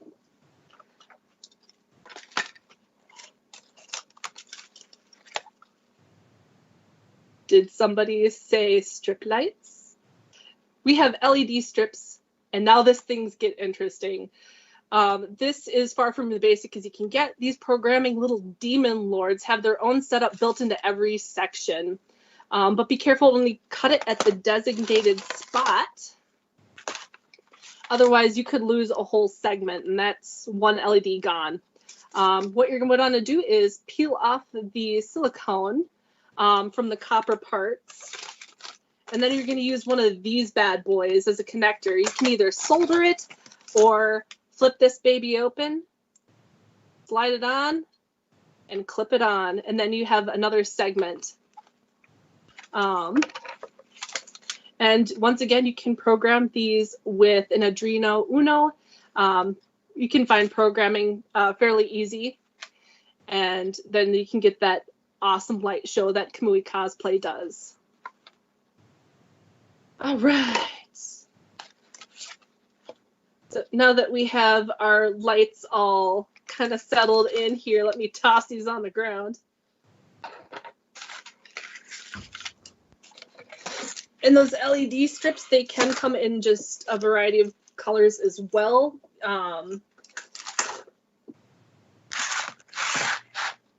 It's just a little easier to get the ones that you can program that has the RBG in it immediately. So now that we have your cosplay glowing like the sun, you can finally paint that beast. Like many poor life decisions, finding that right paint is a lot of trial and error. You can go the easy way with spray paint, but that doesn't really work on EVA foam, even with a Plastidip. So I just saved you a lot of tears and chipped paint. That tip costs a high five. If you see me at a con, I request a high five. So what do you cosplay junkies use now? The answer to that, my friends, is acrylic paint. You can dry brush it, airbrush it, brush it on, or take handfuls of this magical pigment and smear it all over like a primate with its excrement. The choice is yours. You can get these at Michael's Arts and Crafts, or if you are into fancy paints, you can use Citadel. This is what I use for D&D minis. The pigment is just absolutely beautiful. You cannot go wrong with it. That's what I use for airbrushing it. So that way you get a nice even gradient and the pigment just doesn't fade. Don't forget to seal it with a strong, flexible sealant. I do not recommend Plastidip clear coat as it peels off like skin flakes after a sunburn. You can see here on the Nefaria mask that peel off right there. That is all of the plastic coat. So that's coming off. That was supposed to be the protective layer. So there are a bunch of different ones that you can use to seal it. Rust-Oleum has like a clear coat that you can use, but it's not very flexible. It's very rigid. Otherwise, you can do like Mod Podge. So if you're first world fancy like I am with my builds, you'll be looking at using super metallic paints to get that flare on your gear. The most metallic it can get, other than using real metal, is by using gold or silver leafing on your unholy creation.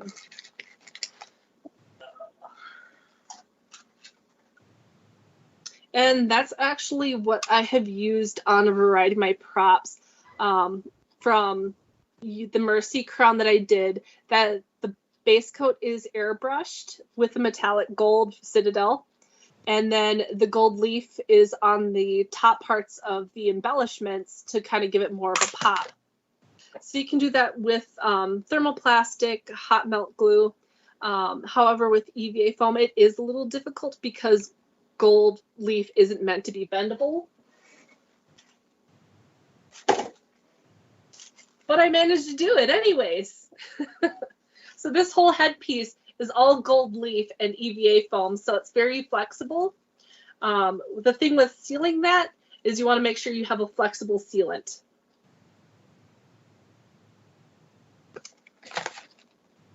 So you can get the supplies at any craft store. I get my gold leaf from Michael's Arts and Crafts. So it comes in these thin sheets that you can use. If you're trying to get specific areas, you'd need to skip the spray adhesive and get this Mona Lisa gold leafing adhesive. But if you're going all over, you can use the 3M. It works very, very well, and it has that nice hold. When using this, you want to make sure that the glue turns completely clear before you pat it on, otherwise it's not fully dry. And after any good gold and hold, you want to seal that so your foil isn't foiled. So I'm done prattling about the small stuff. It's time to really deal into the deep end and show you the gown that took home 3rd at a national level. You've probably seen this bad boy plastered on my Instagram, but it's everything extra that I am going to drill with you today. So I'm going to scooch on over here. First off is going to be your fabric choice. So know your character. If they're fancy, go fancy. The sky's the limit with your fabric choices, but your wallet says otherwise. To save money on this caffeine and inspiration fueled addiction, you can obtain your dream fabric by using a lot of Joann's coupons. You can do to swap meets, Facebook Marketplace. They usually have people that's like getting rid of fabric, or even thrift stores. I've managed to find good Renfest stuff at thrift stores. A lot of people donate that stuff and throw it away. It's just a matter of opening your I-beams and looking. All right. So with this type of fancy, let me grab my fancifiable stuff here. We have trims. Trims are everything. They can be used on a multitude of functions here. It can be a border, it can be fabric, it can be jewelry, cut it up, it can even be used as appliques. So a lot of bling that you're going to be seeing on a lot of costumes is going to be the metallic trims or anything like that. I even have my Renfest gown here, which emphasizes the use of the trims. So this embroidered trim here is actually used to make the sleeves. Lace like this can be used for appliques if you just need a little bit of something somewhere. In fact, I've used it several times on this gown. So some of the, some of the flowers on here are actually just bits and pieces of lace that I've used. So the perfect trim here, it can make or break your cosplay. So don't be a broken fool, use trim. All right. So leading into the next thing, if you don't have an embroidery machine, We have appliques that you can get online. So let me grab it. Here we go. This is one I actually made for my Mirror Queen, and this is one that I found online. The name sounds French because they are. These unholy abominations could only be thought out by a wine-guzzling fashion master of a French arcane. You can find these online, any craft store.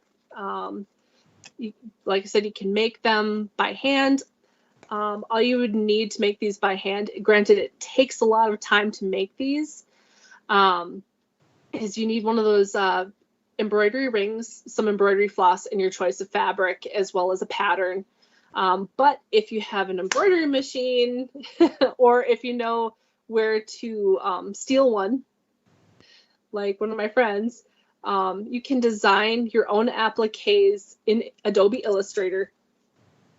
Like what I did here, these are all Adobe Illustrator appliques that I made. And then I used Embird to convert the file over so that way my machine could read it. It's all about what your machine reads and what program you're using. You can do this directly on fabric, which I have done with my Mirror Queen. The sleeves have like 500 of these darn things. That's if you're a pro, or else you can make them on a different fabric, embellish them by hand, and then put them on another piece of fabric. You cut them out and you sew them on, or you glue them on. And of course, it wouldn't be fancy and extra if you didn't bead and bedazzle these things too. So these have like a bunch of sequins on them. They have a bunch of crystals. These are the final bosses that can make or break your cosplay here. So these have clear sequins, white backed sequins. They have pearl beads. They have crystals, rhinestones that you can sort of see. All right, so you can add these to any part of your cosplay and glitter like the cosmos on a stretched budget with bad decisions without using loose glitter. Do not use loose glitter at all. Forget the herpes of the craft world that will stay with you forever if you use it. Save your sanity by sewing these bad boys on. They reflect light like 5,000 tiny mirrors of the gods. So we have the cosplay that we need to add shiny bits, but we just can't find the right color. You can add these little stealth ninjas and that blend into the color perfectly. They're clear sequins. You can get them on any bridal store and they just sparkle and they blend in with the fabric. So sequins come in a variety of different shapes and forms, including little tiny Thumbelina ones to the Goliath ones. They can come strung for easy attachment or individual for all you sick-minded self-punishers. And there's a bunch of different shapes and cuts. So you can get the flat-backed ones, or else you can get these steel drum-looking guys. All right. What time are we looking at? Oh my gosh, it's already 7:30. I think. I'm trying not to prattle on too much. No, it's super interesting. Right, so you guys, if you beads, have any rhinestones, and questions, crystals are also in the same boat. They reflect light. sorry, I think there's a short stream delay if we have any weird interruptions. So,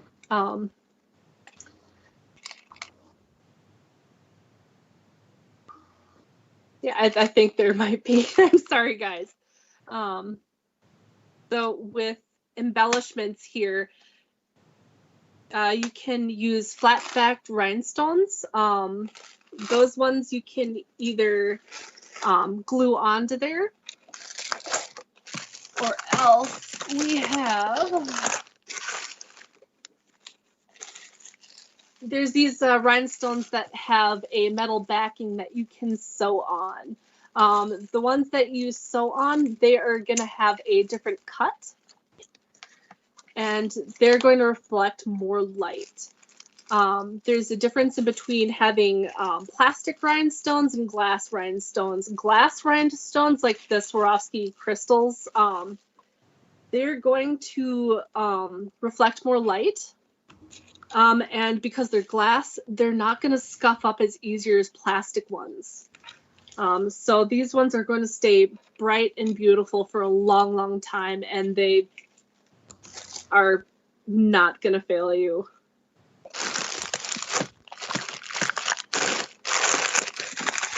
So with the different rhinestones here. Oh, googly eyes, guys.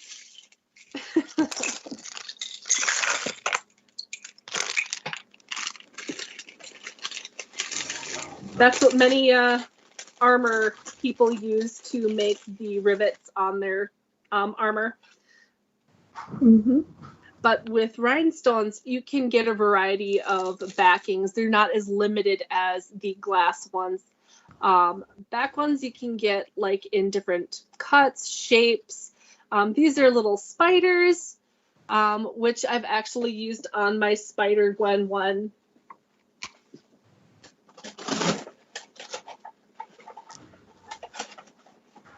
It's actually Sadea. The cosplay Sadea from Diablo. So this is another great example of lights, embellishments, and rhinestones. So those are those spiders that you saw, and the embellishments here are all spider webs.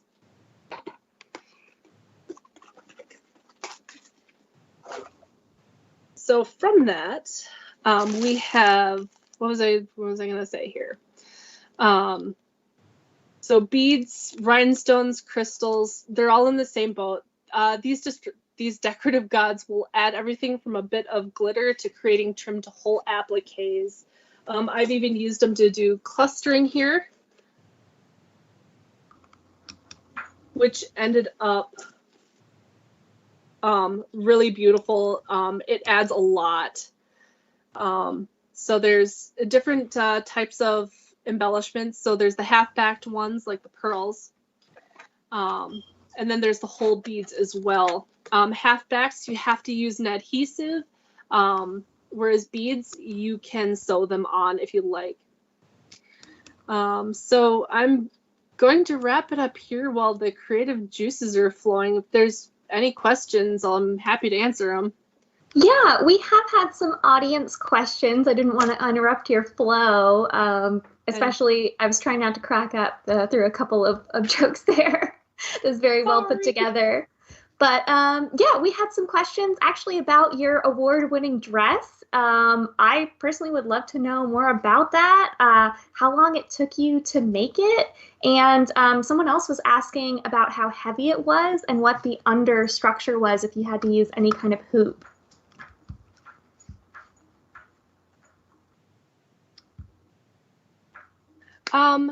Yeah, so this this dress, it's about, it's 50 pounds just because of the embellishments, as well as velveteen. It's fully lined. I had a smaller cosplayer try to wear this after C2E2, and it was like draped on her, and she's like, it's so heavy, she couldn't move. I had to pull it off of her. So the understructure is actually PEX piping, because any corset boning is not going to be rigid enough to hold this out. So the PEX piping is fully wrapped around. And there is also an overskirt, or it's a petticoat. So that's going to keep that poof going so you don't see the ribbing underneath. Wow, that's awesome. I bet that also does make it pretty heavy, though, having all those petticoats. We have somebody asking about using puffy paint for pre-paint details, if you've ever done something like that before.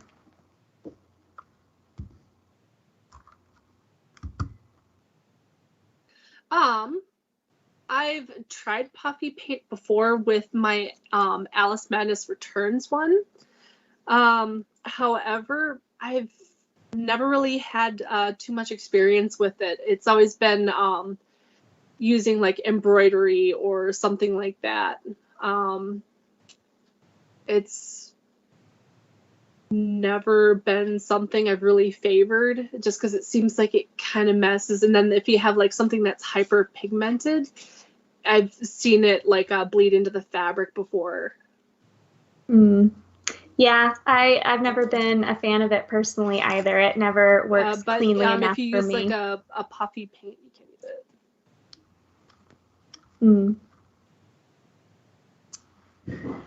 it. We've got, I think, about 10 more minutes. If there's any more audience questions or anything else you want to elaborate on.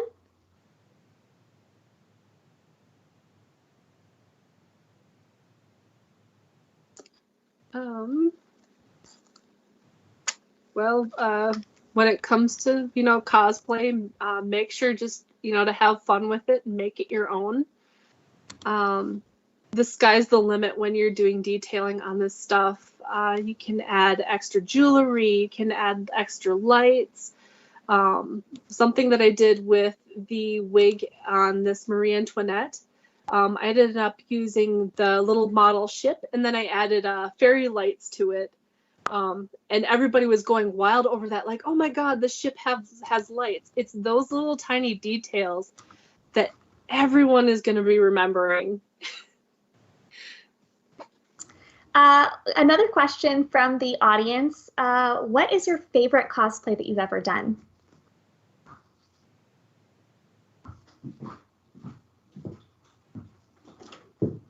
Oh, that's a hard one. One of my favorites has to be Lady Oscar because it has pockets. Yes. Also, I get a sword and a gun, so that's pretty awesome. Awesome. I still keep coming back to that dress. I know we're seeing it in frame right now, so it's hard to not admire all those details.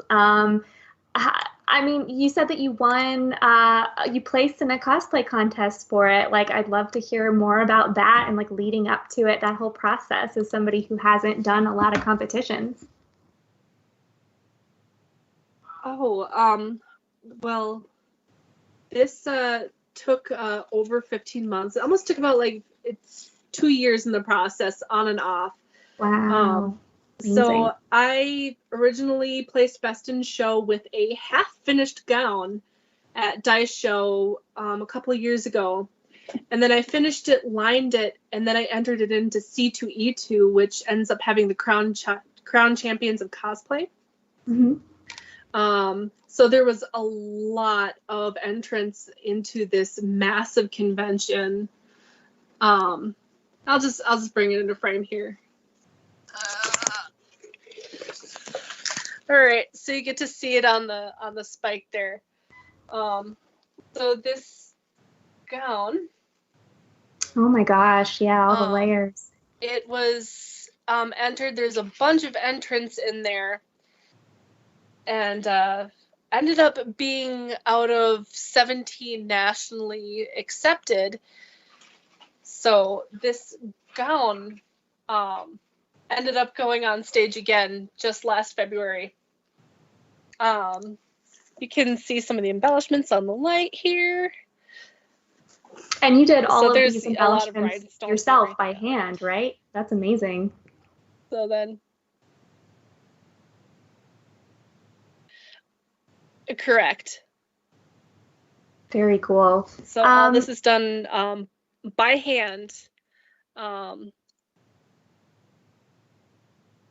That's just so amazing, seeing all those details, especially knowing you made everything. Friend Bear has a comment or a question. When you wear bodysuits like pleather or other synthetic material and you want to jazz it up with extras, is there any tips you have so as not to damage the material?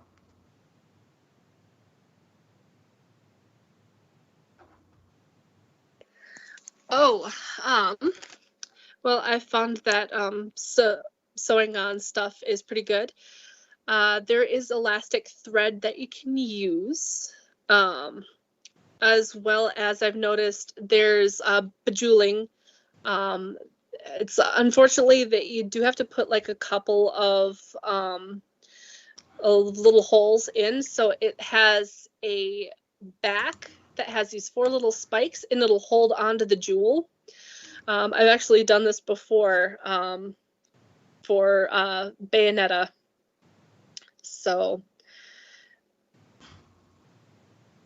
Oh yeah, that's one that's I mean, a lot you're of gonna have to stretchy put a material. couple of holes in there, but it shouldn't rip the fabric. Awesome. That makes sense. Let's see. Marcel, are we about 5 minutes out? Is there anything else we want to touch on in our last few minutes? Any last minute audience questions before we go? I have one. What's the most extra thing you've always wanted to do but you never got around to? Great question. Well, I've already done animatronics that got wrecked. It was actually with the Nefaria. I guess I wanted to do more animatronics, so I wanted the tentacles going and everything, but I didn't have enough time. Yeah, that sounds like a lot. Tentacle animatronics, I can't even imagine.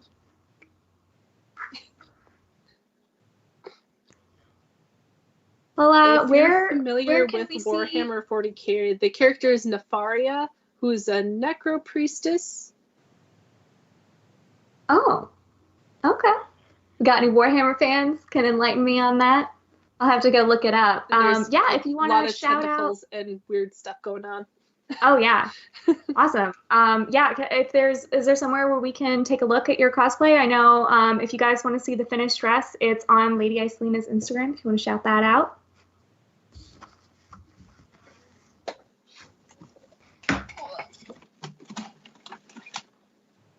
Yep, I actually have a card here.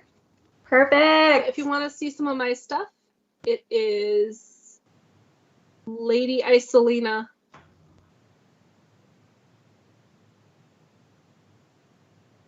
Yeah, LadyIcelinacosplay.com. It's Instagram at Lady Icelina. You can find me everywhere.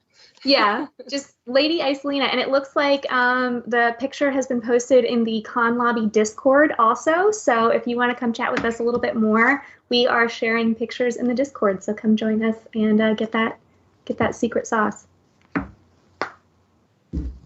Awesome. I would also like to congratulate you on being the first panelist that had us have a legal intervention. That's something.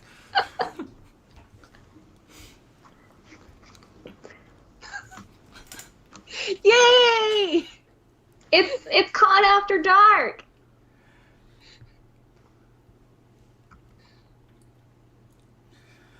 All right. So if we don't have anything further, and she doesn't interrupt me I'm here, always the first with there something. it is.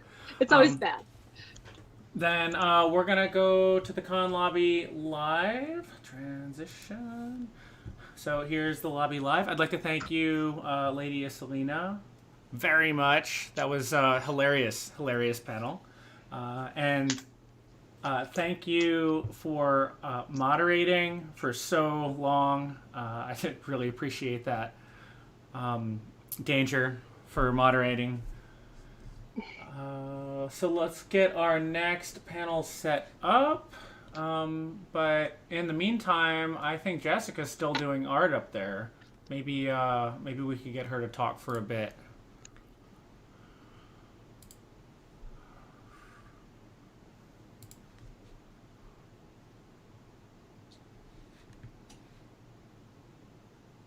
Oh. Hey, can you hear me? I can. Is this Sarah? It is. Yeah, We I'm are trying some, trying our setup. Okay. Bobby is going to be sharing video. Okay. He forgot he had to mute something. All right. Just so you know, you are streaming live with your audio right now. So say Good hi to to know. the crowd. Hi. Oh, okay, awesome. We were just a little early because we yeah, wanted so to I'm test just something. drawing some toilet bound material. So the screen you're going to be Oh, I think seeing my audio is cutting is out. the video. Is it possible to hide our spaces? And that way you keep us on the headset, even though the computer's far away from us. Yes, it is possible. Awesome. Does that work for you? We'll figure it out. Okay. We can also drop the headsets and just stream from one computer. But first, let me go ahead and bring up our... Yes, we can hear you, Jessica. Go ahead, Jessica. Okay, awesome. Yeah, so I'm just drawing a little bit here using some Copic markers and pencils and stuff. As you can see, I have my artwork up here. I have little keychains and stuff like that up in my shop if you guys want to check it out.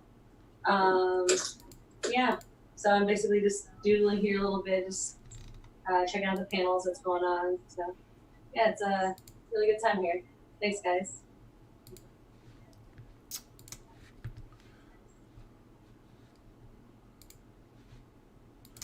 All right, and we're going to cover a couple of vendors. We've got Biomachine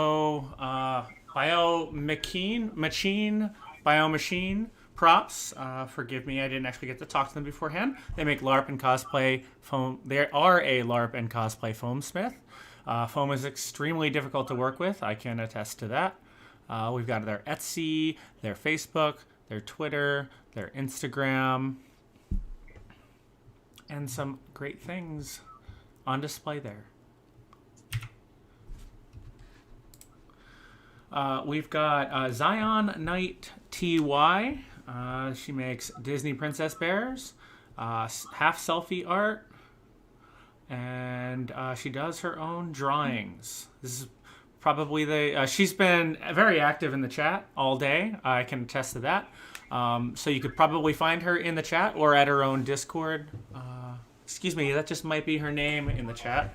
Her Patreon, her YouTube channel, her Deviant art, her Instagram, all of those things. And she does Pixie Beauty Princess parties. That completes our vendors. So we're going to go ahead and transition back to the panel or the con lobby. Live view of the con lobby. Everybody conning from home. What a great face that is. Typical convention face. While I set up the next panel.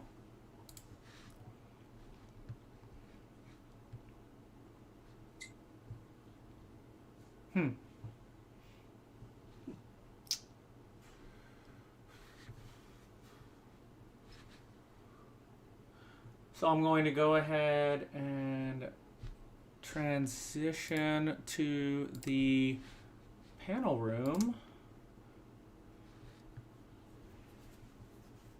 and unmute them. So we can now hear you, Ashley. Ashley has shifted to moderator from the con lobby right now. Hi, guys. Hey there. Can you hear me now?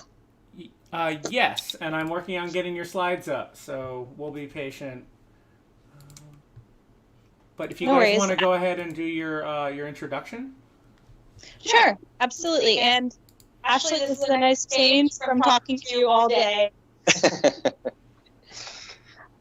We are Sarah and Bobby. We are doing a presentation on cocktails and mocktails, infusions galore. And we've been infusing alcohol since the early aughts. Let's not go as far as dates. Let's just say early aughts. Early aughts. And so what we're going to do is we're going to talk you guys through what cocktails were, some mocktails, and why don't you define what mocktails are for anyone that maybe doesn't know? Well, mocktails are pretty much non-alcoholic cocktails. So it's just as easy as that. Yeah, it's a great way to participate if you are sober for any number of reasons, medication, choice, you aren't old enough to drink. But it's a great way to participate and still have fun. So we're going to talk through some of our favorite cocktails, some of our favorite alcohol infusions, and some mocktails that go along right with those cocktails.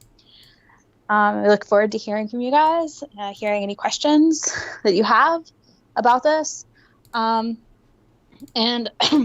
sorry, and we will wait for Marcel to let us know when we're ready to go. I think we're still a little early. I have no idea what time it is. Yeah, we're 10 minutes early, and not only that, I wasn't expecting to have some other audio channels there, so I think we're doing the best we can with our screen, but we've got you up, and I'll work on making it better as we go along for our user experience. But you are up, you are live. If why don't, before you start, you know what, just go ahead. By all means. And Ashley, you can go ahead and take it away as moderator. I'm going to stop talking now. You guys are doing great. All right. Did you guys start by introducing yourselves? Sure. I'm Sarah, and this is Bobby. And we are here to give a presentation. I feel like we're in a weird time loop situation. Maybe I've been watching too much Magicians. Not a thing. There's no such thing as too much Magicians. Anyway, I'm Sarah, and this is Bobby, and we're here to talk to you guys about cocktails, mocktails, and infusions. A cocktail, I think everybody knows, but it's a mixed drink using alcohol in one or more different kinds of mixers, or more than one kind of alcohol. Basically, it has more than one piece. Otherwise, you're just drinking alcohol. Bobby's going to define what a mocktail is. Usually it's based on a standard cocktail like a virgin margarita, but it's a non-alcoholic cocktail. It's a way to kind of get those herbaceous flavors or those sweet flavors that you like, and be able to drink it without the alcohol and any of the negative effects of alcohol if you're concerned about those. Yes. And then infusions are a way of making flavored alcohol. So we will talk through some of our favorite alcohol infusions and what those are. Good. Dive on in. Yeah, good. Ready to go? Yep, fantastic. Can you tell us what you have there? Oh, yeah. We'll tell you everything on our bar. We have it a lot on our bar. So we have an ice bucket. Ice is important for all things. We have a couple of different key elements to make infusions, and we'll talk through those as we go through. You always want to measure what you put into a drink. Shaker? Yeah, shakers, French press, coffee filter. All of these things are very important. And we'll explain why. In case I got to cut Sarah over here. Please don't. Violence is not allowed. It's Con After Dark, but still no violence. I can't promise anything. I also did want to talk to you guys about some terminology that we may use. The first term is building versus shaking, and when you do each. So a build cocktail is something that you make in a glass, and sometimes you will pour it into a glass. Sometimes you'll make it in the glass you're serving it in. A shaken drink is something that you shake. It's pretty self-explanatory. But one key thing to remember versus when you shake versus when you build is anything that has juice in it, you probably want to shake. Anything that's got carbonation in it, you probably want to build. It's more complicated than that. An old fashioned, for example, has neither of those things, but you want to build it in the glass, and that's because of the kind of bitters you use. And there's, again, way more rules, and neither of us are professional bartenders, but we do have some experience with this, and we just want to talk through some things. Sorry. The next thing I want to talk about is syrup. So we're going to be talking about most of our drinks tonight use some form of simple syrup. Bobby's adjusting the camera. Some form of simple syrup. So we use a simple syrup is essentially a half sugar, half water mixture that's heated up until the sugar is completely dissolved. We have a couple of different simple syrups, and you can use simple syrup to create a lot of different things. So this is an orange flavored simple syrup. We added orange peel to the simple syrup when we made it, and that way you get like a lot of flavor in a cocktail without actually having to do anything to the alcohol itself. You just make a flavored syrup. That You can sounds also delicious. yeah, and it's really easy to make at home because all you need is water, sugar, and an orange. And then this is just a straight up plain simple syrup. We also have a honey simple syrup, which is half honey to half water, again heated up until the honey completely dissolves. And the next thing I want to talk about is rules. And there are some some rules that can't be broken, like don't drink if you're underage. It's just a thing. No one is allowed to break that rule. Other rules can be bent. Other rules are really just up to you. So let's go ahead and move it forward. So important things to remember as we go through this, as we talk about some of the things. Again, if you're under 21, please don't drink. It's bad for you. It's illegal in the United States. Just don't do it. If you're over 21, don't serve alcohol to someone that's under 21. This is an 18 and plus panel, but we understand that people can join of all ages. And we want people to mocktails. So yeah, and we're doing mocktails. But don't drink if you're underage. It's not good for anyone. Another solid rule that I think everybody has broken at one point in time: just don't shake things that are carbonated. What? I've done that. That makes no sense. I know, right? You absolutely have to shake things that are carbonated. Yeah. Also, if it's carbonated and comes in a glass bottle, don't drop it. It's not a good idea. Don't drop like a thing of maraschino cherries. Yeah. Well, there's a lot of things you shouldn't drop. A whole lot of sticky. Anyway. And then the final thing I want just to remind people of is, as long as you like it, there's no right or wrong.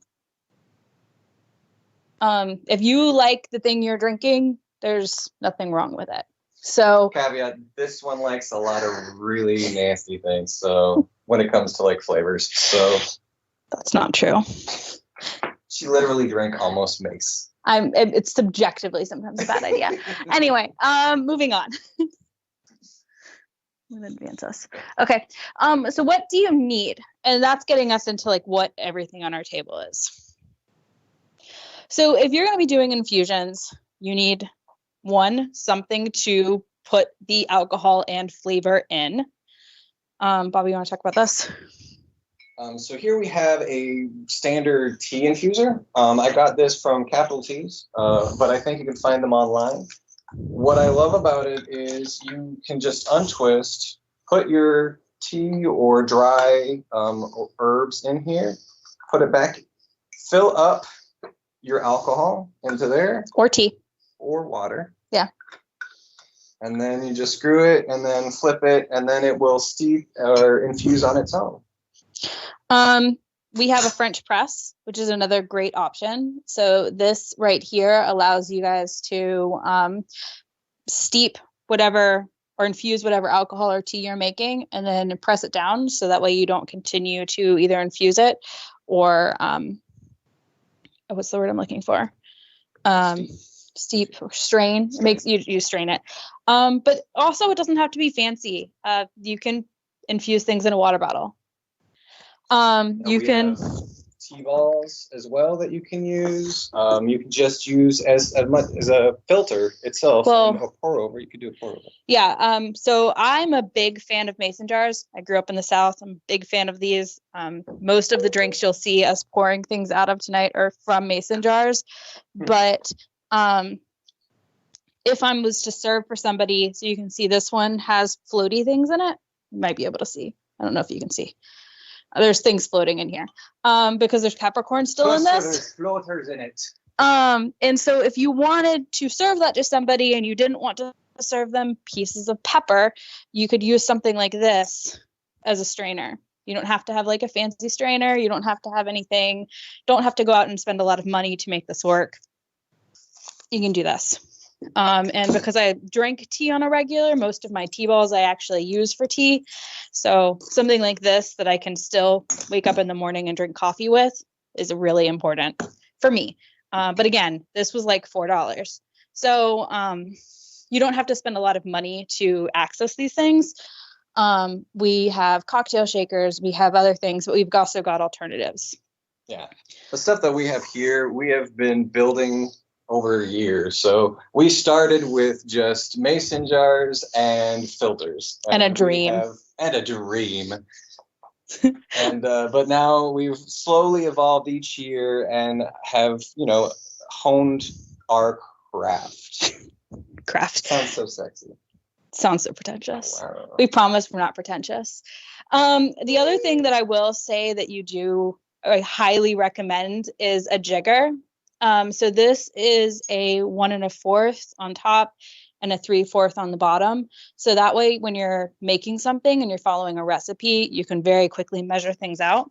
But if you don't have a jigger, most kitchens have some form of wet dry measuring cup that often has ounces on it. So we can follow this instead. So again, we wanted to put up there what things are that we like, but also alternatives that if you guys are following along at home, you can easily access. I'll say measuring is important not only for flavor, but also just to ensure that you can enjoy drinks throughout the night and you're not pouring yourself an entire glass of grain alcohol, let's say. Yeah, we've never done that. I do also just want to move on though, because I want to talk about how do you infuse things. So one thing you can do, there's no right or wrong way to do things, but there are some general things to follow. The first thing is don't be scared. Like just find flavor profiles you think will go well together, and put them together. There's no bad flavors as long as you like them. I will also say the worst thing that could possibly happen is that you make something that's undrinkable. I mean, it's not the end of the world. We've done it before. And, after about a few, 1 or 2 drinks, you can probably drink the undrinkable. Yeah. Or convince yourself it's drinkable. Yeah. Mace. So yeah, the worst thing that can happen is you make yourself drinkable mace. It's never really a good idea, but happens. So, find flavors that you think will go together and try it. The next thing I'll say is test. A lot of ingredient things that you think might infuse very slowly, infuse very quickly, and things you think might infuse very quickly, infuse very slowly. So if you test, try things out over time, and you put the dry ingredient in, so this is star anise, you add the star anise, and then you add your alcohol. Try it 5 minutes later, try it 10 minutes later, try it 15 minutes later, and keep trying it until you feel like it tastes right. And I'll start a live infusion in a little bit. I'd also say that when we started, we kind of just went balls to the wall and just made up the most ridiculous infusions with 10 different things. And pretty much we were making infused cocktails in one, vodka jar, So it's less is more in infusions. So start small, start with one thing, start with 2 things, and then layer non-alcoholic things on the alcohol, or layer the juices and sodas on your non-alcoholic mocktails. Yeah. So we do recommend trying things as you go. We can advance the slide. So infusion recommendations. I have a couple of things that I will talk through, things I do recommend. First thing is dry ingredients and freeze quicker. So things like teas, herbs, spices, if they're dried herbs and spices, they infuse much quicker than fresh herbs and spices. And I think that has to do with water, well, alcohol to water displacement. If something is dried, it has no alcohol, so it has a lot more space to displace. Cannot say that word.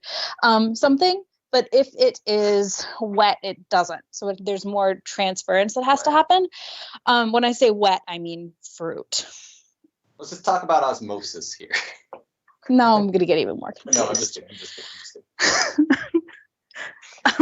So while a dry ingredient you probably don't want to let soak for a really long time, a wet ingredient you can let soak for months.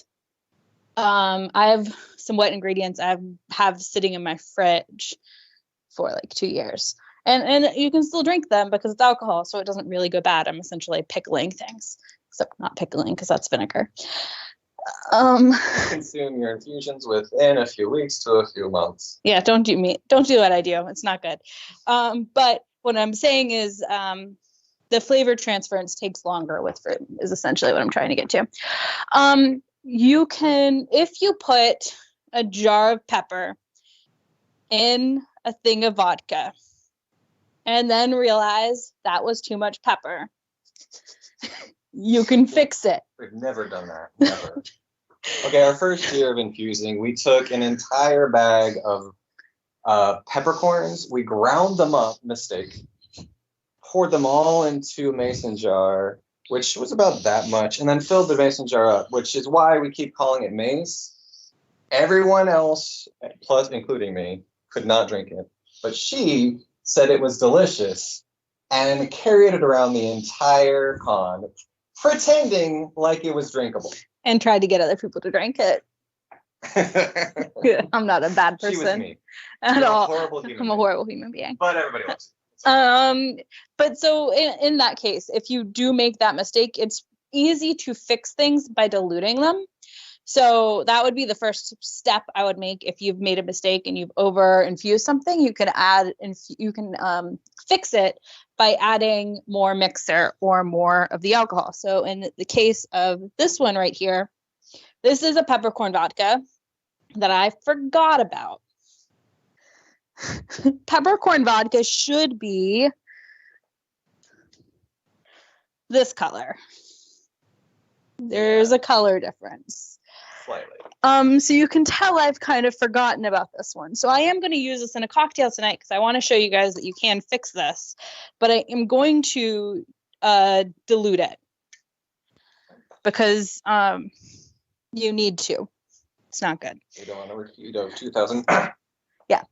And then you can fix burniness by adding anti-burning ingredients. Burniness is a very specific term. Very clinical. Yeah. Don't add Pepto-Bismol to alcohol. I don't know what that would be, but I don't think it would be good. So stariness, I've lifted this up a couple of times and I've mentioned it. Some alcohols, when you add flavors to them, tend to get very harsh. It brings out the tannins. Some ingredients can remove tannins. Star anise is one of those ingredients. Now, star anise has a licorice taste. It's what licorice is made out of. So if you don't like licorice, maybe don't use this. I do have to say, you can use a very little bit amount to compensate, but it doesn't really inflect that flavor. Yeah. But if you have to like overcompensate and then you start tasting and you don't like it, then that can become a problem. Other alcohols don't have that problem. So vodka tends to be pretty prone to burniness. Tequila, on the other hand, you can do almost anything to without creating a undrinkable thing. But I will also say that tequila is a dangerous drink, my friend. Yeah, very. A lot of people have different feelings about tequila. I love tequila. I'm more of a gin guy, but Yeah. I'm doing a dry year, so that's why I'm doing the mocktails. So Okay. here we are. And we're gonna, so that's a bit about infusions. Next slide. So we want to jump into some cocktails. Now that we've had some chance to run through some things. So this first one is called Do You Trust Me? And Nothing at all.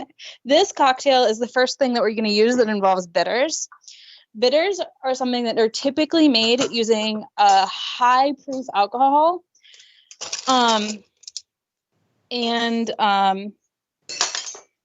We're also using our hands for a lot of things that you would not use your hands for if you were serving other people. So just an FYI on that. So fire bitters are bitters. This is a vodka based bitter. Normally you would use a grain alcohol, but I don't have access to grain alcohols because Virginia doesn't sell them. This one is, what's the word I'm looking for? Word. To make a fire bitter for me, what I do is I take cinnamon, black pepper, and all of the spicy peppers I can find. And I let them sit in vodka or grain alcohol for a really long time. It's for new mace, which is okay because we only use very little. Yeah, we only use very little, although it is popular and traded amongst people that really like hot sauces.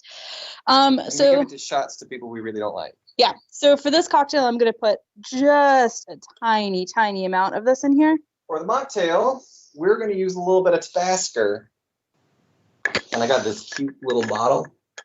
I'm not adorable. Praise Jesus. And the reason why he's using Tabasco instead of a bitter is because a bitter typically does have a little alcohol in it. Although it's almost always diluted to the point in which there is no alcohol. And then I'm going to use 2 cherries. I think I put too much in. I'm not feeling spicy today. You'll be fine. 2 cherries. And again, using my fingers. I should not be, but this is for home consumption, so it's fine. Could you do me the honors? Sure. Oh, I shouldn't have put ice in it first. Nope. I was wondering what you were doing. I'm stupid. It's okay. I'm getting excited. Woo! No, because I'm doing this the right way. I'm going to set this glass aside. Sorry. And I'm going to use my building cup because I'm building this. That's nice.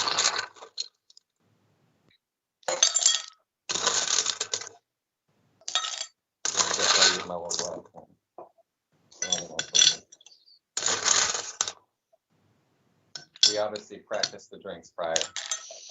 We should have gotten more ice. Next thing. Is watching. He can come and get the ice bucket, get some more ice. We don't have help at all. And now I'm gonna do 2 ounces of hibiscus gin.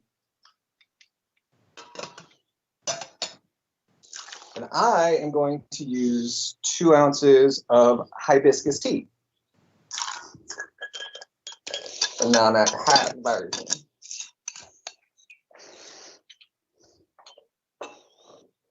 Yep.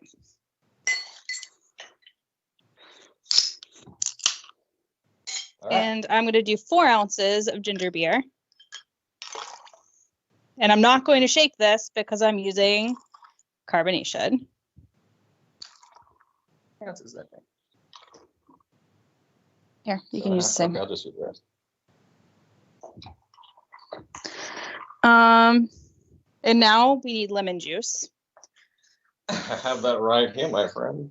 We're going to be real fancy. Use real lemons, not fake lemons. Not fake lemons. You think a quarter or a whole? Yeah. Might got a little seed in there, but who cares? A little lemon for Jesus, guys. I don't think Jesus has anything to do with this. All right. And again, because we're real hygienic, we're going to stir this. I'm going to use a knife. I'm going to use a stir.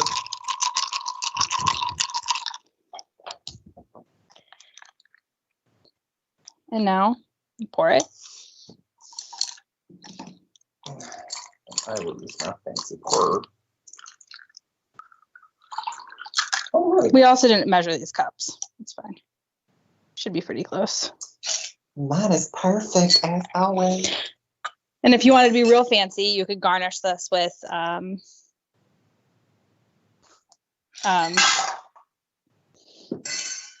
slice of lemon and cherries.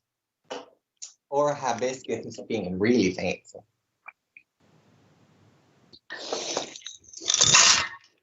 That's refrescante. So that is a Do You Trust Me? Named. Okay, after that, I trust you a little bit. Little bit.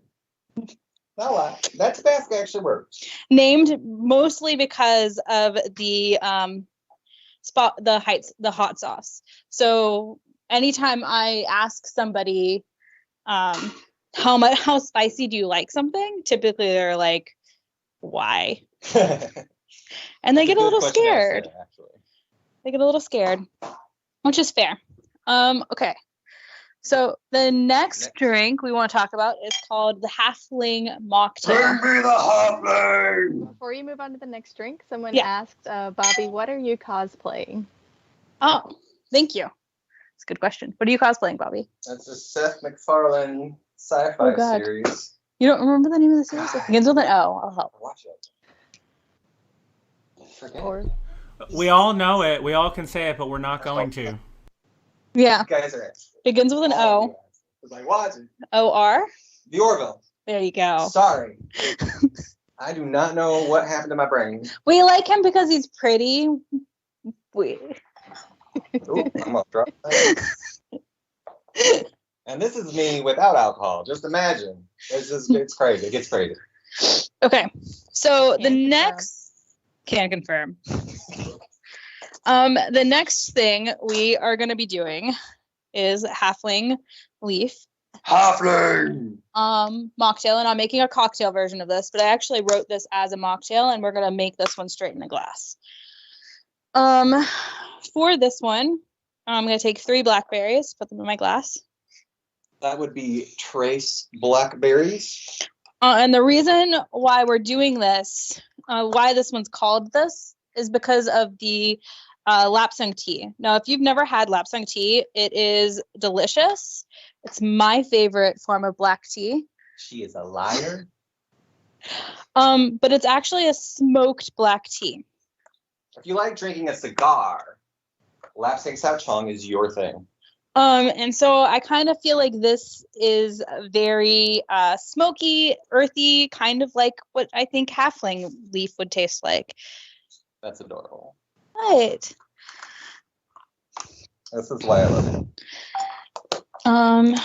Because I'm not going to do this in the order of the recipe. I'm going to put a little bit of simple syrup in here so that I've got something to muddle it into. And I'm not measuring, I'm just putting a splash. And in the nature of use what you've got, I've got a Braves bat, go Braves, that I'm going to use as a muddle stick. I'm just going to use the handle of my jigger, which is a little too small right now. Wow, did not mean it that way. Do you want to use the... Crazy! Do you want to use the thing?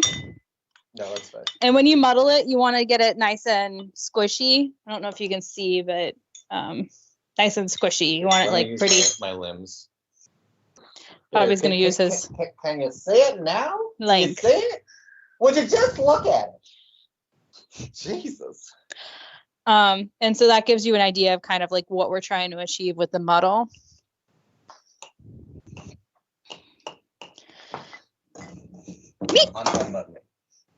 You've had enough? That was hygienic. I'm sure it's fine. What's next? Next step, you want to add 3 to 6 ounces of lapsang tea. We used my beautiful mini French press to make some. And I'm using a rye because No. About 3 fingers worth. Oh, about $1.50.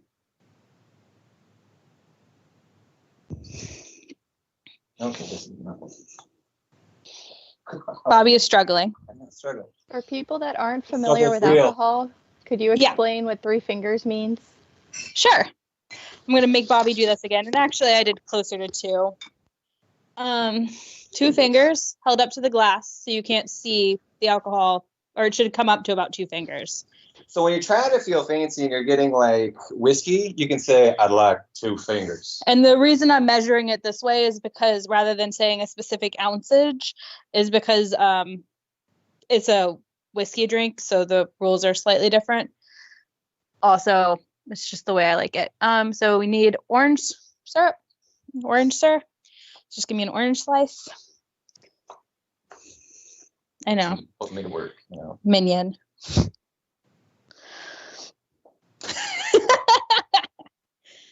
I am going to give this a quick stir. I do have the knife. I am just reminded. Yeah. And I don't before care if this came out. I actually use my knife, I'm going to flip this in here. Just kind of stick it in there. And I've already muddled. My orange is going in. And now I'm going to add some ice. And thank you for that question, Ashley. I completely forgot that 2 fingers, 3 fingers is not a common measurement. Ice. Thank you. Don't mind if I do. And this is kind of like a very bizarre old fashioned. And let me try my non-alcoholic version.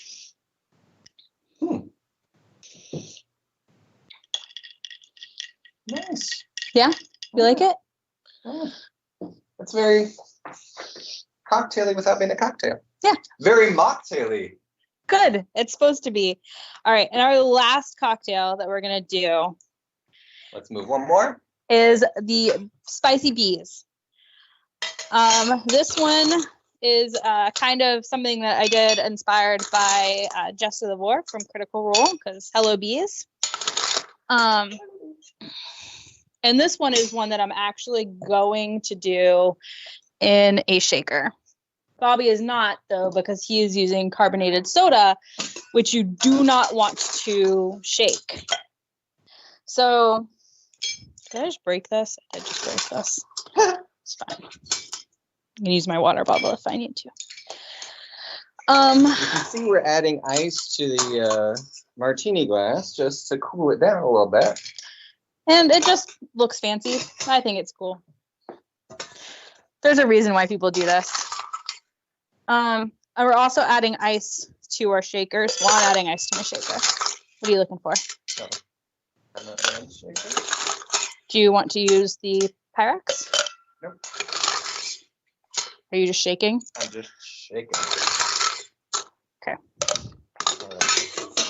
Probably stop before I make somebody seasick.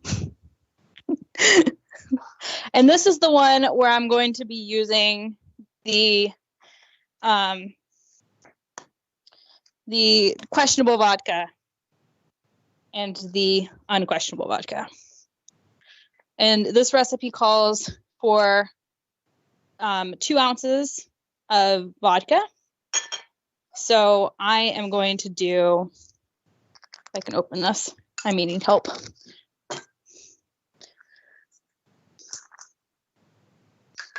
So manly. You are so manly. And again, showing how fancy and pretentious we are, this is Costco vodka. Paying mine to how it is half full. I'm an optimist. Yeah. So very carefully, because this thing is giant. Worrying about an ounce. There. And I'll talk to you about my soda. I have a soda stream, so I'm able to make my own infused sodas as well. That kind of mixes up the mocktails as well. I don't know why I got that funny tongue out there. You've been speaking with one off and on all day. Oh, rude. So what I did to get the peppercorn is I boiled a little water with some peppercorn and some ground up pepper. I made my soda stream, and then I strained that tea into my soda. And one thing I'll say is when you're making an infusion like peppercorn, where it is going to be a little intense, the flavors are a little intense. You wouldn't drink straight pepper soda. You do want to what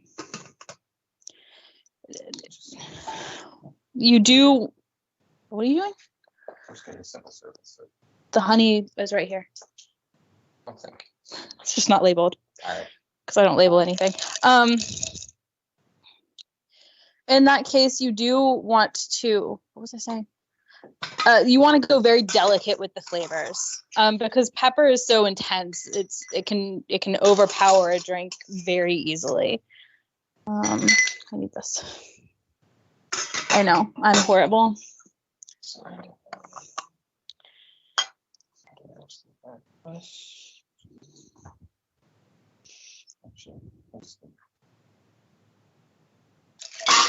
Do you want this? Yes. Do you want I'm this? just gonna do some of the syrup and then mostly soda. Okay.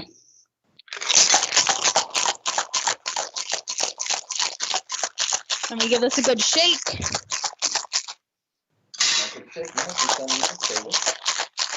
Don't shake things that'll explode.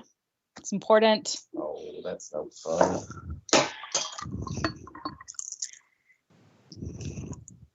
You might be wondering what this coloring is. I did want to add kind of some Jester Lavore flavor to this. So I used some blue color dye that got a little funky, but it should, can I get another lemon wedge?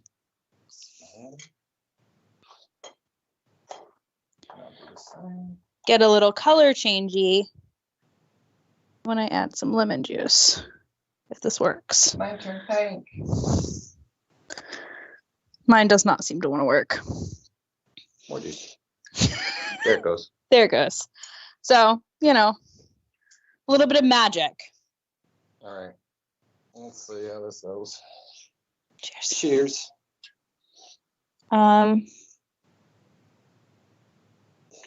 Oh, that's really good. Yeah. You seem surprised. I'm always surprised. I never really trust you completely. I came up with basic bitch recipes like, let's do a virgin margarita. Let's do a virgin Moscow mule. And she's like, let's do this. Let's do something completely ridiculous. Okay. So, if you could go ahead and advance. Okay. I did want to spend a minute and talk about a little bit about apple pie. If you've ever been to a convention like Dragon Con, somebody has handed you a bottle or a mason jar full of something that they call pie. And that's always the beginning of the end, my friend.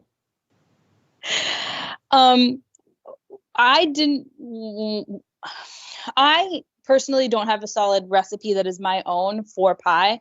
Every recipe I've shared with you guys tonight has been a recipe that I've created or changed somehow. It's an original recipe. I didn't want to share somebody else's recipe with you guys. I don't have a recipe for pie.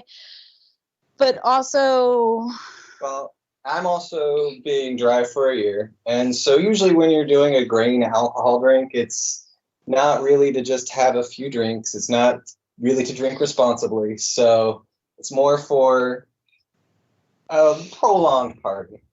And so what we kind of want to get across is that you can make pie, but you can do it in a way where it's not something that's gonna affect you the next day. Let's just say we can make a pie martini. We can have spiced cider or mulled cider with some whiskey, or the mocktail. You could just have the mulled cider. Yeah, a cinnamon whiskey, like 2 ounces of cinnamon whiskey, 4 ounces of apple cider, with a cinnamon simple syrup would probably be a really good pie-like cocktail.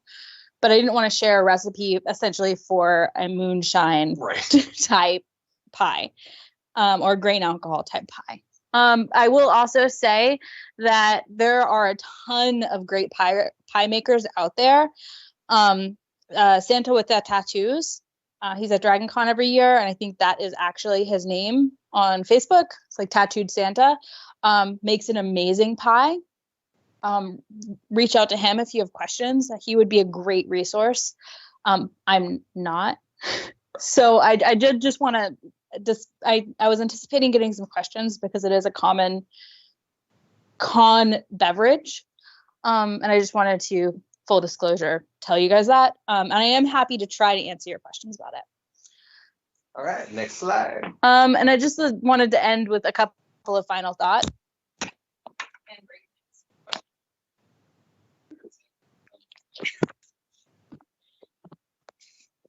But I can start. So yeah.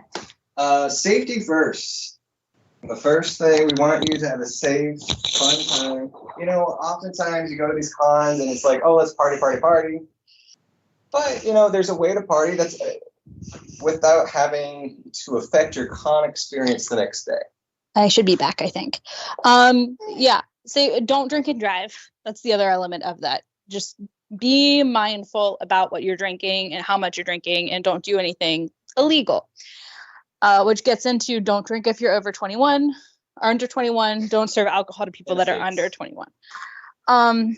You talked about don't overdrink. No, not really. So yeah, don't overdrink. You know, we all have and I think this is why it's great to have cocktails and mocktails, because you can have your alcohol and then continue to kind of pace yourself with cocktails that have flavors and the herbaceousness or the spiciness that you like in your own alcoholic cocktails, but won't continue to build upon that alcohol. So you can maintain that healthy buzz, if you want to say buzz, but not get to a point where you won't remember the evening, or you'll miss your panel the next day. You know, we've all had that where we woke it up and you're like, oh, it's 10 o'clock. Will you go get the gummies for me? I'll be back. And the last thing I want to talk about are edible alcohol. So we have gummies and fruit, and there's ways to make both of those so that you can carry it around with you and have fun, but also be safe. And I'll talk about a bit about how to make both. And Bobby went to go grab one of each. Oh no, it's fine. This is good. So these are edible gummy bears. I made these for KatsuCon and then forgot to bring them to KatsuCon. Will you hold that up so that people can see? All right. They look kind of gross in that jar, but they're not. This is an yerba mate tequila and Red Bull infused gummy. I call this a never. We say about accessories, you take one or two off before you leave the house. Sometimes you do that with your infusion. I like this one. It's great for Dragon Con. And the way you make these is you have to make everything be very cold. So gummy bears go in the freezer for 24 hours. Alcohol goes in the freezer for 24 hours. You take all components out, mix them together. I typically put about a full jar of gummies, about a quarter of a jar of alcohol. Actually, it's more like half a jar of gummies because they grow. Half a jar of gummies. Just cover the gummies with alcohol. And what happens is the gummies expand and absorb the alcohol, so they need room in your jar to grow. And then everything has to be kept cold. If you, for whatever reason, take them out of the cold, they will melt. And sometimes you can refreeze them by freezing them, but they do need to be kept cold. So I did want to talk about the process for making these. Yes, because I have failed. Yeah, if you use warm ingredients, even if one of your ingredients is very cold, it will melt. So these are really fun. I'll also say that you can make fruit, alcoholic fruit.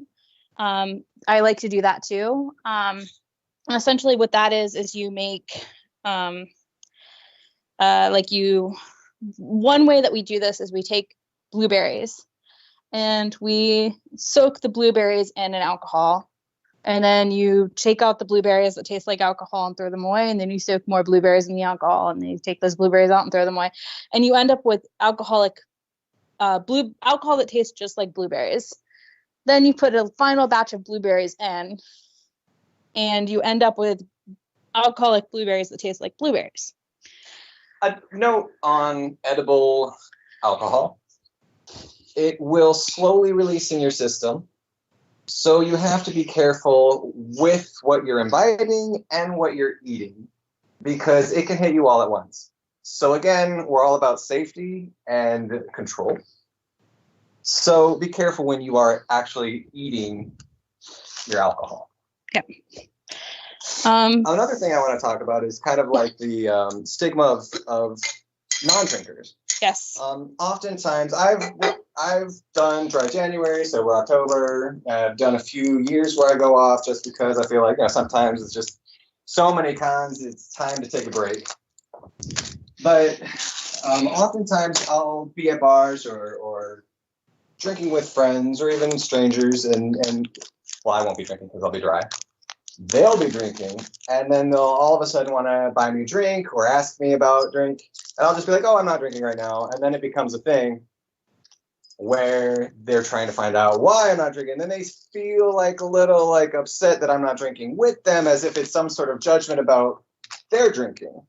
And it's nothing. And I think we just need to, as a community, just have fun together drinking alcohol and regular drinks.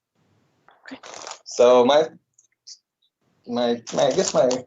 preachy soapbox is just, let's just have fun together. Yeah. We did want to open it up for you guys for questions. And while we're asking questions, we're going to be enjoying some of these drinks we made, but also I'm going to be making an infusion. So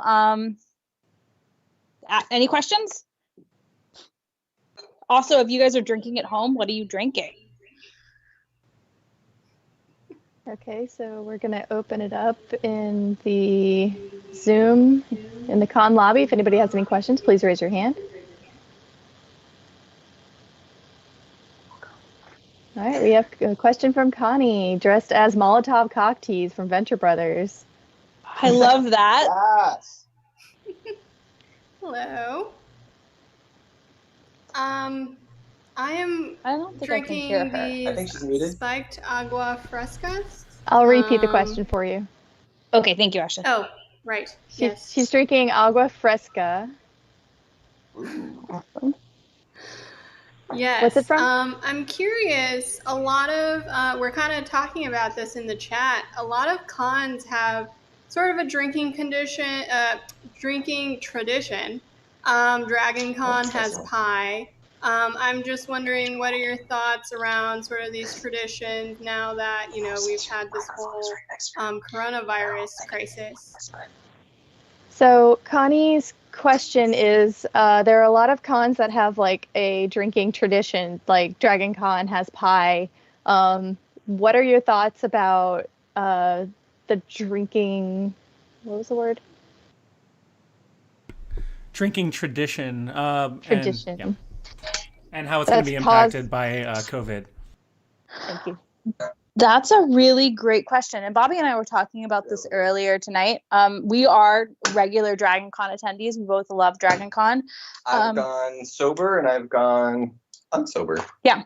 One thing we were thinking about that's probably going to be different is one of my least favorite memories of Dragon Con is, how for anyone that does not go or has never been to Dragon Con, there's escalators everywhere. And the up escalators are right next to the down escalators. And I remember a Dragon Con after dark one night, and literally there was a bottle of alcohol, just straight, like a bottle like this, that was getting passed from people going down the up escalator and back down the down escalator and back and forth and back and forth. And they were like, here, drink from the bottle and pass it on to somebody else. And I expect to see, I don't expect to see less of that, but I do expect to see that different. I expect to see more people drinking out of cups. I expect to see more cups floating around. And I expect to see sharing via cup more often than not moving forward. Now, part of the reason why I think some of that will still happen, and I definitely think it will, is because people are once you get to a certain level of inebriation, you're not gonna really care that much. well, and also there's a belief that alcohol kills germs. Technically true, but not like that. But I'm gonna say I think that this is a generationally defining moment. It's gonna change the way we interact with each other. It's gonna change the way we con, I think. I was talking to Sarah earlier and talking about what like recommendations we would have, and I was saying carrying around your own cup in your like a little side hip flask or something that a collapsible cup. Pull it out, let them pour it in, and share if you are comfortable sharing after this. Because I think a lot of people won't be comfortable. And then sober cons versus cons that I have attended sober versus cons that I have attended while I drink. I've had fun, both sober and slightly inebriated. And I don't really think it has affected my enjoyment of a con. So I've been able to have fun without alcohol at a con because I'm there for my friends. I'm there for the experiences. It's great because I get to watch my friends be idiots instead of be the idiot myself. So there's that positive. But I also I think I had some of my worst cons when I drank too much. Like there were a few cons, like Dragon Cons, where I said, do I really want to come back here next year? Like I'm not even enjoying myself. And I realized I was overindulging in the alcohol and it was affecting me. It was causing some depression. It was bringing up some emotional issues that I hadn't dealt with. And so I think that whether you have the alcohol or you don't, you can have fun. And you can enjoy yourself, and you can find like-minded people at any con. And I do want to note, people have many reasons why they don't drink. I have a friend who is a recovering alcoholic, and if you push somebody to drink when they say they don't want to drink, that's not cool. You can still have fun and not drink, and you don't have to bug somebody and keep asking them, oh, why won't you have a drink? Why won't you have a drink? Especially if somebody's an alcoholic, that's a bad situation for them to be in. Yeah, absolutely. Yeah, you definitely don't know anybody's background. So that's why I kind of say don't push if somebody doesn't want to drink. It could be medication, it could be medical, it could be emotional, it could be a whole range of things that you do not want to know the answer to, my friend. So leave it be. If someone says no, no means no. And I think this day and age, no is now becoming an okay answer. Thank God, because it gets annoying when people keep pushing.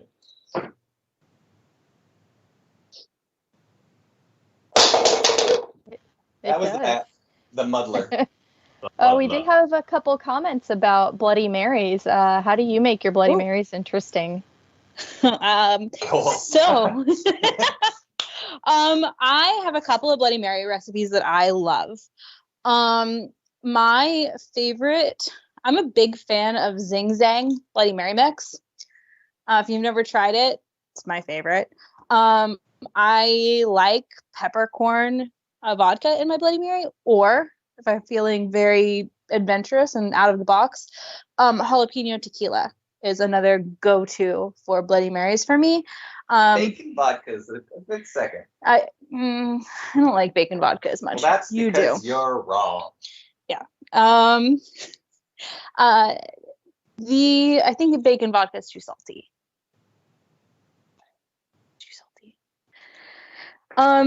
And for me, the more you put into a Bloody Mary, the better. It's like the only drink where I think that is the rule. Like, just go for it. You put that Worcestershire sauce in there. You put your horseradish in there. Put your hot sauce in there. Just like go for it. Yeah. I will say that jalapeno tequila is my favorite summer cocktail alcohol. And it's the easiest thing in the world to make. You want to take a single jalapeno, cut it into typically quarters, take 90% of the seeds out, and you want to fill up a mason jar about this big with it. And Depends this is on how spicy you want it. Yeah, this is an 800. One thing I did one summer that was a lot of fun, we did a family beach trip, and I cut up watermelon, made a jalapeno tequila, soaked the watermelon in the jalapeno tequila overnight. So the watermelon absorbed all of the jalapeno tequila, but it still had like that watermelon flavor. Oh yeah. And then you had on the beach where it was completely illegal to drink. They were like coming around being like, no open containers. And you were like, oh, well, this isn't an open container. I'm just having a snack of watermelon. And that's where edible alcohol can come in handy. Yeah, it was amazing. And it's a solid thing. And then later on that night when we wanted to make margaritas, we just took the watermelon we had left from the cooler, threw it in the blender. Margarita. And made margaritas. So I highly recommend if you've never done this. And I do this with a silver or a clear tequila, not a dark tequila. Yeah, but yeah, so another one of my absolute favorite things. For Bloody Marys, I like to make my own mix, but my favorite things to put in are Valentina hot sauce and Worcestershire, obviously, and a touch of horseradish, and then whatever alcohol. But right now, no alcohol. I will also say that despite the fact that I am the creator of fire bitters and drinkable mace, That is debatable. I have a low heat tolerance. So I don't have a favorite hot sauce. She's so stubborn to say it's delicious, she'll drink it. If I have a low heat tolerance when it comes to things like Bloody Mary, so I don't have a favorite hot sauce, unfortunately. Yeah, I have a few. Anybody in the audience have any favorite Bloody Mary recipes they want to share?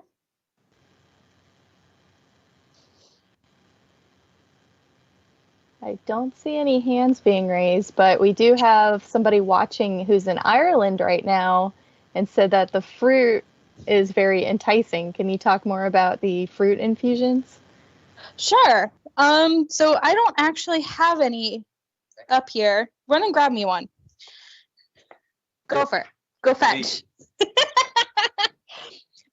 So I was starting an herbal one, but I can do something different. So a fruit infusion is typically something where, so I've got these kiwis that I bought at the store and they're starting to go bad. So we're going to use them. They may have a little bit of edible glitter because this tea has edible glitter. So fruit infusions are things that I really like, but they do take a while to make. And we're going to do a kiwi vodka. Kiwis. So one trick with fruit is if it's got a peel, like an orange has a peel, the peel on it can get it to go very bitter very quickly. So you need to know a bit about the kind of fruit you're using and a bit about the kind. You brought beets. Or this? Those are beets. Brought cherries. Okay. A bit about the kind of fruits you're using, and I would just definitely play around with it. They're cherries? I will say it takes a while to make, and these are coming from our freezer. So I'll talk a little bit more about what each of those things are as I'm peeling this kiwi These are horribly. muscadines. Muscadines. Muscadines. If you've never heard of a muscadine, I'm sorry. You are clearly from the north, not from Georgia. A muscadine is a type of grape that is native to the United States. It is like a very sweet grape. So these are muscadines. And the other thing I'll say is if it's got an unedible seed, you want to remove the seed. So these cherries are cherries that were soaked in bourbon. And we soak these in bourbon for, I want to say 6 months. And it's a little frozen. We'll flush. Sure. But, well, okay. I don't know what you were trying to get me to do. Here, take this. You can, just gonna pour a little bit of this out so they can see what it looks like because it's a little hard in this jar. So you can eat the cherries straight, or you can use the liquor in a drink. And it is very cherry. You essentially make a cherry flavored bourbon, where it is straight bourbon with some cherry in it. I noticed someone said that their alcohol does not freeze when they freeze it. But when you mix and infuse alcohol with fruit, you put sugar and more liquid into it. So it dilutes the alcohol a little bit. So that's why we're getting a little bit of ice crystal. It's not completely frozen because it's still moving around, but the water that has diluted some of the alcohol from the fruit is freezing.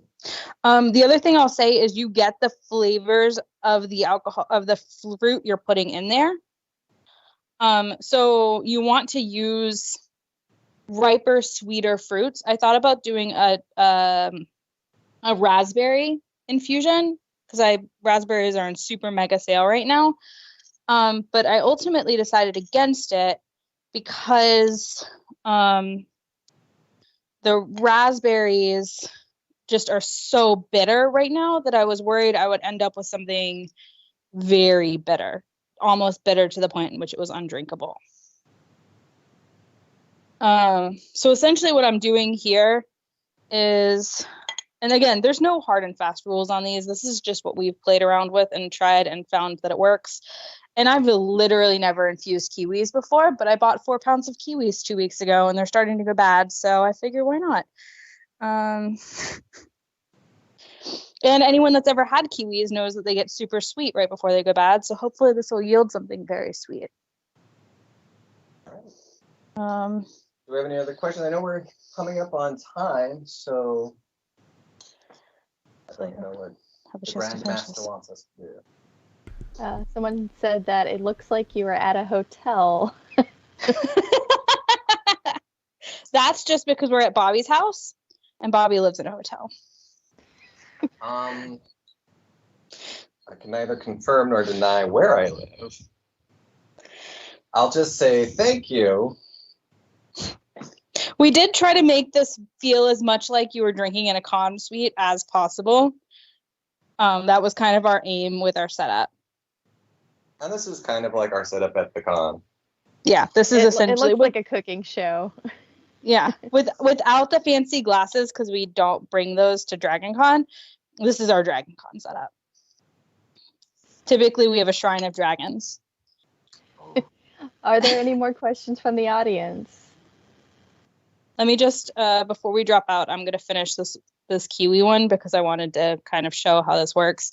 Absolutely. You still have a couple minutes. Sure. So the last thing I'm going to do, just top it up to cover the kiwi. Oops. Still everywhere. As I do a little bit more than I'm supposed to. So essentially what I do when I'm making an alcohol fruit infusion is I'm going to let this sit like this, and I'll try it in a couple of days. I'll let you hold that up closer to the camera. And so it's kiwi, and it's already starting to change color. And that's because of how much water is in the kiwis right now. And so the kiwis will, the vodka will leach out all of the essentially kiwi flavored kiwiness from the water. Fruit gets a lot of its flavor from the water in the fruit. The fruit will not taste good. The fruit will not taste good when it comes out of this. So what I'm doing is I'm effectively taking all of the flavoredness of the fruit out and replacing it with alcohol. Then I'll take the fruit out that now tastes exactly like vodka because the fruit is displaced all of its fruit flavor into the vodka. It's like what's that called? It's like the LaCroix of fruit. Yeah. Like it still has the essence, the memory of its flavor, but it's not really that good. It is very fibery. We do have one more question. Sure. Go for it. So, what are your tips for transporting or drinking at con? Like, do you bring this whole setup with you at a convention, or what are your tips? What are your tips for transporting and drinking at con? Yeah, like what is your setup? Really great question. We will often walk around with a bottle like this. It also comes with a little sleeve that makes it a little less breakable. We will often walk around with a jar like this, and you can buy for mason jars, especially the ones that are narrow lidded. Don't buy the wide lidded ones. So just so you can see the difference. The narrow lidded ones, you can buy like straw lids for them, and you can pour out of it a lot easier. The other thing I'll say is there's a bunch of great vendors out there that make cooler backpacks. Right. There's like backpacks that are lined to keep it cool, like a lunch bag type thing.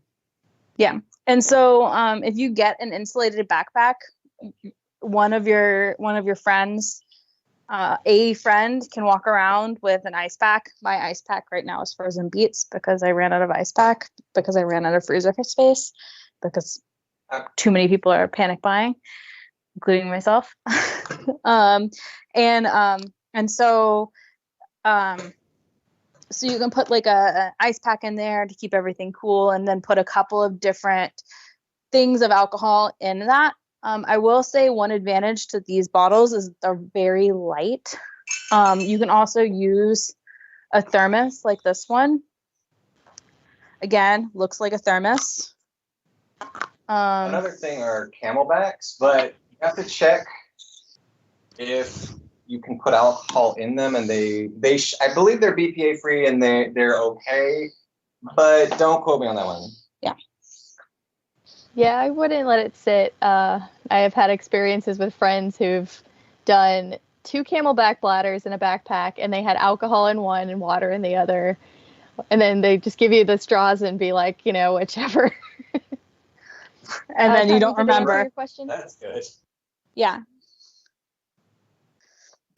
I think we are coming up to the actual time we have to call time. I literally pushed it as long as we could. No worries. Thank you so much for being here. Thank you guys. We had a lot of fun with y'all. Enjoy the rest of your con from home. Stay safe, everybody. Stay healthy. You're welcome to join us in the con lobby. More than welcome to join us. Yes, I will definitely be there. Bye. Thanks for being here. Oh, that's Connie. All right, so now we're going to transition to, let's see, Evil Villain Sleepover, I think is what we had. Villain Sleepover. I will make a note that the princesses, the Disney Princess group, actually requested to do a combined panel with the Evil Villain Sleepover folks, and they said no. So that's why we have a Discord channel dedicated entirely to Evil Villains, No Disney Princesses Allowed. So for the duration of the rest of this panel, if you are going to be in the Discord, I suggest you go to that one. Let's go ahead and bring our folks in potentially. But we are showing the live hangout in the con lobby in between while I bring up our vendor plugs.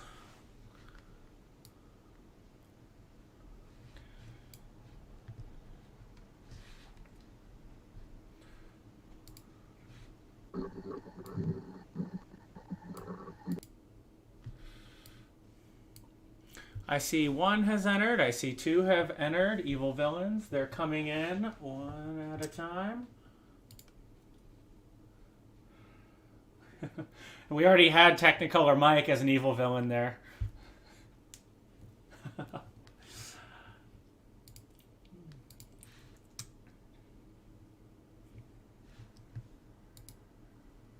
Mike, I have you unmuted if you want to talk a little bit.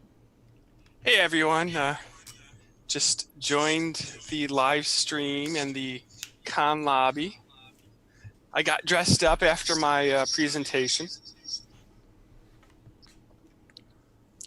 Looking Just good. enjoying the session on cocktails and mocktails. I haven't been to Dragon Con, so I've never seen the pass the drink up and down the elevator. That'd be interesting to watch how that happens. All right, so our one vendor that we have pinned for 10 p.m. is cheapmanga.com, the best manga and art book prices. Got the Facebook there, the Twitter there, the Instagrams. And apparently they also have sfcontinuum.com for Doctor Who and gaming merch. So our last vendor plug, but once again, vendors are going to be some of the most impacted. So we'll go ahead and transition back to the lobby with Technicolor Mike, who ran a panel on grease paint not but a couple hours ago. While I transition back to bring in our villains, who are all in.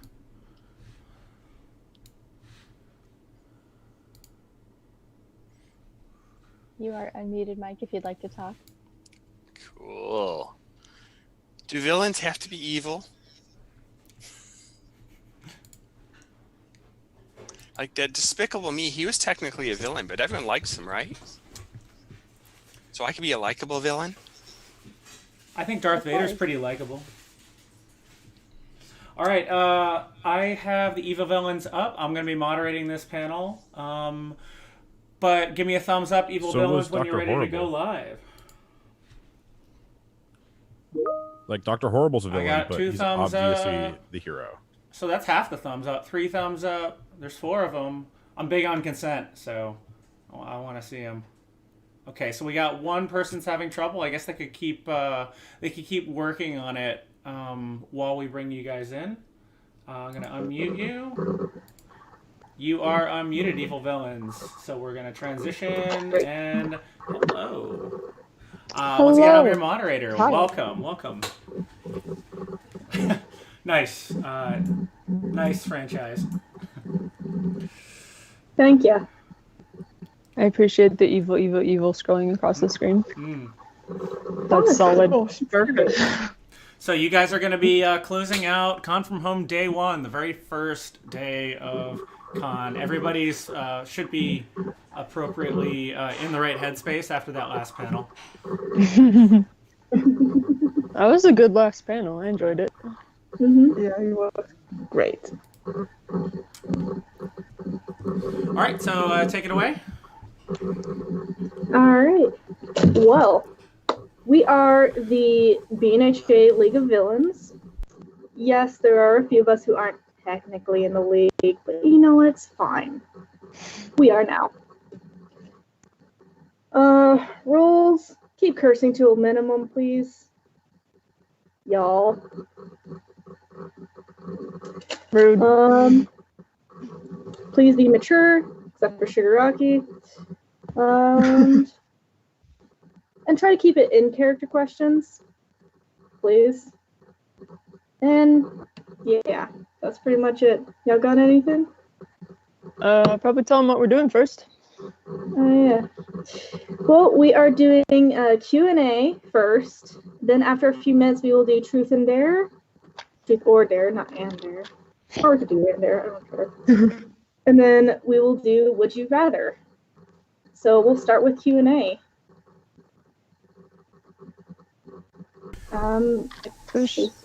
Okay, so we've got one from the chat. What's Villain Deck's backstory? It's kind of complicated. when I was little, I always wanted to be a hero, except kind of got crushed. And then I met this vigilante. His name's All Might. He's pretty cool. So I ended up, instead of being a vigilante, ended up kind of crossing over to a villain once I crossed a certain line. A line that shouldn't have been crossed. And so, yeah, the League of Villains opened up a position for me, and I am their strategist and co-leader. I say co-leader because Shigaraki is faster than it, but it's fine. Okay. Are you guys actually responsible for the coronavirus? Maybe. I Totally sent that message to not. Overhaul. Don't look We at plead me. the fifth. If it was me, you would be all dead. Okay, so villains have rights. Yeah. Heck yeah. Oh, okay. We have all the rights. Okay, so what is Dobby's background story? That depends on who you ask. Right now, all you need to know is my name is Dobby. Quiet. Rude. So I don't know what you're talking about. I'm going to keep this question in character and say, what's the hardest part of being Dobby, and what are your thoughts on the other villains, Hawks and Endeavor? Eating. Eating's really hard. My mouth doesn't open that wide without tearing at the stitches. I can see that as being a So, problem. Eating's hard. Hawks is alright. He's okay. He's growing on me. Endeavor can die in a fire. Sounds like a true villain. So, what are your favorite ships? That's relationships. Is that to everybody or like a specific? We didn't get anything specific, so I guess you could take it as to everybody. Hawks. Hawks and Dobby, yeah. Hawks and Dobby. Pretty sure it's canon knowing these two. Just saying. Okay. That's all the questions we have so far. I mean, keep them coming, folks. Why do you evil? Why do you evil? Why do I evil? Why not? There's so much more fun with eviling. I get to actually do what you want to do. Just get to run wherever I can and like steal whatever I want. It's really fun. Folks in the stream, if you guys raise your hand, you can also ask a verbal question. We can turn your microphones on as well. But in the meantime, Evil Deku, who would you date within the league?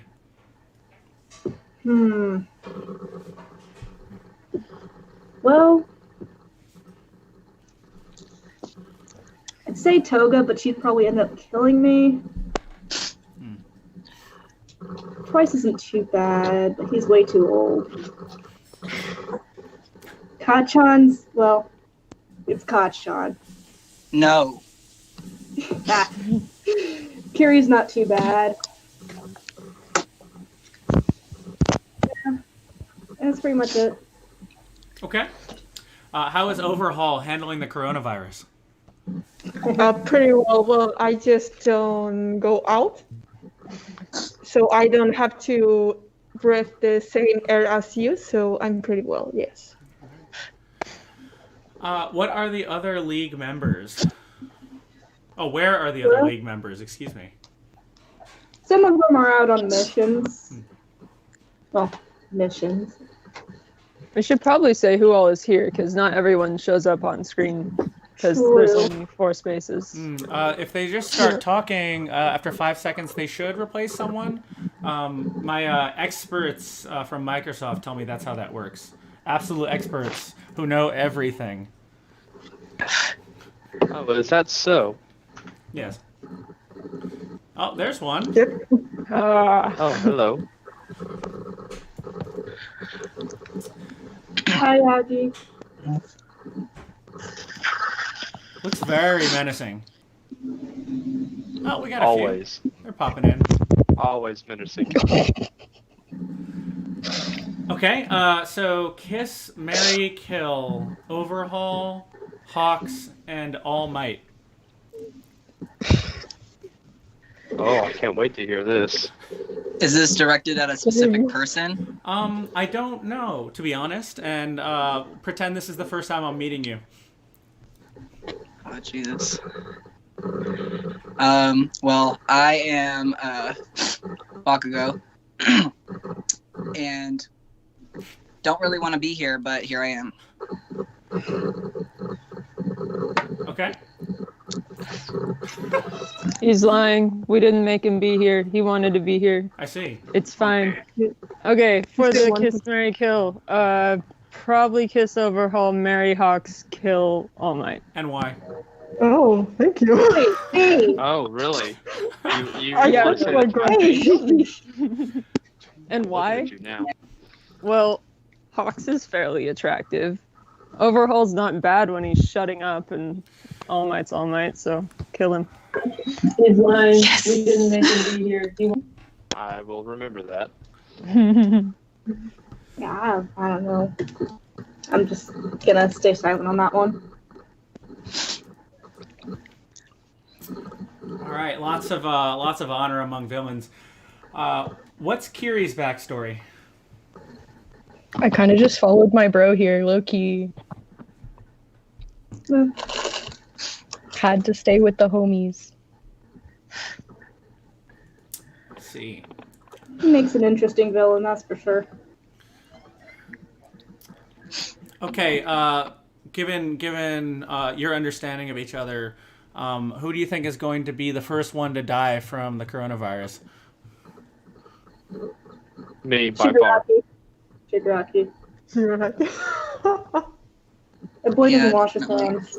I'm already on the verge It's of death. definitely not me because I'm really clean and I don't go out. Got it. If you all could have one pet each, which pet would you get? A dragon. I won't have a pet. Komodo I won't dragon. have a pet. They are dirty. Oof, There's no so many pets, please. I could have a lion, I could have a wolf, or could have a tiger, or a bear. Lions, tigers, and bears both mine. And then there's so many things to pick. I could have a bat. I could teach it to spy for me. If you all could have each, which pet? I think I would have a falcon. Obviously. It's very, very on brand for you. Yee. I would probably get a cat. They take care I of would- themselves. I'll definitely get me a Komodo dragon. I see. I have no idea what kind of animal I would get, like A at all. Pomeranian. Fucking, if I hear one more person say I look like a Pomeranian, You do though, Kachan. You do. You kind of do, bro. I don't. I You swear. even yap like one. Just because, like, okay, I understand that I can be a little loud sometimes, but that doesn't mean that I'm a Pomeranian. They're ugly Sometimes. little dogs. So you're a Pomeranian. I think Pomeranians are cute. Mm, So you just offended me. good. Stay offended. Ah, Okay, Bakugo, because you're stubborn, he wouldn't stay inside as a comment. How is Overhaul handling COVID? Excuse me. I think we've already answered that question. Yeah. Yes, I already said Okay. I'm really good because I don't go out. I Does just stay in my house. Shigaraki wash his hands? And I No. do mean all of his hands. Not at Oh, all. wait. no. Okay, he never. washes Kind of a father. problem. He washes father. I see. Occasionally. Okay, but has the shower ever been used as an actual shower in the hideout? Because I've only used it as a bed. I mean, I use it to wash blood off. You slept in it? Yeah, it was Honestly, I one shouldn't time, be okay? surprised. Okay, if you could pick one student/hero to join the league, who and why? Uraraka. Or Uravity. Pink Cheeks would definitely make a weird villain. Yeah, I don't think like, she has it in her. Crimson I think she Riot. does. Like, if we just use money to convince her, I'm sure she'd join. 100%. Probably. That would be a good villain. Someone with money. Someone who wants money. I can relate. Easier to control. So apparently you would have thought that germs die and decay on Shigaraki's hands. So maybe that's why he the doesn't only- wash his hands. No, because he has to have all 5 fingers touching. Yeah, that doesn't But- make sense. Low key. That would be I guess almost that's impossible. true. But what if he high fives himself? That's Wait. disgusting. That's just really disgusting. If he high fives himself, would he disintegrate or does it not work on him? I don't think it works. Where's only one Shigaraki way. right now? It would. Text him. I will write this down and ask him later. On yourself?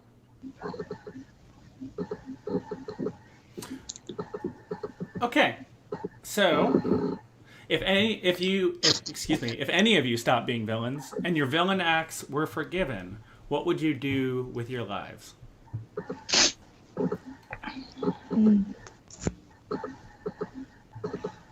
Probably die. I'd want to be a florist. What you said? You want to be a florist? I'd be a detective Bodybuilder. or a researcher. I think I will start over again and do it better this time. What would you do? I would probably fly around the world and see everything. I think I'd go visit people that I haven't had the chance to see in a while because I'm a villain. If the league had an apartment together, which of you would be killing each other first? I will kill everyone. That was quick. Not if I That was kill you pretty quick, first. actually. Yeah, I don't like people. I'd move out as soon as I could.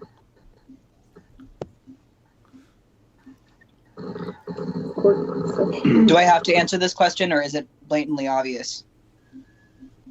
But you would kill everyone? No. I mean, I probably would kill everyone, but the first one would obviously be Deku. Like, why? Hey, and that's why I'm moving out as quick as possible, because I don't want to deal with you. I don't like people. Honestly, I kill the first person who puts their hands on my chicken wings, not gonna lie. I just killed the first one who tried to touch me. It just sounds like everybody's saying it would be them. How do we make this decision?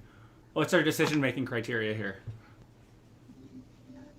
Rock, Honestly, paper, scissors? it would just be a 1v1 versus everyone. Okay.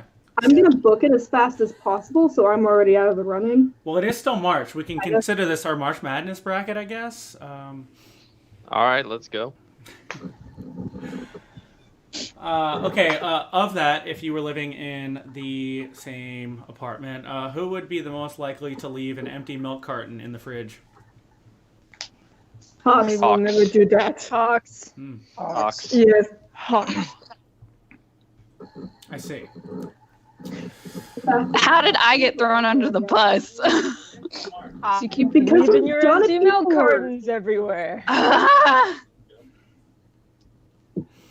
Fine, little jerk.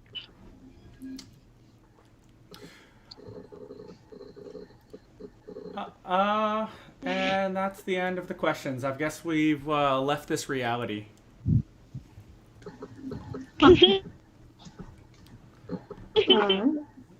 So you had a second phase of this, right? First phase was questions. Now it is truth or dare. If he cooked eggs in the morning? Yes. All right, so new phase, audience. Truth or dare. Truth or dare. Ooh. Give us something challenging. Well, I think you have to give us truth or dare, actually. So we've got to pick one. Deku, truth or dare? Dare. We got a dare.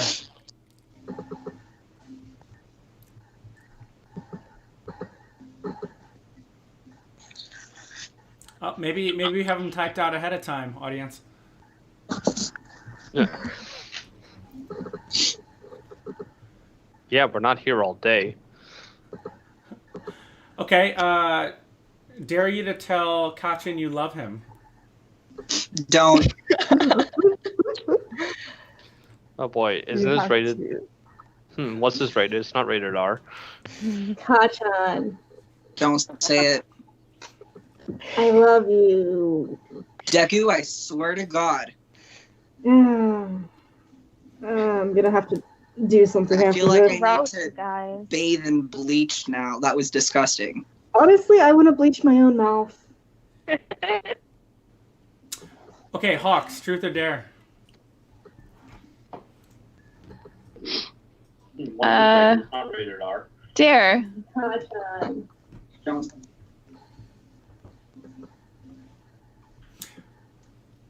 Next one coming up is Bakugo, and forgive me if I mispronounce that. Truth or dare? I guess truth, since everyone's thrown out dares. Okay, Try to mix so it up. Hawks, I dare you to diss each of the villains, one at a time. That's lame, Bakugo. This is gonna be fun. Someone's gonna have to step it up and make it interesting. Be nice. Oh boy. Let's see. This is gonna be interesting. Deku, angry broccoli boy. Oh. You're not wrong. You're not wrong. Not gonna like how you do it. Bakugo, angry Pomeranian boy. That's lame, Toga, stalker. Yeah. I like all of these already. Yeah. So. This is gonna be interesting. Overhaul, germaphobe. Angry broccoli boy. Well, it's what I am, so. Oh. Well, I guess I can call you the germ boy. I mean, I don't know. Like, okay, let's see here. Shigaraki. Toga, stalker. I'm not really for sure how to describe him. And Kiri, Overhaul, shark boy. germaphobe. And Dobby, zombie boy. Rude. Such a diss. I'm sorry, they asked me to diss. I dissed. Okay. Did we get all of them? I don't know, did we? I'm not really Oh, sure this how is to not describe letting him. me. Did you miss me? You missed All Might? You missed All Might. Oh, All Might. Oh, what do we call you, All Might? Let's see here. Good luck. Johnny Bravo. I'm Johnny Bravo. Oh my god. All right. Okay. Let's see. We had Bakugo. Was yours the truth or dare? Mine was the truth, I believe. Okay. I think we're still waiting on that one. Yep. So Kiri, truth or dare? Let's go with the truth because why not?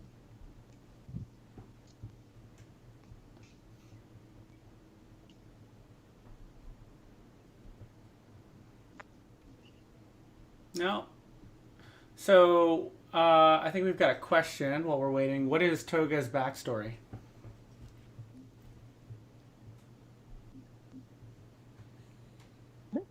I think Toga's frozen.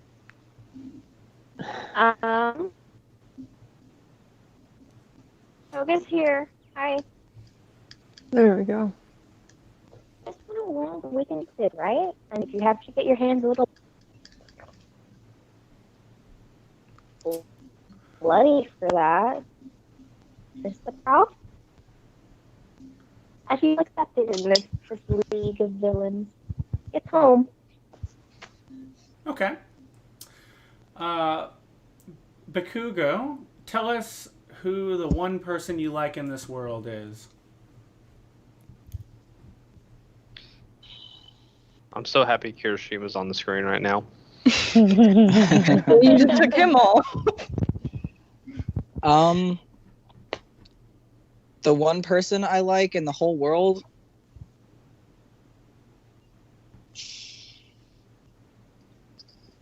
I mean, everyone sucks. I'm gonna lead with that. But Kirishima is the only person that I can tolerate. There we go. Called it. You can't Thanks, tolerate me? I thought we were friends, Blasty boy. We're not friends because you keep calling me Blasty Boy. You keep calling me Blasty boy. Okay, psychopath. Okay. All Might, Dare. All right.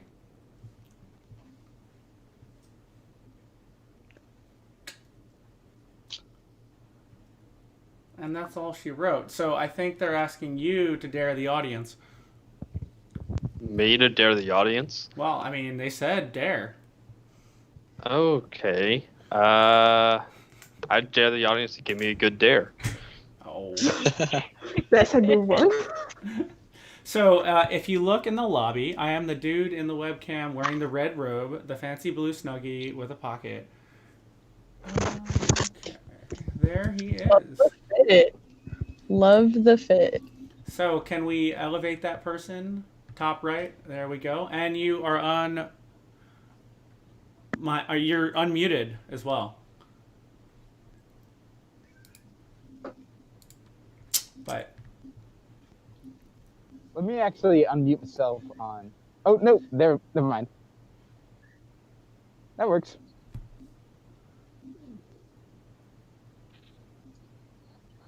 All right, so let me just read out the rest of my thing here. So I am filled with very discontent for the rest of the world. My employer has us working from home until April 26th.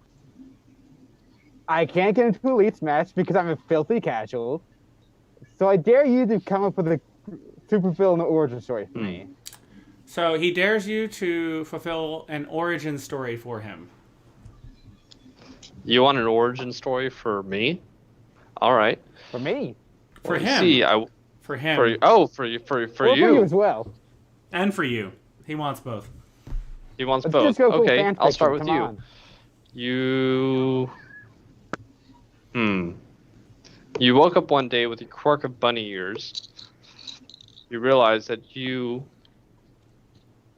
that's right, flap them. So I realized that you can use those to spin really, really fast and fly through the air. But the only problem is that you kept landing on your head. That's why you have a big target on your head. So we call you Bunny Target. Okay, and what's your origin story?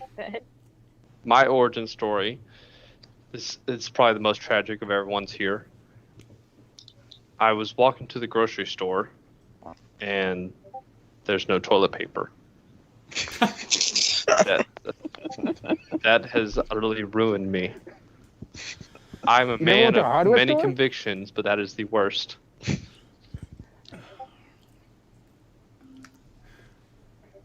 Thank you. Okay, so Kiri, truth or dare? Dare. You got a dare.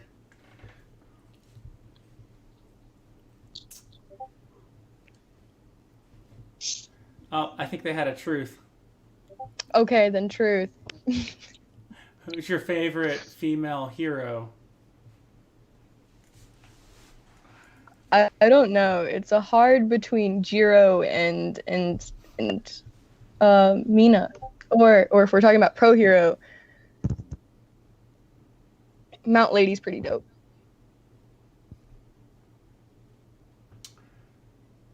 Wow, roll your eyes at me. Talking about me. I saw you, Pomeranian. I feel like someone's gonna die. Bakugo, I dare you to virtually kiss Kiri on the edge of your screens. Why? Why would I do that? And they also dare Dobby and Hawks to do the same. Have to try to get the screens lined up. Just make sure everybody's talking. And hope you're Yeah. not cross-sectioned, because then you'd all have to kiss each other. Hurry up, Bakugo. Do I have to go first? Yeah. I asked first. Yeah, you were asked first.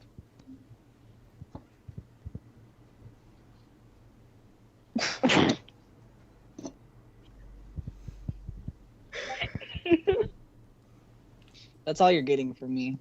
Ew. Okay, continue so I can laugh at you. Go ahead. I think Next we have one. to have Hawks on here.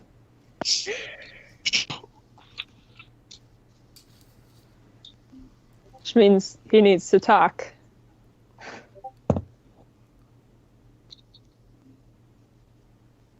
Hawks just said they got booted.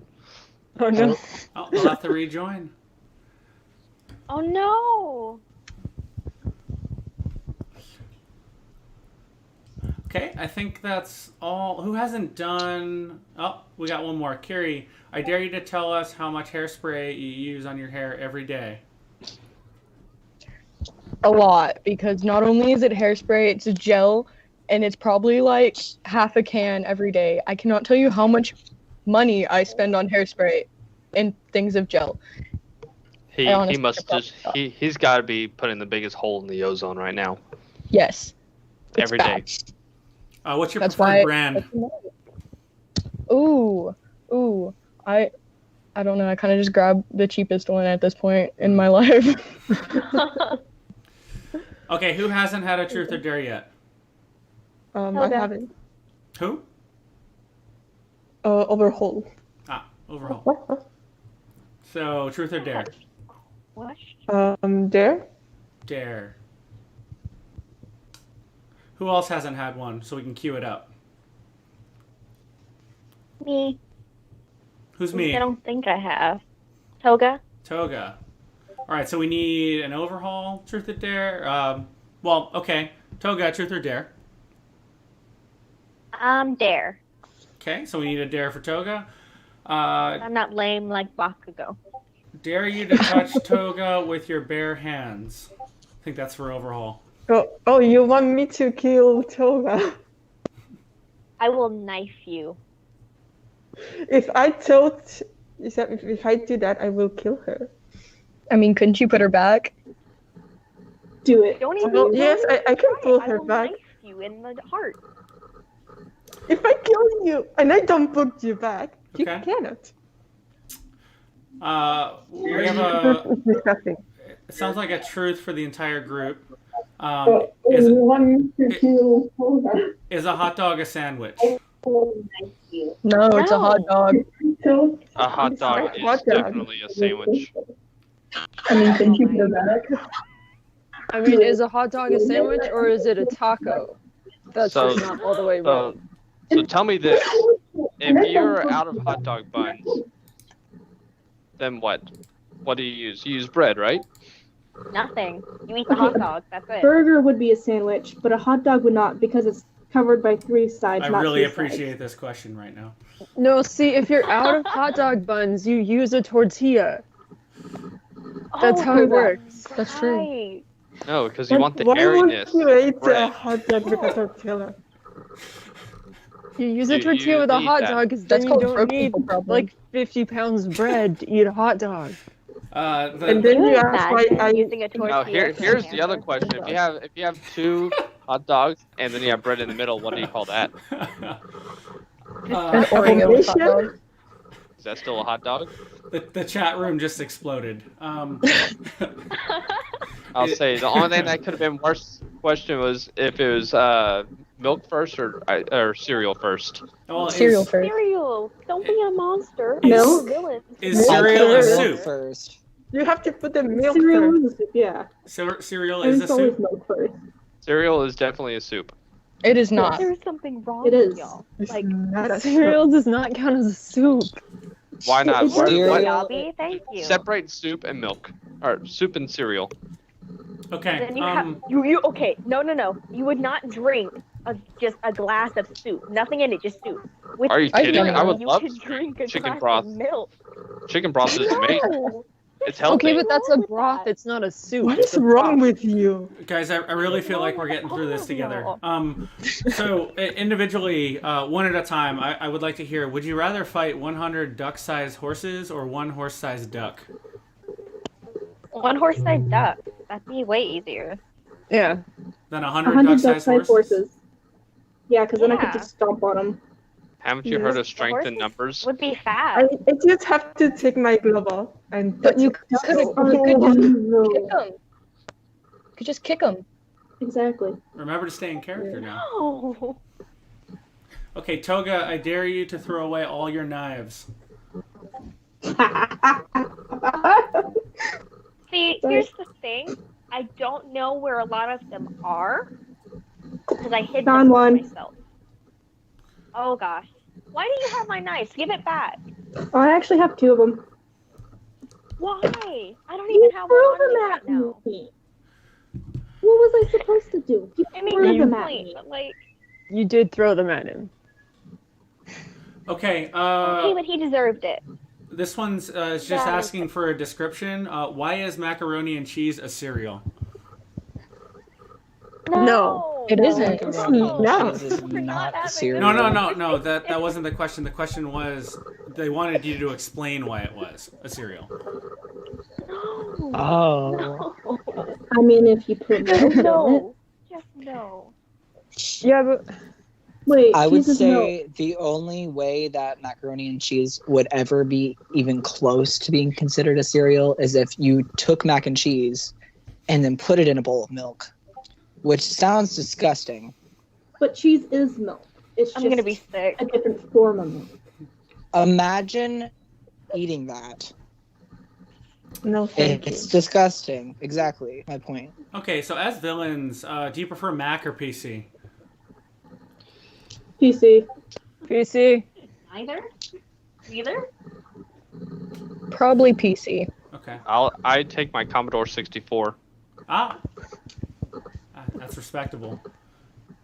I appreciate that top left of the con lobby. Okay, Kiri, do your best pickup line. Gotta put me on the spot like this. Yep.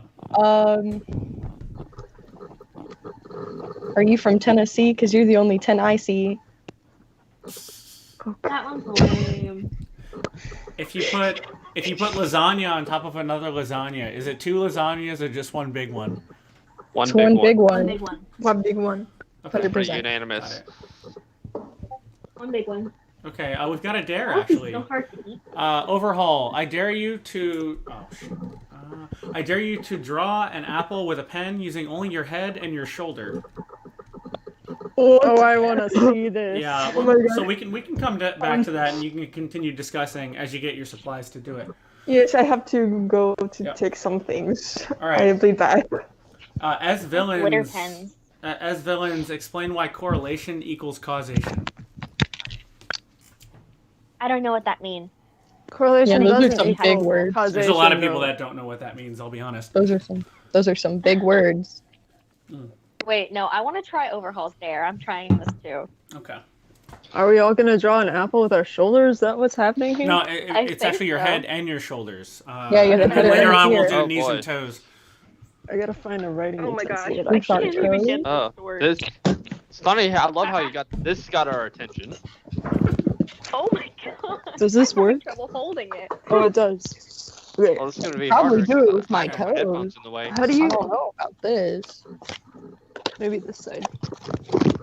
I don't even think my pen's working. Hold on.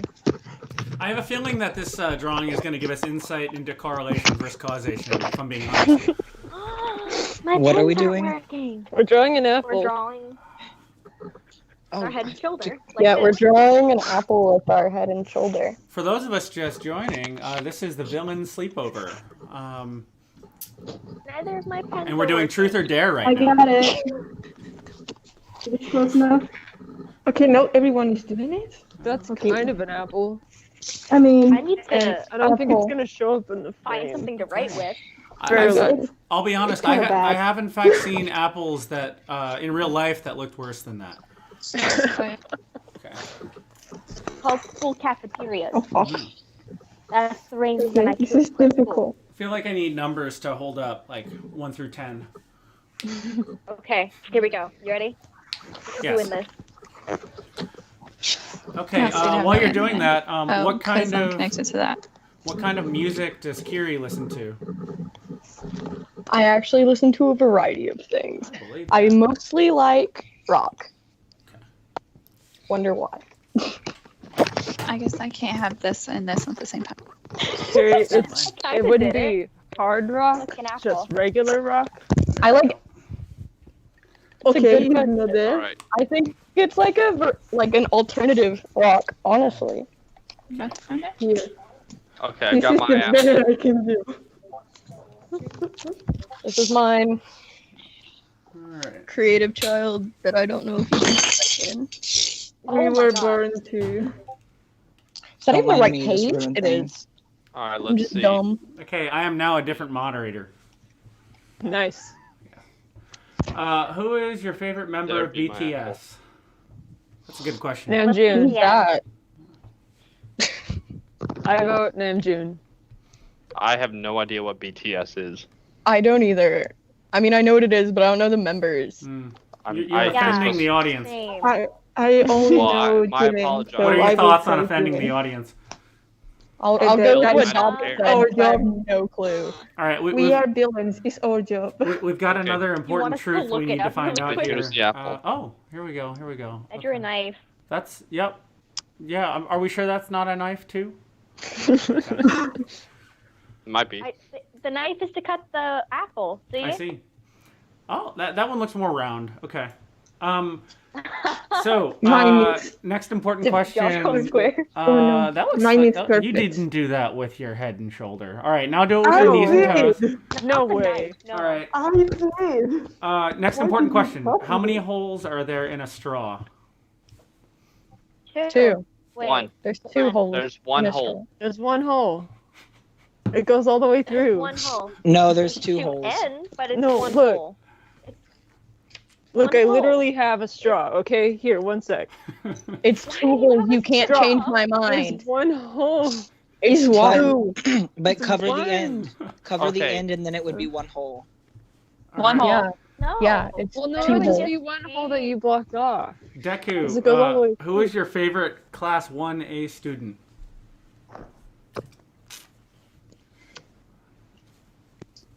Deku, who is your favorite Class 1A student? Okay, I think Deku's having some mic troubles. that's okay. While we're waiting Technical on Deku, difficulties. is lasagna a spaghetti cake? Or is No. cake I love that. spaghetti lasagna? Well, cake isn't always in layers, so But it's not onions always are. lasagna, but it could be. If I had to Onion- choose one, it would probably be that it would be a cake with layers. Okay. Like I I said, like lasagna cake. so That sounds funny. I like that. we've got another important question. Is it GIF or GIF? GIF. GIF. Yes. GIF. I can see we have It's a a G, so it's GIF. It's a It- G. Get, GIF. GIF. GIF. GIF. Like the wrong with peanut y'all? butter. Yeah, okay, like the is- peanut butter. Is mayonnaise an instrument? Oh. No, Patrick, mayonnaise is not an instrument. It can be if you my work God. hard enough. No. I can prove it. No, just give up on your Mayonnaise dreams is right now. acid enough. Okay, we've got a serious one. I dare everyone to tell their darkest secret.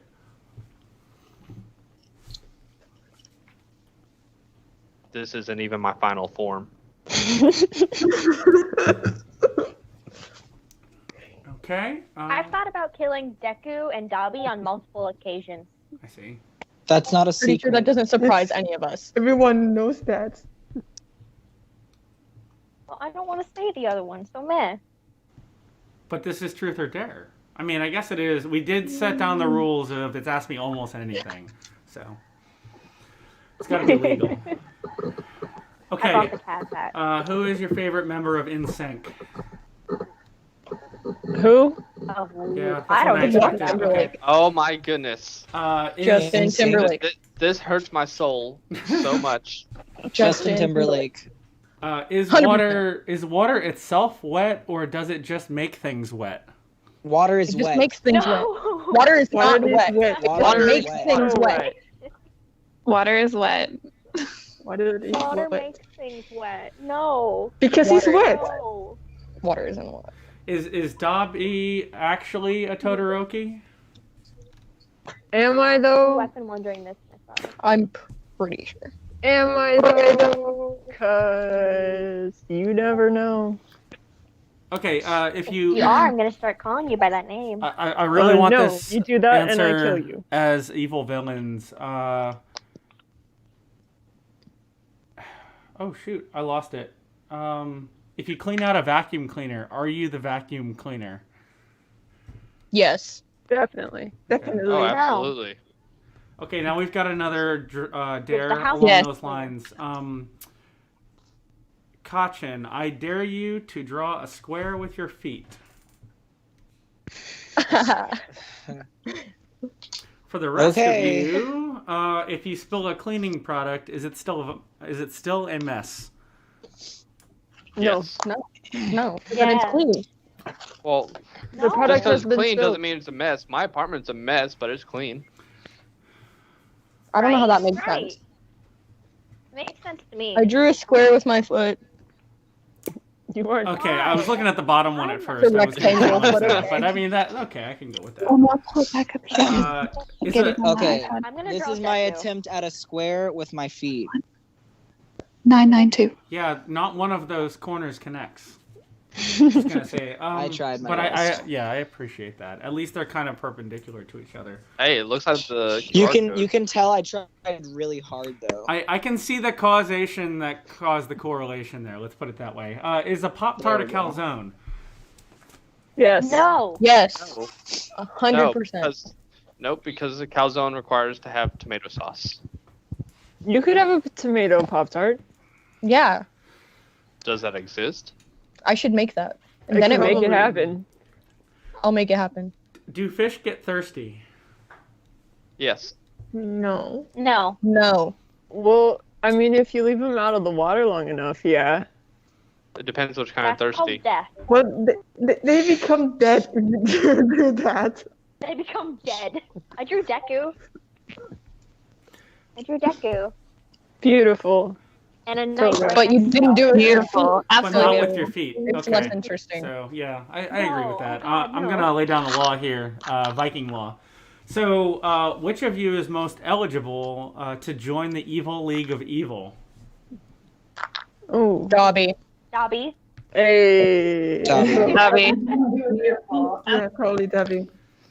Okay, we got somebody who wants 2 truths and 1 lie. I guess we're gonna have to pick someone for that. Why don't you guys vote on it? Hawks. I can do it. I want to do it. Definitely Hawks. Oh yeah, for sure. Make Hawks do it. What? Make me do what? Two truths and a truths and lie. 1 lie. Oh God. Okay.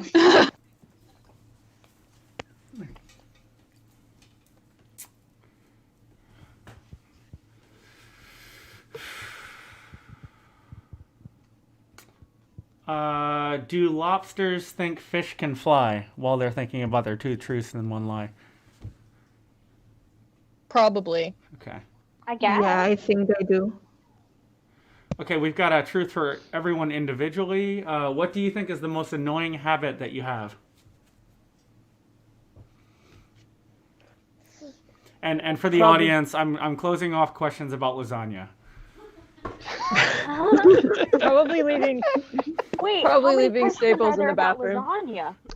Lasagna? I follow my friends around like a lost puppy. Okay. I've been told that I leave socks everywhere. I don't You know do. why. That's not Okay. a lie. I don't think I do, but whatever. You do. People think that I'm a cleaning freak, that I like to clean a lot, but I think it's normal. It's something I- we all should do. I use my fame to get free gifts. Okay, I think we have one more question and a request. So the request is, can everybody make sure that they post their social media in the chat afterward, because folks are interested in following you. Of and- course, and yeah. getting to know you. And, Sure. Yeah, Shameless so plug you guys time. are on the Discord, Sure. right? Yeah. Okay. Yeah, go ahead and post it in the Discord in the Oh, Evil Shelby, I Villains drew you. folder, and folks that are watching, Okay. you can feel free to stay and engage with them. I think our last question is pigs in a blanket sushi? Oh, I like that Oh. one too. We might ask a second one. I'm pretty Oh, I sure like that sushi one. has to be fish. And pigs in Not bacon. necessarily. No, because there's fruit or there's vegetable sushi. Oh, there is Yeah, vegetable sushi sushi, can but, be almost but that's not anything. It has like to have rice, meat. though. Yeah, it has to have rice. I want to go with yes. Let's go Because with it no. surrounds it, it would be a roll, not Dobby. sushi. Pay attention Oh, to good me, point. Dobby. I Right. drew you. For those in the audience wondering where they can find the Discord to meet with these folks, we will post it with the QR code on the con lobby immediately after this, right before we leave. So you'll be able to follow the QR code to it. Okay. Final question of the night here. Oh, and it's posted. There we go. What Harry Potter house are each of you, and why? Slytherin. I think it's obvious. All right. Is anyone villain. not a I'm Slytherin? Is my question. I'm a Ravenclaw. Gryffindor. I'm it's a different. I'm actually a Gryffindor. I fall under Hufflepuff. I believe that. I'm a Gryffindor. The quiz priest I'm saying different. I'm Slytherin, but I want to be Hufflepuff. I'm a Gryffindor. So we've got Oh. the Discord posted. I'm pretty sure I'm Ravenclaw. For those that want to continue this, I'm sure that they're going to continue it in the evil villain no princesses allowed Discord chat for the rest of the night. But I think we're just about out of time. So I'd like to thank the evil villains for joining us for this sleepover. Definitely felt like the last sleepover I have, that is for sure. I'd like to thank the audience for all your questions and dares and everything like that. That was great. A lot of back and forth. That was pretty great. Last thought for the panel. If you buy a bigger bed, you will have more bedroom, but less bedroom. Accurate, because I have a big bed. I do too. Yeah, there's not enough room on the floor. Wait, It's the worst. Wait, did you say that backwards? Because you said bed room. That's implying that the bed's bigger. But bedroom is the room is one word. Man, this may be one truth that we never get to, I'll be honest. All right.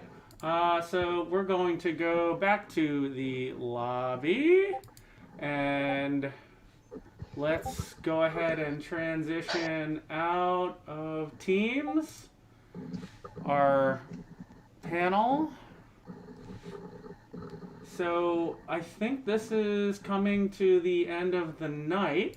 I'd love to have any of the team that are in the con lobby right now. Can we just unmute everyone? Because it's only got like 7 folks in it right now. End of the night. Thank you very much, villains, once again.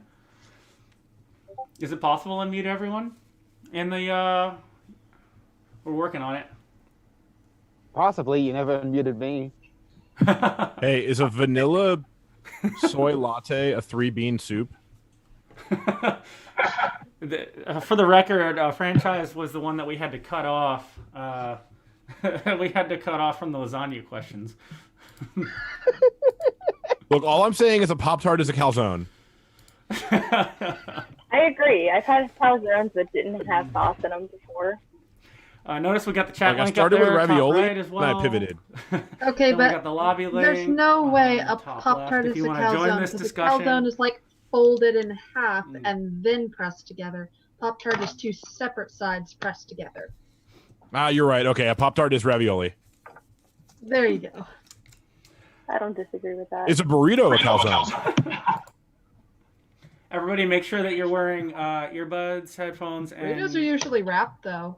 either that or mute the stream potentially. Well, that's like a way. That's like a kind of being pressed together.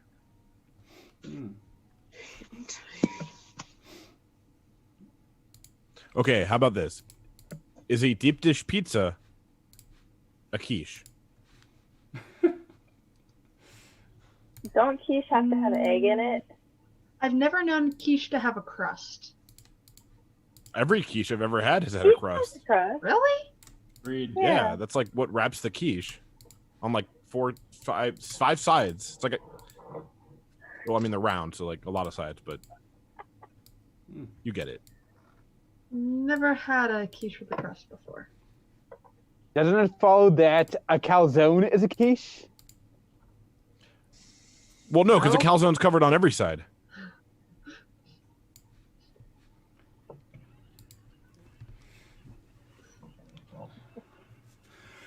So I'd like to thank everybody for joining us tonight, and all day. To be completely honest, this has been a remarkably successful event, and really we have dozens upon dozens of people to thank.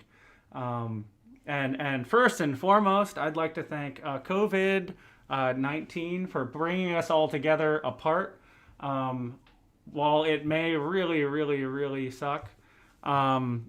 At least we're making the best of a bad situation, and we're having fun while we're doing it, and we're staying inside, and we're not spreading the virus. I'd like to thank all the participants. I'd like to thank all of the vendors. I'd like to thank all of the volunteers that made this happen, especially Connie and Ashley. You've been hanging out in the con lobby in the Horde all day, controlling them. Actually, most of the team is now logged in, showing their video. Jono, like to thank you for doing all the social media posting. Pablo, the great man behind the scenes, absolutely great. And franchise, David, you made a lot of this happen, and you got like very little of the FaceTime today until the very end there, and I think that made it kind of worth it. That was pretty great. David was the one who essentially him and Ted made the website, so that was pretty great. Yes. We've got a whole bunch of content for. Well, the theme creator did a little work. Isn't that an automated thing? Anyways, we have a full day's worth of content for you tomorrow. We're gonna come back bigger, harder, better, faster, stronger. Does anybody have the schedule handy for tomorrow? It is what? It is on the website. You can go to the I got website. It. Oh, he's got it. Give me 1 second. Oh, he doesn't have it. Okay. Well, it's up. I just need to put it on my screen.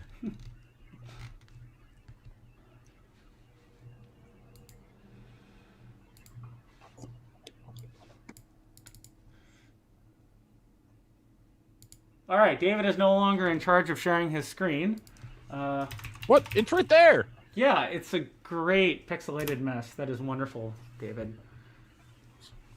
Well, that's okay. So, here is the schedule. It's right up on the website. Day 2 opening ceremony starts at noon sharp. That's 12 p.m. Eastern Standard Time with the whole team. We've allocated for a half hour as well. Maybe the Doctor Who bit will work tomorrow, unlike today. Then diversity and speculative fiction, starting a movement with Mr. Jarvis Sheffield, and he's bringing a whole bunch of his DragonCon folks to that. We've got learned about 3D printing. We'll see if that actually happens because they never got back to me. But we have the princesses that are going to back them up. If you like today's sleepover panel, then we're going to have the opposite with the princesses. Then we have Wakanda Forever, the psychology of Black Panther. We have 3 doctors coming to that one. Transformers and transformative fandom. That person's been on my case all day about slides. The Heroine's Journey with Valerie Frankel. She's an author. She's written a ton of books, and she's one of our vendors as well. I can't wait for that one. She submitted like 5 or 6 different panels. We've got another author, Christine Taylor Butler, another DragonCon goer actually.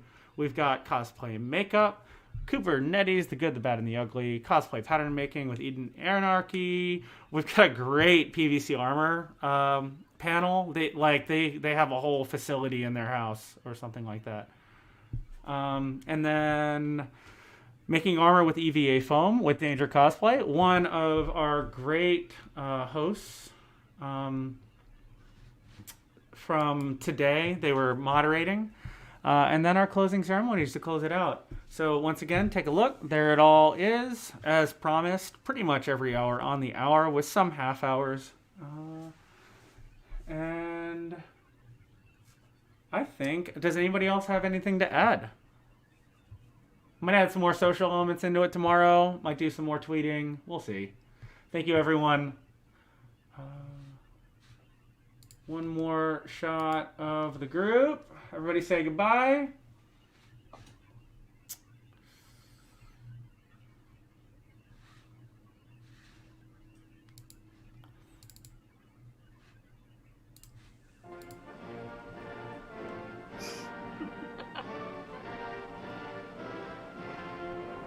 Yes. I couldn't resist.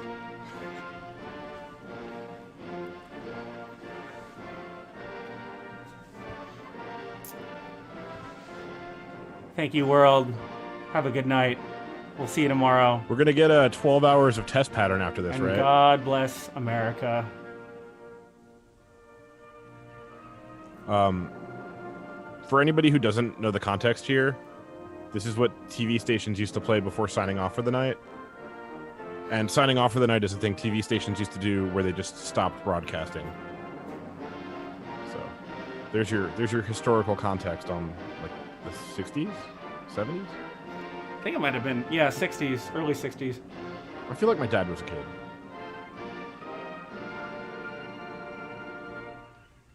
You know, if we'd made it another 20 minutes, it would have been a 10-hour stream. I don't think I would have made it another 20 minutes. Although your questions were pretty great. I thought so. Somebody came up with a rule for what food is called the cube rule. It's kind of what I was going with. What's